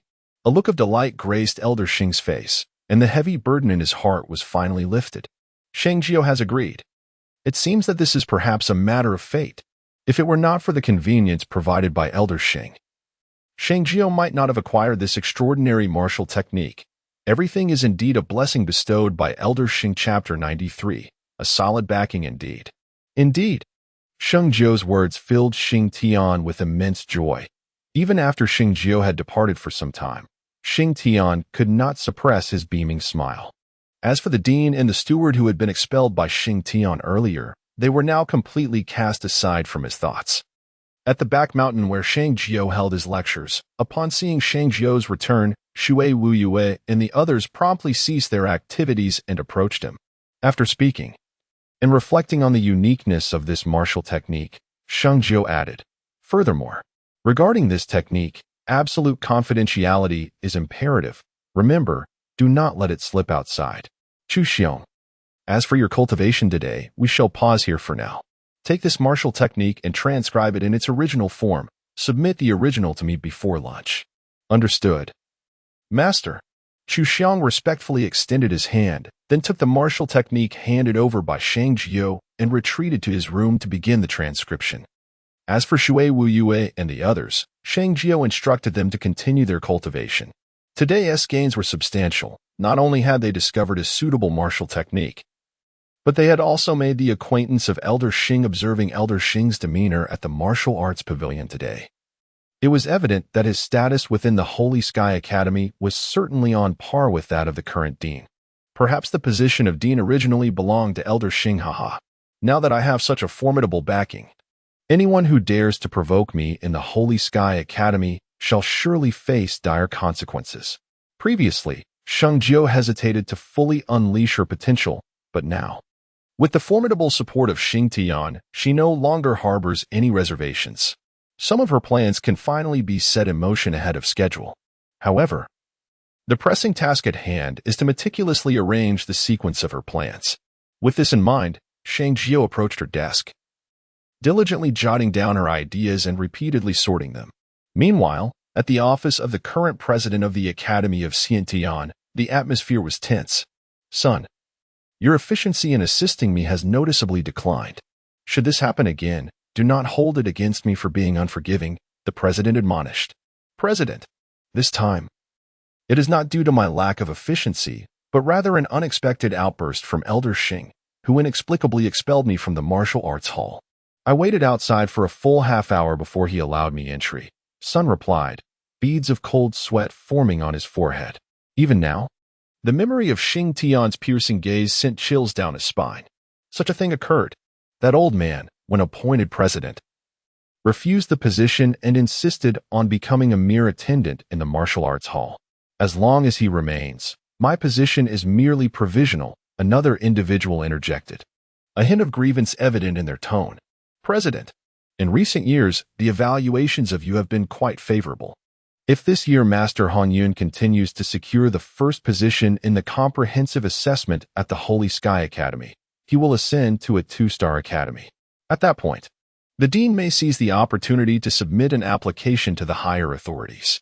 Once the decree from above is received, the dean's position will be firmly established, allowing him to no longer be apprehensive of the Elder Council.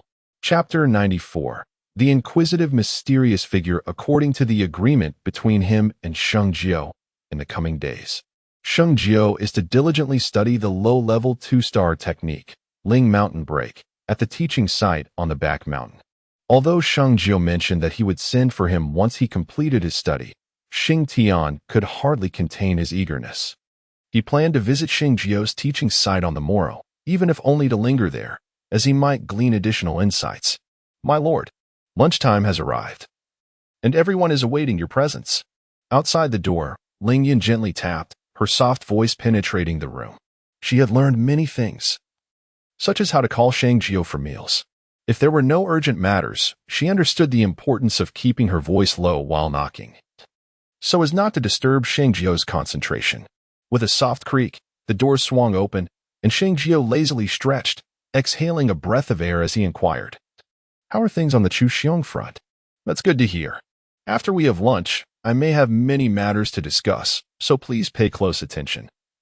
Sheng Jiuling nodded. The two then descended the stairs together. In the grand hall on the first floor, a few individuals from the Shui Wu Yue were seated around a table, eagerly awaiting the arrival of Sheng Jiuling. Upon seeing the arrival, they promptly rose to pay their respects, exclaiming, "Teacher, you have come." Sheng Jiuling, with a wave of his hand, reassured them, "There is no need for such formality in our home. Let us dispense with these rituals. After all, no one is observing." Although he felt a sense of warmth from their respect, he found such decorum unnecessary. However, just as he concluded his remark, Sheng Jiuling's keen eyes were drawn to the entrance, where he noticed an individual peering curiously into the hall from beneath a black cloak.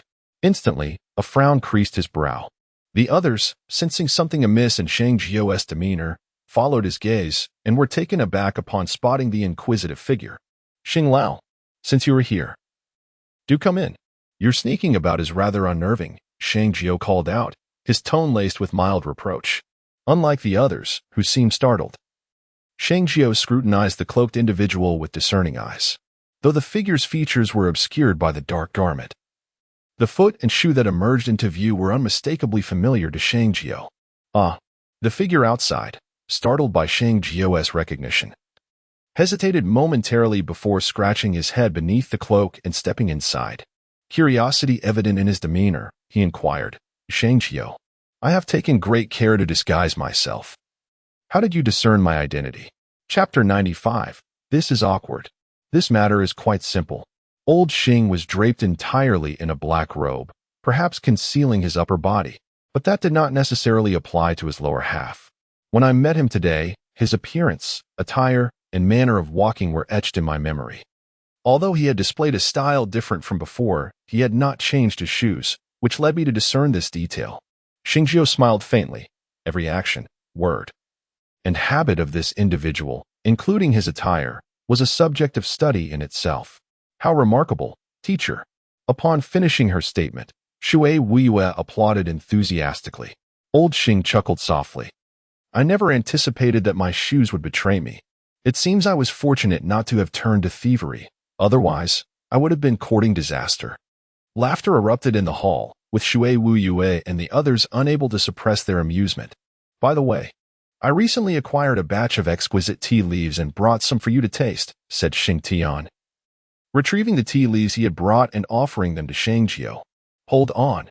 Unexpectedly, during this exchange, Shui Wu Yue blinked and raised her hand to call out, "Wu Yue, is something the matter?" Sheng Jiuling asked, momentarily taken aback.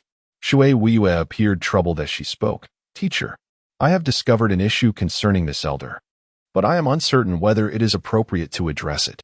"Regarding me?" Xing Tian inquired, puzzled. He rarely roamed the academy, and although Shui Wu Yue was the granddaughter of Shui Lu Xing, she should not remember him after more than a decade of absence. "Indeed, Wu Yue has something to convey," she affirmed. Saint Jiuling remained silent, directing his gaze towards Xing Tian, recognizing that as the guest of honor with a distinguished identity, it was only fitting for him to take the lead. The onlookers then witnessed Shui Wu taking a deep breath before speaking up. "Old sir, this tea you provided is not something recently acquired. It was, in fact, purchased today specifically to be gifted to the teacher." At that moment, a wave of embarrassment washed over Xing Tian. His face flushed. The others, including Chu Xiong and the rest, were momentarily taken aback, glancing at Xing Tian. "My grandfather once told me that tea intended as a gift is typically packaged by merchants and never unwrapped. This packaging clearly indicates it was prepared today." Shui Wu continued to elaborate. "Well, even if you are aware of this, there is no need to voice it." St. Jiu felt a tinge of awkwardness. He had anticipated that Shui Wu would say something else, but instead, she made a direct inference from her previous observations, inadvertently exposing Xing Tian's secret. Even through the black robe, St. Jiu could sense the extent of Xing Tian's discomfort. "Ah, this clever young lady has astutely deduced the truth. I never imagined she would unearth my secret so easily. Indeed, this tea was purchased today." His pride slightly wounded. It was rather humiliating to have his secret revealed by a junior. "Old sir, there's no need for you to feel embarrassed. Had it been anyone else, they would surely remain oblivious to this matter. I often accompany my grandfather, who frequently rambles on about such topics, which is how I came to remember it." With a dry chuckle, Xing Tian found himself unexpectedly amused by Shui Wu's candor. While others might not perceive the situation accurately, it was clear that she had discerned the truth without explicitly stating it. This matter is well understood by Xing Tian, so there is no need for further discussion. We are all discerning individuals who comprehend the course of action, whether spoken or unspoken. Chapter 96. My desire to invest after lunch. Sheng Jiu discerned that Xing Tian had no intention of departing, and he felt no inclination to dismiss him, allowing him to remain without interference. "Su Sheng, from now on, you shall be responsible for the matters concerning the gathering of medicinal herbs on the mountain. Among your fellow disciples, reserve Wu Yu, Ling Yun, and Chu Xiong for me. You may take as many of the others as you require." Today marked the second day of formal instruction, which, when combined with the preceding 3 days, totaled 5. During this span, Sheng Jiu imparted the fundamentals of qi refining while meticulously crafting a comprehensive plan. "Understood, teacher." Su Xing nodded. Given the intention to market medicinal products within the Sacred Heaven Academy, it is imperative to possess knowledge of these items to navigate the marketplace effectively. "Understood, teacher." Shui Wu also nodded in agreement. "Master, what about me?" Ling Yun inquired, her anticipation evident as others had already received their assignments. "You need not fret. There will be plenty of tasks ahead. For now, remain by my side as a versatile aide.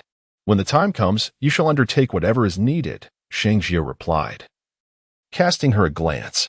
"Teacher, if we aim to sell our medicinal products within the Sacred Heaven Academy, this endeavor may prove somewhat challenging," Chu Xiong suddenly interjected. "Indeed. Brother Chu is correct. My grandfather once mentioned that the medicinal supplies within the academy are exclusively provided. Many of the herbs are sourced from the Wu royal family, and the academy's most formidable ally is none other than the dean. If we were to engage in the pharmaceutical trade, we would face opposition from both the Wu royal family and the dean." As Chu Xiong spoke, Shui Wu suddenly recalled this matter. The Wu royal family and the Holy royal family share a similar origin, both hailing from a first-star kingdom. However, the distinction lies in the fact that the Wu royal family represents the kingdom of Wu, while the Holy royal family is affiliated with Dongsheng Kingdom. The proximity of Wu and Dongsheng often leads to numerous conflicts between the two nations, resulting in a stark disparity in the relationship between the Holy royal family and the Wu royal family. St. Jiu was aware of this connection, but was oblivious to the extent of the dean's closeness with the Wu royal family. This revelation clarified why every time Dongsheng Kingdom sought to attack Wu, there would invariably be an external intervention. If this is the case, we find ourselves in a predicament. According to St. Jiu's plan, these matters were meant to be handled by his group. However, given the current circumstances, it seems we might end up with nothing to show for our efforts.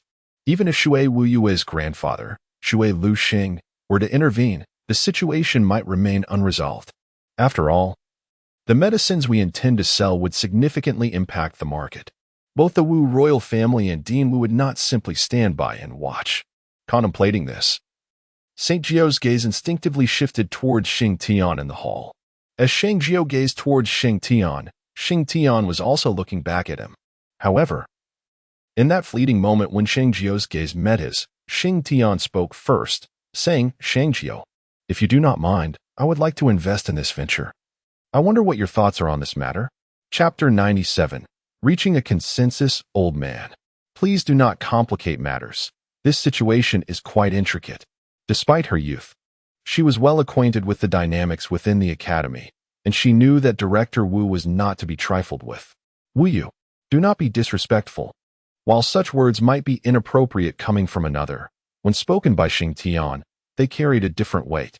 Moreover, even if Sheng Tian had not made this proposal, Sheng Jiu would have inevitably involved him.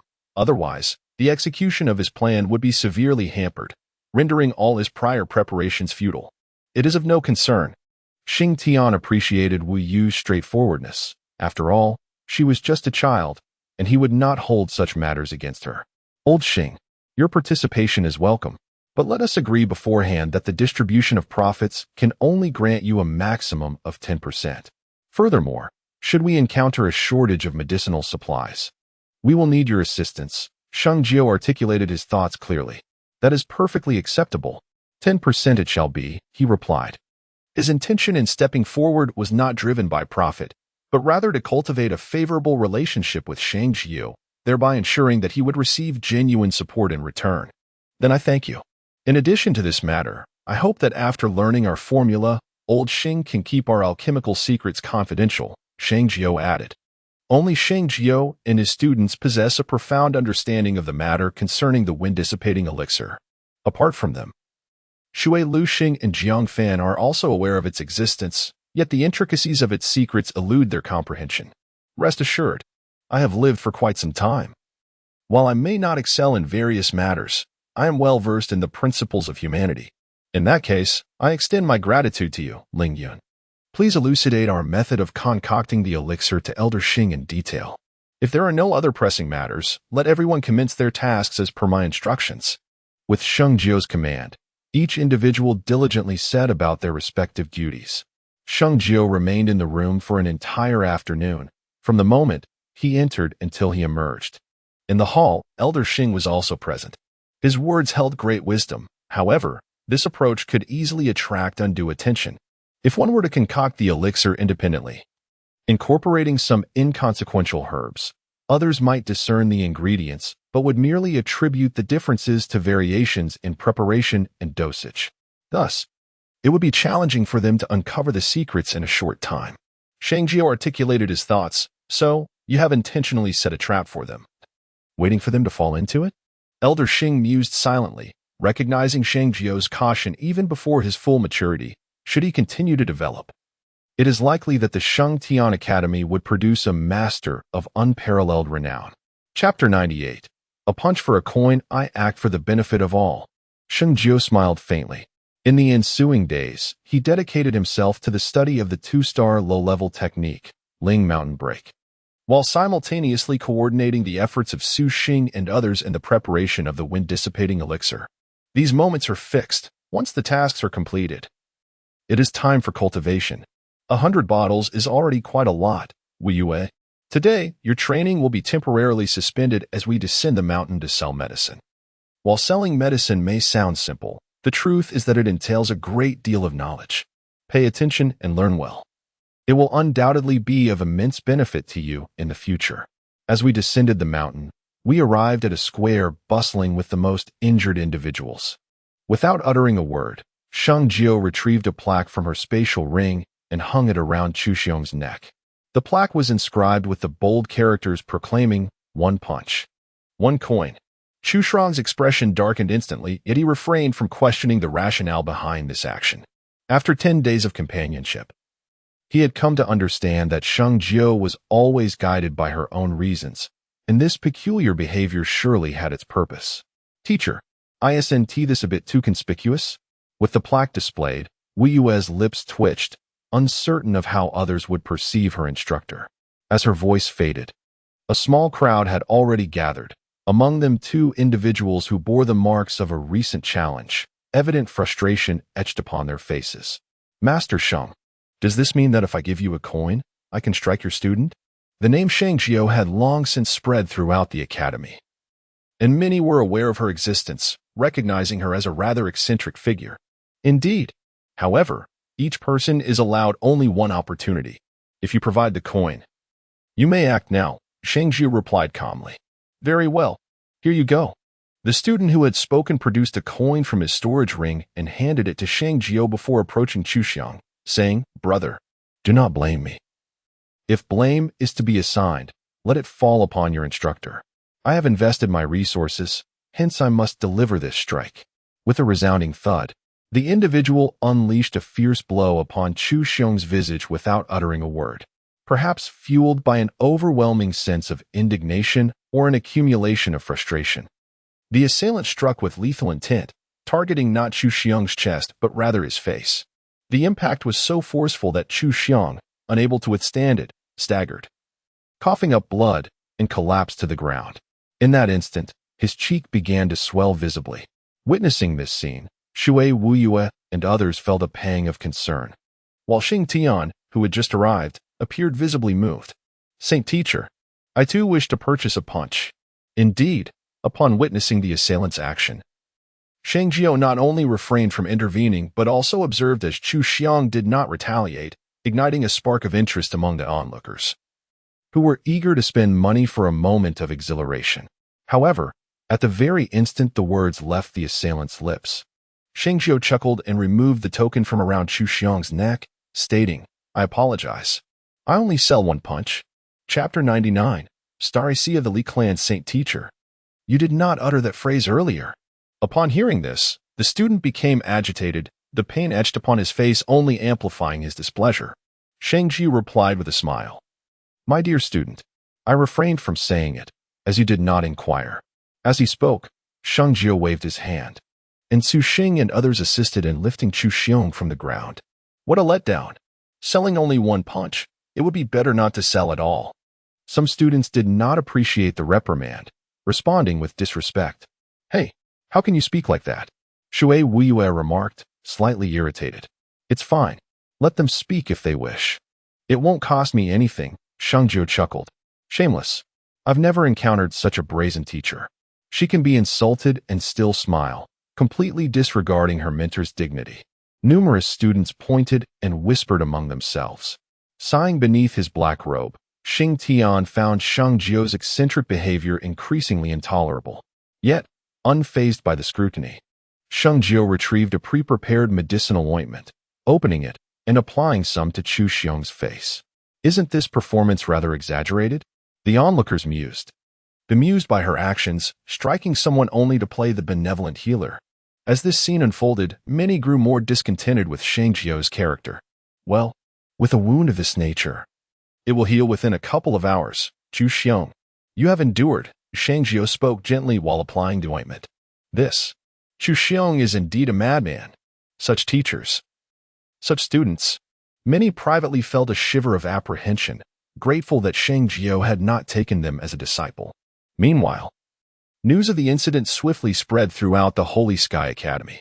Upon hearing of it, not only students flocked to witness the spectacle, but several faculty members also arrived to ascertain the truth of the matter. As events rapidly unfolded, an entire afternoon slipped by almost unnoticed. However, with the passage of time, the initial exuberance of the students who remained on the scene gradually morphed into astonishment. This was particularly true for the student who had delivered the punch, for he had struck with such force that Chu Xiang's face had swollen to the size of his fist. Unless treated with a potion of extraordinary caliber, such as a wind-dispelling elixir, it was unlikely that he would recover in less than 3 to 5 days. Yet, the improbable transpired right before their eyes. No moon, she exclaimed, fastening a sign around Chu Xiang's neck, signaling the commencement of the medicine sales. Originally, once the swelling on Chu Xiang's face had diminished by half, Sheng Jiu could have initiated the sales, but she chose to wait until this moment, intent on demonstrating tangible results. The promotion was conducted on-site, accompanied by real-time treatment, devoid of any falsehoods or underhanded dealings. It is the teacher. Mizuki spoke little, accepting the sign and draping it around Chu Xiong's neck. In an instant, many onlookers turned their attention toward the scene. Simultaneously, Su Xing began to call out, "Dear students, esteemed teachers, take a stroll, observe your surroundings. The new generation of wind-dispelling powder is here to alleviate swelling and treat bruises. Its quality rivals that of premium products. Yet it is priced as modestly as cabbage, merely 100 gold coins per vial. With a mere 100 gold coins, you cannot incur a loss. With 100 gold coins, you cannot be deceived. For just 100 gold coins, purchase peace of mind tenfold. For 100 gold coins, secure comfort tenfold. Take a stroll, observe your surroundings. And for those in need, please make your purchase promptly." Chapter 100. A Helping Hand. Teacher Sheng. "May I purchase that vial you hold?" As Su Xing began to call out, someone quickly fixed their gaze upon the bottle of medicine in Sheng Jiu's hand. "Classmate, this vial of wind-dispelling powder has already been used once, but if you genuinely wish to buy it, I shall not take advantage of you. You may have it for 90 gold coins." Sheng Jiu smiled faintly, signifying that their transaction had commenced. "Thank you." The individual retrieved 90 gold coins from their storage ring and handed them to Sheng Jiu. They took the vial of wind-dispelling powder and swiftly concealed it. Yet they did not depart. "Teacher Sheng, do the other vials of wind-dispelling powder possess the same remarkable effects?" Someone inquired, captivated by the extraordinary nature of the product and its astonishingly low price, which equated to merely 10 gold coins for a treatment. 10 gold coins for tranquility. 10 gold coins for comfort. Indeed, even students like them could afford such an expense. Nonetheless, despite these reassurances, most were still somewhat apprehensive. If it were someone else, they would undoubtedly exaggerate the merits of their product incessantly, but Sheng Jiu and the others remained composed. "I would like a vial." Ultimately, there are those who can no longer contain the stirrings of their hearts. They casually produce 100 gold coins to procure a bottle.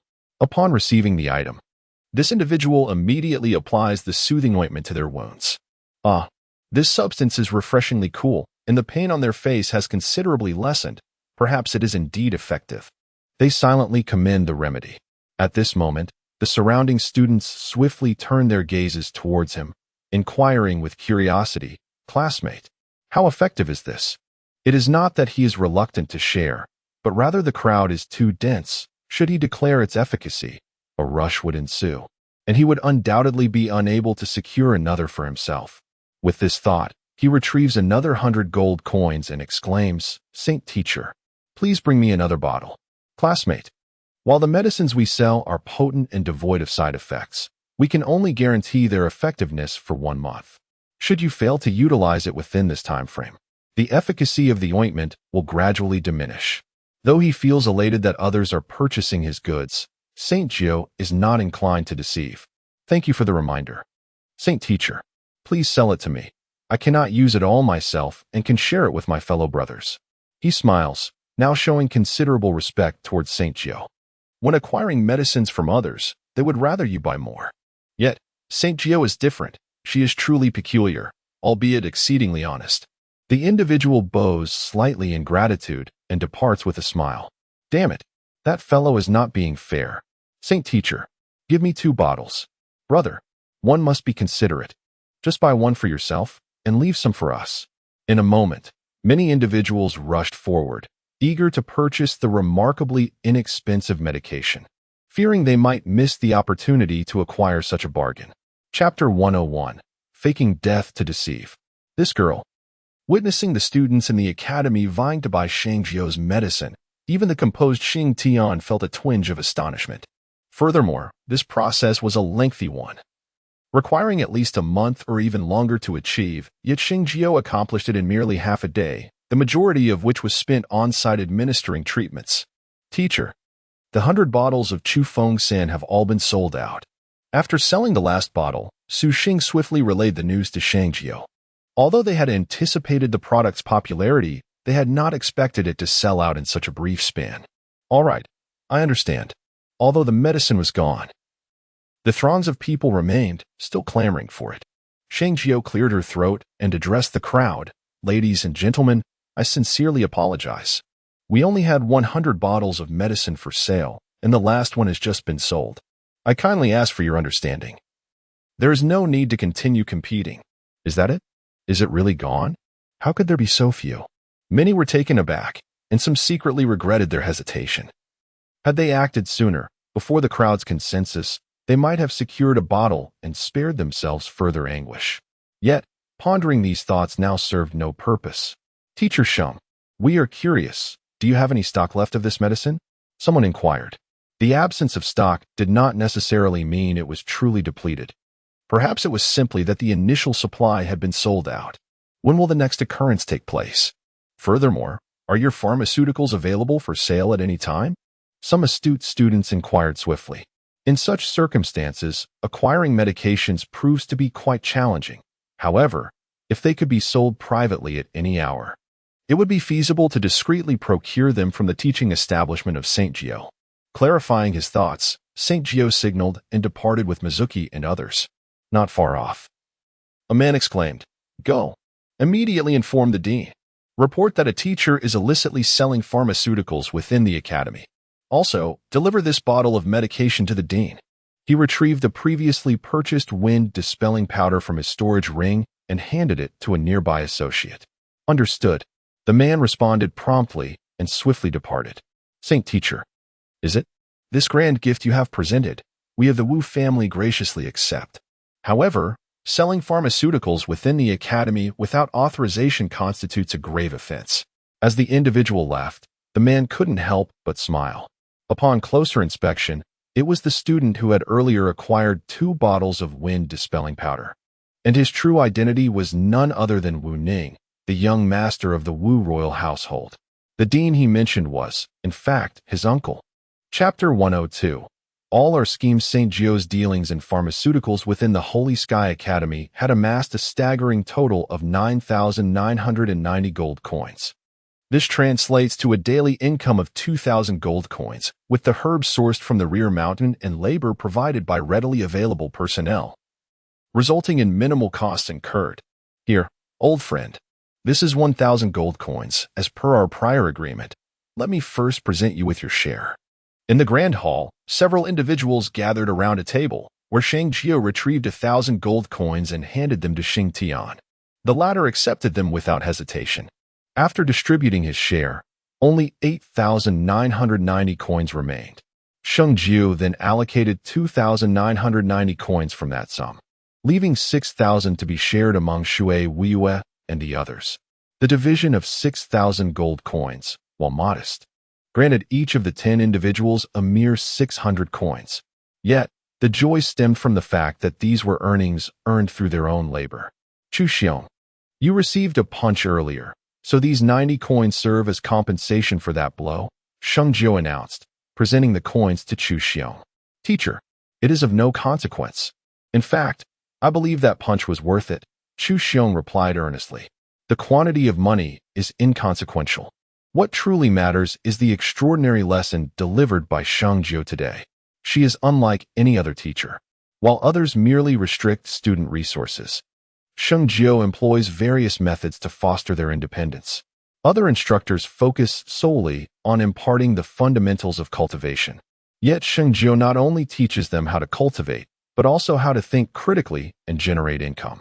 With such a mentor, even if they encounter obstacles in their cultivation journey, they will possess alternative skills to rely upon. Take this, and remember, it is rightfully yours. I shall not bestow upon you an extra coin, nor withhold a single one, Sheng Jiu insisted, pressing the gold coins into his hand. At that moment, the eyes of Chu Xiong and the others shimmered with gratitude. Ling Yun, the 2,000 gold coins entrusted to you shall be partially allocated as a monthly stipend, while the remaining sum will be saved for future investments, which I shall impart to you when the time is ripe. With a swift turn, he handed the remaining coins to Ling Yun, stating with an air of nonchalance. However, upon hearing this, Sheng Tian felt a sudden flicker of apprehension. A thought surged within him. Could it be that Sheng Jiu harbors ulterior motives for coming to the Holy Sky Academy? Thus, on the morrow, I shall elucidate the nuances of this cultivation technique. Remember, you must adhere strictly to my instructions, without my explicit directives, even if your curiosity beckons. You must not pursue your own interpretations of the practice. Do you understand? Sheng Jiuling nodded affirmatively. Yes, master, responded the 10 disciples in unison, reaffirming their commitment. Subsequently, Ling Yun, adhering to his customary routine, commenced the preparation of the meal. The next day, as the first rays of light pierced the horizon, Shui Weiyue and her companions had already gathered in the courtyard, eagerly anticipating the long-awaited commencement of their training. Chapter 103. Annihilation when Sheng Jiuling awoke. It was already around 7 in the morning. After refreshing herself, she exited her chamber and found the 10 disciples seated in meditation in the courtyard. Leaning against the door frame, Xing Tian quietly observed their practice. Upon hearing her approach, he turned to her and remarked, Sheng Jiuling, through my observations over the past few days, I have discerned that each of these 10 possesses formidable fluctuations in their energy meridians. While I find no surprise in Weiyue, I am intrigued as to why the remaining 9 exhibit such potency that rivals her own. Do you recall what I imparted to you during our previous discussions in the technique hall? St. Jiuling smiled lightly and inquired. The distinction between innate and acquired spiritual veins is not a mere fabrication of St. Jiuling. It is explicitly documented in certain ancient texts within the Qingquan ring. The reason such knowledge is absent from the vast array of literature in the Holy Heaven Academy, and why so many remain oblivious to it, is attributed by St. Jiuling to the possibility that the Academy and the Kingdom are of too low a rank to access those ancient tomes. You are quite optimistic. If it were me, I would lack even the courage to seek validation. Old Xing sighed, for his greatest aspiration now is to elevate his own realm swiftly. Do not underestimate yourself, Elder Xing. The absence of such knowledge in the past was merely due to your ignorance. Presently, it is because you are aware yet disinterested. As for the future, who knows? One day, you might suddenly find yourself intrigued, and by then, others may be unable to dissuade you even if they tried. You, my dear, so young yet articulating truths that even an old man like myself cannot fathom. Very well. Should I ever find a spark of interest in the future, you shall be the first I seek out. I implore you not to refuse me then. After breakfast, St. Jiuling gathered everyone together. They all understood that Elder Xing was one of their own, so there was no need for formalities. Today, we shall begin from the first page. As for this gathering of spiritual energy, you may perceive it as the consolidation of spiritual veins. St. Jiuling recounted to Shui Weiyue and the others the same teachings he had previously shared with Elder Xing, but this time, he had prepared some props for demonstration. The soil is readily available, and the molds were crafted by Sheng Jiuling himself. This endeavor aims to enable Shui Weiyue and the others to witness the sensory transformations firsthand. After all, they are still quite young, and aside from Ling Yun, the group hails from prestigious families or smaller clans, which may leave them unfamiliar with the process of creating blue bricks. However, through practical experience, they will effortlessly grasp the essential techniques involved. Now, do you all understand? After the practical demonstration, Sheng Jiuling inquired. Teacher, we all understand. Excellent. Now, I shall elucidate the method of gathering spiritual energy, which is a crucial step in the foundational core of the entire technique. Should the foundation be unstable, it will be exceedingly challenging to start anew in the future. Thus, after I explain the method of gathering spiritual energy, it is acceptable if your cultivation progresses slowly, but you must ensure a steady and solid approach, especially you, Xing Lao. You must pay particular attention. Before beginning, Sheng Jiuling, in the role of a teacher, warned Shui Weiyue and the others. At this moment, although he still respectfully referred to Xing Tian as Xing Lao during the teaching process, he regarded them as his own students. Chapter 104. Undercurrents surging with the warnings concluded, Sheng Jiuling meticulously detailed the key points of the method of gathering spiritual energy. Shui Weiyue and the others may not fully grasp these concepts, but the more Xing Tian listened, the more astonished he became. The 2-star low-level technique, Ling Shan Pu. Under Sheng Jiuling's thorough explanation, emerged like an unveiled visage before the crowd, revealing every concealed aspect, no matter how deeply it was hidden. Good. Today's discourse shall conclude here. In the coming days, you are to practice according to my methods. During your training, I will be present to provide guidance. After 2 hours, Sheng Jiu finally finished his lecture. Master, according to our previous plan, we are to ascend the mountain this afternoon to gather herbs and refine medicines. Shall we proceed with these activities? Su Xing inquired curiously. The original plan remains unchanged. Each day's training must be completed within the designated time. I understand that you may feel a sense of urgency. However, you must trust me. Continuous, uninterrupted practice is not always beneficial. It is akin to being starved for days and then encountering food, leading you to ravenously devour it. This behavior can expose you to numerous dangers. You might choke while eating, overindulge and suffer from discomfort, or experience other unsettling consequences due to gluttony. What began as a simple question prompted Sheng Jiu to engage in a lengthy discourse. Yes, master. The students understand. Nevertheless, the students felt no resentment. Rather, they found Sheng Jiu's extensive explanations endearing. Very well. If there are no further matters, we shall commence now. Remember, do not be overly eager for quick results.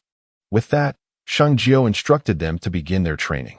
Xing Lao took the lead, skillfully executing the techniques as described by Sheng Jiu. He proceeded slowly, attuning himself to the subtle changes and seeking out distinctions. Xing Tian sat cross-legged, his eyes gently closed, as the teachings of Sheng Jiu played vividly in his mind. As practice was underway, an invisible wave of energy suddenly spread forth.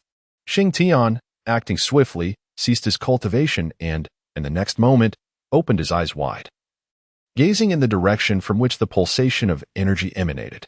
Not far away, he beheld a figure, similarly engaged in meditation, with their eyes firmly closed. That figure was none other than Sheng Jiu. However, unlike the others present, who had merely scratched the surface of the elementary 2-star technique, Ling Shan Pu, Sheng Jiu, as the instructor, had only just begun her practice under the same conditions, which elicited a tremendous reaction. Could it be? The talent of Sheng Jiu was not merely exceptional. Yet why was her energy flow so formidable? Xing Tian furrowed his brow. This exceeded his understanding. Wait, could it be that what she had previously claimed was indeed true? Might the testing pillar only be capable of detecting innate spiritual veins, thereby failing to recognize the acquired spiritual veins within a person? At this moment, Xing Tian found himself somewhat disoriented, for the allure of such a revelation was insurmountable. If she possessed acquired spiritual veins, the effects of this technique would likely be far more explosive than mere surges. After a good 10 minutes of cultivation, Sheng Jiu finally opened her eyes. However, the instant she did, she noticed Xing Lao and the others fixated on her, their eyes gleaming as if they had stumbled upon a new continent. Why are you all staring at me? Aren't you supposed to be cultivating? Sheng Jiu blinked and inquired. Teacher, have you completed the first step of this technique? Unable to suppress her curiosity, Mizuki finally spoke up. Upon hearing her words, Xing Tian nearly spat out a mouthful of blood. Mediocre. I suppose it can be considered that way. We all began together. Although you have spent a few days in contemplation, you have never truly practiced. Yet today, after a simple discourse, you casually sat down and mastered it. Very well. You are a genius. This is inconsequential. But why must you speak in such an irritating manner, mediocre? How can you be like this? Ha. Ha ha. Do not mind me. I'm a teacher, after all. Surely, I must be a quicker practitioner. Noticing the gazes of the crowd, Sheng Jiu smiled sheepishly, realizing that her earlier words might have struck them harder than intended. Who among you is teacher Sheng Jiu? At that moment, a voice echoed from the mountain path below. Following the sound, Sheng Jiu turned to see several individuals swiftly approaching their plaza along the trail. I am. May I inquire who you are? The attire of these individuals was unfamiliar to Sheng Jiu, as it did not belong to the Saint Heaven Academy. We are from the Wu royal household in the state of Wu. I am Wu Tian, and you may address me as Steward Wu. The middle-aged man leading the group spoke, his eyes brimming with arrogance. You arrived rather promptly. Upon hearing the name of the Wu royal household, Sheng Jiu already understood their purpose for being here. However, she chose to feign ignorance and replied, So it is Steward Wu. I was unaware of your esteemed presence in my humble abode. What brings you here? Teacher Sheng, let us speak plainly. It has come to my attention that you have been openly selling medicines within the Saint Heaven Academy. Is this true? Steward Wu coldly regarded Sheng Jiuling, inquiring. Indeed.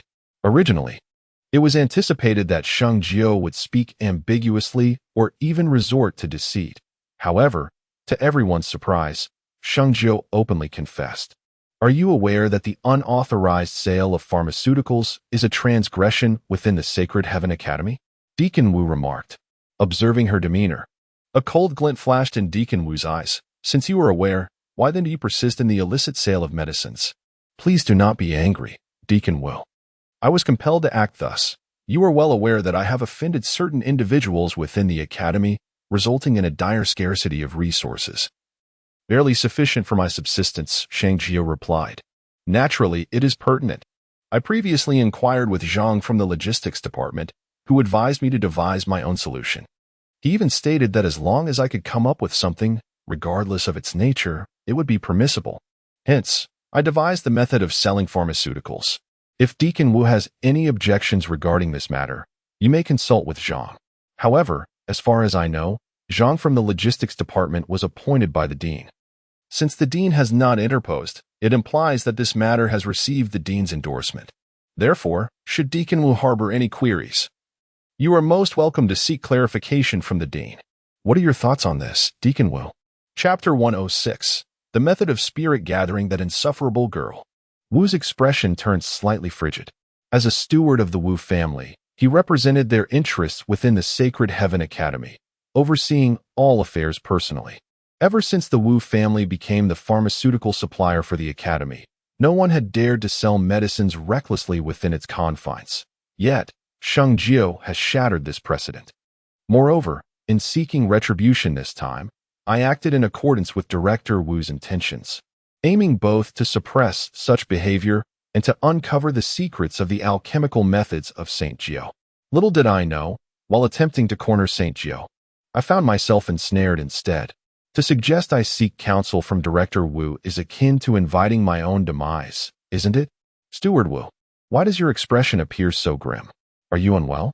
Observing the fluctuations in the other's demeanor, Saint Jiuling continued, displaying her audacity. Since the visitor had come to her, she was determined to extend a grand gesture in return. Teacher, the Wu family is not unreasonable regarding yesterday's incident. Let us consider it a first offense, and we shall not hold it against you. However, should you continue to peddle your wares within the Academy in the future, do not blame the Wu family for being inhospitable, Steward Wu coldly asserted. In the instant those words were spoken, he turned on his heel in a fit of anger. Teacher, the Wu family has already made their presence known. What will happen next? Just as the previous party departed, another inquired. In such matters, she could conjure countless excuses to deflect their inquiries. At worst, she could simply pass the ball back to them, as they would not dare truly approach Director Wu about the matter. Should they press the issue, she had no fear. She would escalate the situation, for ultimately, she would not be the one to suffer the consequences. Saint Jiuling, initially, when Steward Wu confronted you, I presumed you would use my presence as a shield. However, it seems that even in my absence, the situation poses little threat to you. Xing Tian remarked that during their recent interactions, Sheng Jiuling had delivered an abundance of surprises.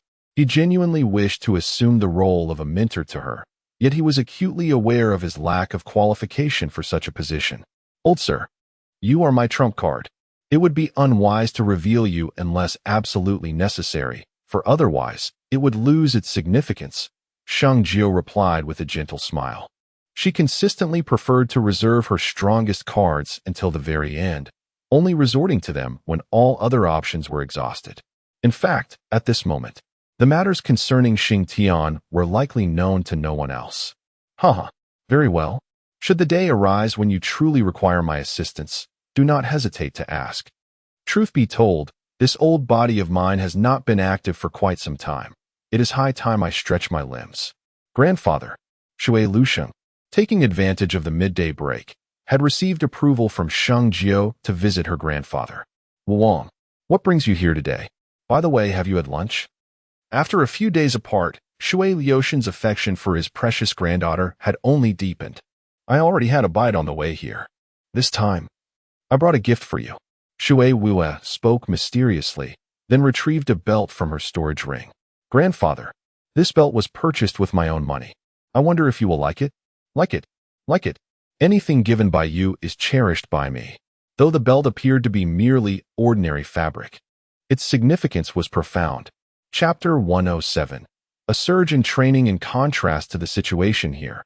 After finishing her lunch, Sheng Jiuling ventured alone to the Martial Arts Academy.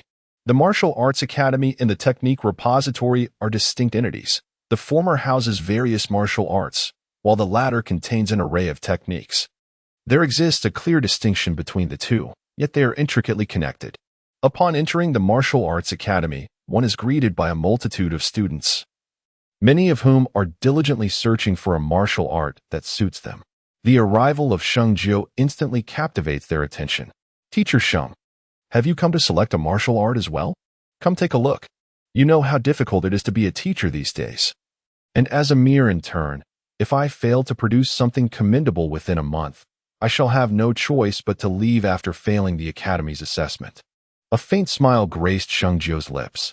Previously, they had looked down upon her, yet the current circumstances were somewhat peculiar. She held in her hand the latest generation of wind dispersion powder, a highly sought-after commodity. If they could foster a good relationship with Sheng Jiuling, they might even secure a backdoor advantage. Thank you, thank you. They expressed politely, though their ulterior motives were evident to Sheng Jiuling, who felt little fondness towards them. After expressing her gratitude, she addressed the students. Dear classmates, I am pressed for time today, so let's converse further at a later date. I shall proceed to select a martial art now. No sooner had she spoken than she turned and departed. Qinggu, this is a rare opportunity. Shall we not take action here? Behind one of the bookshelves in the academy, several figures had congregated. The very thought of Sheng Jiuling's recent ascent to prominence ignited feelings of jealousy and resentment among them. Lung Qingming remarked, Sister Baihe is right. Opportunities are rare. We should observe for a moment and act when the time is right. I refuse to believe we cannot seize an opportunity. After deliberation, the four of them set their plans into motion.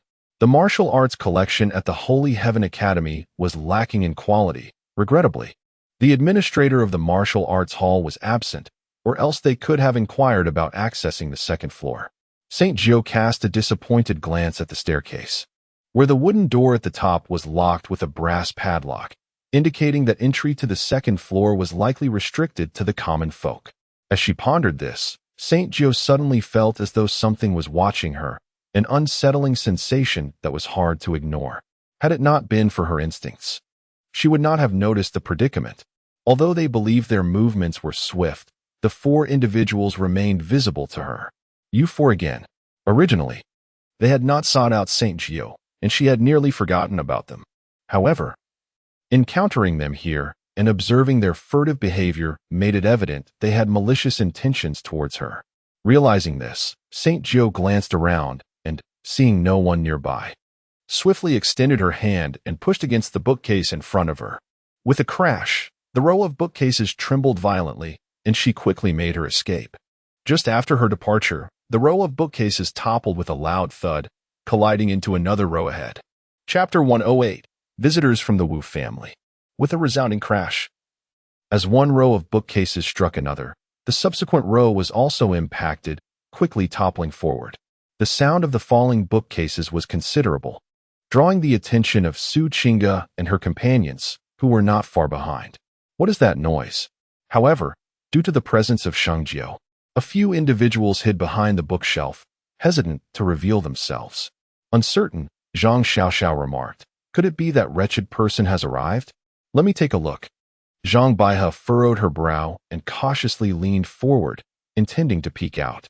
Yet, as she did so, the bookshelf before her suddenly trembled, and before she could react, it toppled over with a crash. Following this, several screams echoed in the air. What on earth is happening? The commotion had already alerted the guards at the entrance of the Martial Arts Academy, and one of them swiftly darted inside. However, upon entering, his expression darkened significantly. Such an incident had never occurred since the Academy's inception, and the abruptness of it all, coupled with the lack of prior warning, infuriated him. What exactly was transpiring? Outside, as the others noticed their companion had yet to return, another individual rushed inside. Upon entering, his face grew even graver. This incident had genuinely startled numerous students. Although many managed to evade the chaos, their faces were marked by fear. At the entrance, Sheng Jiuling cast a glance towards the area where Su Qingge and the others were situated before turning away with a sense of triumph. Although he did not find a martial art that met his satisfaction during his visit to the academy, he remained undeterred, for he had yet to explore the second floor, where perhaps he might discover a martial art that would please him. Upon returning, Sheng Jiuling isolated himself in his room. Within the confines of his space, he began to peruse the starless cultivation technique he was practicing. Strangely enough, during the initial stages of cultivation, the technique allowed Sheng Jiuling to progress at an astonishing rate. However, upon ascending to the first tier, the pace began to decelerate. After several contemplative sessions, Sheng Jiuling finally discerned the underlying issue. This technique is one of mutual benefit, fundamentally rooted in the profession of a martial artist. The first step involves ascending to the first tier and becoming a genuine martial artist. If one continues to cultivate in a singular manner thereafter, no matter the effort expended, further advancement in realm becomes unattainable due to the inherent limitations of a secondary profession. It is akin to the essential aspects of human existence. One must eat regularly and drink water as well. It is impossible to subsist solely on food without hydration. Recently, the demands on her time had been overwhelming, leaving her mental faculties in disarray. It was only now that she recognized such a critical issue. Furrowing her brow, Sheng Jiuling realized that this was merely the beginning. If the initial stages were this profound, the complexities of the technique would likely escalate with the unfolding of additional professions. Fortunately, she was not one to shy away from challenges. With a clear understanding of the problem at hand, Sheng Jiuling refrained from further dialogue and promptly embarked on a new phase of cultivation. As her training commenced, time swiftly slipped away. Chapter 109.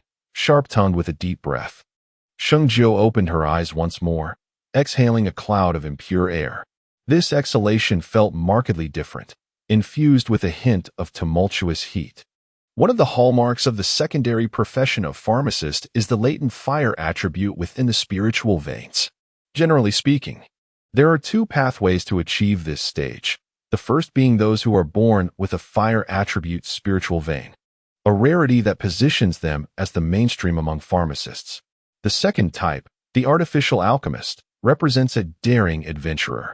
In their quest to become an alchemist, they gradually infuse the essence of fire into their spiritual veins, nurturing the flames within. Over time, the spiritual veins acquire a fiery attribute, qualifying them for alchemical practice.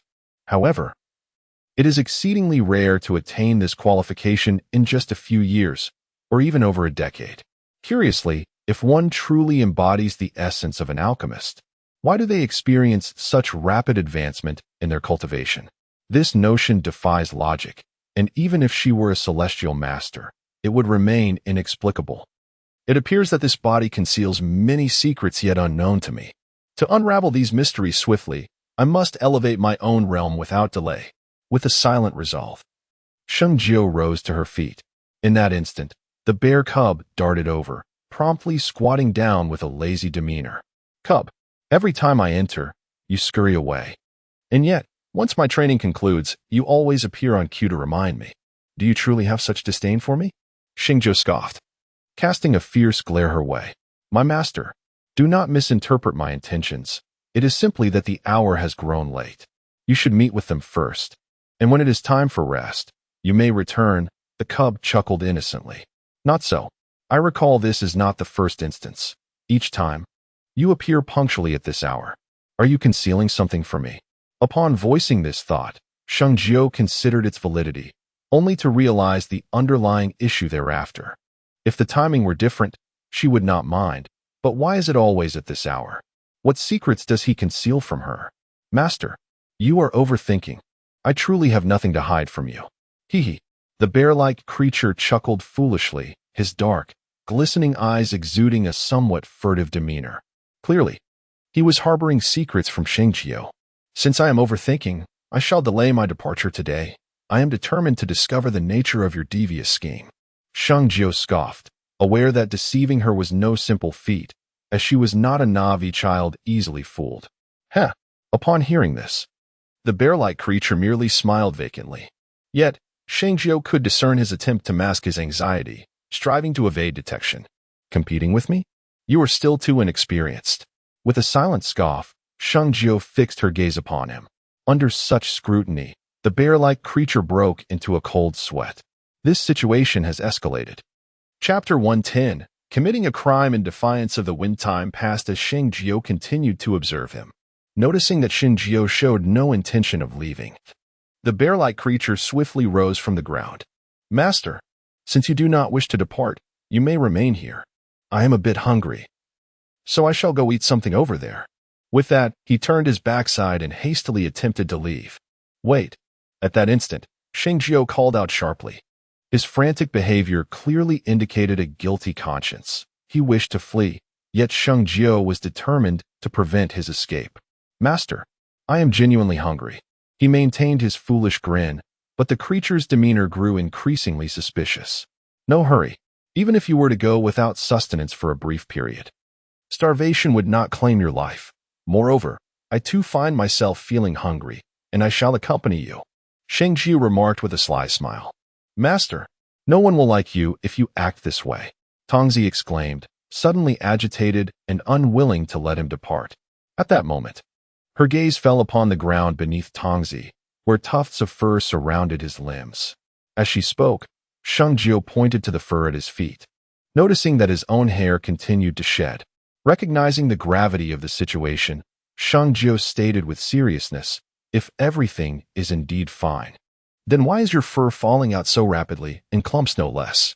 Moreover, your breathing has become noticeably more labored. If this is considered nothing, then what would constitute something serious? Master, I assure you, I am truly, truly fine. With that proclamation, Tongzi suddenly collapsed to the ground. Tongzi, seeing this unfold, Sheng Jiuling hurriedly crouched down. In that instant, Tongzi's body erupted, and Sheng Jiuling had no time to ponder. She swiftly retreated. This was a spectacle she had never witnessed before. Yet, despite her bewilderment, as the remnants of Tongzi splattered upon the ground, Sheng Jiuling rushed forward without hesitation.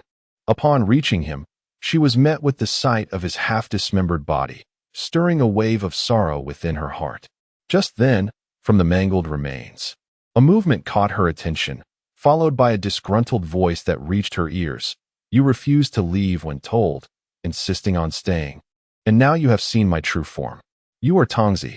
St. Jiuling fixed his gaze upon the half-corpse, where a figure, no larger than a thumb, sat amidst the pool of blood. The appearance of this entity bore a striking resemblance to that of a human, albeit significantly smaller in stature.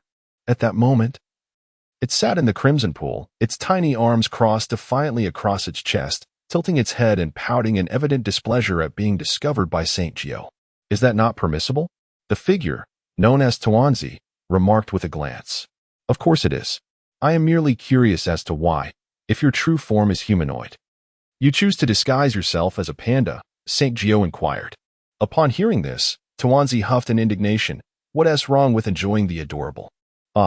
It's not that it's disallowed, but rather that my beloved panda companion has vanished. That is a national treasure. St. Jiuling exclaimed. Hey, what is that expression you wear? Earlier, I suggested you leave, yet you chose to remain. Though my current appearance may lack the previous charm, it is by no means inferior. Tongzi felt a twinge of defiance upon observing the pout on St. Jiu's face. Understood. You may proceed. I shall take my leave for now. The night was shrouded in darkness, with a crescent moon hanging in the sky. The rear mountain at night exuded an extraordinary tranquility, filled with the sounds of birds and insects. Occasionally, the echoes of spirit beasts from the depths of the mountains would resonate, resembling a melodious symphony. Why are you still awake? St. Jiuling sat alone on a stone bench in the plaza, gazing up at the beautiful moon, when suddenly a voice emerged from behind. Hee. I tend to sleep little. Most of my time is devoted to cultivation or the study of martial arts and techniques. During the hours of solitude at night, one often finds solace in a modest drink. What say you? Shall you join this old man for a couple of cups?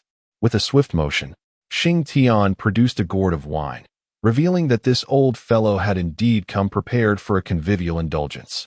I wonder how exquisite this wine may be, remarked Sheng Jiuling with a gentle smile. As the moon shone brightly, he lifted his glass, letting the melody of the night resonate within him.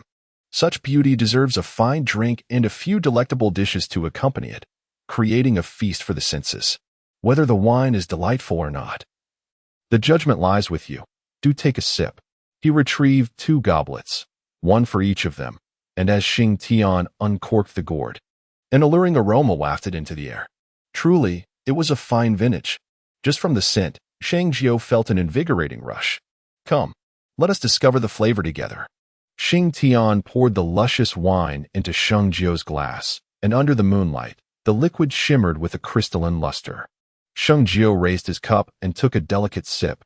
Exquisite. Such a brew must have aged at least a decade, and within its spiciness lies a hint of sweetness. Surely, the pristine water used in its creation was not mere ordinary water, but rather the finest spring water. You seem to possess some knowledge of such matters?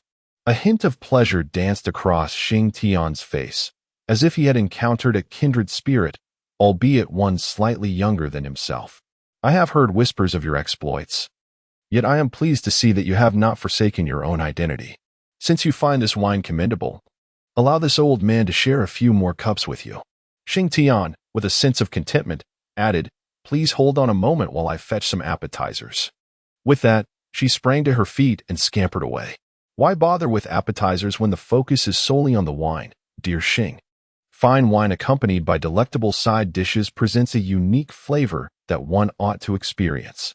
In Chapter 112, titled The Second Profession, Alchemist, Xing Tian gazed curiously at Sheng Jiuling, anticipating a culinary delight, yet was met with merely a plate of peanuts and a dish of pickled vegetables.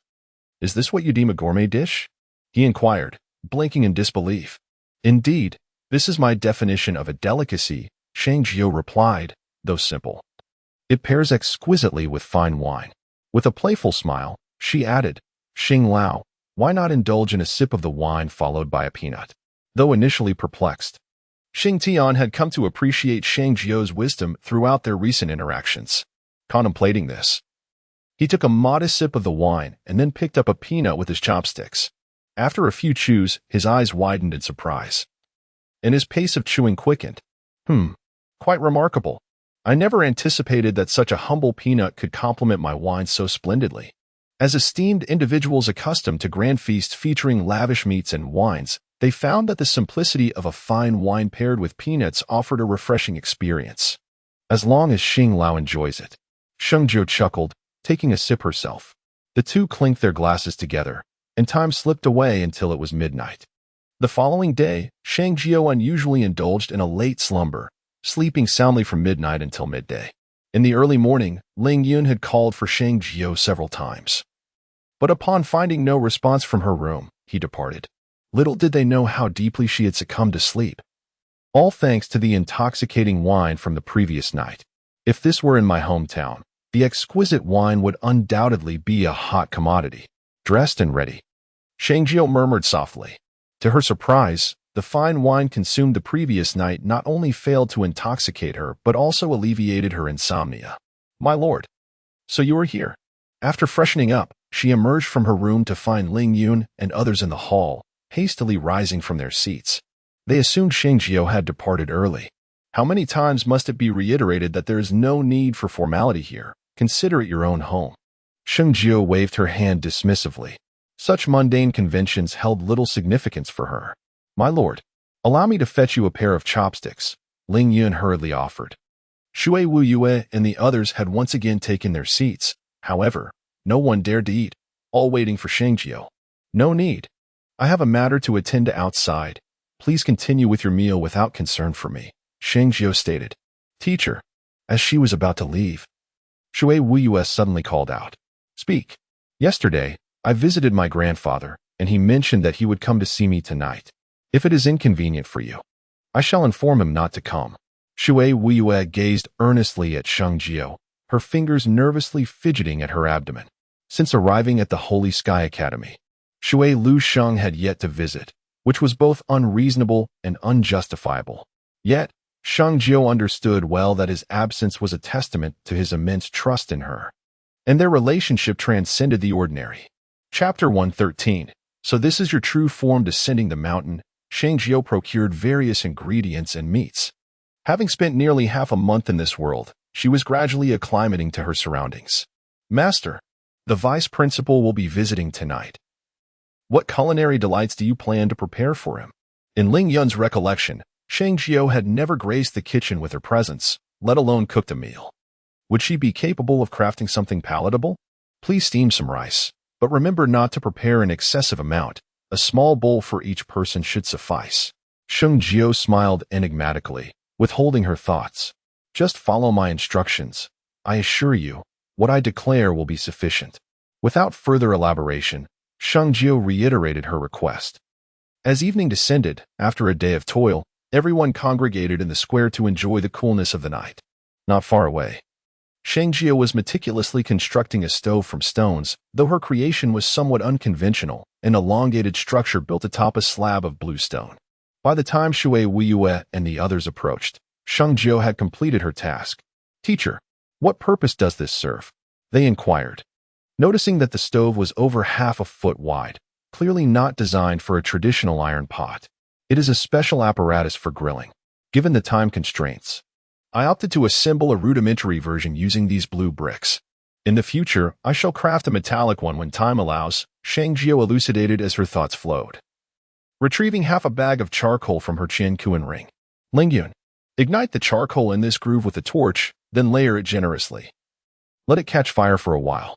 After directing Ling Yun, Sheng Jiu continued, Chu Xiong, you and Su Xing go to the hall and fetch a few tables. The rest of you, head to the kitchen for some plates and utensils. Teacher, what shall I do? Shui Wuyue, left with no task, gazed on with eager anticipation. As for my family S. Wuyue, you may go and fetch the vice dean. I surmise that he should be arriving about now. Sheng Jiu gently pinched the other's cheek and smiled. However, scarcely had her words left her lips when a voice resonated from a distance. There is no need. We are all acquaintances. Such formality is unnecessary. Grandfather. Upon hearing that familiar voice, Shui Wuyue abruptly turned and dashed over. Grandfather Lu Sheng. Sheng Jiu, following the sound, glanced over and slightly bowed in greeting, yet her gaze quickly fell upon the figure beside Shui Lu Sheng. Upon recognizing the figure, Sheng Jiu was momentarily taken aback. Grandfather, what brings you here? The individual standing next to Shui Lu Sheng was none other than Sheng Qiankuan, the head of the Shengwang residence. Yesterday, old Shui sent a messenger with a letter indicating that he would visit you today and inquiring whether I wished to accompany him. After some contemplation, I realized I had no pressing matters today, so I decided to come and see you, Sheng Qiankuan said gently. Due to the pressing affairs of the court, he had not been able to accompany Sheng Jiu during her assessment, nor had he found the time to see her off to the Holy Sky Academy, which weighed on his heart, as he missed Sheng Jiu dearly. Chapter 114. Wine Beneath the Night. Jiuling, I have invited old Sheng here. You wouldn't mind, would you? Shui Lu Sheng smiled gently. Grandfather Lu Sheng, you jest. Since arriving at the academy, I have not seen my grandfather for nearly half a month. You bringing him here brings me great joy. How could I possibly mind? Sheng Jiu smiled and promptly invited the two of them to rest on the stone bench. Old Water Willow. Not far away, Xing Tian sat upon a piece of azure stone, originally engrossed in the cultivation of the second-tier low-level technique, Ling Shanpa. However, the appearance of Water Willow and his companion promptly seized his attention. It had been some time since their last encounter at the martial arts hall. Jiuling, who is that? As Xing Tian became aware of the two, Water Willow and his companion also noticed him, though the black robe he wore obscured his features. When questioned about the matter, Sheng Jiu appeared somewhat reserved. She wished to keep Xing Tian's identity a secret, yet Water Willow and Xing Qiankuan were not outsiders. In a mere blink, the figure beneath the black robe had swiftly approached the two. This was the first time he revealed his abilities since arriving at the back mountain, astonishing Shui Wuyue and the others. Indeed, it is you. Recently, Wu Yue informed me of an elder with the surname Xing in their vicinity, and I surmised it was you. Upon hearing the familiar voice, Water Willow was taken aback. Sitting nearby, Shang Jiuling was equally astonished. He was well aware of the extraordinary nature of Xing Tian's existence, and his appearance in such a place was almost unimaginable. Old fellow, while your words are pleasant, did you not consider the possibility of others? Beneath the black robe, Xing Tian huffed with indignation. Old Sheng, do tell, am I not speaking the truth? Old Sheng, what do you mean by that? We are all on the same side. When have we ever made things difficult for Jiuling? Moreover, why do you refer to Jiuling as Sheng Jiu? Water Willow furrowed his brow. Upon hearing this, Xing Tian smirked provocatively, saying, what else could it be? You two old fellows have known Xing Jiu for so many years. Yet you are unaware that she prefers to be referred to as Sheng Jiu. It seems you are not as astute as I am. The two elders, Sheng Qian and Kuan, were somewhat at a loss for words, realizing that Xing Tian intended to stir trouble. Grandfather, Master Lu, Old Xing, that's enough. We're all on the same side here. Let us keep the banner light. Observing the lively exchange between the three, Sheng Jiu stepped forward with a smile. All right. I hear you. By the way, didn't you say you would be cooking today? I'm curious about what dishes you plan to prepare. Suddenly, Xing Tian inquired. Having learned of this earlier at noon, he intentionally ate less rice, keeping his stomach empty to savor more of Sheng Jiu's culinary creations. Homemade barbecue. How does your barbecue differ from the usual? In the minds of the three, barbecue was typically something that appeared only in the absence of tangible food. While it was undeniably delicious, indulging too much could become somewhat overwhelming. Well, let me explain. Ordinary barbecue is merely food placed over a fire, often seasoned with just a sprinkle of salt, resulting in only a thin layer of flavor on the surface due to the method of cooking.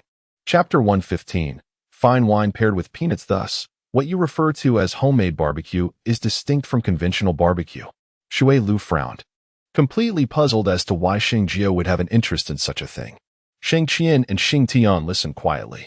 Naturally, I have already prepared the ingredients. If you wish to uncover the secret, please follow me, Sheng Jiu replied with a smile. A few individuals approached the table that Chu Xiong and the others had vacated.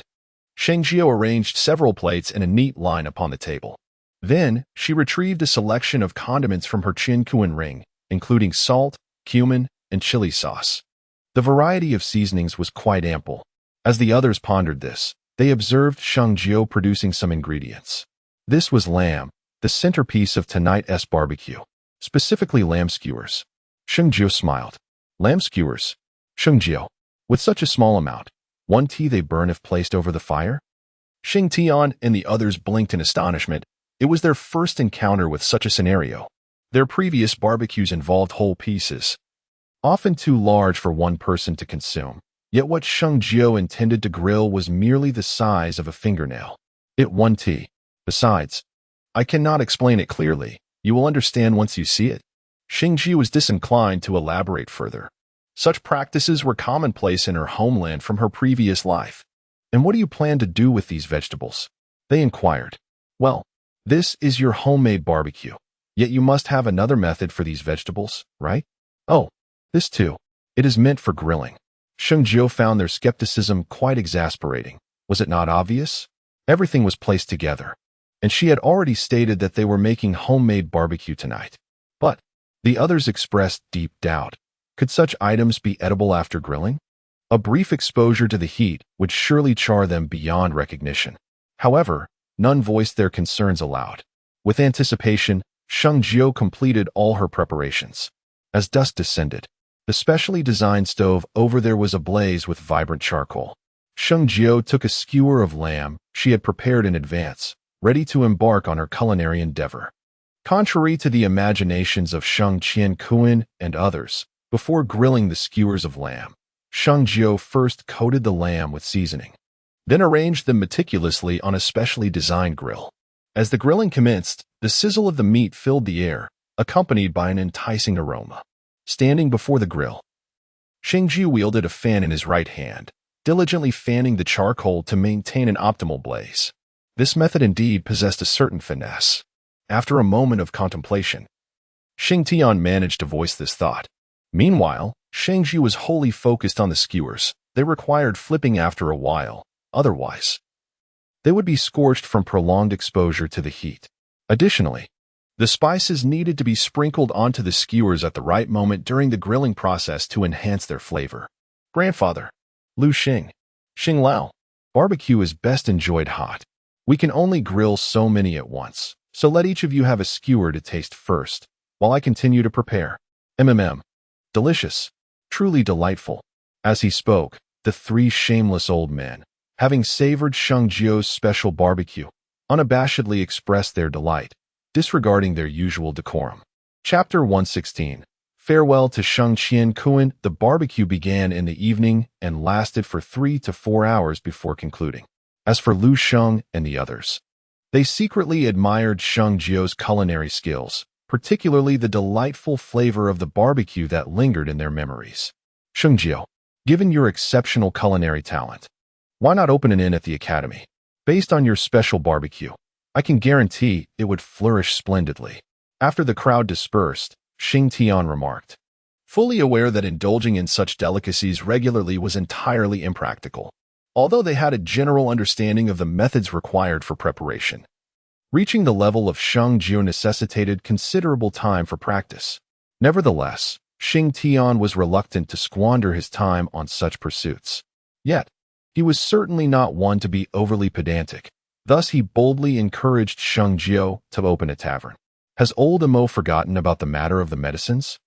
Merely dealing in pharmaceuticals has already drawn the ire of the Wu clan. The situation remains unresolved, and provoking other families at this juncture would be unwise, Sheng Jiu remarked. Are you afraid? Sheng Tian inquired, intrigued, as this did not seem to align with Sheng Jiu's character. It is not fear. I simply prefer to focus on one matter at a time. Once I have adeptly handled the issue with the Wu clan, I shall then contemplate the tavern. Until then, old Sheng will have to endure a little inconvenience.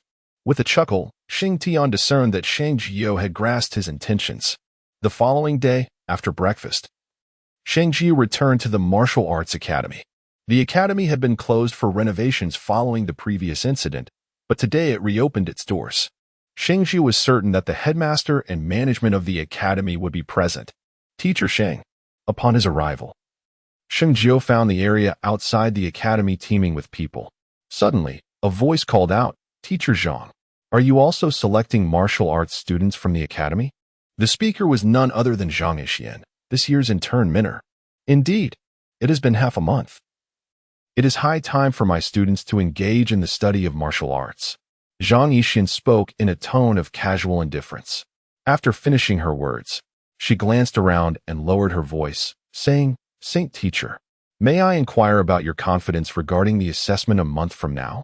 Also, could I possibly request a favor from you? With a hint of nervousness, Zhang Yixian continued in a hushed tone.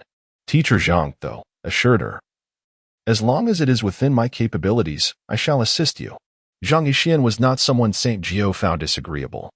Anticipating that her students would likely not measure up to those of the esteemed Shinbei, she contemplated selecting cooperative combat as the assessment project. I propose a collaboration, she stated, her gaze continuously assessing Saint Jiu. You wish to partner with me? Saint Jiu inquired. Indeed, your character is commendable, and I would feel much more at ease working alongside you.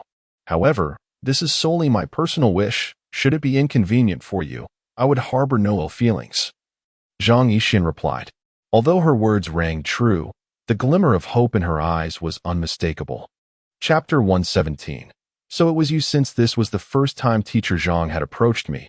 I, Saint Jiu, felt compelled to acquiesce. However, it is prudent that this matter remains confidential, lest it fall into the ears of Qin Bei and others, which could be detrimental to you. Saint Jiu agreed, acknowledging the arrangement. Thank you, Saint Teacher, for your support. Should you ever require assistance in the future, I, Zhang Yixian, am at your service. With their agreement reached, the conversation shifted to casual banter. As time passed, they finally arrived at the Martial Arts Academy. Saint Teacher, the individual in question is Jiang Lan, the head of the Martial Arts Academy, who also serves as its administrator, although he seldom remains here. Upon entering, Zhang Yixian pointed towards a figure seated behind a table in the hall on the first floor. I wonder what relation this Jiang Lan has with Jiang Fan. The head of the technique hall? Sheng Jiu inquired. I see. Sheng Jiu nodded in understanding. Teacher Zhang, please attend to your matters. I shall take a moment to greet Director Jiang. Certainly. Zhang Yixian responded, displaying keen awareness, and departed. Alone, Sheng Jiu proceeded directly towards Jiang Lan. Upon reaching him, Sheng Jiu offered a slight bow. Director Jiang, I am Sheng Jiu. I have come to. Suddenly, with a thud, the figure behind the table abruptly hurled a bamboo tube onto the tabletop. So, you are Sheng Jiuling, he remarked. I have already selected the martial arts you require. As merely an intern instructor, you are entitled to choose only this one. Now, take this martial art and leave at once. Look. Sheng Jiuling found himself in a predicament with Director Jiang Lan. However, it was not entirely a predicament, as an intern instructor who had offended many within the academy. Jiang Lan's actions were not without justification. Very well then, Sheng Jiu responded, slightly taken aback. While others might perceive this as Jiang Lan challenging him, Sheng Jiu understood the situation upon glimpsing the bamboo tube. The bamboo tube Jiang Lan had tossed was identical to the one he had encountered in the technique hall. One was intended for storing techniques, while the other was designated for martial arts. Raising the bamboo tube from the table, Sheng Jiu left in tandem. Upon exiting the martial arts hall, he refrained from opening the tube immediately, only doing so after reaching the back mountain. As he had anticipated, the martial arts contained within the tube were not of ordinary caliber. Rather, it was a top-tier martial art rated at 1 star, known as Eightfold Fist.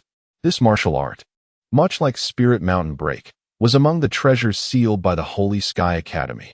Now, however, Jiang Lan had voluntarily presented it to Sheng Jiu, leaving him somewhat perplexed.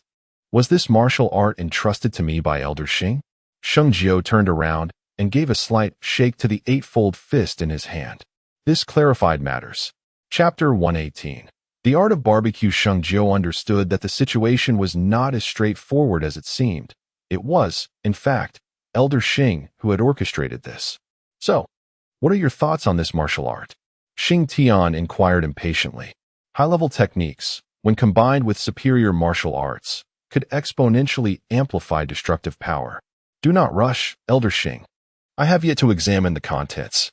Let us first take a brief look together. Observing Xing Tian's demeanor, Sheng Jiu could only shake his head in resignation.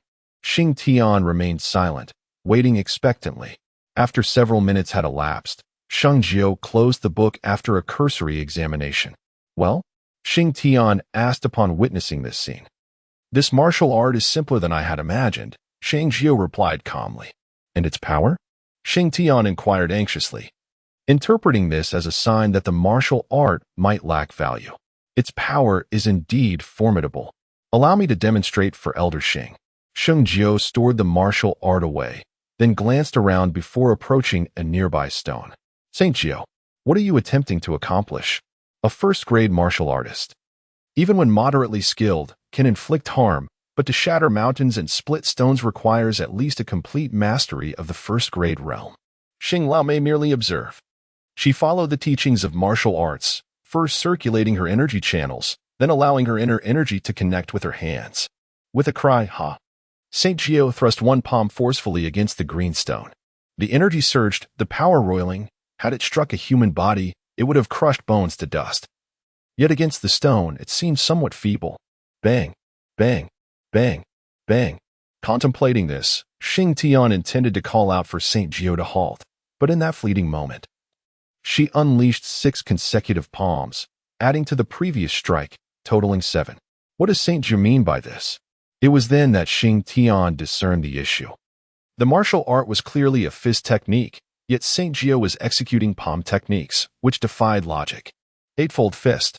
Just then, before the green stone, Saint Jiu let out another exclamation, and Xing Tian looked on to see her right arm raised, her jade palm suspended in midair. The power of the spiritual pulse seems to have amplified. Xing Tian mused. Under such scrutiny, Saint Jiu's attack descended once more, her jade palm crashing down with the force of thunder. Just before it made contact with the green stone, Her outstretched palms suddenly clenched into a fist, and she struck down upon the stone. Crack! In that instant, as the fist shadow descended, the green stone before St. Jiu emitted a sharp sound and shattered. This. Xing Tian remained in a state of stunned silence. For him, this scene was utterly astonishing. With just this one move, had a second-grade martial artist been unprepared, they would undoubtedly have met with disaster. Upon the conclusion of the demonstration, Sheng Jiu exhaled a heavy sigh and turned to Xiang Tian, inquiring, "Old Xiang, do you perceive this martial arts prowess as commendable?" Xiang Tian, roused from his astonishment, replied, "Sheng Jiu, allow me to pose a question. This eightfold fist, though it is evidently a technique of striking, why do you present 7 palm techniques preceding a singular fist technique?" Chapter 119. Reunion with Zhang Yixian. Sheng Jiu's explanation was straightforward, and upon hearing it, Xiang Tian comprehended the rationale. So it is thus. Henceforth, this martial art can only be practiced in this manner, Xiang Tian remarked. It is undeniable that Sheng Jiu's efforts have been instrumental in awakening these dormant techniques and martial arts. However, I must inquire about your earlier statement regarding the significance of each increment. Old Xiang, the very name Eightfold Fist implies that this technique encompasses 8 transformations. The technique I demonstrated earlier was merely the first transformation. Were it not for my currently inferior realm and insufficient vital energy, I would have directly showcased the second transformation for you to witness. Sheng Jiu sighed, recognizing the drawbacks of insufficient strength, which hindered the true potential of the martial art from being revealed. Goodness! Xiang Tian's heart raced intensely. The first transformation alone bore considerable power. Had Sheng Jiu not elucidated, he might have assumed that the eightfold fist consisted solely of this singular aspect. As time was of the essence and other matters awaited his attention, Sheng Jiu added, "If old Xiang wishes to learn this martial art, you may transcribe a copy and return it to me by nightfall." Noting the hour, he realized that it coincided with the time when Shui Wuyue and her companions were engaging in their cultivation of the Ling Mountain technique. With her absence, Sheng Jiu felt a tinge of unease. "Very well," exclaimed old Xiang, gleefully accepting the offer. "By the way, if there is ample time, then I shall transcribe an additional copy. As you are aware, the individuals from Chuxiang are rather slow in their transcriptions. Should I wish to study, I must await their completion. Allow me to take charge of this matter. I shall provide you with their copies before dusk today." Xing Tian is not foolish here. Both the advancement in techniques and martial arts progress are intricately linked to Shui Wuyue and the others. If Xing Tian desires to expedite his cultivation, he must seize opportunities in these minor tasks. "I extend my gratitude to you, Xing Lao." Sheng Jiu, without hesitation, expressed his thanks. Through a session of guidance, significant progress has been made in the cultivation of Ling Shanpa by Shui Wuyue and the others. Particularly, Shui Wuyue, given the current pace of cultivation, may very well achieve the rank of a genuine first-tier martial artist by the time Sheng Jiu's probationary period concludes. With the addition of the eightfold fist, a top-tier martial art, Shui Wuyue would possess the qualifications to contend against any adversary below the second-tier realm. Sheng Jiu, here are 10 transcriptions of the eightfold fist. This is the original. Xing Tian's actions were swifter than anticipated. With an hour remaining until dusk, he had fulfilled his promise. So soon, Sheng Jiu thought in astonishment, realizing she had underestimated Xing Tian's urgency. "This pace is already slow. I have reviewed the contents and found no errors. Pray tell, when do you intend for Wuyue and the others to commence their training with these transcriptions?" As he handed over the copies, Xing Tian inquired once more. "Given that Elder Xing is exerting such effort, I cannot allow Wuyue and the others to lag behind. Thus, I shall trouble Elder Xing once more to distribute these instances among them, and in doing so, ensure they quickly memorize the contents within. I will first take this original text to study it meticulously and promptly elucidate the key points to you all," stated Sheng Jiu. "All right, I shall proceed at once," responded Xing Tian, akin to a diligent student, swiftly embarking on his task. Chapter 120. The Eightfold Martial Arts, Fist Excellent. It seems that Sheng Jiuling is indeed perceptive. As long as she refrains from causing chaos, there is no need for us to confront her, chuckled Elder Wu. However, scarcely had he spoken when an individual burst through the door in a flurry. Elder Wu, this is grave news. The last time Sheng Jiuling clandestinely sold medicines at the academy, she has once again resumed her sales at the plaza, and numerous students, upon hearing this news, have already rushed over. What? How dare she? Upon hearing the report from his subordinate, Elder Wu's expression darkened instantaneously. Wu He, take some people to teach that Sheng Jiuling a lesson. Remember, a simple admonition will suffice. Do not be too harsh. Understood, replied a man beside him, promptly striding towards the exit. At a certain plaza within the Holy Heaven Academy, classmates, do not panic. This time we have a substantial stock of medicines, totaling 200 bottles. Please refrain from fighting over them. Su Xing and the others found themselves somewhat overwhelmed by the throngs of eager buyers, particularly as the number of purchasers was exceedingly high. Teacher, there are only 20 bottles left. In a fleeting moment, the 200 bottles of the elusive wind dispersion had dwindled to a mere 20, as students from various universities pressed forward eagerly. Please, hand me 10 bottles. St. Gio suddenly interjected, recalling the previously obscure atmosphere amidst the fervent scene. Su Xing said little, promptly selecting 10 bottles of wind dispersion to hand over to St. Gio. In the blink of an eye, the remaining 10 bottles were swept away by other students. Ultimately, all eyes converged upon St. Gio. Saint Teacher, I shall offer double the price for those 10 bottles. Would you consider selling them to me? One eager voice inquired. Preposterous. You think you can acquire the 10 bottles simply by doubling the price? I shall offer triple, came another enthusiastic shout. I will offer 5 times.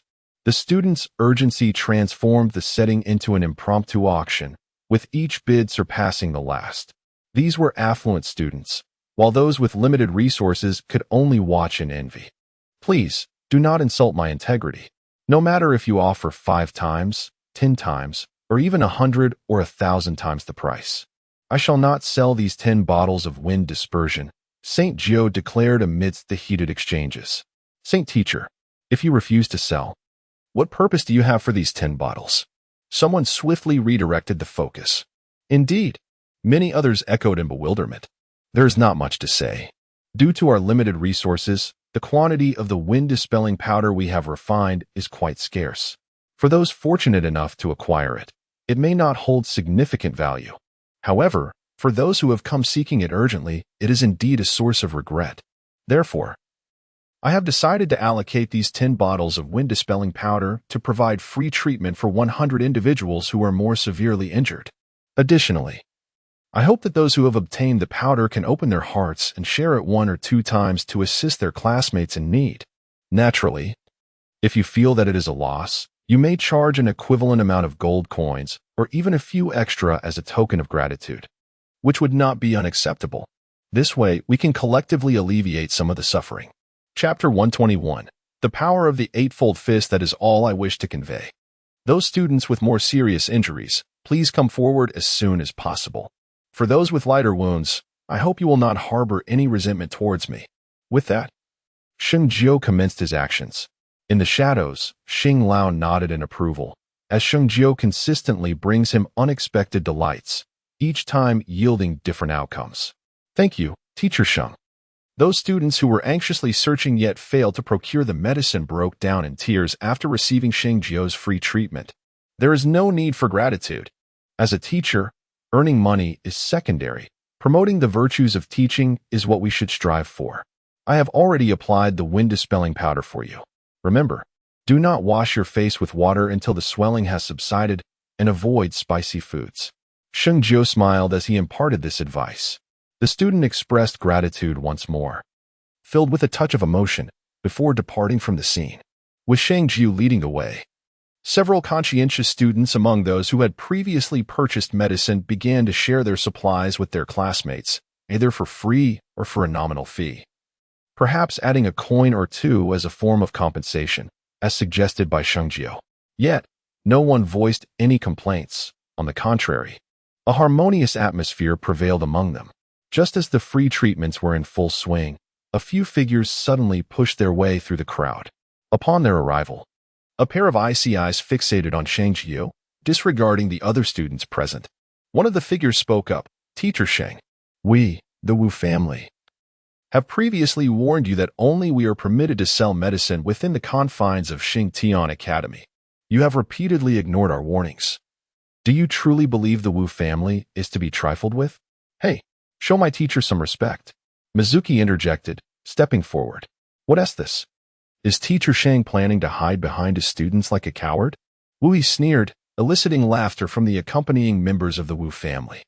Mizuki and the others clenched their fists, glaring at Wu and his companions. "Mizuki, this matter is my concern. You need not interfere. I shall handle this myself. You focus on aiding those students who are seriously injured," Sheng Jiuling stated calmly, disregarding Wu's mockery. Following his instructions, the 10 students set about their tasks. St. Jiuling merely spoke offhandedly. Although many students voiced their discontent on behalf of St. Jiuling, they were well aware of the formidable nature of the Wu family. At this moment, as St. Jiuling suddenly spoke again, numerous students complied with her request and swiftly retreated 5 meters. "What is this? Does Saint Teacher wish to engage us in a spar? What a predicament! If we were to inadvertently injure Saint Teacher, would she hold a grudge against us?" Chapter 122. This is merely the first layer. Wu he was a martial artist of the first rank, having perfected his skills over many years, and was well versed in various martial arts. He served as a capable subordinate to Elder Wu, executing many of Wu Tian's commands. Within the confines of Saint Heaven Academy, Wu he could resolve numerous matters independently, thus sparing Wu Tian from intervening personally. Saint Teacher's jest lacks any humor. In light of this, how about we each draft a life and death agreement, absolving each other of responsibility? Wu squinted his eyes and proposed suddenly. As a member of the Wu Wangfu, he was acutely aware of the friction between the Wu and the Saint Wangfu. Saint Jiuling, being the granddaughter of Saint Qian Kuan and the sole heir of the Saint Wangfu, was a significant figure. Although Wu Tian had instructed Wu to refrain from using excessive force, Wu understood that if he could legitimately eliminate Saint Jiuling here, it would earn him great merit within the Wu Wangfu, possibly even elevating him to the position of deputy elder. Upon hearing this, many students in the vicinity grew increasingly anxious. In contrast, Shui Wuyue and her companions exhibited little reaction. Fellow students, hasten to persuade Master Sheng. Do not acquiesce to that fellow's demands. He is a formidable martial artist at the pinnacle of his realm. The students who were currently receiving his favor grew anxious and urged him to act.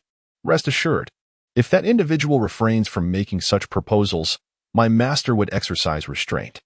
However, once the death contract is signed, that man is as good as finished. Very well.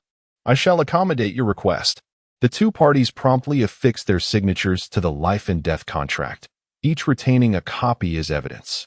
Wu then turned his gaze towards Sheng Jiuling and declared, "Master Sheng, I, Wu am a man. Engaging in a spar with you already affords me considerable advantage. Thus, I shall grant you 3 moves. As long as it is not within this vicinity, I shall not budge an inch. Thank you kindly. But allow me to offer you a word of caution. I tend to strike rather forcefully. Should I inadvertently end your life, you would suffer less. If I fail to do so, when you endure your trials in the future, do not blame me." His words dripped with disdain for Sheng Jiuling, who, in turn, regarded him with equal contempt. "Fear not. That will certainly not occur. Please, Master Sheng, do proceed." With a cold smirk, we lunged forward. Sheng Jiuling's figure closed the distance in an instant. A cold glimmer danced in Sheng Jiuling's phoenix-like eyes as he unleashed a punch, immediately employing his martial arts. This technique was a revised version of the eightfold fist. In its original form, it concluded with a final punch after 7 preparatory strikes, whereas the modification commenced with a punch followed by the 7 strikes as a build-up. Bang!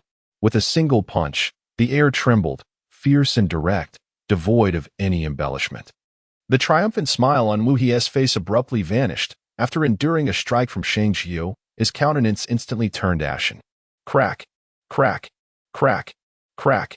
Following that move, Sheng Jiuling unleashed another flurry of strikes, her techniques akin to a tempest, catching the onlookers entirely off guard. plunging them into a state of astonishment from which they could not extricate themselves. Chapter 123. An outburst of character with a deep breath. Sheng Jiuling paused her assault after delivering a punch and 7 palm strikes. She exhaled a breath of pent-up frustration before directing her gaze at Wu He. I told you. You cannot harm me. Wu He's eyes widened in fury as he glared menacingly at Sheng Jiuling, an anguished voice within him clamoring to eliminate her. Yet, his body remained unresponsive. Beside him, his companions were equally terrified by the unfolding scene, casting anxious glances at Wu He. Captain, are you all right? One of them called out. Captain, another voice echoed. Suddenly, at that moment, Wu He, who had been standing resolutely, collapsed to the ground, his body involuntarily convulsing. This is utterly outrageous. Teacher Sheng has defeated a member of the Wu family with just 1 strike. The students who had benefited from her teachings were now completely awestruck by the spectacle. Were it not for my teacher's mercy, he would be a corpse by now, murmured Mizuki. Life and death are fated, and success or failure lies in the heavens. I made a pact with him regarding our lives beforehand. He allowed me 3 moves as a gesture of gratitude. Thus I shall spare you, Sheng Jiuling proclaimed, her resonant voice echoing across the square as she gazed down at Wu He. The wind-dispelling pill is valued at 2,000 to 3,000 gold coins, whereas my wind-dispelling powder only requires 10 coins for a single application. This remarkably affordable price, akin to that of a humble cabbage, serves to assist everyone. Should your Wu family harbor any grievances, we can certainly invite the dean to adjudicate. If the dean deems it erroneous to assist others, then I, Sheng Jiuling, will refrain from selling any medicinal products within the academy henceforth. Teacher Sheng, please do not be upset. The dean is a person of integrity. You have selflessly reduced the prices of your medicines for the sake of everyone. And now you are generously offering 10 bottles of wind-dispelling powder for free to aid us. It is nothing short of a noble gesture. How could the dean possibly believe you have erred? Indeed, the wind-dispelling powder you offer, even priced at 100 gold coins per bottle, would still be seen as a gift, even if it were 1,000 gold coins. After this eloquent discourse, numerous students in the square began to voice their support. How delightful this turned out to be. What initially appeared as an unjust situation has now transformed into a rightful cause, rendering the acting dean of the Wu family hesitant to challenge Sheng Jiuling, fearing the loss of the students' allegiance over such a trivial matter. In the shadows, Xing Tian nodded in approval. This tactic of establishing authority is executed to perfection, not only humiliating the Wu royal residents, but also delivering a significant blow to their pride. Sheng Jiuling, who would have imagined that you possess such an extraordinary granddaughter?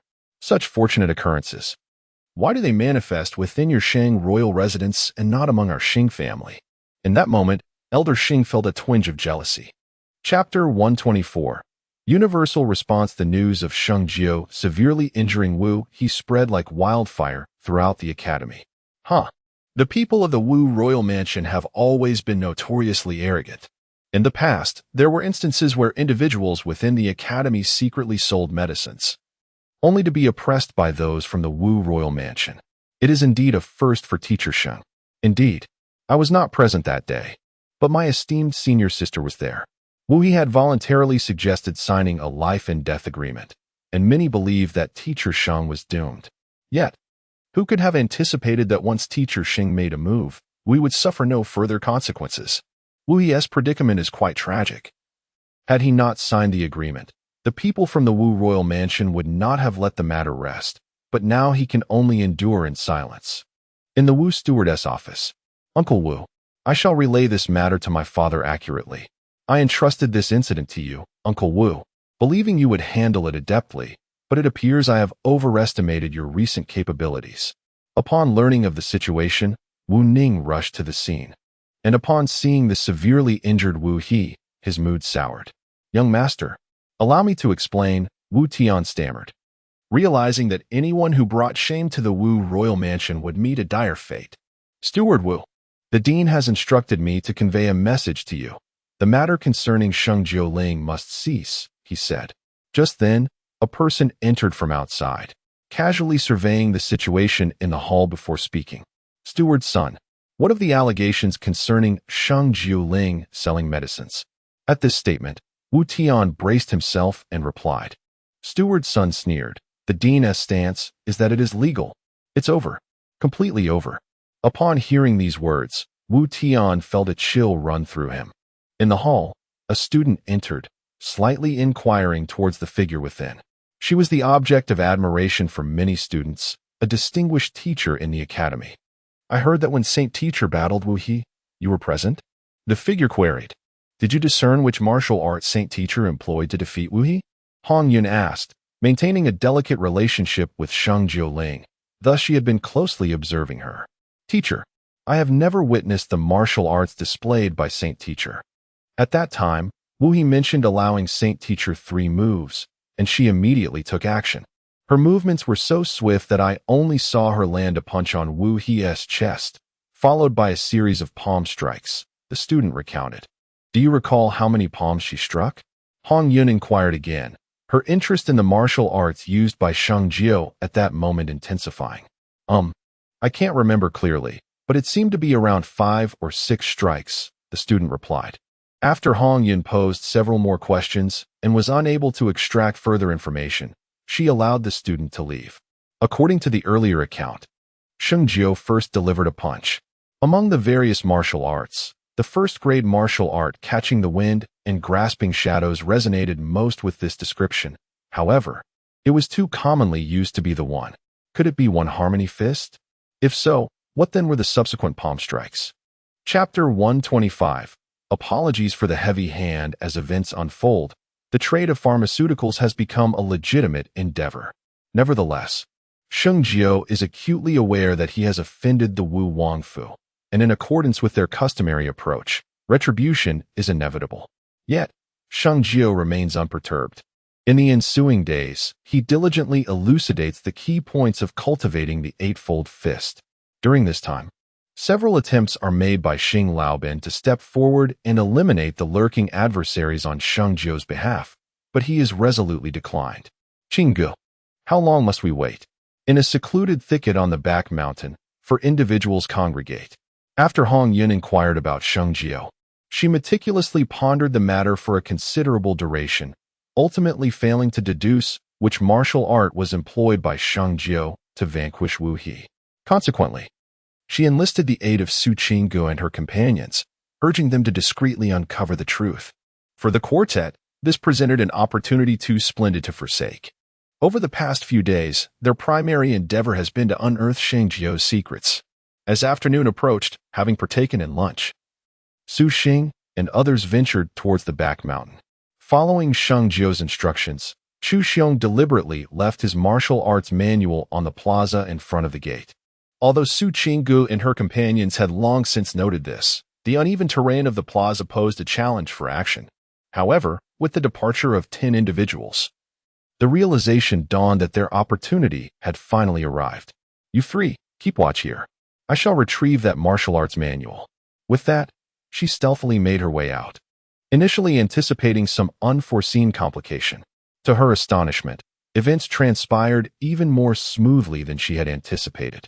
What martial arts did the Sacred Nine impart? Upon their safe return, Zhang Xiaoxiao and the others inquired with curiosity. I am uncertain. There was no time to examine it earlier. As she spoke, she produced her martial arts manual, only for the group to become incensed upon perusing it. It turned out that this manual was merely a copy, its contents transcribed without the title inscribed on the pages. They assumed it was simply this one copy that lacked a name, unaware that, apart from the original held by the Sacred Nine, every other copy was devoid of any title. This applied to both the techniques and the martial arts manuals. Sacred Nine. Such actions seem somewhat inappropriate, do they not? In the room, upon witnessing their departure, Xing Tian remarked, Old Xing, do not fret. I shall handle this matter with care. I implore you to trust me. Chapter 126. I act without regret before heaven and earth. A month has swiftly passed. Today marks the final day of the 1-month period. The Sacred Nine gathered everyone in the square. Tomorrow will be the monthly assessment, a moment to gauge the fruits of your training over the past month. I had made a decision regarding a certain matter long ago, yet for various reasons, I have kept it to myself. Teacher, rest assured, we will not bring you shame. Indeed, the first place in this month's assessment is surely ours. Shui Wuyue and the others brimmed with confidence. Teacher, do you lack faith in us? Upon hearing this, the group couldn't help but feel a tinge of disappointment. Do not misunderstand. The primary reason lies in the consensus reached by the three teachers of Chunbei-san. Should a singular assessment be chosen, their students would undoubtedly have the upper hand against you. However, opting for a collaborative evaluation would alleviate some of the pressure on you, as the students of teacher Zhang Yixin would share the burden. Consequently, this arrangement would enable you to engage in more fruitful exchanges with their students. Sheng Jiuling remarked, adding a crucial note. This way, we can also fulfill the assessment more effortlessly, without revealing your true capabilities. Very well. Since the teacher has spoken, we shall heed your advice. The initial remarks did not concern Shui Wuyue and the others, but the final statement, about not exposing their true strength, was pivotal. Furthermore, Wuyue, among your 10, Wuyue has now reached a critical juncture for advancement to the first grade realm. According to my estimations, it could happen within the next couple of days. If Wuyue were to suddenly ascend during the assessment tomorrow, you all, Sheng Jiuling, having considered the matter thoroughly, reassured them before focusing on Shui Wuyue. Rest assured. Teacher, should senior sister Wuyue unexpectedly advance during the assessment, we vow to protect her at all costs, the likes of Chu Xiong and others declared resolutely. However, as soon as these words were uttered, Sheng Jiuling interjected, I knew you would respond this way. Which is why I felt compelled to remind you that your cultivation methods differ from those of other students. When Ling Shan breaks through, it generates powerful fluctuations in the energy pulse. If you surround Wuyue, you may not only fail to assist her, but could also be harmed by her energy waves. Teacher, what do you mean? The crowd exhibited expressions of astonishment. Is it not during their weakest moments that others advance? Furthermore, during the process of ascension, if one is ambushed, the ascendant is likely to suffer significant injuries. At that point, everyone should flee, ensuring they remain beyond a 5-meter radius of Wuyue. Sheng Jiuling remarked, as it was her estimation of the shockwave's range. Currently, Ling Yun and others were closely following Wuyue's pace, yet they required at least another month to attain their advancement. Until they became genuine first-tier martial artists, the turbulence generated by the ascension would inflict severe repercussions upon them. This was something Sheng Jiuling wished to avoid. Master, if such a situation were to arise, should we notify teacher Zhang's students? Ling Yun, being more observant, casually inquired. Yes, the students of Chunbei can be disregarded. But teacher Zhang's students are our allies. They are one of us. Chapter 127, the Dean's Decision once the instructions were given. Sheng Jiuling did not urge Wuyue and the others to continue their training that day. Instead, she granted them a day off to relax. The following day, with the dawn breaking, the new round of the monthly assessment officially commenced. In a square at Shengtian Academy, Sheng Jiuling and 4 other internship mentors arrived with their respective students.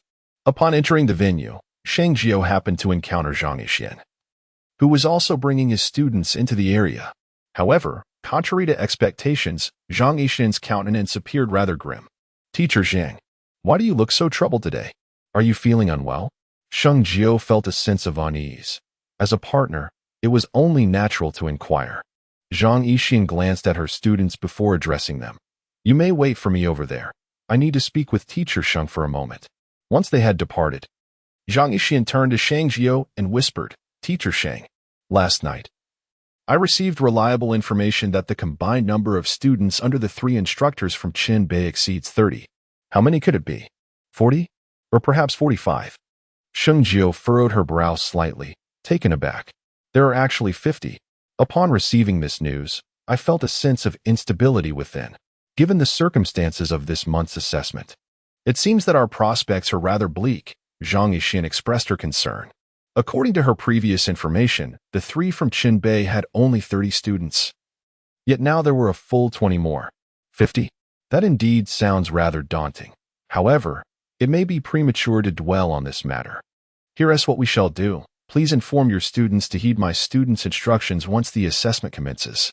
They may have to endure some disadvantages during this period. but I assure you that both of us can safely navigate this assessment and emerge as genuine instructors at Sheng Jiuling Academy. Sheng Jiuling was not surprised by Zhang Yixian's anxiety. The opposing team was indeed larger, 2 against 1 with a surplus, which appeared intimidating on the surface. Nonetheless, numbers alone do not guarantee an absolute advantage. The quality of the students remains paramount. Sheng Jiuling wished to preserve the strength of her own students. But given the current situation, it seemed that this plan might have to be abandoned. Very well. Upon hearing the words of Sheng Jiuling, Zhang Yixian felt a considerable sense of relief. Though she herself lacked such confidence, Sheng Jiuling was no ordinary person. As time passed, after Sheng Jiuling and her companions entered the venue, Chen Bei and his students followed suit. It seemed as though it had all been premeditated. Just as Zhang Yixian had remarked, the trio brought with them a total of 50 students. This not only startled many of the observing students, but also instilled fear in certain teachers. Teacher Sheng, it has been quite some time. This may very well be our last encounter here at the Academy as teachers. Thus, before I depart, allow me to impart a piece of advice. Once you leave the Sacred Sky Academy, temper your temper. Do not find yourself offending those you ought not to, lest you meet an untimely end at their hands. As soon as he appeared, Chen Bei addressed Sheng Jiuling with an exceedingly arrogant tone, mocking her. Teacher Chen, surely, you must be speaking to yourself. Do not presume that your multitude of students guarantees victory for you. When the monthly assessment commences, we shall demonstrate how we can leave your students incapacitated. Upon hearing the insult directed at Sheng Jiuling, Shui Wuyue stepped forward. Among the 10, only Shui Wuyue dared to speak so boldly, owing to his status. Others lacked the audacity at this moment. Chapter 128. The 8th level of the fist's essence. As Shui Wuyue spoke, Chen Bei fell silent. After all, she was a little prodigy. Her grandfather was the vice dean. And even in the absence of Shui Lusheng, he would not dare offend her, especially with him present now. Since the students for the monthly assessment were already in place, the 5 intern teachers were poised to establish the rules for the evaluation. The chief examiner is a teacher from St. Tian Academy. This assessment is not regarded as a significant event, thus it is merely a formality. However, the attendance of observers in previous years has been limited. This year, however, is markedly different.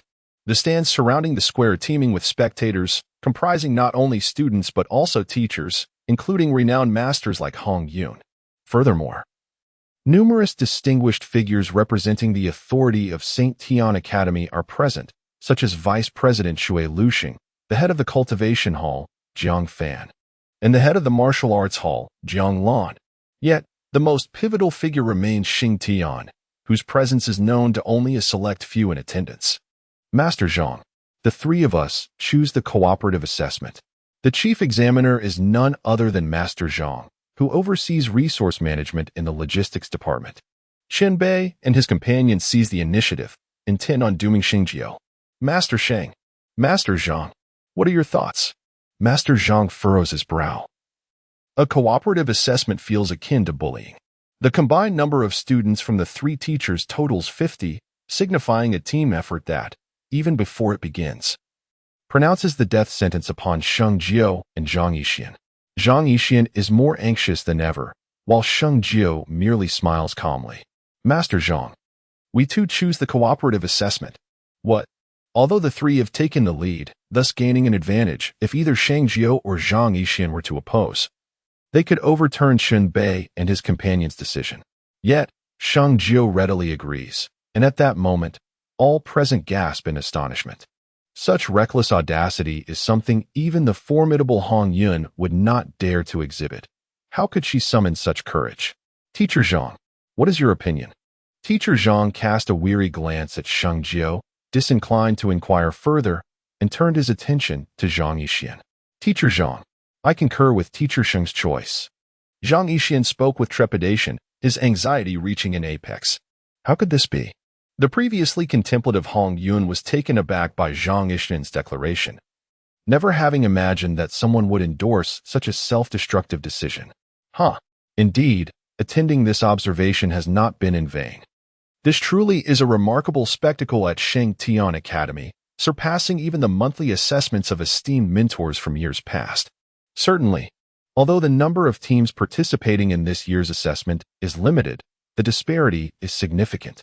It remains uncertain which of the 5 teachers will secure a permanent position at Sheng Jiuling Academy, becoming true instructors. In an instant, the atmosphere grew fervent as students and teachers alike began to speculate on the final outcome. As for Chun Bei and the others, despite feeling confident in their success, an inexplicable sense of unease lingered among the 3. Chapter 129, Monthly Assessment. Very well.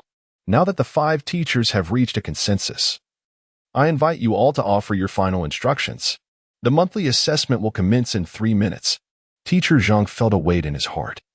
Having served as the chief examiner for so long, this was the first time he encountered such a situation. Teacher Zhang, please have your students come over. I have a few words of advice for them. Upon Zhang's command, Sheng Jiuling wasted no time and addressed Zhang Yixian. Time was of the essence. With only 3 minutes remaining, she had but a few points to convey, all of which pertained to the upcoming monthly assessment. Zhang Yixian swiftly summoned the students over. Subsequently, Sheng Jiuling instructed everyone to gather closely and proclaimed, "This month's assessment is pivotal to the fates of both myself and Teacher Zhang. I urge you all to exert your utmost effort. In light of this situation, should you remain unprepared, you will undoubtedly be scattered by them, leaving you vulnerable to their onslaught. Thus, once the assessment commences, I implore you to stand back to back, uniting against external threats, and ensure that you do not create any opportunities for an ambush from both sides. Furthermore, I harbor little concern for those aligned with Teacher Zhang. My primary worry lies with you few. Do not act impulsively. Remember, engage in a gradual war of attrition with the adversary. If they are unable to breach your defenses over an extended period, frustration will inevitably set in. At that juncture, Wu Yue, Chu Xiang, and Su Xing, you must swiftly retreat into the protective circle of the group, seeking opportunities within. Once the moment is right, quickly draw the enemy into your midst. 3 against 1, strike with vigor, gradually depleting their numbers. Most critically, should Wu Yue encounter difficulties, there will be no chance to evade. Therefore, Wu Yue, the moment you sense trouble, promptly inform them. At that point, disregard any notions of the assessment and simply take cover. Teacher Sheng, what do you mean by your last statement? Zhang Yixian and the others expressed their confusion. Sheng Jiuling waved his hand and smiled, saying, Teacher Zhang, I withhold this information for the greater good. I hope for your understanding. Just then, the voice of the chief examiner, Teacher Zhang, resonated once more. All right. The 3-minute interval has concluded. It is now time for the assessment participants to enter the arena. Soon, all the monthly trial participants took their positions. I hereby announce that the monthly trial officially begins. Go. With a single command from Master Zhang, Chun Bei and his 50 students surged forward like a whirlwind towards Shui Wuyue and the others. Just as the teacher had said, Shui Wuyue and the others thought to themselves. The 20 participants did not hesitate. Unlike the direct assault of their 50 adversaries, they swiftly changed formations, encircling their opponents. Splendid. Initially, it was presumed that facing an onslaught from 50 foes would render the 20 participants anxious and prone to mistakes, leaving them vulnerable to exploitation. To everyone's surprise, they recognized their own limitations and opted for a defensive stalemate strategy. Ingenious. Although the opposing side had a considerable numerical advantage, the confined space limited their ability to strike simultaneously. As the monthly trial commenced, the students, teachers, and other spectators who had been seated in the stands suddenly rose in excitement. Chapter 130, Deceived. Saint Teacher. Zhang Yixian observed this scene, his expression shifting noticeably. As a fellow teacher, he felt the weight of inaction at the outset, while Saint Jiuling had guided them to make the most judicious choice. Though defense may appear disadvantageous, in this context, it unexpectedly resonated with the majority. Even some students began to take the trial seriously. It offered them not merely surprise but invaluable experience and insights, significantly aiding their future assessments. Teacher Zhang, certain matters shall be addressed only after the monthly examination concludes. Presently, the priority lies in observing the assessment. There's no need for undue anxiety. Instead, focus on identifying the shortcomings of our students during this trial, as such insights will prove invaluable for their future evaluations.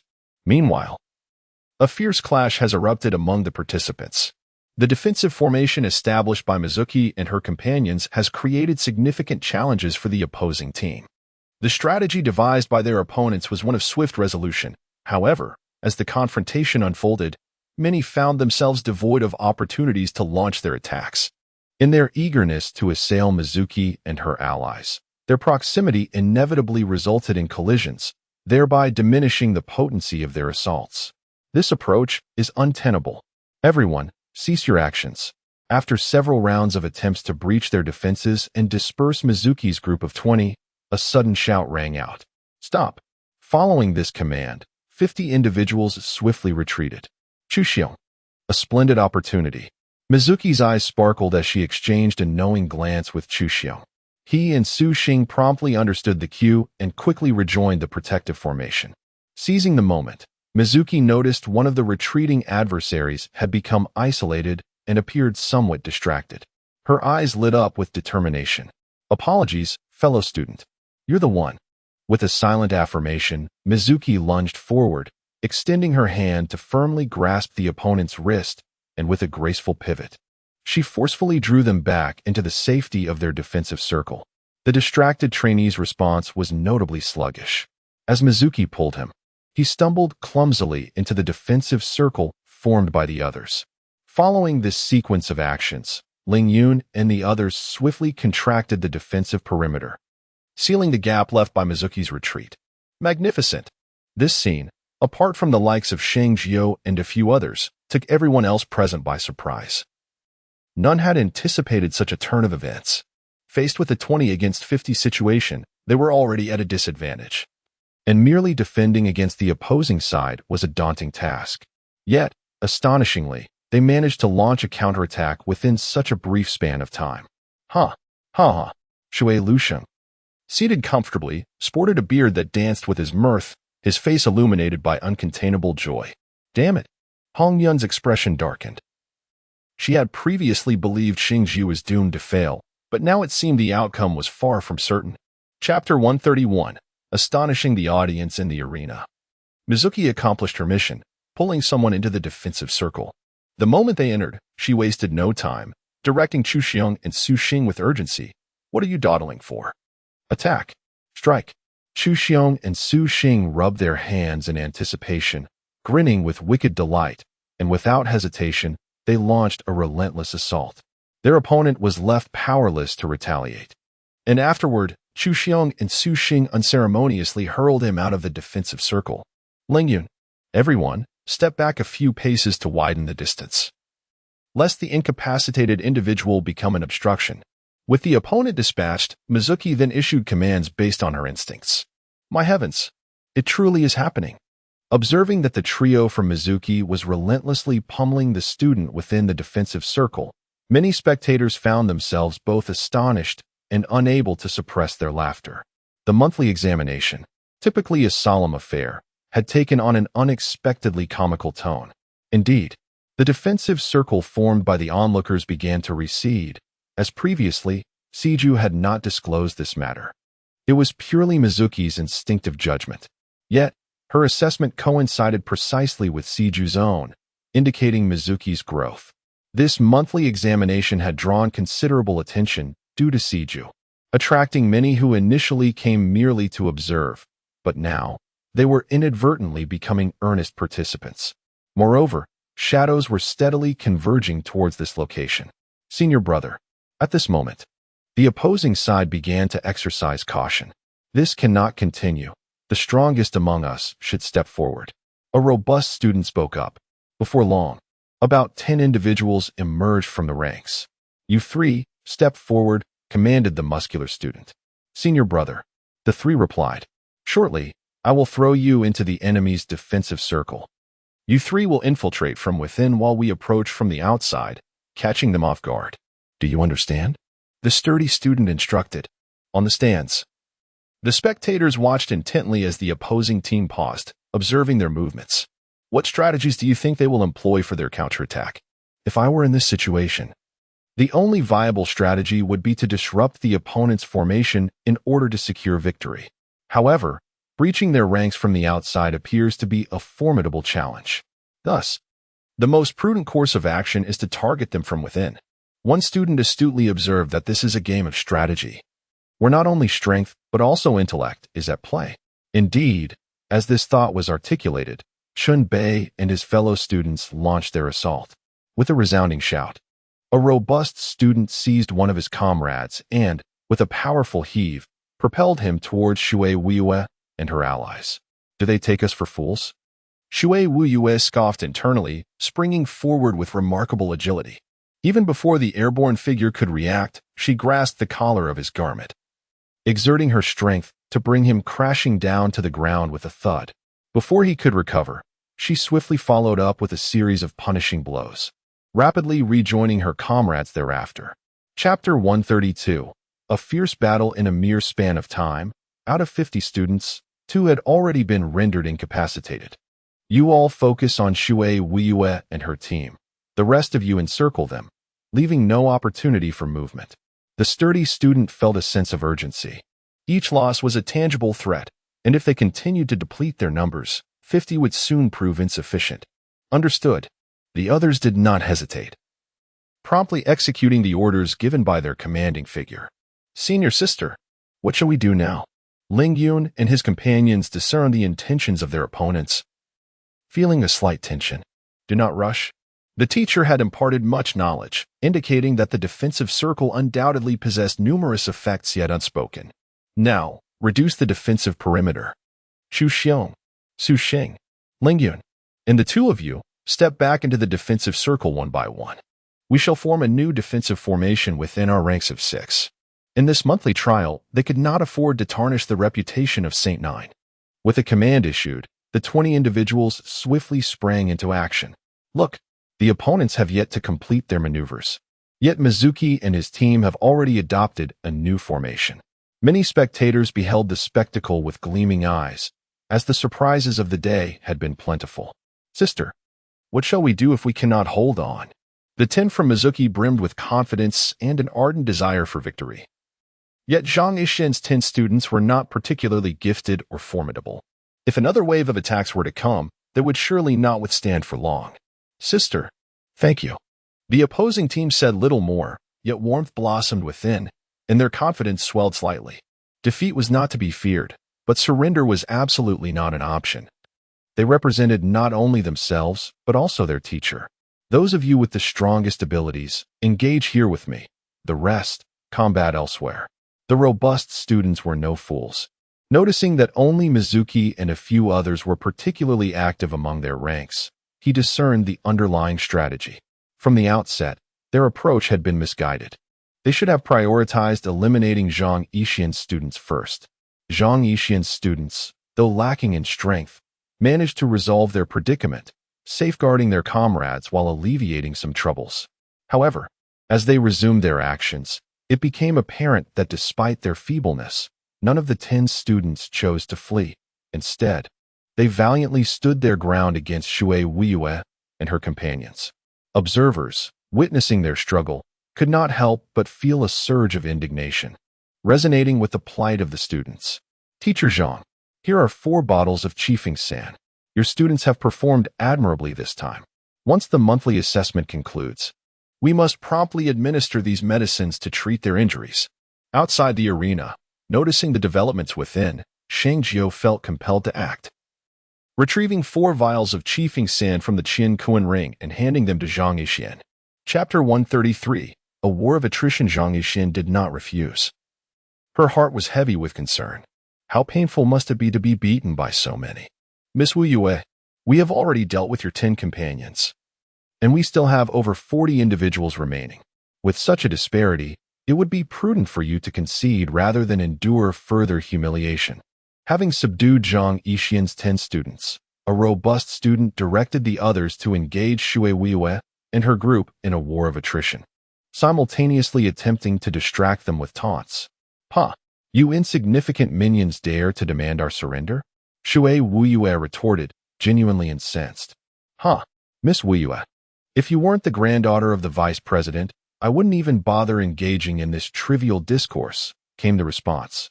igniting a fervor among the students akin to a spark igniting a fuse.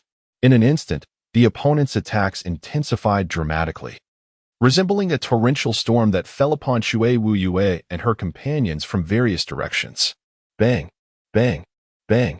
At this juncture, Shui Wuyue and her allies remained undeterred.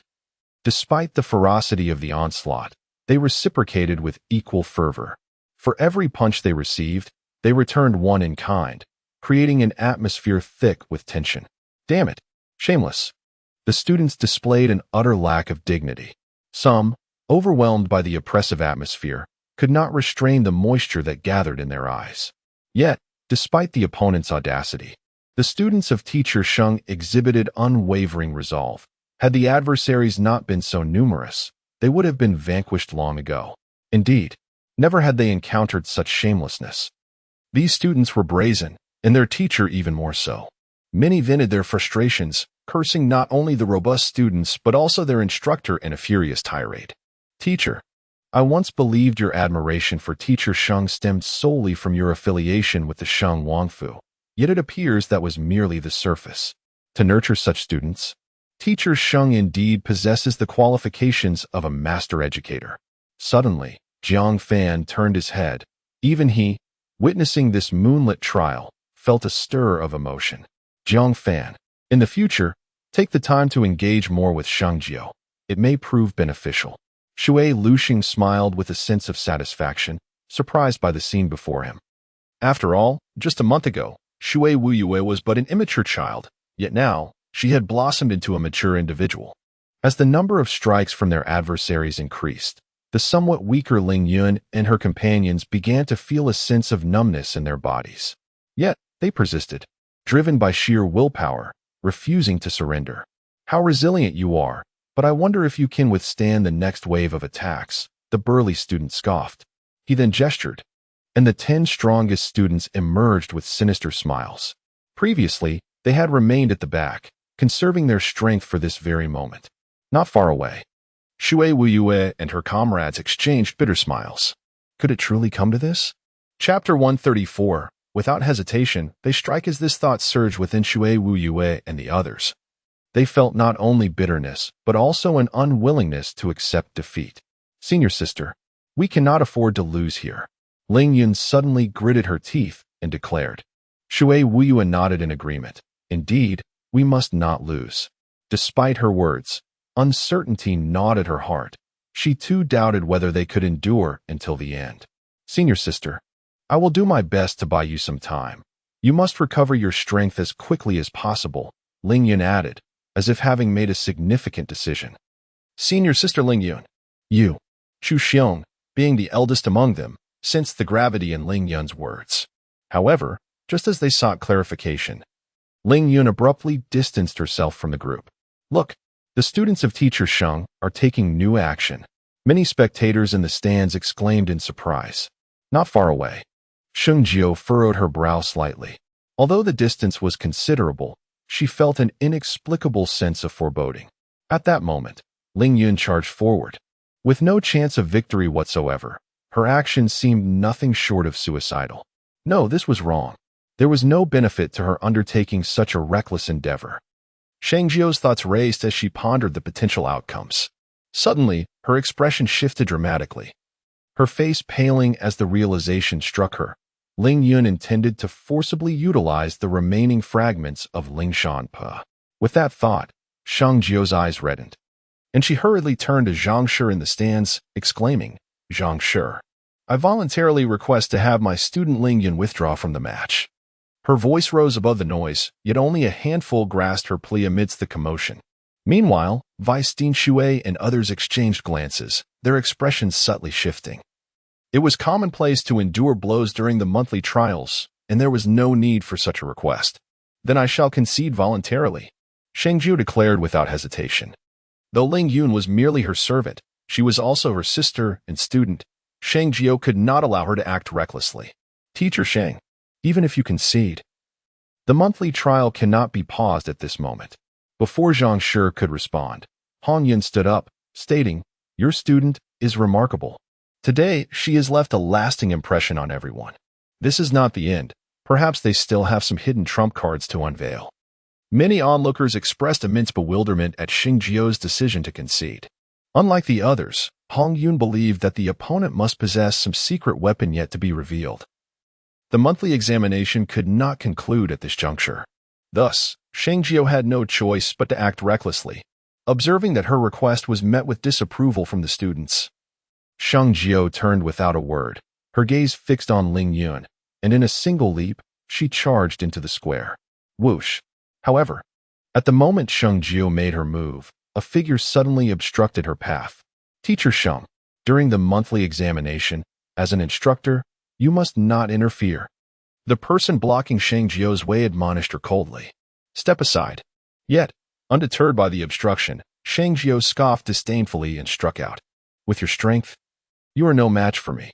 The figure responded with a cold laugh and advanced towards her. Chapter 135.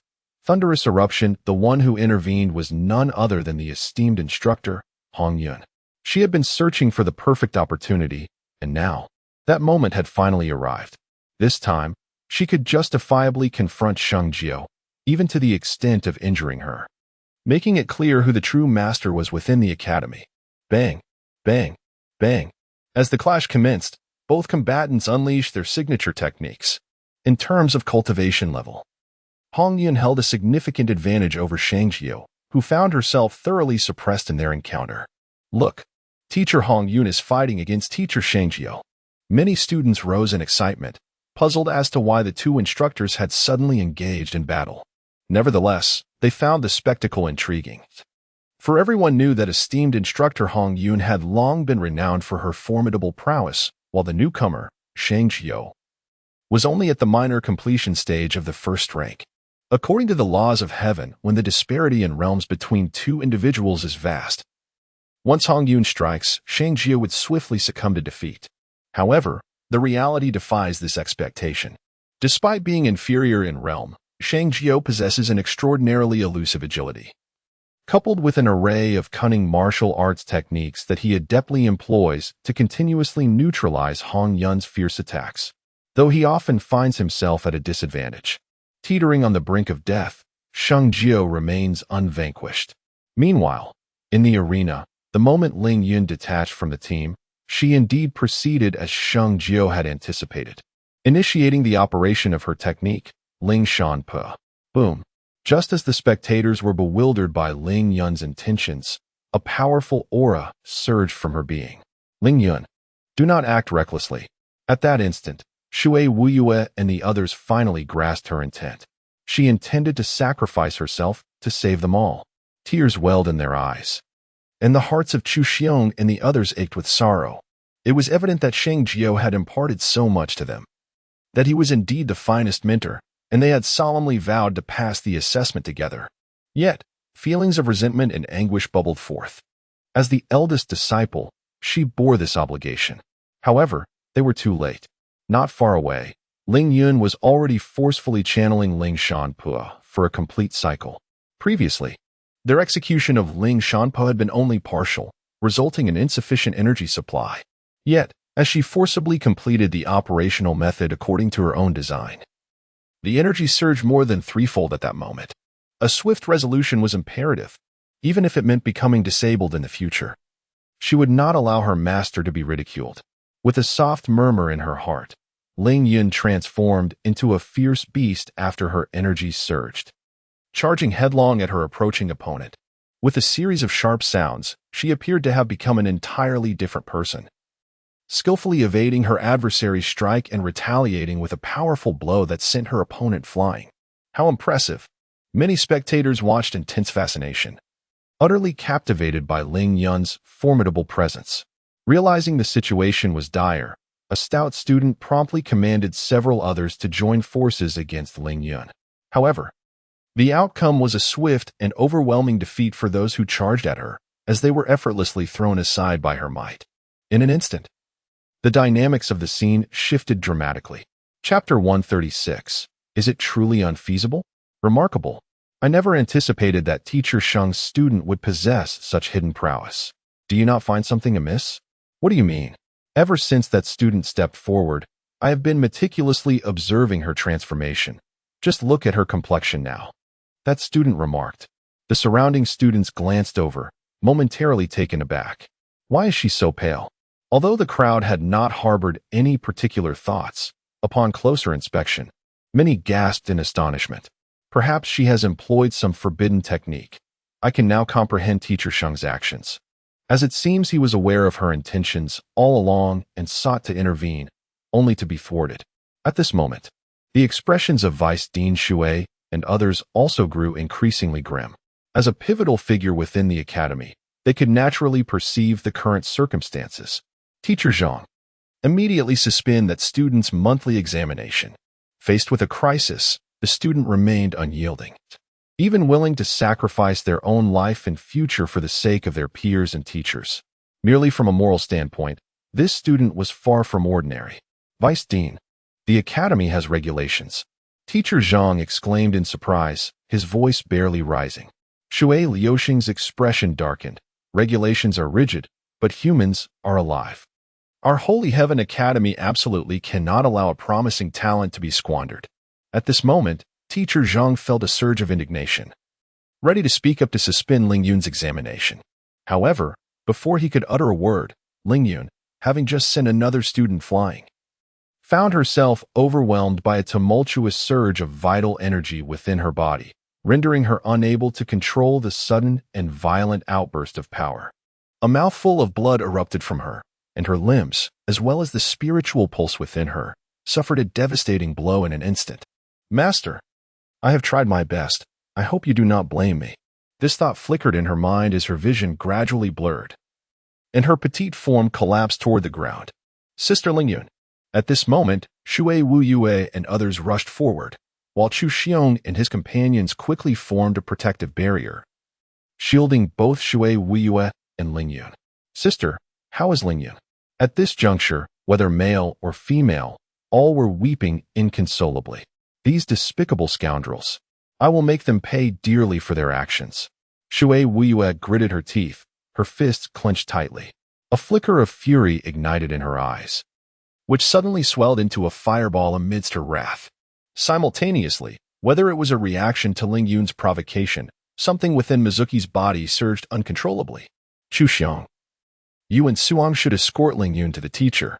I shall handle the ensuing matters, she declared, gently patting Chu Xiong's shoulder as she stepped out of the defensive circle. In that moment, she exuded no trace of vitality. Only a profound, all-consuming rage remained. They had harmed Ling Yun, and she sought vengeance for him. Senior brother. The situation had escalated beyond anyone's expectations.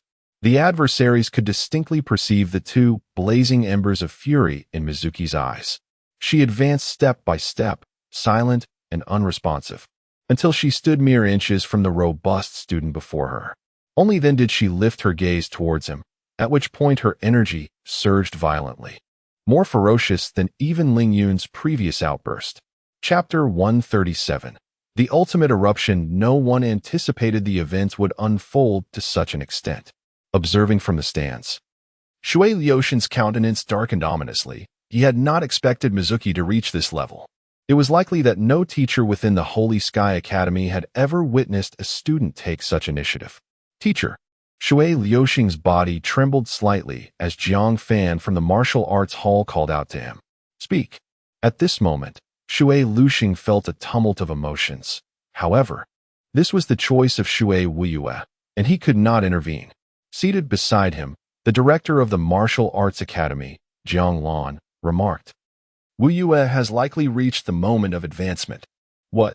Upon hearing this, Shui Liuxing quieted his mind, recalling that Wu Yue had mentioned this before, initially seeking him out due to the difficulties she faced from the guards at the Martial Arts Academy when she went to find Sheng Jiuling. It was unexpected that this young girl was indeed on the verge of advancement.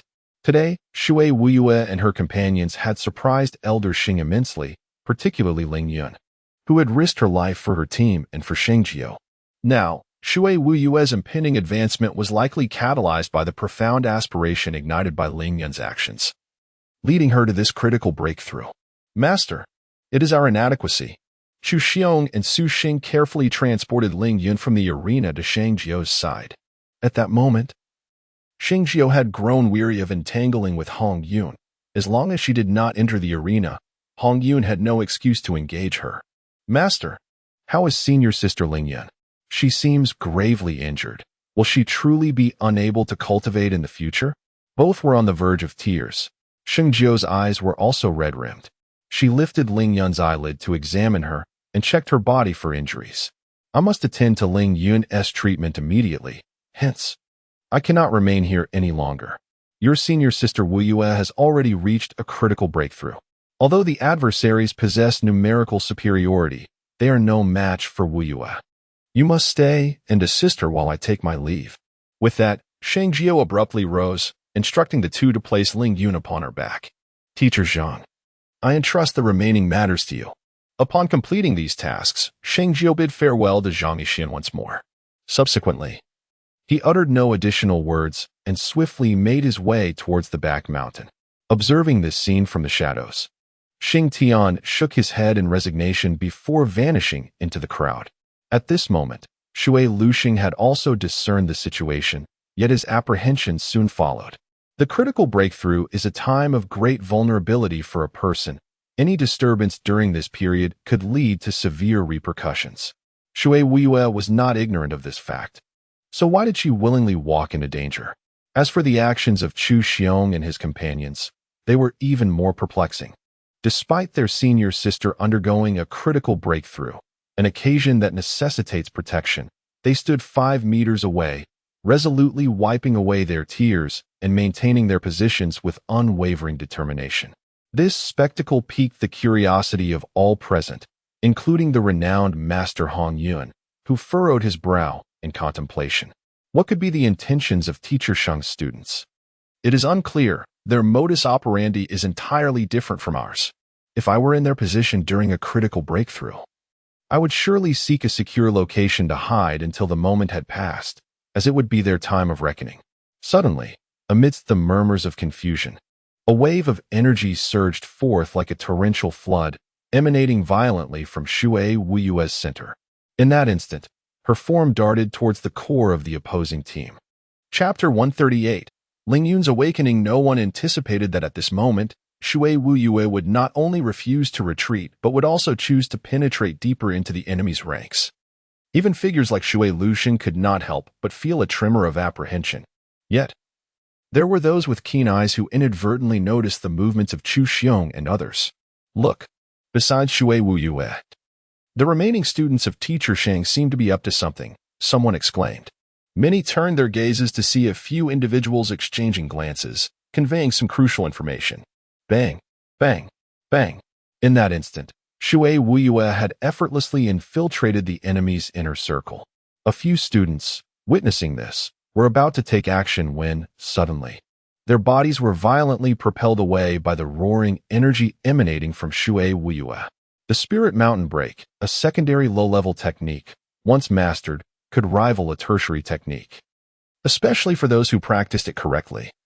They would not only be immune to the backlash of the technique, but would also unleash a ferocious energy approaching the second-grade realm during a critical breakthrough. This was a technique unlike any other, specifically devised for exceptional circumstances.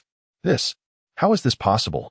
The energy surged, with an overwhelmingly tyrannical force, casting aside anyone within a 5-meter radius of Shui Wuyue. At that moment, she did not strike. Everything was accomplished through the violent energy swirling around her. Teacher, do you know what technique Wu Yue is practicing? Jiang Fan suddenly stood up from his chair, astonished as he inquired. Teacher, after casting a few glances, a certain string in Jiang Fan's heart was unexpectedly struck. Lowering his voice, he remarked, to my knowledge, within the annals of the martial arts repository, there exists a record of a particular technique that bears a striking resemblance to the current circumstances faced by Wu Yu. Pray tell, which technique might that be? Inquired Shui Luxing, unable to contain his curiosity. The forbidden technique of the Holy Heaven Academy, a low-level 2-star technique known as Ling Shan Pe, Jiang Fan responded. As he uttered these words, he became visibly moved. This technique was housed on the second floor of the martial arts repository, safeguarded with utmost secrecy. Over the years, aside from a select few, No one had paid heed to its existence. But why did Wu Yu take notice? Vice Dean Shui, eldest brother. This is not the time for such discussions. It would be wise to keep this matter from outsiders. Jiang Lan appeared to be already aware of the situation. And though astonished, he felt a greater sense of reverence. His admonition swiftly brought clarity to both Jiang Fan and Shui Lu Sheng, prompting them to fall silent. In this recent advancement, Wu Yu had quietly dispatched over 20 adversaries, totaling nearly 30 individuals who had lost their capacity to retaliate. Unlike others, Wu Yu's ascension occurred in a remarkably brief span, taking merely a little over 10 seconds, after which the tumultuous fluctuations of energy settled. In the name of Saint Nine and Sister Ling Yun, should we fail to secure victory in the monthly trial today, we shall depart from the academy and never return. At that moment, the group led by Chu Xiong, standing 5 meters away, suddenly took resolute steps toward the location of Wu Yu. Chapter 139, The Moonless Outburst. Alas. In the arena, the students accompanying Qin Bei were entirely intimidated by the imposing presence of Shui Wu Yue and her companions. Prior to her ascension, they had been confident in their ability to secure victory in the lunar trials. However, with Shui Wu Yue's successful promotion to the first rank, they were acutely aware that they were no match for her formidable prowess. What shall we do now, senior brother? One among the remaining dozen inquired suddenly. Let us all strike together and eliminate Shui Wu Yue first. Once we subdue her, the others will pose little threat, another suggested. In that fleeting moment, a burly student had managed to flee swiftly, thus evading the impending danger. Subdue her. The mere mention of this sent shivers down the spines of the group. Shui Wu Yue was now a first-rank martial artist, while they were merely aspiring first-rank practitioners, unaware of how long their own ascension would take. This was akin to a flock of sheep facing a tiger. One sheep could never hope to challenge a tiger. Their collective approach would only lead them into the jaws of the beast. As Chu Xiong and his companions drew near, Shui Wu Yue did not spare them a glance, but calmly stated, "Junior brother Chu, I will strike with utmost speed to incapacitate them. Before they can react, you must act swiftly and with force. Rest assured, senior sister. We understand." Chu Xiong and the others replied in unison. With a resolute breath, Shui Wu Yue refrained from further words and propelled herself into action, with Chu Xiong and the others promptly in tow. A counterattack was imminent. The atmosphere, once filled with commotion, fell into an extraordinary silence as many hearts raced with both tension and excitement. After Mizuki made her move, she swiftly executed the plan, overwhelming the opponent with a fierce force that knocked them to the ground. Chu Xiong and the others quickly followed suit, seizing the opportunity while the adversaries were still in shock, delivering a relentless barrage of blows. This back and forth continued, and in a matter of moments, only 2 or 3 remained standing, one of whom was the robust student. Senior brother. The remaining 2 quaked at the sight, realizing the brutal defeat they were enduring. You thought you would triumph, but what now? You have pushed my junior sister to this extent. I do not know if she can continue her cultivation after this, but as her senior, I cannot forgive you. You students lack the demeanor of true scholars, and you teachers lack the virtues of educators. I hold you in disdain. Mizuki approached with measured steps, each stride accompanied by a commanding shout. With each step closer to the muscular student, he could no longer withstand her imposing presence and collapsed to his knees, exclaiming, "We concede. We concede." The remaining 2 students quickly followed suit, also kneeling and murmuring their surrender. Under the watchful gaze of many, Mizuki's raised hand hesitated in midair. Her heart in turmoil. She yearned to continue her assault, yet she refrained. They had already surrendered, and they were not mortal enemies. Moreover, even if she did strike them, it would be inconsequential, but what would others think of the sacred knife? With these thoughts swirling in her mind, her hand gently lowered, and without uttering a word, she calmly turned and strode away with purpose, hastily departing from the square. Behind them, Chu Xiong and others fell silent, quickly retracting their hands. 1, 2, 3. They dragged their weary bodies and promptly followed suit. Yet, at that moment, a singular thought reverberated in the hearts of all. They must become stronger. Such events must never recur. Chapter 140. Violent advancement as they gazed upon the few individuals in the arena, an instant transformation occurred. Their figures loomed larger in the eyes of the onlookers. This was a silent victory. Whoosh! In a certain part of the Sacred Sky Academy, two silhouettes swiftly darted by, heading towards the direction of the back mountain. This girl is gravely injured. What means do you intend to employ to save her? After Sheng Jiu departed from the square, Sheng Tian pursued him, shoving his sole remaining pulse protection pill into Ling Yun's mouth, temporarily safeguarding her vital energy. However, the cost of forcibly channeling the Ling Mountain Break was immense, and her energy channels had already sustained severe damage. Had she taken the pulse protection pill before the moon trial, there might have been a glimmer of hope, but alas, that was not the case. The current predicament was entirely due to Hong Yun's interference. While Sheng Jiu was indifferent to her own plight, she should not have obstructed him this time. Sighing deeply, Sheng Tian found himself at a loss for words. As they sped along, the duo finally arrived at the back mountain, where Sheng Jiu resided. After placing Ling Yun on a wooden bed, Sheng Tian exited the room, deliberately closing the door behind him. Sheng Jiu, among the acquaintances I have, there exists a highly skilled healer. Please assess Ling Yun's condition. It won't be long before help arrives, Sheng Tian stated as he stood at the threshold.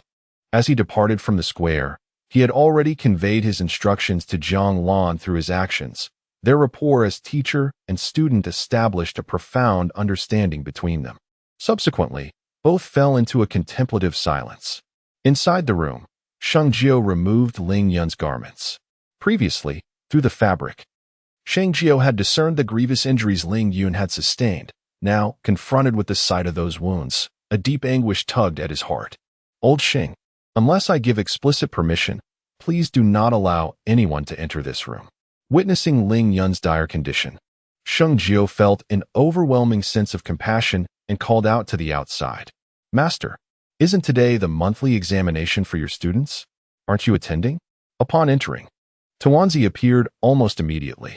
However, upon uttering those words, a sudden realization struck her, and she quickly floated before Sheng Jiu. Master, this young lady's spiritual veins are severely damaged. Although the vitality-protecting pill has temporarily staved off the collapse of her spiritual essence, once its effects wane, her veins will continue to shatter. Do you know which elixir in the wooden chest could save her life? Sheng Jiu inquired. As a spirit of artifacts, he possessed a clear understanding of all that resided within this space. I do not seek idle chatter. Sheng Jiu's expression turned frosty. Had it not been for the pressing demands of time, she would have thoroughly studied all the techniques and medical texts available here. Without further ado, Sheng Jiu set Ling Yun down and swiftly retrieved the Divine Physician's Codex. She flipped through its pages at an astonishing speed, nearly skimming over the text. As time passed, her movements abruptly halted. Chapter 141, Igniting the Scene. The Divine Physician's Codex contained detailed accounts pertinent to such situations. Moreover, various analyses have been conducted regarding this situation. In circumstances akin to Ling Yun's, safeguarding the spiritual vein is not an impossible task. However, given the current realm and condition of Saint Nine, she is yet unable to achieve this. Thus, only one alternative path remains. The water from the life and death cold spring can temporarily suppress Ling Yun's injuries. Tuanzi, I beseech you, does this life and death cold spring, as recorded in the Divine Physician's Codex, truly exist within this space? The method is established, yet the pivotal element eludes Saint Nine's grasp. This, I am not entirely certain, but indeed, there is a spring within this realm, and the water there is exceedingly frigid. I often bathe in it. Enough of this idle chatter. Let me there immediately. Ling Yun has remained in a state of unconsciousness, and Saint Nine's spirits are considerably low. Master, it is right here. Moments later, Tuanzi guided Saint Nine to a certain location within the space, revealing a circular pool of water. At the center of this pool stood a volcanic-shaped stone, approximately 10 feet tall. Standing by the edge of the pool, an icy chill enveloped her. This must be the life and death cold spring. Saint Nine extended her hand into the water, and an unusual sensation surged within her heart. According to the description she had received, this pool was indeed the life and death cold spring, albeit of a lower grade. Yet, for Saint Nine, it sufficed. She shed her garments and, cradling Lingyun, stepped into the pool, gently placing Lingyun's body within the water. The icy spring water penetrated deeply, as if it were a chill from the very earth, reaching into one's bones. The sensation was truly remarkable, yet Saint Nine remained largely indifferent to it. Beyond the confines of the universe, the elderly Sheng expressed his concern, unaware of the state of both his teacher and his junior sister Lingyun, despite their own injuries. They eagerly inquired about Lingyun's condition.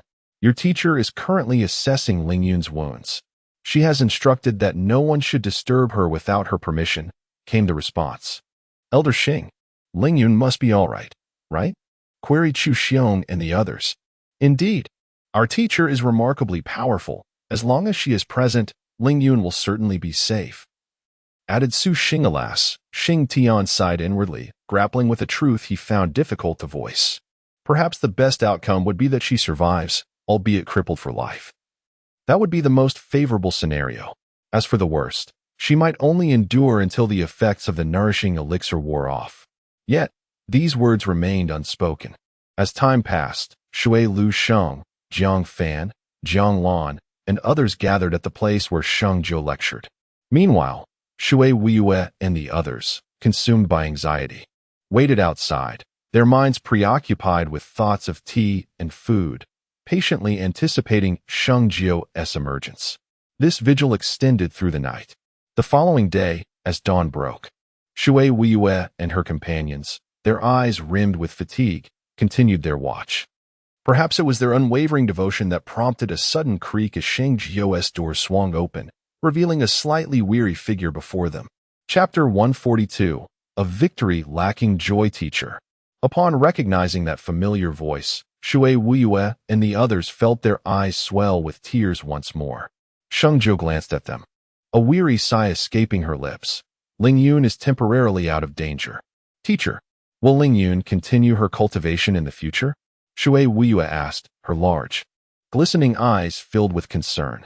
She then noticed that their clothes had not been changed and their injuries remained untreated, which made Sheng Jiu's heart ache. Weiyue, please go to Lingyun's room and fetch her a change of clothes. The rest of you, take a moment to tend to your injuries with the wind dispersion technique. Today's mission is suspended. Everyone should rest well for the day. Teacher, we're fine. We are just worried about senior sister Lingyun. Chu Xiong and the others replied. Despite their protests, they found themselves unable to resist her orders and complied.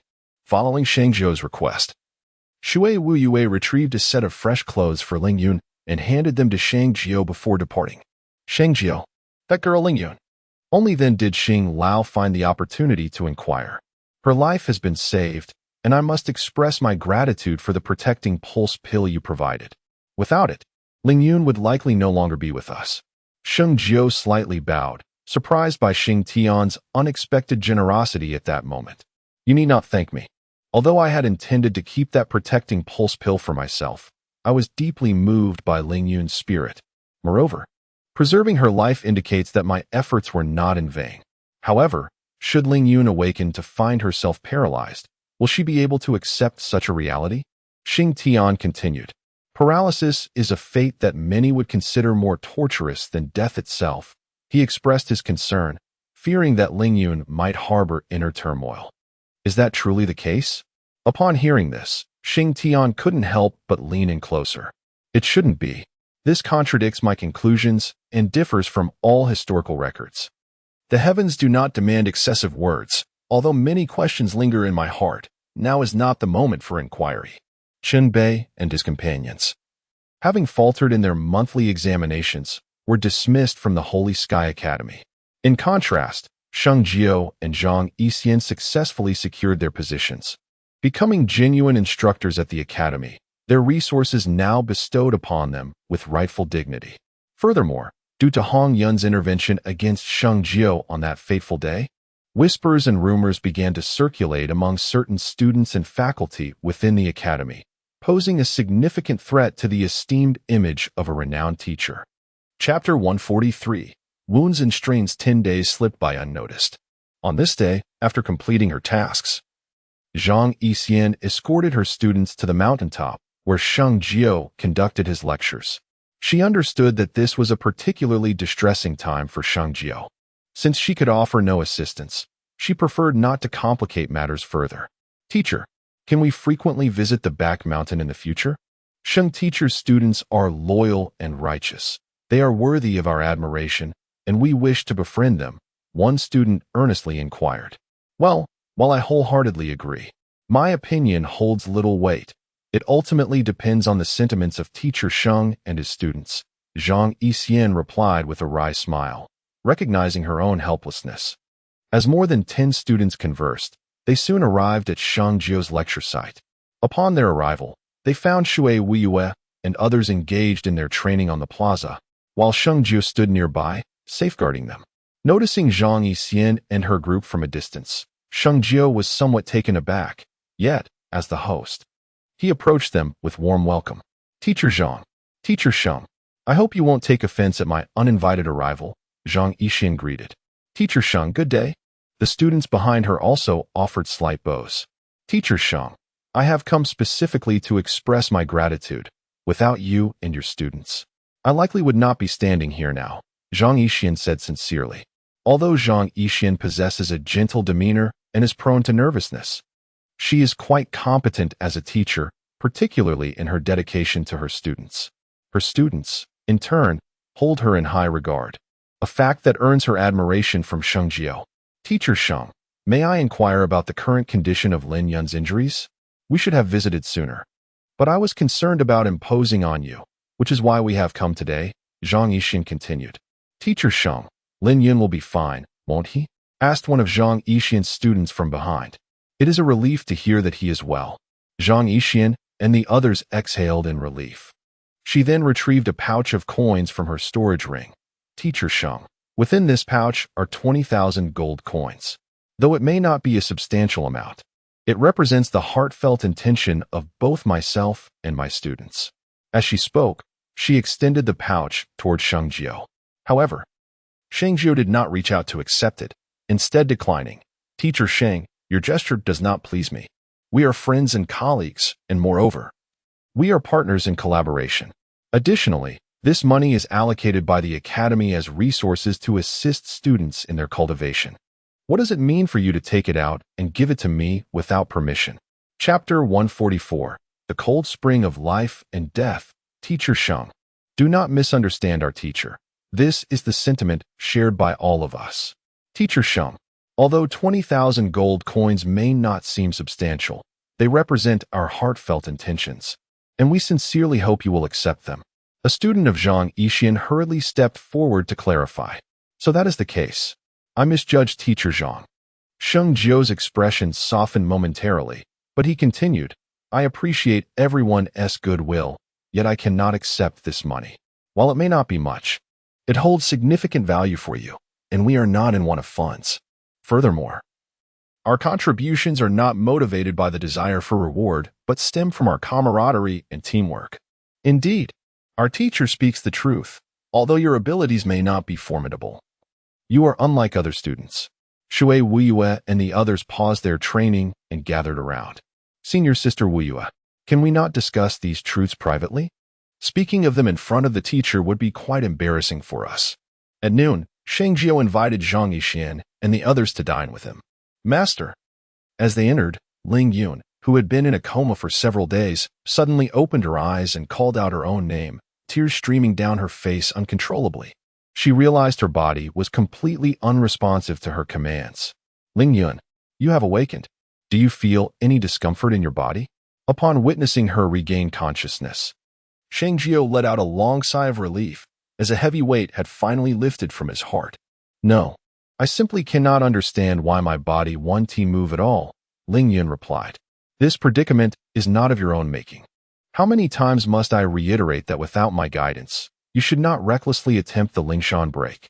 I understand your intentions are noble, but remember, you are not merely my student, you are also my sister and friend.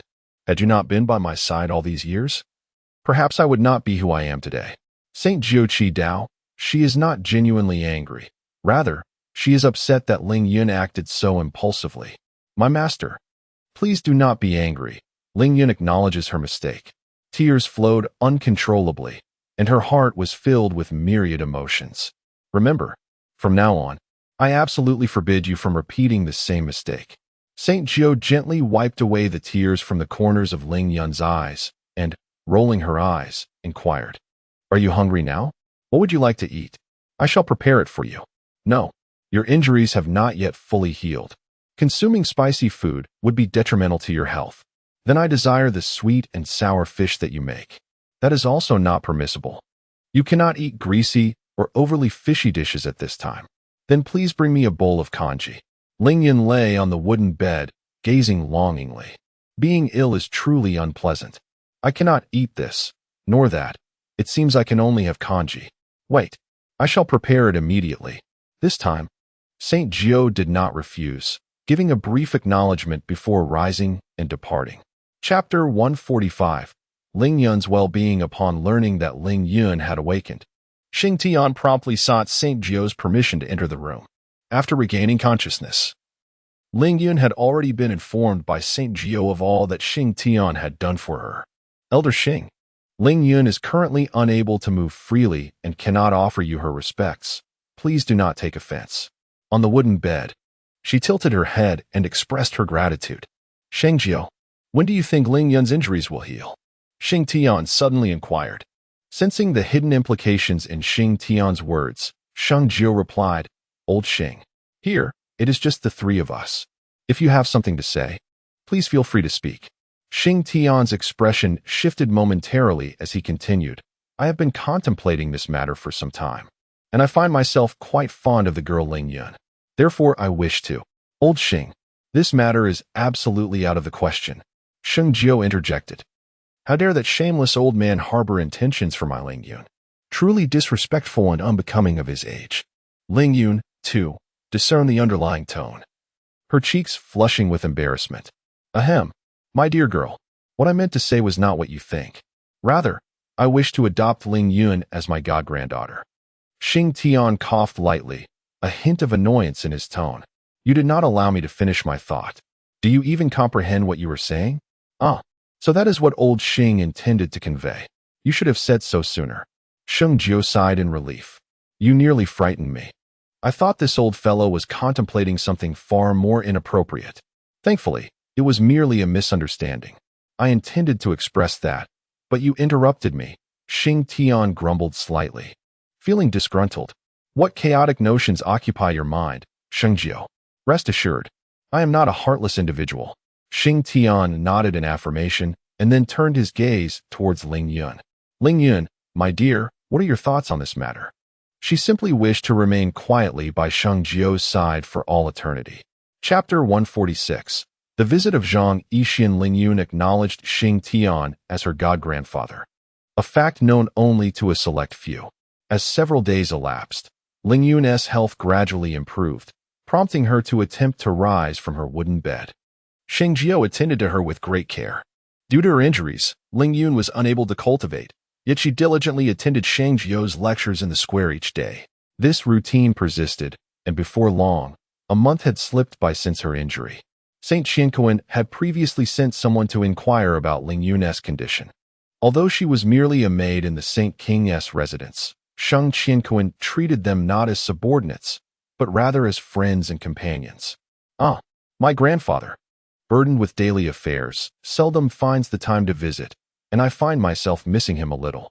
One afternoon, Sheng Jiu granted a 2-day leave to Shui Wu Yue and the others in his capacity as a teacher. He then escorted Ling Yun in a carriage towards the Saint King's residence. Their journey was filled with light-hearted banter, rendering it anything but dull. However, upon entering Saint Tian City, the atmosphere abruptly shifted to one of unease. "Hey, have you heard? A group of assassins infiltrated the Saint King's residence a few days ago, resulting in numerous guards' deaths." "Stop the carriage," Sheng Jiu exclaimed, his expression altering suddenly as he shouted. The carriage came to a halt, and he hastily lifted the curtain, directing his gaze toward the speakers.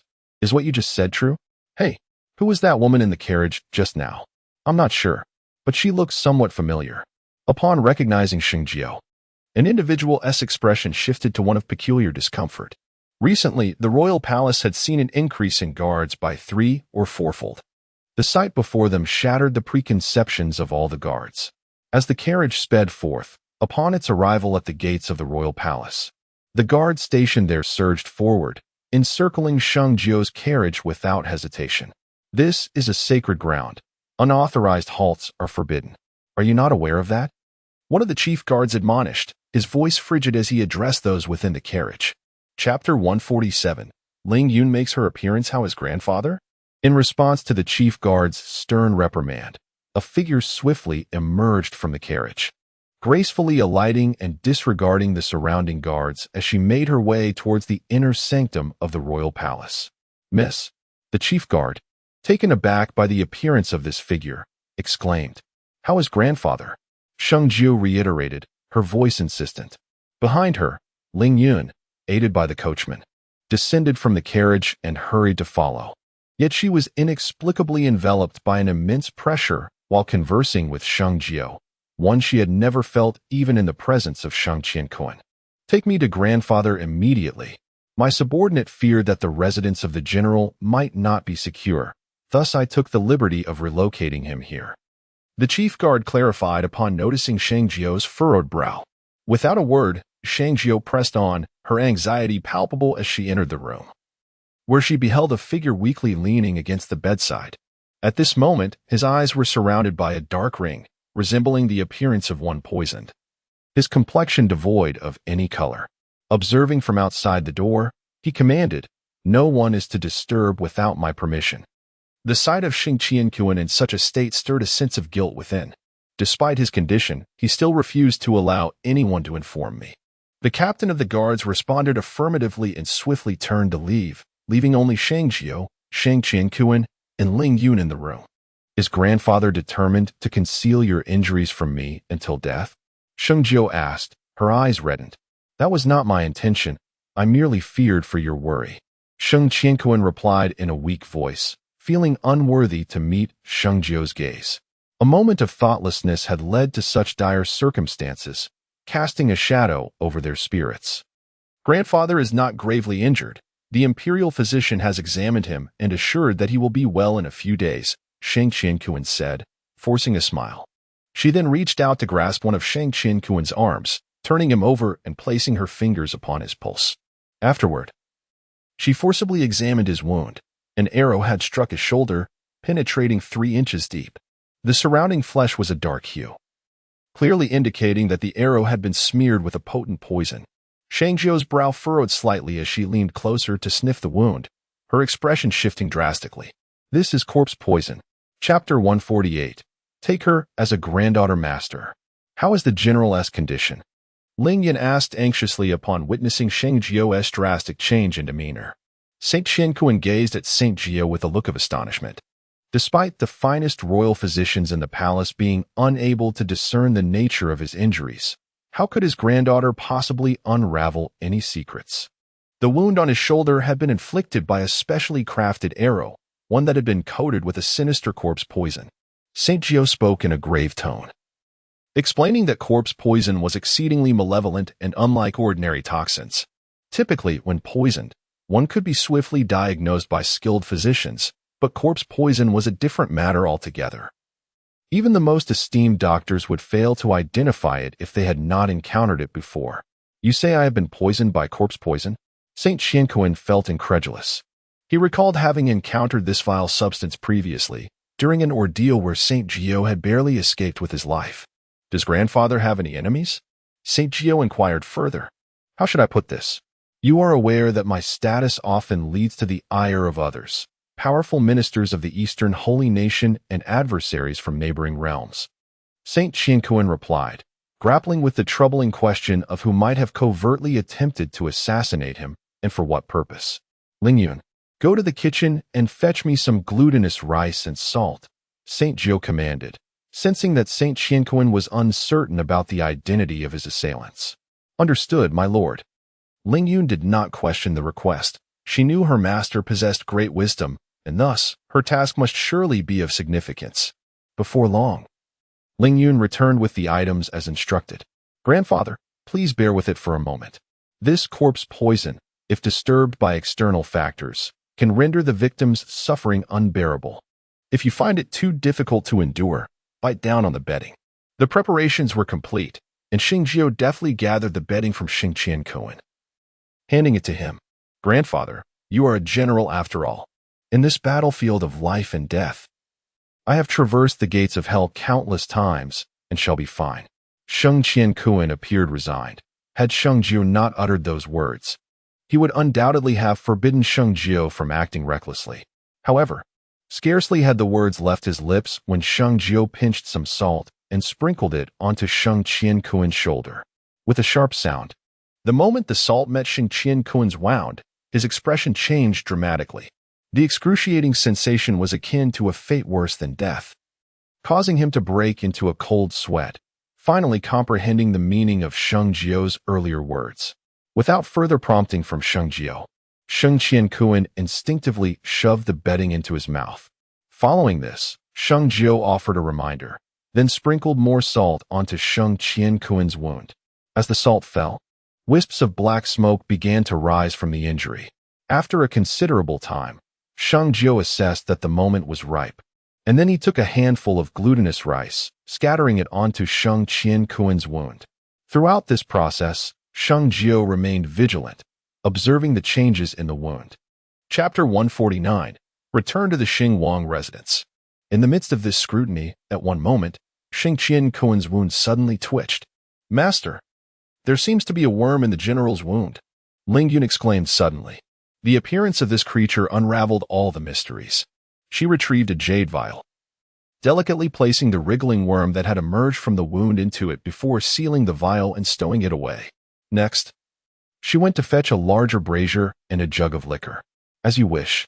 Gungun, without further inquiry, proceeded to follow Sheng Jiu's instructions.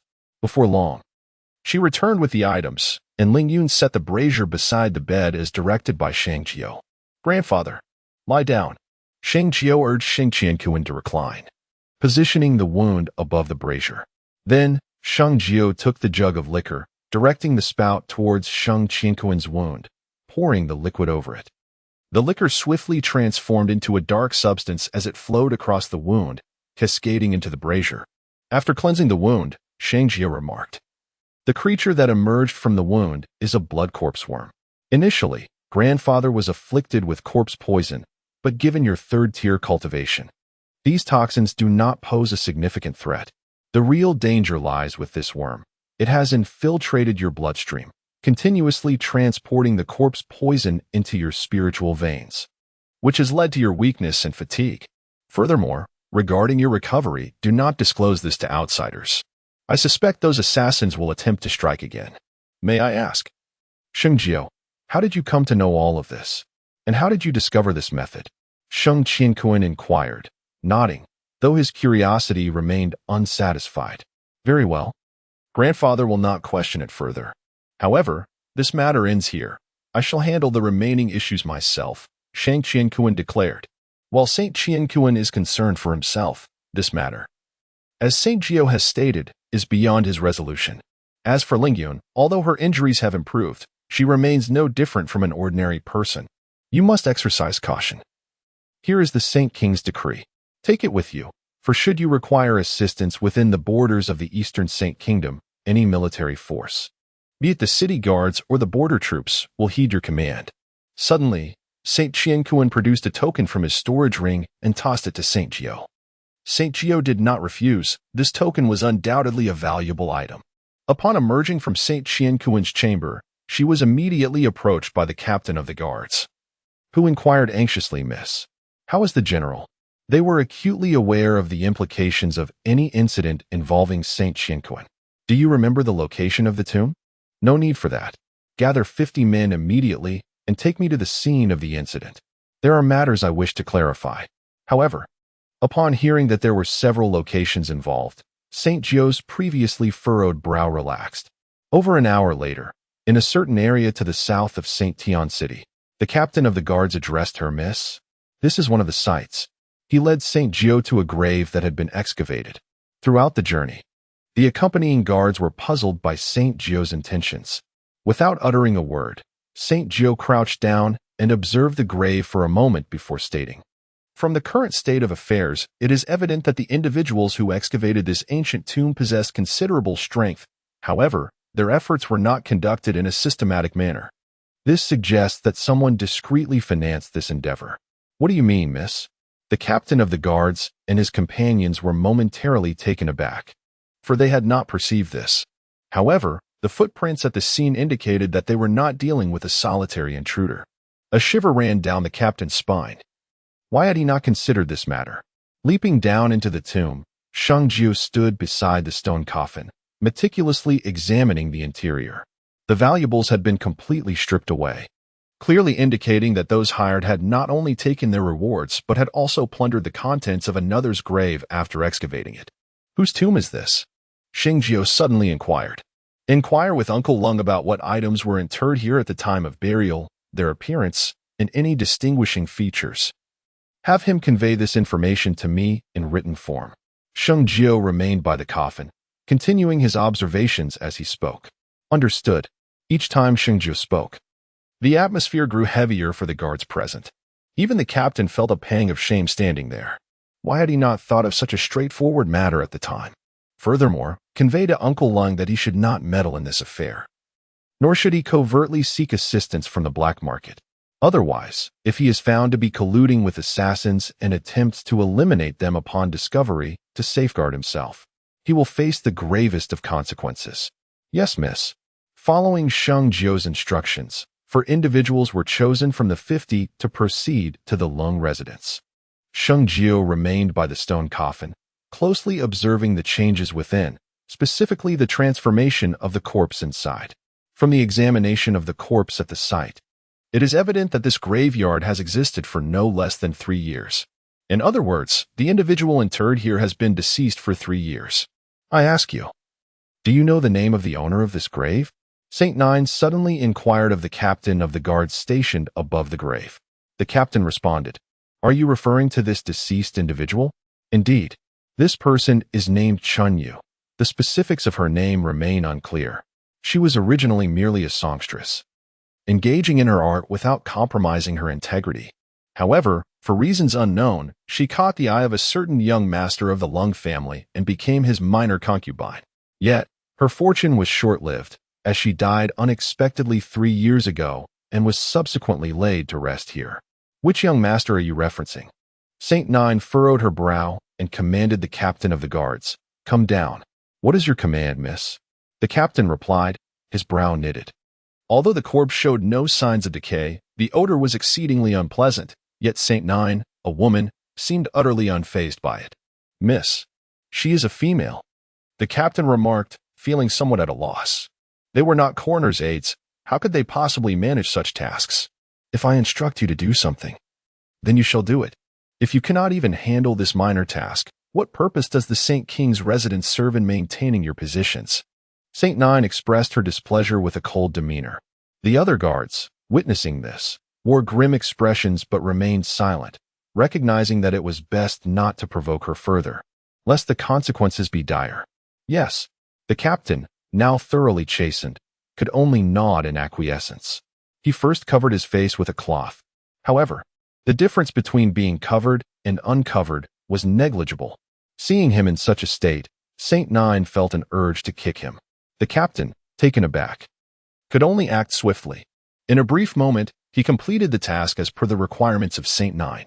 "Miss, I have already stated she is a female. Yet you remain unconvinced." The captain of the guards expressed his dissatisfaction after finishing.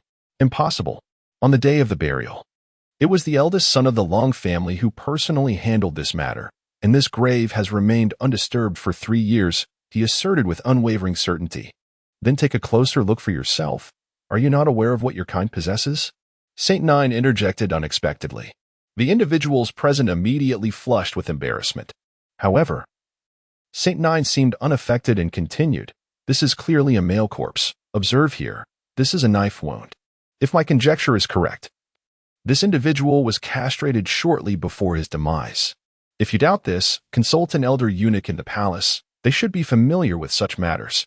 The captain of the guards was momentarily taken aback, rendered speechless. Nevertheless, given the extraordinary circumstances. He gestured for 2 members of the team to leave promptly and summon someone from the palace. Chapter 152. Blood Corpse Insect. In the span of these 2 hours, the captain and his companions were left dumbfounded by the revelations presented by Saint Nine. Recognizing the gravity of the situation, the captain specifically requested the family coroner to be summoned. He wished to avoid meddling with these long-deceased bodies. "Miss, we have invited the royal eunuch," he announced. "Let him descend to take a look." Saint Nine had already been examining the corpse for 2 hours, and no one knew his intentions. 2 guards assisted the royal eunuch as he descended. "Royal eunuch, pray, allow me to examine this individual. Was he, in his lifetime, subjected to the blade?" Saint Jiu inquired without hesitation. The eunuch, startled, observed the terrifying visage of the corpse. The foul odor emanating from it was repulsive, yet he restrained his discomfort. Leaning closer, he held his breath and scrutinized the body before rising, exhaling deeply. "Miss Saint, it is evident that this man was indeed harmed by a blade during his lifetime. Furthermore, in my estimation, the assailant appears to be a novice. The incision was not completed thoroughly. It seems a second attempt was made." Upon hearing this, the atmosphere became oddly charged among the guards. "Thank you, Miss Saint," he exclaimed. "There is no need for gratitude, but I implore you, Eunuch Wang, to keep this matter confidential. Speak of it to no one, lest word gets out and allows the miscreant to escape," Saint Jiu cautioned. After her departure, the coroner proceeded to conduct a meticulous examination of the corpse as per Saint Jiu's instructions. The process took a considerable half-hour. "Miss, as you suspected, this individual has indeed been tampered with. If my assessment is correct, the true identity of this corpse may well be that of the eldest son of the Long family," the coroner reported upon completion. "The eldest son of the Lung family. This cannot be. Is he not still alive, attending court daily?" the captain of the guards questioned. "Shouldn't you be discussing the eldest son of the Lung family at this juncture?" In contrast, Saint Jiu inquired calmly. "Whether the eldest son of the Leng family is alive can be discerned from his habitual actions.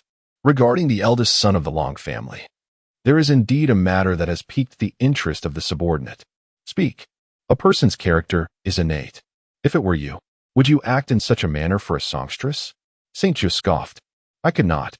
"Then how is it that the flirtatious eldest son of the Long family manages to do so?" Chapter 153. Let the scene speak with Saint Jiu's inquiry. The captain of the guard smirked. "Indeed, the matter is rather peculiar. Thus, it is evident that the current eldest son of the Long family harbors issues. These are all apparent truths, yet it is lamentable that the members of the Lung family remain oblivious to such matters." Saint Jiu could not help but alter his perception of the Lung family. They seem to be even more foolish than anticipated. Let us first visit the other graves. Determined to unravel this mystery, Saint Jiu refused to squander time here. "Miss, the sky is darkening quickly." At this moment, dusk was approaching, and the other graves were scattered across various locations, which would require considerable time to traverse. Then arrange for several forensic experts to investigate whether these excavated graves belong solely to men. Only then did Saint Jiu realize the urgency of the situation. Were it not for the need to swiftly ascertain the truth and provide tranquility to the Saint King's residents, he would be disinclined to involve himself in such affairs. Having been out for so long, if the general were to learn of this, he would undoubtedly be concerned. No need to rush. Let us first explore the black market in St. Tian City. Having gathered numerous clues and receiving detailed answers from the members of the Lung family, it is evident that these items will inevitably surface in the black market. In the city of St. Heaven, items that cannot be openly displayed are often transferred through the black market for sale in other cities or countries. The black market in St. Heaven is discreetly located in a secluded corner of the southwest of the city. Within this hidden enclave lies a vast courtyard, complete with its own shops and streets. By night, the area is ablaze with lights, showcasing many illicit items. Upon entering the city, Saint Jiu and her entourage had the captain of the guards change into inconspicuous attire before entering the black market in groups. "Miss, typically, these items are sold at street stalls, and the black market is not under the jurisdiction of our Eastern Holy Nation," the captain explained, concerned about St. Gio's impulsive nature. St. Gio frowned slightly. So, are you suggesting that if we identify a suspect, we cannot apprehend them here? Precisely. Then what purpose do we serve by being here? She countered. The captain felt a wave of frustration. He was reluctant to come in the first place, having been compelled by St. Gio, and now found himself at a loss for words. You must understand that this is the city of Saint Heaven. Since the black market is not governed by the Eastern Holy Nation, and we cannot make arrests here, where then lies the authority of our nation. Why is it that we cannot enforce our power in our own territory? You are indeed correct. However, the forces behind this black market are vast. The general once inquired about it, revealing that such black markets are not only prevalent in the one-star kingdom, but also extend into the nine-star kingdom. Moreover, the scale of the black market varies with the prosperity of each city. The chief guard felt a headache coming on. This situation was utterly unreasonable. If even the holy Qianquan is at a loss, what hope do you have? Alas, I truly do not understand what the holy royal mansion has been nurturing you for all these years. Saint Nine shrugged, feeling helpless. Why not approach it from the perspective of the black market's rules? Since it is a black market, it undoubtedly has its own regulations. Where there are rules, there are bound to be loopholes. Otherwise, the black market would descend into chaos. Chapter 154. Unrestrained Sharpness. With a cold snort inwardly, Saint Nine had little desire to elaborate further. Rules are akin to laws. When wielded effectively, the regulations of others can become one's own weapon. Without further ado, Saint Nine led the chief guard through the streets. Before long, Saint Nine found himself crouched before a street vendor, reaching out to examine a piece of jade. This jade ought to be the one, he thought to himself, a smirk tugging at the corners of his mouth. Dear miss, this piece of jade is of exceptional quality. Carrying it with you can refine your temperament, and even at night, you shall sleep soundly, exclaimed the burly man behind the stall in a hearty voice as a customer approached. And how much do you intend to sell this jade for? Saint Nine feigned nonchalance in his inquiry. 100 gold coins. The burly man replied with a grin. 100 gold coins. You grant me 90 gold coins, and I shall provide you with a cartload of this exquisite jade, the man declared, his voice resonating with confidence. St. Jiu let out a cold chuckle, cursing under his breath. He had anticipated a Navi buyer, yet he encountered a seasoned dealer instead. With a forced laugh, the rough man scratched his head and continued. My dear lady, do not take offense. How about I sell you this piece of jade for 10 gold coins? What say you? Not at all. Do you truly believe that something belonging to the deceased holds such exorbitant value? St. Gio rose to her feet, questioning him. Young lady, if you wish to purchase, then do so. If not, kindly depart and refrain from disrupting my business, or I shall ensure you regret it. The rough man, realizing she was not a potential buyer but rather a nuisance, felt his temper flare and stood up. If you think you can intimidate me, you are sorely mistaken. St. Gio retorted sharply, seizing the collar of his garment. The rough man, equally hot-tempered, retaliated, and a scuffle ensued between them. The captain of the guards, witnessing the commotion, stepped in to separate them. As the uproar intensified, a gathering crowd watched with intrigue, while the guards responsible for maintaining order in the black market swiftly arrived at the scene. Guard Zhang, this young girl is brazenly causing a disturbance in the black market. Please apprehend her at once. Upon the arrival of the black market guards, the rough man ceased his struggle, shouting for intervention. Yet, St. Gio maintained her grip on his collar. Miss. The captain of the guards furrowed his brow, whispering a warning. However, St. Gio remained undeterred, continuing to tug at her adversary, leaving the two approaching guards in an awkward predicament. The Zhang surname guard declared, in the realm of the black market, disturbances are strictly prohibited. Release the individual at once. Perhaps considering it is your first offense, we may let you go this time. Sheng Jiuling appeared somewhat unfamiliar. Likely a novice in such an establishment, the Zhang surname guard, known for his gentle demeanor, was indeed a commendable individual. However, unperturbed by his words, Sheng Jiuling grasped the rugged man firmly and turned to the guard, stating, True, this is the black market, but does that imply that rules do not apply here? What is your intent? The expressions of both men shifted dramatically. It was an outrageous provocation. Do not libel me. This is our first encounter. And it was you who approached me under the pretense of purchasing jade. Instead, you engage in this disgraceful conduct. The rugged man's expression darkened. Could it be that he was being set up? Chapter 155. Sheng Jiu's reasoning regardless. The items are undoubtedly stolen by you, and for that alone, I cannot let you go. Sheng Jiu's countenance was filled with ire as he clutched the man resolutely, showing no inclination to release him. The expressions of the surrounding guards grew increasingly grim, their hearts racing with anxiety. Miss, you claim he has stolen your belongings. Do you possess any evidence? The Zhang surname guard furrowed his brow, for it was uncommon for disturbances to occur within the black market. Even if something were lost here, it would rarely escalate into a major incident. My wallet was also taken, and given the brief interval, he must have concealed it on his person, Sheng Jiu asserted. You allege I stole your wallet. Should it not be found on me? What then? The rugged man felt a surge of confidence, unperturbed by accusations for deeds he had not committed. If the wallet is not in your possession, I have purchased everything you were selling today. Upon being questioned, Sheng Jiu shouted, Very well. Go ahead and search. The boorish man responded with a roar. The two Zhang guards were perplexed. Yet they reached a consensus to await the outcome on the scene. Suddenly, Sheng Jiu released the boorish man and began to search his person.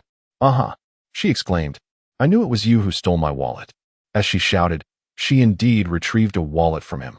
How could this wallet be on me? The boorish man was taken aback.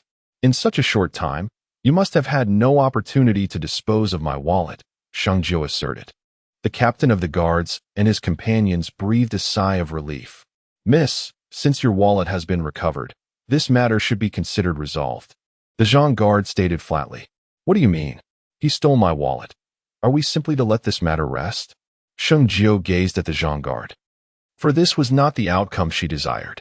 This is the black market, and besides, you have found your wallet now, haven't you? The Zhang guard replied. One could say that, he continued, while another guard beside him exhibited signs of impatience. Excellent. With your assurance, I feel reassured. To their surprise, Sheng Jiu suddenly ceased her commotion. Just as they were puzzled, Sheng Jiu raised her voice. Ladies and gentlemen, esteemed friends. The black market guard stated that in this underground market, theft is permitted. Should one be caught pilfering, they would not face violence or retribution, but merely be required to return the stolen items. Thus, if one desires something, they may simply seize it and flee. As long as they evade capture before exiting the market, the guards have no authority beyond that point. Sheng Jiu articulated this with precise clarity. Rules? He remarked. Such things are often employed to dismantle the very fabric of order. If you wish to speak of rules, then allow me to elucidate them for you. Upon uttering these words, not only did the expressions of the 50 guards shift dramatically, but those of the onlookers also reflected a palpable change, including the two Zhang family guards, whose faces betrayed their astonishment. It is worth noting that the total number of guards in the black market of Shengtian City is a mere 50. If events were to unfold as Sheng Jiu suggested, the market would be plunged into perpetual chaos. Chapter 156. The black market of Shengtian City, let me eliminate her, exclaimed one of the black market guards beside the Zhang family guard, his anger palpable. Do not act rashly, cautioned the Zhang family guard. The crowd is too large and watchful, and we have always upheld the importance of rules within our market. If we ourselves do not adhere to these regulations, how can we expect others to respect them? In contrast to his companion, the Zhang family guard maintained a semblance of composure. Seizing the opportunity before matters escalated further, he inquired, Miss, do you have any insights to share? Zhang guard.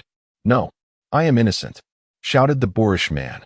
Does this not tarnish the reputation of our black market? The Zhang guard retorted. If we abduct individuals from the market, who would dare to come here in the future? That will not happen. It was he who initially transgressed, as he was the one who first violated the rules of the black market.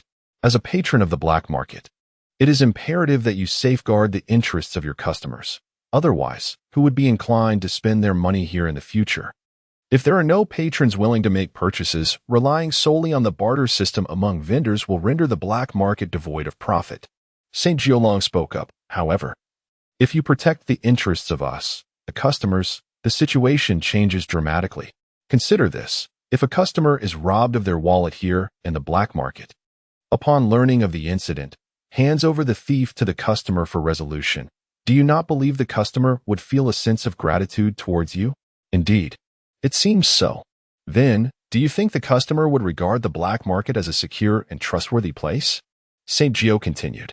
That also appears to be the case. Given this, do you not think that once the customer feels gratitude and trust, they would be more inclined to bring more money and shop here without hesitation? St. Jiu carefully laid the groundwork before abruptly presenting this significant point. Although the black market operates in the shadows, its profitability primarily hinges on the presence of customers. Without them, it cannot sustain itself. Therefore, if you hand over the perpetrator to me, the black market would not only incur no losses, but also send a strong warning to these miscreants. It would demonstrate an attitude of accountability, providing the customers with a satisfactory resolution. Am I not correct in this assertion?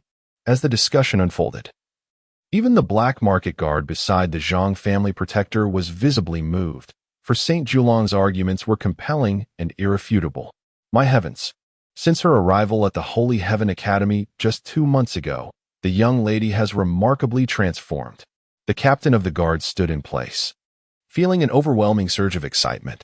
In all the years since the black market emerged in Holy Heaven City, no one had ever dared to cause trouble here. Yet, St. Jiu was an exception. Not only did she create a disturbance, but she also managed to persuade her adversaries to acknowledge her words as courteous. Guard Zhang, I believe that the young lady's remarks are indeed polite. If we do not impose strict punishment on such unscrupulous individuals, we risk losing customers. And those of us in business will find it impossible to thrive here. Why should we even continue to come? Chapter 157. Framing and Entrapment. Guard Zhang. This kind of atmosphere must not be encouraged. Rules are immutable, but people are dynamic. Only by adapting our regulations to the times can we gain greater recognition for the black market. In an instant, several other merchants stepped forward. Is it not time for you to speak up? With their support, St. Jiu chose to remain silent. As a guard of the black market, she understood that they were not ordinary individuals. They would undoubtedly make the right judgment regarding the gravity of the situation. What you all say is indeed valid. In my capacity as the captain of the black market guards, I hereby entrust this individual to the young lady. As for how to deal with him, I leave it to your discretion, Guard Zhang declared. Upon hearing this, the brutish man realized the dire situation and turned to flee. Thank you.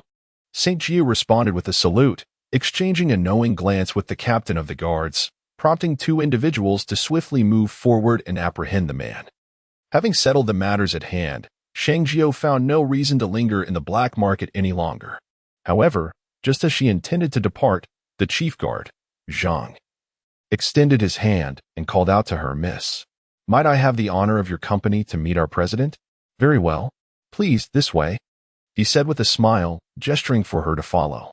Observing this scene, the accompanying guard grew somewhat anxious, yet he trailed closely behind Zhang, heading towards the core courtyard of the black market. As they walked, Sheng Jiu meticulously memorized the surrounding routes.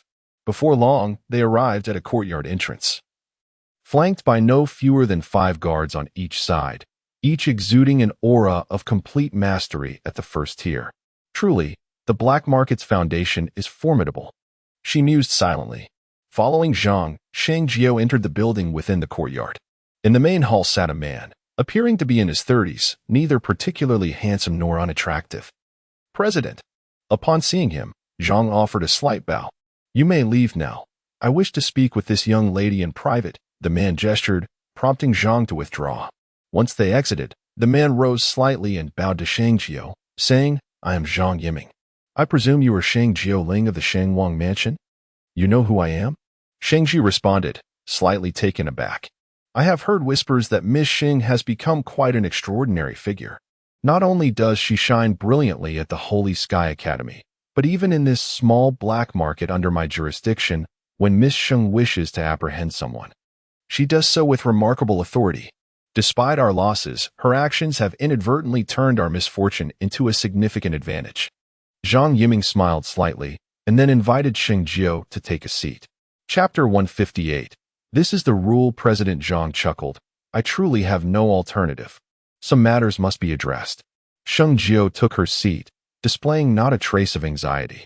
If the other party truly harbored ill intentions, they would have acted long ago, rather than waiting until now. Teacher Sheng is indeed formidable. Zhang Yiming felt a surge of admiration. Zhang Yiming smiled again and mentioned his name once more. Sheng Jiuling was no fool. No one would repeatedly invoke their own name during a conversation without deeper significance. Suddenly, she paused, realizing that the man before her was named Zhang Yiming. What was his relationship with teacher Zhang Yixian from the Holy Sky Academy? A realization struck her. Typically, only members of the same family would name themselves according to generational distinctions. In the case of siblings, aside from sharing a surname, the middle character indicates their lineage. With this thought in mind, Sheng Jiuling decided to be direct and asked, "May I inquire about the relationship between President Zhang and teacher Zhang Yixian of the Holy Sky Academy? Truly worthy of being called Teacher Sheng." Zhang Yiming thought to himself, "Yixian is my younger sister." Indeed. However, why do the two of you bear such dissimilar appearances?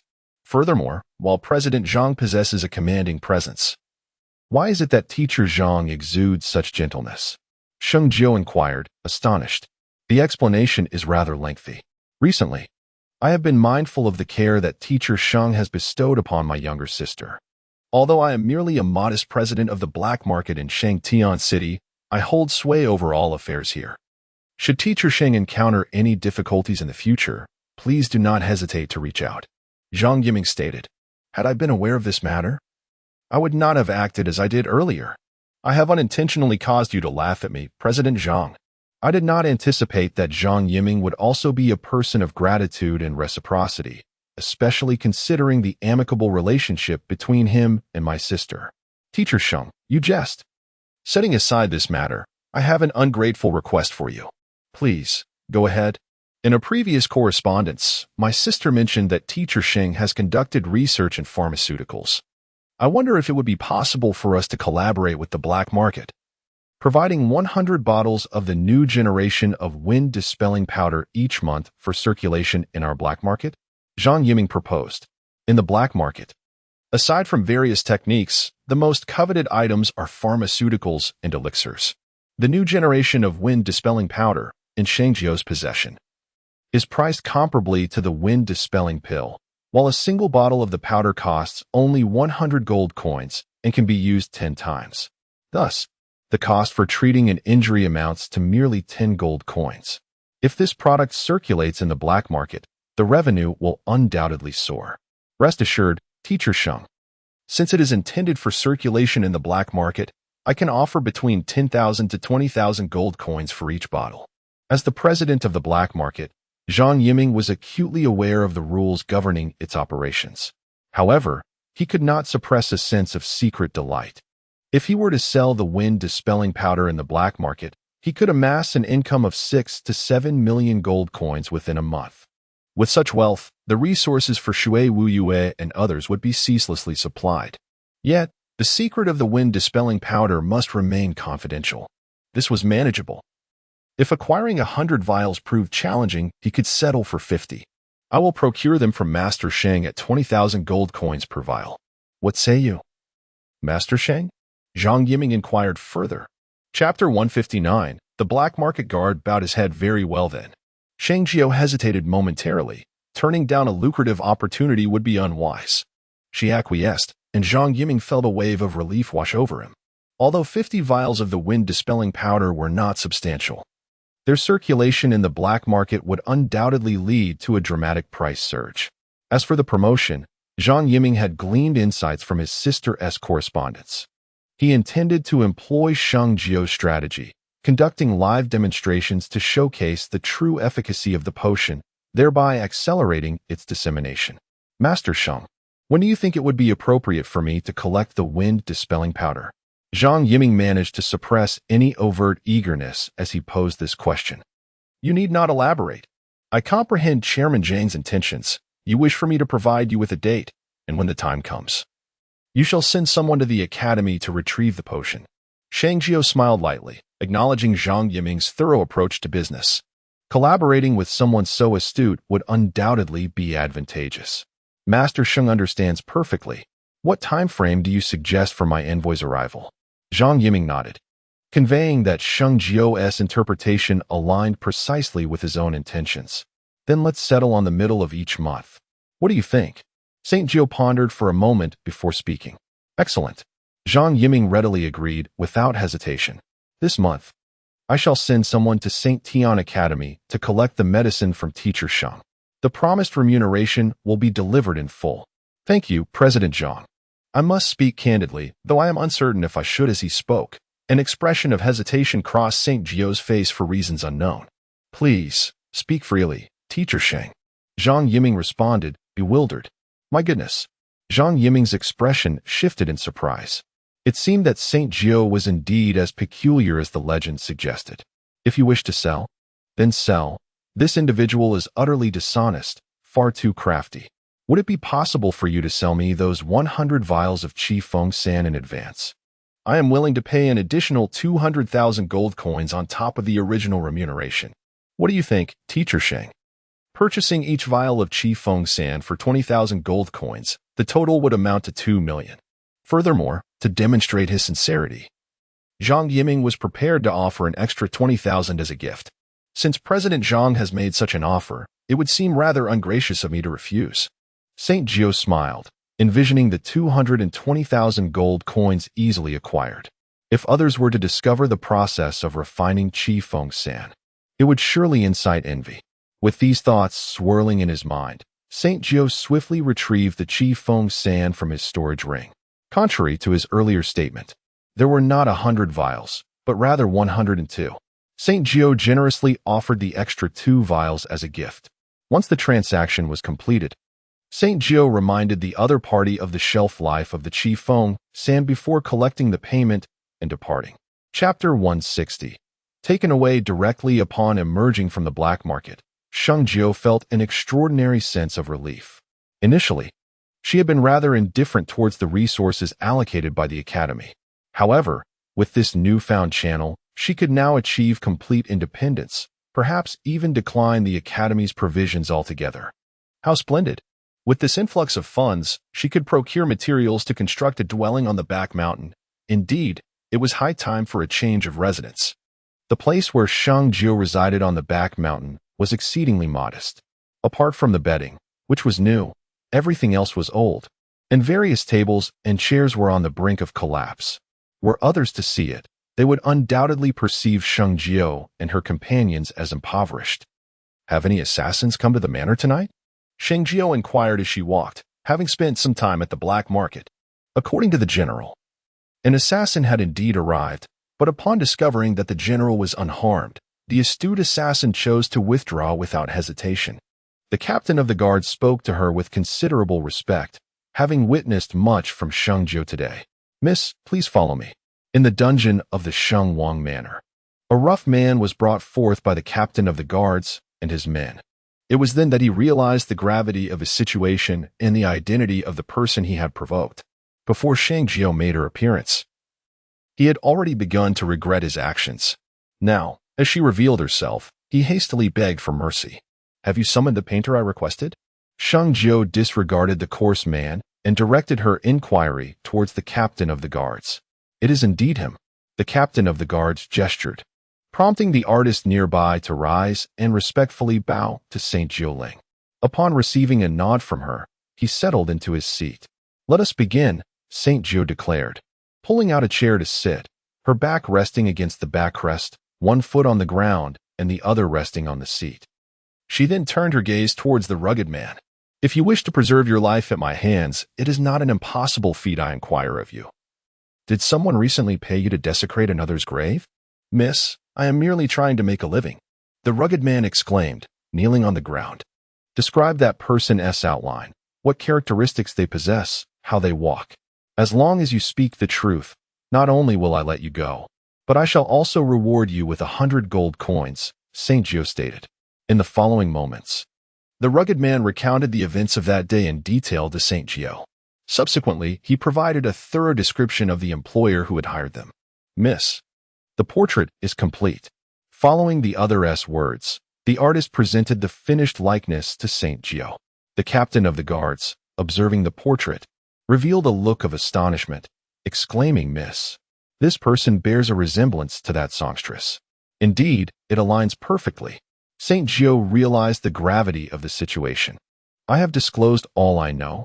May I now be released?" The rugged man inquired. "Not yet. You shall remain here tonight, and tomorrow you will serve as my witness. Then I shall set you free. Rest assured, I did not bring you here to end your life, but rather to seek this individual. If you serve me well, I shall ensure you are duly rewarded." Chapter 161. She is my sister. Having clarified the matter, Sheng Jiuling emerged from the dungeon and promptly instructed his men to prepare a lavish feast to entertain the boorish man. Meanwhile, Sheng Jiuling and the captain of the guards proceeded to visit Sheng Jiuling. "Jiuling, I have heard about your endeavors. You have performed admirably." Upon their initial meeting, Sheng Jiuling offered a reassuring smile. "Grandfather, this matter is far from resolved. I have already identified the true culprit behind the scenes. Yet the final apprehension must be executed by you personally," Sheng Jiuling replied, lifting his chin defiantly. At this moment, the captain of the guard stepped forward, presenting an image he held in his hand. "General, this individual is the orchestrator behind it all. Originally, he was the favored singer of the eldest son of the Lung family, but 3 years ago, she met an untimely demise. Initially, this seemed inconsequential. Yet the corpse within the stone coffin is not hers, but rather that of the eldest son of the Lung family. Is this certain?" Sheng Jiuling furrowed his brow. These details had not been previously mentioned by the captain. "It is largely conclusive. Jiuling, if this situation were to befall you, what course of action would you pursue?" Sheng Jiuling did not express his own opinion, but instead inquired of Sheng Jiuling. "This matter bears significant weight. Mishandling it may incite resentment among the populace. Share your thoughts." In the court, discussions typically revolved around state affairs, and this incident is intricately linked to national interests. Grandfather has been injured by an assassin. To phrase it mildly, it is merely an enemy seeking vengeance, but to state it more gravely, it suggests that someone seeks to eliminate you, destabilizing the foundation of the Eastern sacred nation, taking advantage of your demise to launch an assault on our realm. This is but one aspect of the situation. Secondly, although the situation has become clear and the mastermind has been identified, attempting to apprehend individuals from the Lung family directly would likely not proceed as desired. Uncle Lung and his family would undoubtedly obstruct any such efforts. These are minor inconveniences, but should word reach the mastermind, there may be an alternative scheme in place. If they were to escape, it could pose a significant threat in the future. Furthermore, within the imperial court, where royal authority reigns supreme, the powerful officials can suppress Uncle Lung, urging him to remain composed. On the other hand, the palace guards are ever vigilant, which is a customary state of affairs. Sending individuals to capture the true culprit would yield drastically different results. Such actions would only incite suspicion. However, within the palace, even doubling or tripling the guards may go unnoticed as a targeted measure against her. Sheng Jiuling articulated this with precision. This intricate web of thought could only be woven by one with a meticulous mind. Since she delights in masquerading and revels in the court's intrigues, let her ensnare herself, ultimately leading to her own capture. Well said. Should we discuss this matter with the king? Sheng Jiuling inquired further. Grandfather, attend the morning court half an hour early to inform the king of this situation. As for tonight, it would be prudent not to enter the palace to avoid any covert surveillance by the mastermind, Sheng Jiuling replied calmly. She had even managed to unearth the hidden mastermind, who could never have imagined that a spy had infiltrated the court of Dongsheng Kingdom so deeply. Chapter 162. Cooperation in the Black Market. The royal palace of Dongsheng Kingdom. As dawn broke, the courtiers began to gather outside the grand hall.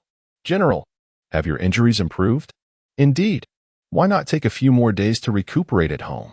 Yesterday, during the morning court, Saint Jiuling was ambushed, leaving many officials in a state of trepidation, fearful that they might be the next victims. I appreciate everyone's concern. However, my injuries are no longer severe. Saint Jiuling slightly inclined his hands in greeting, engaging in light-hearted conversation with those around him. "General, how is your health faring?" As the number of attendees at the morning court increased, a youthful figure approached, inquiring with genuine concern. "I am indeed feeling somewhat better, but full recovery will require some time," Saint Jiuling replied, a glint of cold light flashing in his eyes. The person before him was, in fact, the perpetrator of his assassination attempt. If he were unaware of the truth, he might very well be deceived. "I heard that the general was injured," Cold Hua remarked, "and I intended to visit the Saint King's residence yesterday to see you. However, it felt rather inappropriate to arrive empty-handed." As Cold Hua spoke, he suddenly produced a jade vial. "Thus, I inquired with several renowned physicians to procure a fine medicine for treating your wounds." "Then I am most grateful," Saint Jiuling said with a smile as he accepted the vial. Wounds? Who knew of his injuries and how he sustained them? Only those close to him were aware. Aside from that, only the imperial physician was privy to the details, while others remained entirely in the dark. Yet, Cold Hua had directly offered him a vial of medicine for wounds, clearly indicating he was aware of Saint Jiuling's injuries. "My esteemed lords, the hour grows late. Let us proceed to the main hall." The appointed time had arrived, and a palace eunuch commanded the opening of the grand hall's doors. As the officials entered the royal palace, after paying their respects to the king, the formal discussions commenced. Various officials presented their issues, and after a round of deliberation, matters were resolved to some extent. "Your Majesty, Cold Hua has something to report." As everyone was about to voice their concerns, Cold Hua suddenly stepped forward and exclaimed, "Speak." The sovereign on the throne at the center of the grand hall, Dongsheng, raised an eyebrow slightly and responded. Behind the screen that stood behind him, someone was discreetly observing the situation in the hall through a hidden aperture. "Cold Hua, the venerable General Sheng, despite his advancing years, what does this mean?" Indeed, in the vast Dongsheng Kingdom, aside from General Sheng, who else could bear such a heavy responsibility? However, Cold Hua's words instantly ignited dissatisfaction among many of the influential ministers present. While it was true that no one could rival General Sheng in the Dongsheng Kingdom, as Cold Hua stated, should anything happen to the general, it would undoubtedly have a profound impact on our nation. If a successor were to be chosen and announced to the world, it would imply that something had transpired with General Sheng, allowing our Dongsheng Kingdom to rest easy. Suddenly, Cold Xiaodian rose to speak. "Nonsense. I believe the Cold family harbors ulterior motives." Many ministers expressed their indignation. In the Dongsheng Kingdom, Sheng Jiuling, known for his comprehensive dealings, though occasionally embroiled in heated debates with ministers over various matters, never held grudges. Furthermore, Sheng Jiuling's loyalty to the Dongsheng Kingdom is widely acknowledged. The ministers were divided into two factions. Cold Xiaodian, unaware that Cold Hua would raise this matter, nonetheless stood resolutely alongside his eldest son. As tensions flared between the two sides, Sheng Jiuling remained remarkably composed. Another figure who exuded tranquility was the king of the Dongsheng Kingdom, Dongsheng. As the sovereign of a nation, he remained more composed than anyone else. Moreover, it appeared that events were merely in their infancy. Allowing them to indulge themselves would serve as a valuable lesson for all. For the loss to the Eastern Holy Kingdom would be too great otherwise. "General Sheng, why do you remain silent? He is cursing you." Some astute ministers, noting the stillness of Sheng Jiuling, inquired aloud. Upon the throne, Dongsheng slightly closed his eyes, his fingers rhythmically tapping against the surface of the table before him.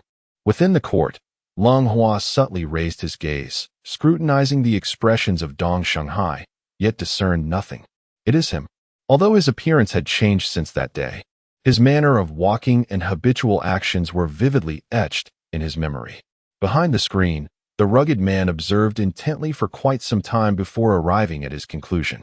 "Your Majesty, it has been confirmed." The accompanying eunuch emerged from behind the screen, leaning close to Dongsheng to report softly. In that instant, Dongsheng's eyes snapped open. And once the eunuch withdrew, he gestured for silence. Instantly, the ministers in the court quieted. "I believe what Long Hua has articulated is profoundly accurate. The assassination attempt on General Sheng during the morning court yesterday was undoubtedly orchestrated by nefarious individuals seeking to undermine our nation's foundations.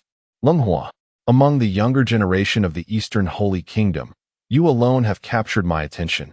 Would you consider serving as the deputy to General Sheng? Declared Dongsheng. Yet within, he reveled in delight, for he alone possessed the qualifications for such an honor. He had awaited this day for far too long. As for the other ministers, their expressions were somewhat grim. However, Lung Xiaotian wore a smile adorned with good fortune, clearly elated by the turn of events. As these words fell, Dongsheng continued, "Since you are unable to fulfill the role, I shall seek another." At this, not only did Lung Hua appear bewildered, but Lung Xiaotian and all present, save for Sheng Jiuling and Dongsheng, were equally taken aback. Dongsheng had never acted in such a manner.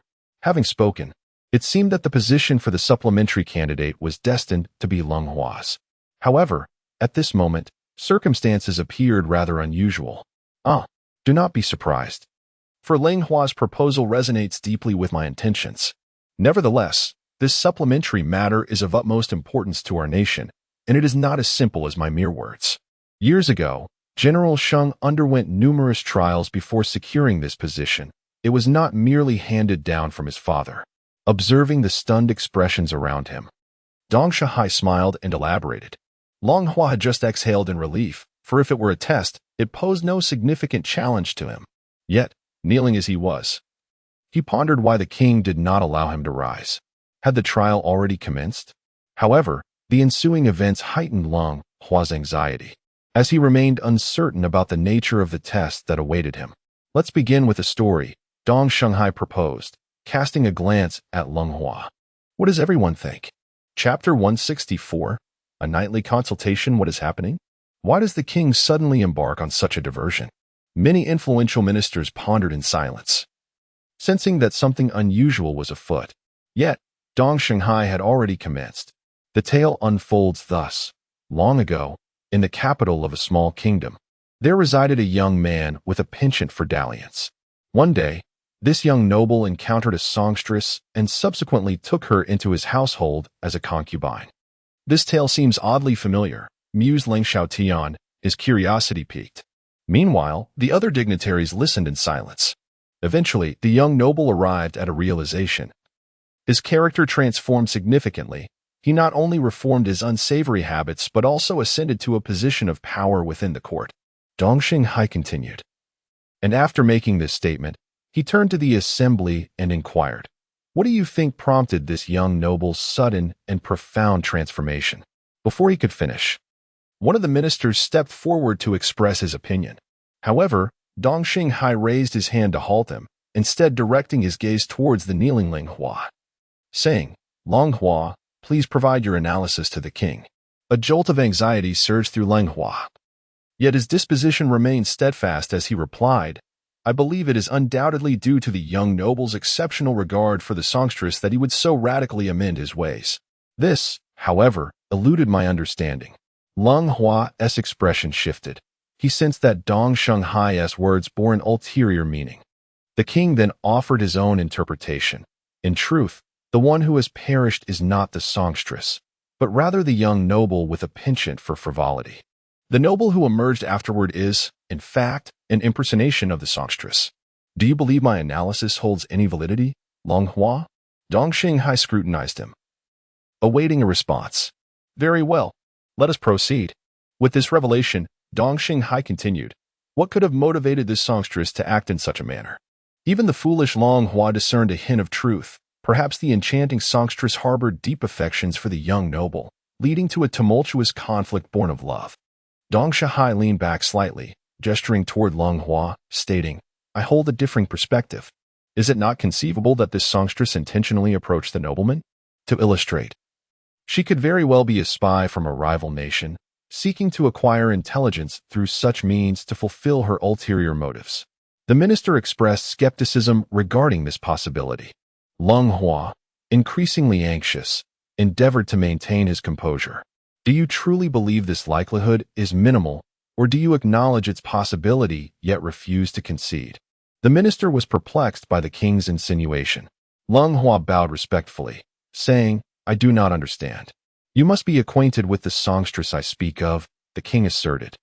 Chapter 165. Trapping the turtle in the jar. The minister, lacking in wit, implored, Your Majesty, please elucidate. Long Hua prostrated himself, uttering, You need not feign ignorance. Do you presume I am unaware of your identity? Do you think that by eliminating Long Hua and personally disposing of his remains, this matter would remain concealed?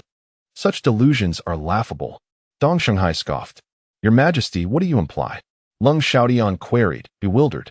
The court officials erupted into discussions, while Lung Xiaodian stood in stunned silence. It is absurd that you still consider yourself a father, oblivious to the fact that your own son has long been ensnared by others. Dongsheng, feeling a mix of amusement and indignation, turned to Sheng Jiuling and declared, General Sheng, you must provide an explanation to the Lung family regarding this matter. Recently, your family grave has been desecrated. I need not elaborate. You are already aware. Initially, this matter was perceived merely as an act of thievery targeting the burial treasures. However, upon further investigation yesterday, it was revealed that the individual interred in the Lung family's grave is not a woman, but rather a castrated man. This can be attested by the esteemed eunuch from the palace.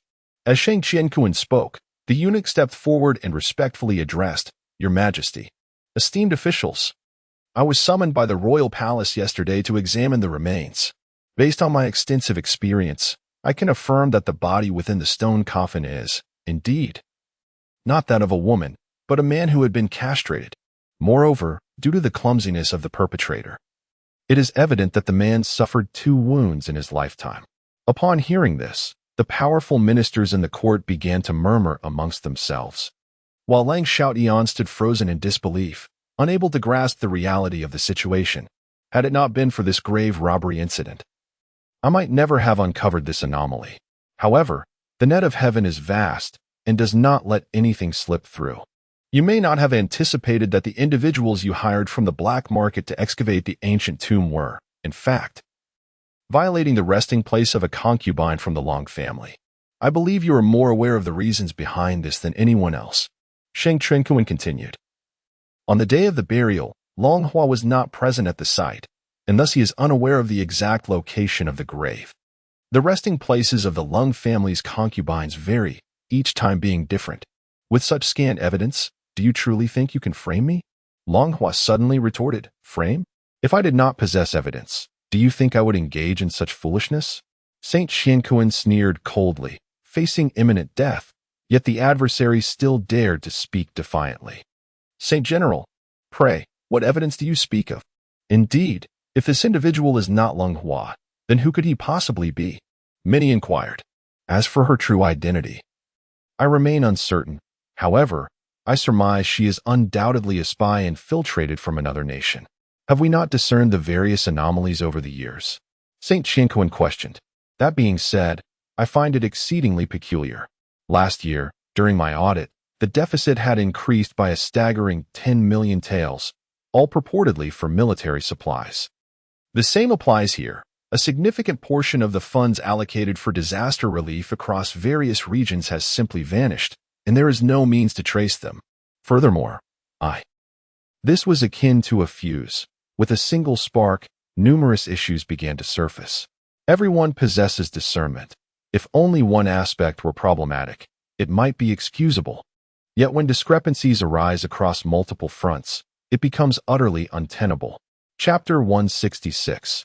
Let him kneel. Upon hearing his beloved speak of such matters, Dongsheng's expression darkened. It was fortunate that this issue was discovered in time. Otherwise, he might have remained oblivious to the demise of Dongsheng Nation. These matters must have been orchestrated by you in the shadows.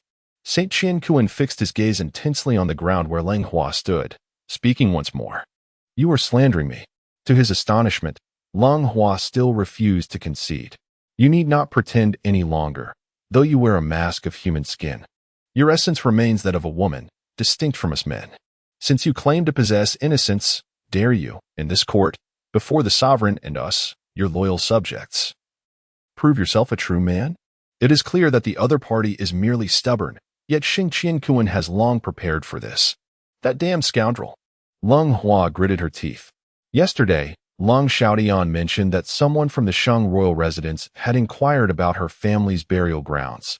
She had not taken it seriously, unaware that this matter would ignite today's turmoil. At this juncture, the once kneeling Long Hua rose to her feet. Sheng Jiuling, I have underestimated you. Your cunning surpasses that of any woman. I am merely curious, having known my identity for some time. Why did you not send someone to the Lung family to capture me? Lung Hua inquired. Who exactly are you? At this moment, Lung Xiaodian demanded sharply. A spy from the Wu Kingdom. A cold sweat broke out among the onlookers. I shall kill you. Realizing that the person before him was indeed not his son, Lung Xiaodian, in a fit of rage, attempted to rush forward. However, he was restrained by Sheng Jiuling, who pressed him to the ground. Remain calm. At this moment, your killing her would be futile. Long Hua will not be revived. And moreover, this individual is a spy from an enemy nation. There are many matters that require clarification. With that, Sheng Jiuling entrusted Long Xiaodian to the guards of the palace and turned his gaze back to Long Hua. What is your name? Your purpose for coming to the Eastern Sacred Kingdom has already been conveyed to the king. My curiosity, however, lies in a particular matter. Since you are a spy from the Wu Kingdom, intent on causing me harm, there must be numerous methods at your disposal. Why then? Did you resort to using corpse poison against me? Sheng Jiuling inquired, having heard these details from Sheng Jiuling. It is no wonder that the opportunity arose in the court today. You were already aware that the arrow that struck you yesterday had been pre-coated with corpse poison. A fact known to very few. How did you come by this knowledge? Wu Qiushui's expression darkened, clearly astonished. Are you suggesting that corpse poison is exceedingly sinister? So much so that even if one is aware of it, there exists no remedy in the short term, unless you hand over the antidote you carry? Otherwise, I am undoubtedly doomed. Given this awareness, how did you procure the antidote? Wu Qiushui maintained a composed demeanor. Is it truly that simple? Wu Qiushui's eyes widened in disbelief. Certainly not. After I sprinkled salt upon the wound, it began to emit dark smoke. I thought to dilute the black liquid that emerged, and in that moment, I intended to use a piece of cotton. However, as I was in the kitchen, my hand moved quickly, and I inadvertently grabbed a handful of glutinous rice. Chapter 167. Do you think everyone is a fool? What do you say to that? Sheng Jiuling eloquently articulated his thoughts. Upon hearing this, Wu Qiushui felt an overwhelming urge to strike him. The assembled court officials inwardly cursed Sheng Jiuling for his lack of decorum. After all, this was the court, and he ought to exhibit some restraint, especially in the presence of a spy, maintaining a semblance of dignity. After a moment, a small black worm emerged from my wound.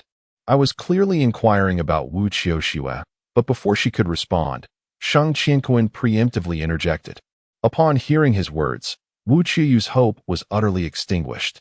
If Sheng Jiuling had merely neutralized the corpse poison, it did not guarantee his survival, for the corpse poison was merely a minor element. The blood corpse worm within him posed the true fatal threat. Originally, her plan entailed using the blood corpse worm to eliminate Sheng Jiuling and seizing power in the ensuing chaos. If that plan failed, it would suffice to disseminate the news of Sheng Jiuling's demise, which would undoubtedly plunge the Eastern Holy Kingdom into turmoil. Those covetous nations would undoubtedly seize the opportunity to attack. This scheme had been meticulously prepared for an extended period and was believed to be flawless, yet ultimately, it had been exposed. Sheng Jiuling adopted a serious demeanor and continued, "The matter is quite simple. Although I have uncovered your identity, I refrained from apprehending individuals from the Cold family to avoid alarming the snake. Instead, I orchestrated the capture here. General Sheng, isn't it the same to go directly to the Cold family to apprehend them?" inquired a powerful minister. Fools, the Eastern Holy See upon the throne scolded. This spy currently operates under the guise of Long Hua. If we were to raid the Cold family, would they remain passive? He would merely suspect that General Sheng is framing his son. Your Majesty, please calm your anger. It is my ignorance, responded the minister who had previously inquired. Upon further contemplation, this reasoning indeed held merit. After all, Cold Hua's current position in the imperial court is resplendent, and such a sudden turn of events evokes suspicion among the officials, who might believe that Sheng Jiuling is unjustly accusing an innocent person. Guards, seize this spy, commanded the official. Confine her in the dungeon for careful observation. I shall deliberate further on the matter. With the decree issued, several guards entered, and surprisingly, Wu Shui offered no resistance as she was apprehended by the palace guards. The morning court session concludes here. General Sheng shall remain, while the rest may withdraw. With a wave of his hand, Dongsheng instructed, General Sheng, now that the truth has surfaced, what course of action do you intend to pursue? Once the court had vacated, only 2 individuals remained within the Grand Hall. Your Majesty, I have yet to devise a plan. But Wu Shui must not be imprisoned in the dungeon. What do you mean? Assuming her identity as Cold Hua. She has been a powerful figure in the Eastern Sacred Kingdom for 3 years. I suspect she possesses considerable knowledge about the Sacred Heaven City. When we unveiled her true identity, she displayed no sign of resistance, which is rather peculiar, Sheng Jiuling articulated. Typically, a spy, when exposed, would either flee or take their own life on the spot. Yet Wu Shui exhibited no such reaction, which defies logic. I entrust you with this matter to handle discreetly. How you proceed is of no concern to me, but there must be no missteps. Dongsheng contemplated carefully, recognizing the validity of Sheng Jiuling's words. With his presence, the burden upon him was significantly alleviated. Chapter 168, Public Revelation at the Sacred King's Residence, Miss. The General requests your presence. In the Sacred Nine courtyard, the chief guard hurriedly arrived to convey Sacred Jiuling's intentions to Sacred Nine. Today, within the court, Sacred Jiuling took upon himself all matters as per Sacred Nine's instructions. Although this somewhat tarnished Sacred Nine's reputation, Sacred Jiuling understood that it was also a means of protection for her. Grandfather, you called for me. Come, take a seat. Sacred Jiuling gazed at her with tenderness. Once seated, Sacred Jiuling recounted the events of the day to Sacred Nine. Grandfather acted wisely. Detaining the traitor at the Sacred King's residence is far safer than any other location. After he finished speaking, Sacred Nine nodded. The dungeons of the Sacred King's residence were known only to a select few. Although the situation was grasped, it was clear that Wu Shui would be quite reticent. Even inquiries might yield no useful information. Sacred Jiuling expressed his frustration. Sacred Nine smiled softly. If you are troubled by this matter, there is no need for concern. Do you have a brilliant idea? Sacred Jiuling's eyes gleamed with interest. It could hardly be called a brilliant idea, Sacred Nine mused, since nothing could be extracted through questioning. It would be better not to ask at all. Let us consider an alternative approach, for instance, releasing her. Sacred Nine spoke matter-of-factly. Grandfather, do not be alarmed. Allow me to finish. Releasing her is one aspect, but simultaneously, we could orchestrate an attempt on her life along the way. Just think. We apprehended her openly in the court today. This news must have already spread among the ministers, and her companions are surely aware of her capture. They may very well be en route to the dungeon to rescue her. However, even including the spies, they remain oblivious to the fact that Grandfather has already brought them to the royal sanctuary. In other words, no matter how many individuals they lose in the dungeon, they will be unable to locate the spy they intend to rescue. Do you mean to imply that? St. Jiuling's thoughts raced. Their people sustained casualties in the prison, and at this very moment, we release the spy, subsequently allowing our own to covertly pursue him. What do you anticipate will transpire next? I comprehend your implication. Thus, this shall be our course of action. St. Jiuling's countenance shifted, allowing them to engage in internal strife while we infiltrate their ranks. Perhaps we shall uncover unexpected intelligence, which would undoubtedly prove far more efficient than harsh torture, saving both time and effort, and most importantly, alleviating our concerns. Remember, the personnel must not be numerous. Let it be on par with the assassin who attempted to slay Grandfather and avoid excessive measures. St. Jiu reiterated with caution, My lord, after lunch, shall Ling Yun accompany you for a stroll? That would be delightful. Allow me to share a little secret. St. Jiu replied, suddenly speaking with an air of mystery. Ling Yun set aside his current tasks, leaning in eagerly. My lord, please proceed. My lord, restoration requires considerable time and effort, in addition to substantial financial resources. Should we seek funding from the Academy, it is uncertain whether they would allocate sufficient funds. Chapter 169, The Spy of Wu State. Concerning this matter, St. Jiu was far more informed than Ling Yun. I had no intention of applying to the Academy for this. My lord, constructing a new abode is no trivial matter. It entails a myriad of expenses that cannot be overlooked. Calculating for each individual to have their own chamber, the cost would easily amount to tens of thousands of gold coins. Ling Yun, counting on her fingers, soon declared, "Fear not. These matters pose no difficulty. The primary concern is to enlist skilled artisans and masters who can erect the establishment to my specifications within a month." Sheng Jiuling refrained from disclosing to Ling Yun that she currently possessed over 220,000 gold coins. Such a substantial sum could render Ling Yun uneasy if left in her hands. Thus Sheng Jiuling chose to retain it, intending to gradually entrust it to Ling Yun, allowing her to acclimate to this newfound wealth. Though reluctant, Sheng Jiuling understood that he could not detain Sheng Jiuling. Unlike the previous occasion, this time Sheng Jiuling escorted Sheng Jiuling to the city gate before bidding her farewell. The carriage glided slowly along the road, and soon the magnificent Shangtian city vanished from view.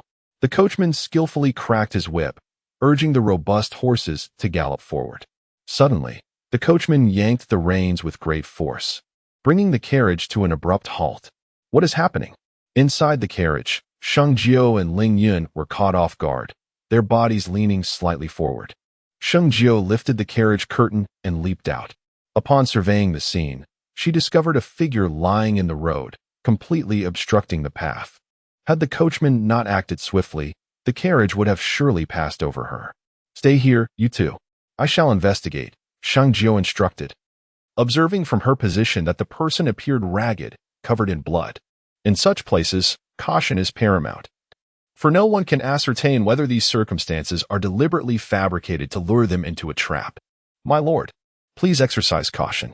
Ling Yun is but an ordinary individual now and wishes to avoid bringing trouble to Sheng Jiuling." Sheng Jiuling stepped closer, scrutinizing the individual before her. The injuries were indeed authentic.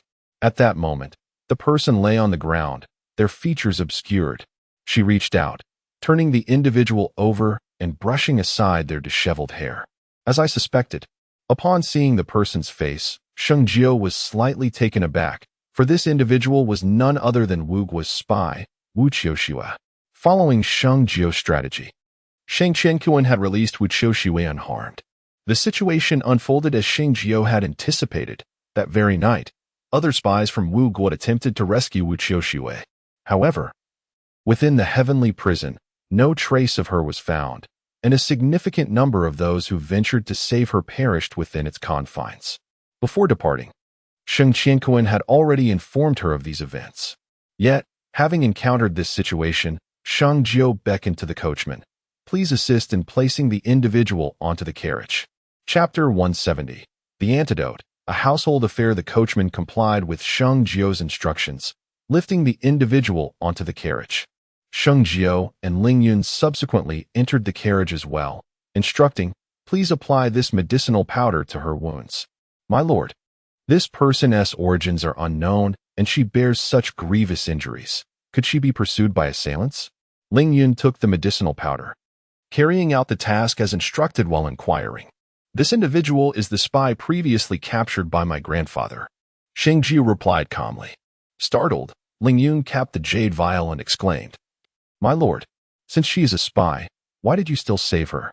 If we had not encountered each other here, I might not have given her another thought. However, fate has intertwined our paths, and I happen to have inquiries regarding the blood corpse insect." Ling Yun understood.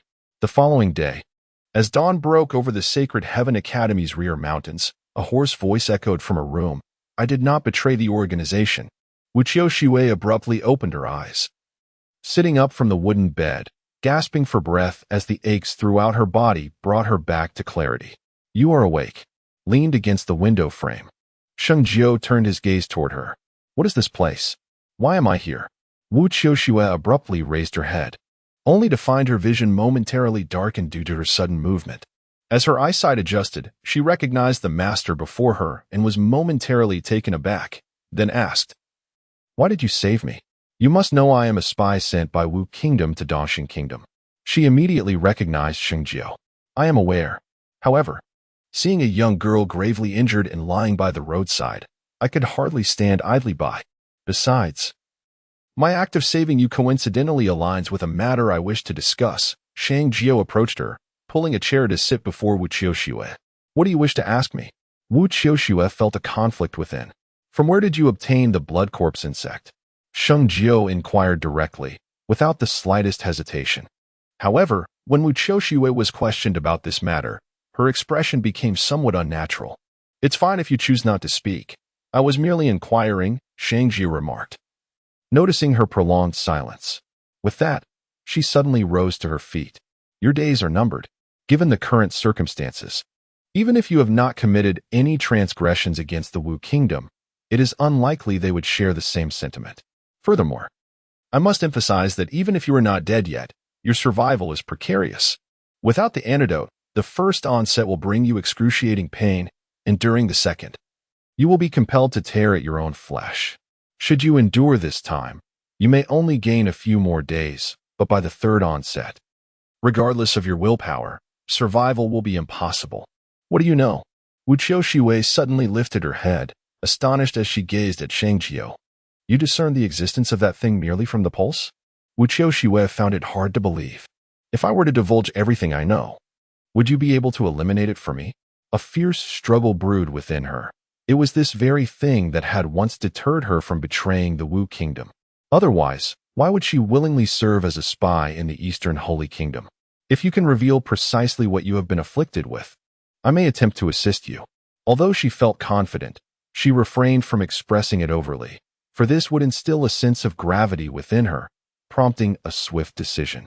Several years ago, we were compelled to ingest the blood corpse pill, forced to carry out the demands of others while infiltrating the Eastern Sacred Kingdom. Should we refuse, the antidote would be withheld, subjecting us to endless torment until death. Wu Qiuxue remarked, I initially believed that possessing this would solidify our loyalty to the state of Wu. Yet unexpectedly, they now seek to take my life. You are underestimating the situation, sighed Sheng Jiuling. If they truly had faith in you, they would not have coerced you into swallowing the blood corpse pill. This pill is a specially concocted poison, typically administered forcibly to exert control over its victim. Is it possible for you to extract this from me? Wu Qiuxue inquired, her disappointment in Wu growing palpable. What method do you intend to employ? And what are the chances of success? She asked anxiously. The method is straightforward. I will place salt into a fire jar. Before we begin, I will first prick your wrist with a needle to create a small wound, thereafter using the fire jar to extract the substance from your body. Given the rudimentary nature of this approach, the likelihood of success is approximately 10%, Sheng Jiuling stated, raising a finger. The method you propose for treating the corpse poison must have been suggested by you as well, correct? Wu Qiuxue frowned. When did salt become a medicinal catalyst? It may be effective against corpse poison, but can it truly counteract the blood corpse pill? Wu Qiuxue felt an underlying complexity in the matter, particularly upon observing Sheng Jiuling's expression, which deepened her unease. Is this fellow merely toying with me? A thought emerged within her, yet Wu Qiuxue found herself devoid of options. Though this method seemed reckless, it still held a glimmer of hope. Otherwise, lingering in this state would merely lead to her demise. Resolutely, she decided to take a gamble. If she were to recover, it would be a testament to her fortune. If not, she could only lament her ill fate. So, when do you plan to take action? Very well. 5 days it shall be. Wu Qiuxue replied with unwavering determination. Once the arrangement was settled, she cautioned, by the way, there are quite a few individuals from the Wu nation within the St. Tian Academy. To avoid detection, it would be wise for you to remain in the back mountain for the time being. Chapter 172. Encountering Wu Qiuyu. Rest assured, I shall not bring you any trouble here. However, St. Jiuling smiled and clarified, do not misconstrue my intentions. I am not afraid of the people from the Wu nation. Rather, I am concerned for your safety. Given your current condition, should they discover you, they would undoubtedly attempt to assassinate you. Wu Qiuxue felt a warmth in her heart. It became clear that his worries were not unfounded. After ensuring Wu Qiushue's well-being, Saint Jiu returned to his own affairs. In this manner, 3 days swiftly elapsed. During this time, Lingyun faithfully followed Saint Jiu's instructions, administering medicine to Wu Qiushue for her treatment. One day, Lingyun arrived at Wu Qiushue's chamber as usual. The injuries you sustained have significantly improved. With this treatment, you shall be fully healed by tomorrow. Thank you. Wu Qiushue expressed her gratitude. There is no need for thanks. I am merely fulfilling my master's orders. By the way, what are your plans once you have recovered? Lingyun inquired while tending to her wounds. Now, her concerns are not those trivial matters, but rather the issue of the blood corpse pills. Oh, you must make your plans swiftly. Although my master claims there is only a 10% chance of curing you, based on my understanding of him, that 10% equates to another's full 100% certainty. Lingyun added, Is that so? From your tone, I can discern that you hold great admiration for Sheng Jiuling. Wu Qiushue remarked with curiosity, despite their nominal master-servant relationship. She had observed that Sheng Jiuling had never regarded Lingyun as merely a servant. Moreover, Sheng Jiuling of the Sacred King's Mansion is exceedingly amiable towards others, devoid of any arrogance. If you were in my position, you would undoubtedly admire my master greatly. In the ensuing moments, Lingyun shared various aspects of Sheng Jiuling with Wu Qiushue. She is truly remarkable. Wu Qiushue was utterly astonished by what she heard. It is essential, to be candid. Under circumstances like yours, had it been anyone else, no one would have come to your aid. Yet my master is an exception. Furthermore, do you not think my master possesses an admirable integrity? She can resolve matters that others cannot. She dares to undertake tasks that others shy away from. And she excels at them. For instance, Wu Qiushue nodded inwardly, acknowledging that Sheng Jiuling is indeed an extraordinary figure. For instance, regarding your situation. Although you are currently at the Sacred Heaven Academy, your circumstances are precarious. If you were in my position, what strategies would you consider to secure sufficient safety? Lingyun inquired, blinking her eyes after applying the medicine. What are your insights? Wu Qiushue had always been evasive regarding this issue. As she could not conceive of a better solution, all she could do was flee. Upon hearing this, Wu Qiushue's eyes sparkled with realization. Indeed, it was a splendid idea. Did you come up with this method yourself? She gently inquired, adjusting her attire. No, it was something my master jokingly mentioned to me, and I found it quite reasonable. So I made a note of it. Chapter 173. Reform and Redemption. This fellow. Wu Qiushue secretly shook her head. Although Sheng Jiuling was merely 14 years old, his quick-wittedness was beyond compare. Would you consider becoming a disciple under my master? Lingyun inquired upon noticing her momentary surprise. I am rather dull-witted, and my talents are lacking. If I were to beseech your master to be my teacher, she might not accept me, Wu Qiushue confessed, feeling a surge of impulsiveness, yet fully aware that such a notion was unattainable. Such matters could be discussed in jest, but in reality, they were impractical. Goodness! How can such individuals exist in this world? And what do you mean by saying such things? Are you mocking me on purpose? Wu Qiushue felt an overwhelming impulse to despair. It seemed as though she was being compelled to acknowledge her own inadequacies. The pitiable self she was. Thinking the other party genuinely had her best interests at heart.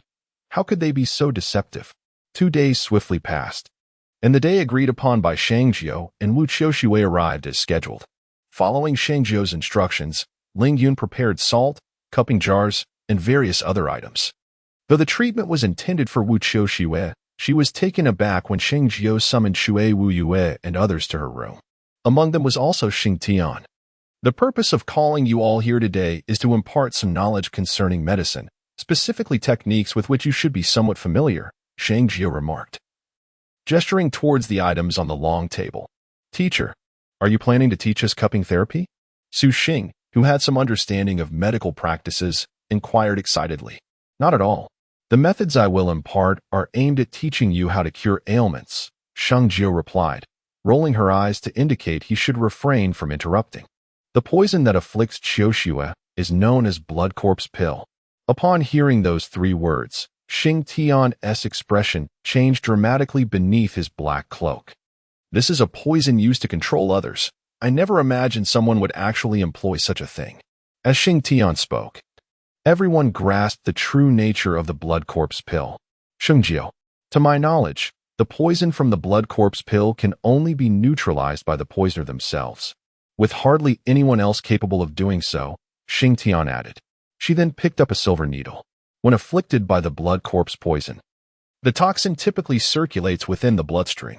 After one complete cycle, it flows and transforms. So if you find yourself poisoned, first, do not panic. Second, prepare the items you see before you. At this point, Sheng Jiu took Wu Qiushui's hand and directly inserted the silver needle into her vein. After completing this step, she withdrew the needle from the blood vessel. Remember, make a small puncture in the vein. Ensure you follow my earlier instructions precisely, and do not insert the needle vertically. As the crowd nodded in agreement, Sheng Jiu ignited several pieces of paper and tossed them into the fire jar. With practiced ease, she then secured the jar onto Wu Qiushui's wrist. The moment the jar made contact with Wu Qiushui's skin, it clamped down fiercely, simultaneously unleashing a potent suction that began to draw her flesh and blood. In Chapter 174, Blood Corpse Pill, an excruciating pain surged through her. Cold sweat broke out on her forehead and back, rendering her existence a torment worse than death. After enduring for a moment, there was still no sign of the object's arrival. Meanwhile, Sheng Jiu's finger hovered just above the blood vessel in front of the fire jar. Sheng Tian and the others stood silently to the side, their attention fixed intently on Wu Qiushui's pallor, their expressions betraying a grimace. Hold on a little longer. In an instant, as if sensing the object's approach, Sheng Jiu's eyes sparkled with anticipation. Wu Qiushui, suffering greatly, was suddenly grasped by Sheng Jiu, who flipped her arm with a swift motion. In tandem, her other hand firmly seized the fire jar. A muffled thud rang out as the jar released its grip on Wu Qiushui's wrist. Ling Yun, cleansed Qiushui's wound with some liquor. Sheng Jiu commanded before turning and striding towards the door. Sheng Jiu, what do you intend to do with this thing? Elder Sheng, possessing limited knowledge of the blood corpse pill, pursued her as she departed. Do you have a crystal vial? Sheng Jiu inquired as she walked. Yes. Elder Sheng waved his hand, producing one. Lend it to me. I will explain later. Saint Jiu directly grasped the object in his hands, subsequently pouring a minuscule drop of the prepared chicken blood into the crystal vial. At that moment, Sheng Tian observed Saint Jiu positioning the mouth of the crystal vial adjacent to that of a fire jar. Suddenly, a small black insect, resembling a flea, leapt directly into the chicken blood contained within the crystal vial. Xing Lao, kindly incinerate these to prevent any residual corpse poison from contaminating the environment, Saint Jiu instructed swiftly, sealing the crystal vial before handing the fire jar to Sheng Tian. A shadow crossed Sheng Tian's face as confusion enveloped him. He was utterly bewildered by Saint Jiu's actions. However, he discerned some clues. It was evident that the contents of the crystal vial were indeed related to the blood corpse pill. Following Saint Jiu's directive to dispose of the items, he sought out Saint Jiu once more. In truth, the blood corpse pill appeared merely as a poison. Yet the reality was far more intricate than one might imagine. Do you see the contents within this crystal vial? Saint Jiu inquired, placing the vial upon the table and gesturing towards it. Teacher, what exactly is this? It resembles a flea, yet it seems different. Indeed, this creature is dark and appears rather repulsive, came the response. This is the human puppet that was previously released from the blood corpse pill. The very essence of the entire blood corpse pill. Saint Jiu explained with a faint smile. Are you implying that this creature is somewhat akin to the blood corpse insect? Wu Qiushui's expression shifted, caught off guard by the revelation. This entity far surpasses the blood corpse insect, which serves solely to kill and reveals its effects within a short span. In contrast, the human puppet requires a consistent regimen of nourishment. It can be temporarily entranced by the medicinal properties, inducing a state of slumber. This necessity for timely medication after being afflicted by the blood corpse pill is precisely due to this. Once the potency of the drug dissipates, the creature awakens and begins to devour your spiritual essence and corporeal form. Just as humans must periodically relieve themselves after consuming food, this being too must excrete, albeit its waste is comprised of toxic remnants. Is that not terrifying? As Sheng Jiu elucidated, a glimmer of intrigue sparkled in her eyes regarding the human puppet. Chapter 175. She wishes to become a disciple given the formidable nature of this creature. Having witnessed its capabilities, how do you intend to deal with it? Upon observing this entity, Wu Qiuxue felt a weight in her heart. Of course, we shall keep it as a reserve. She retorted, I must tell you, despite its fearsome reputation, it possesses its merits. In the event of a confrontation where the enemy is superior and it is a matter of life and death, if one can seize the opportune moment to introduce this being into the adversary's body, even a martial artist at the pinnacle of the third tier would experience discomfort, provided their realm does not exceed the fourth tier. Sheng Jiu articulated, emphasizing that this was the primary reason for retaining such a formidable entity. This creature indeed harbors significant utility. This fellow exhibits a boldness that is anything but ordinary. Xing Tian felt a surge of apprehension. He was a martial artist at the pinnacle of the third tier, yet the puppet in Sheng Jiu's possession could only reach the same limit as himself. It seemed as though Sheng Jiu's words were directed at him. You should swiftly put it away. Its mere presence weighs heavily on my spirit, Wu Qiuxue remarked. Her brow furrowed. With the matter at hand concluded, Sheng Jiu exhibited no hesitation and promptly stowed the puppet. Once Wu Qiuxue's mood had slightly lightened, she inquired, now that this entity has been eliminated, has the toxin within my body been completely purged? That is a question only you can answer. Prior to this, did the blood corpse pill ever manifest within you? Sheng Jiu asked. Should it have remained dormant, it would indicate that the toxins within Wu Qiuxue had indeed been entirely cleansed, for the puppet remained in a state of slumber, incapable of expelling anything. However, if it had manifested, it would suggest that some remnants of the corpse poison still lingered within her. While the quantity might be minimal, prolonged presence in the body could lead to a gradual deterioration. There may be no immediate issues, but given enough time, one would inevitably succumb to the poison's effects. If that is the case, then the toxins in your body have not been fully eradicated, Sheng Jiu stated candidly, offering a straightforward account. Is there a way for you to assist me in resolving this? Wu Qiuxue pressed further. The thought of the toxin lingering within her body caused her unease. This is a simple matter. Observing your current prowess, you should be at the pinnacle of the first tier, correct? As long as you can ascend to the second rank, you will be able to expel the corpse poison from your body using your own vital energy. Remember, before undertaking this procedure, prepare a bucket of hot water and add approximately 10 jin of salt into it. Once you have thoroughly mixed the salt with the hot water, you can then utilize your vital energy to force the corpse poison out within the saline solution. However, upon mentioning this, Wu Qiuxue's expression darkened. The notion of ascending to the second rank sounds simple, yet she has not made any breakthroughs in her cultivation over the past several years. To her, this method seems no different from being told nothing at all. Yet, in this moment, the presence of Sheng Jiu, an extraordinary individual, ignites a flicker of hope within her. Perhaps, by becoming his disciple, she might achieve the second rank in a relatively short span of time. With this thought, Wu Qiuxue turned her gaze towards Sheng Jiu and, feeling a touch of embarrassment, inquired, if I were to become your disciple, would you accept me as your student? As she uttered these words, a hint of hesitation lingered in her eyes. Ever since Ling Yun had shared these insights with her, the idea of becoming Sheng Jiu's disciple had begun to take root in her heart. However, she was acutely aware of the complexities between herself and Sheng Jiu, compounded by her role as a spy for the Wu Kingdom within the Eastern Sacred Kingdom. It was highly probable that Sheng Jiu would decline her request. Consequently, her voice dwindled to a whisper, barely audible even to herself. What did you just say? Sheng Jiu turned her gaze, feigning ignorance despite having heard the faint voice clearly. Wu Qiuxue steeled herself, summoning courage. I wish to become your disciple. Ah, to seek apprenticeship, is it? That is not entirely out of the question. But do you understand the rules that govern my domain? Sheng Jiu smiled, aware that everything was unfolding according to her design. Her earlier words to Ling Yun were strategically meant to reach Wu Qiuxue, and indeed, Ling Yun had not disappointed her. Regarding your rules, I have heard much from Ling Yun over the past few days and have taken note of quite a bit. Very well. Allow me to inquire. What are you? Sheng Jiu suddenly posed the question directly to her. I am a person, Wu Qiushua blurted out, momentarily taken aback. After all, she was indeed human. And any human would respond similarly. Think again. Sheng Jiu clearly found this answer unsatisfactory.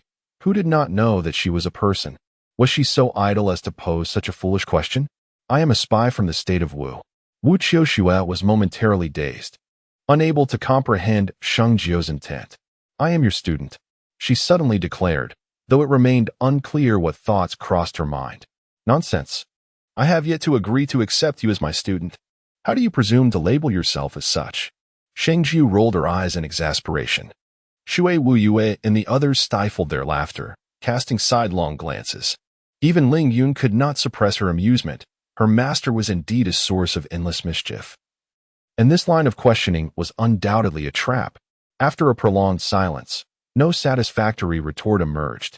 At that moment, Ling Yun softly cleared her throat, offering a gentle reminder. Qiushua, the issues concerning my esteemed master generally lie within the rules she has established. Therein, one can find the answers. Reflect upon this thoroughly before responding. Indeed, if this question were posed to us, we would have answered it long ago. Mizuki and the others exchanged knowing glances, continuing to smirk slyly. Rules. Could it possibly be? Suddenly, her eyes widened in realization. The teacher is utterly incompetent. This is clearly a trap. The crux of the matter is that even when you are aware of the pitfall, you are still compelled to leap into it.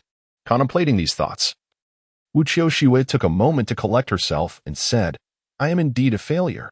The teacher's admonition is justified. Wu Qiushua nodded in agreement.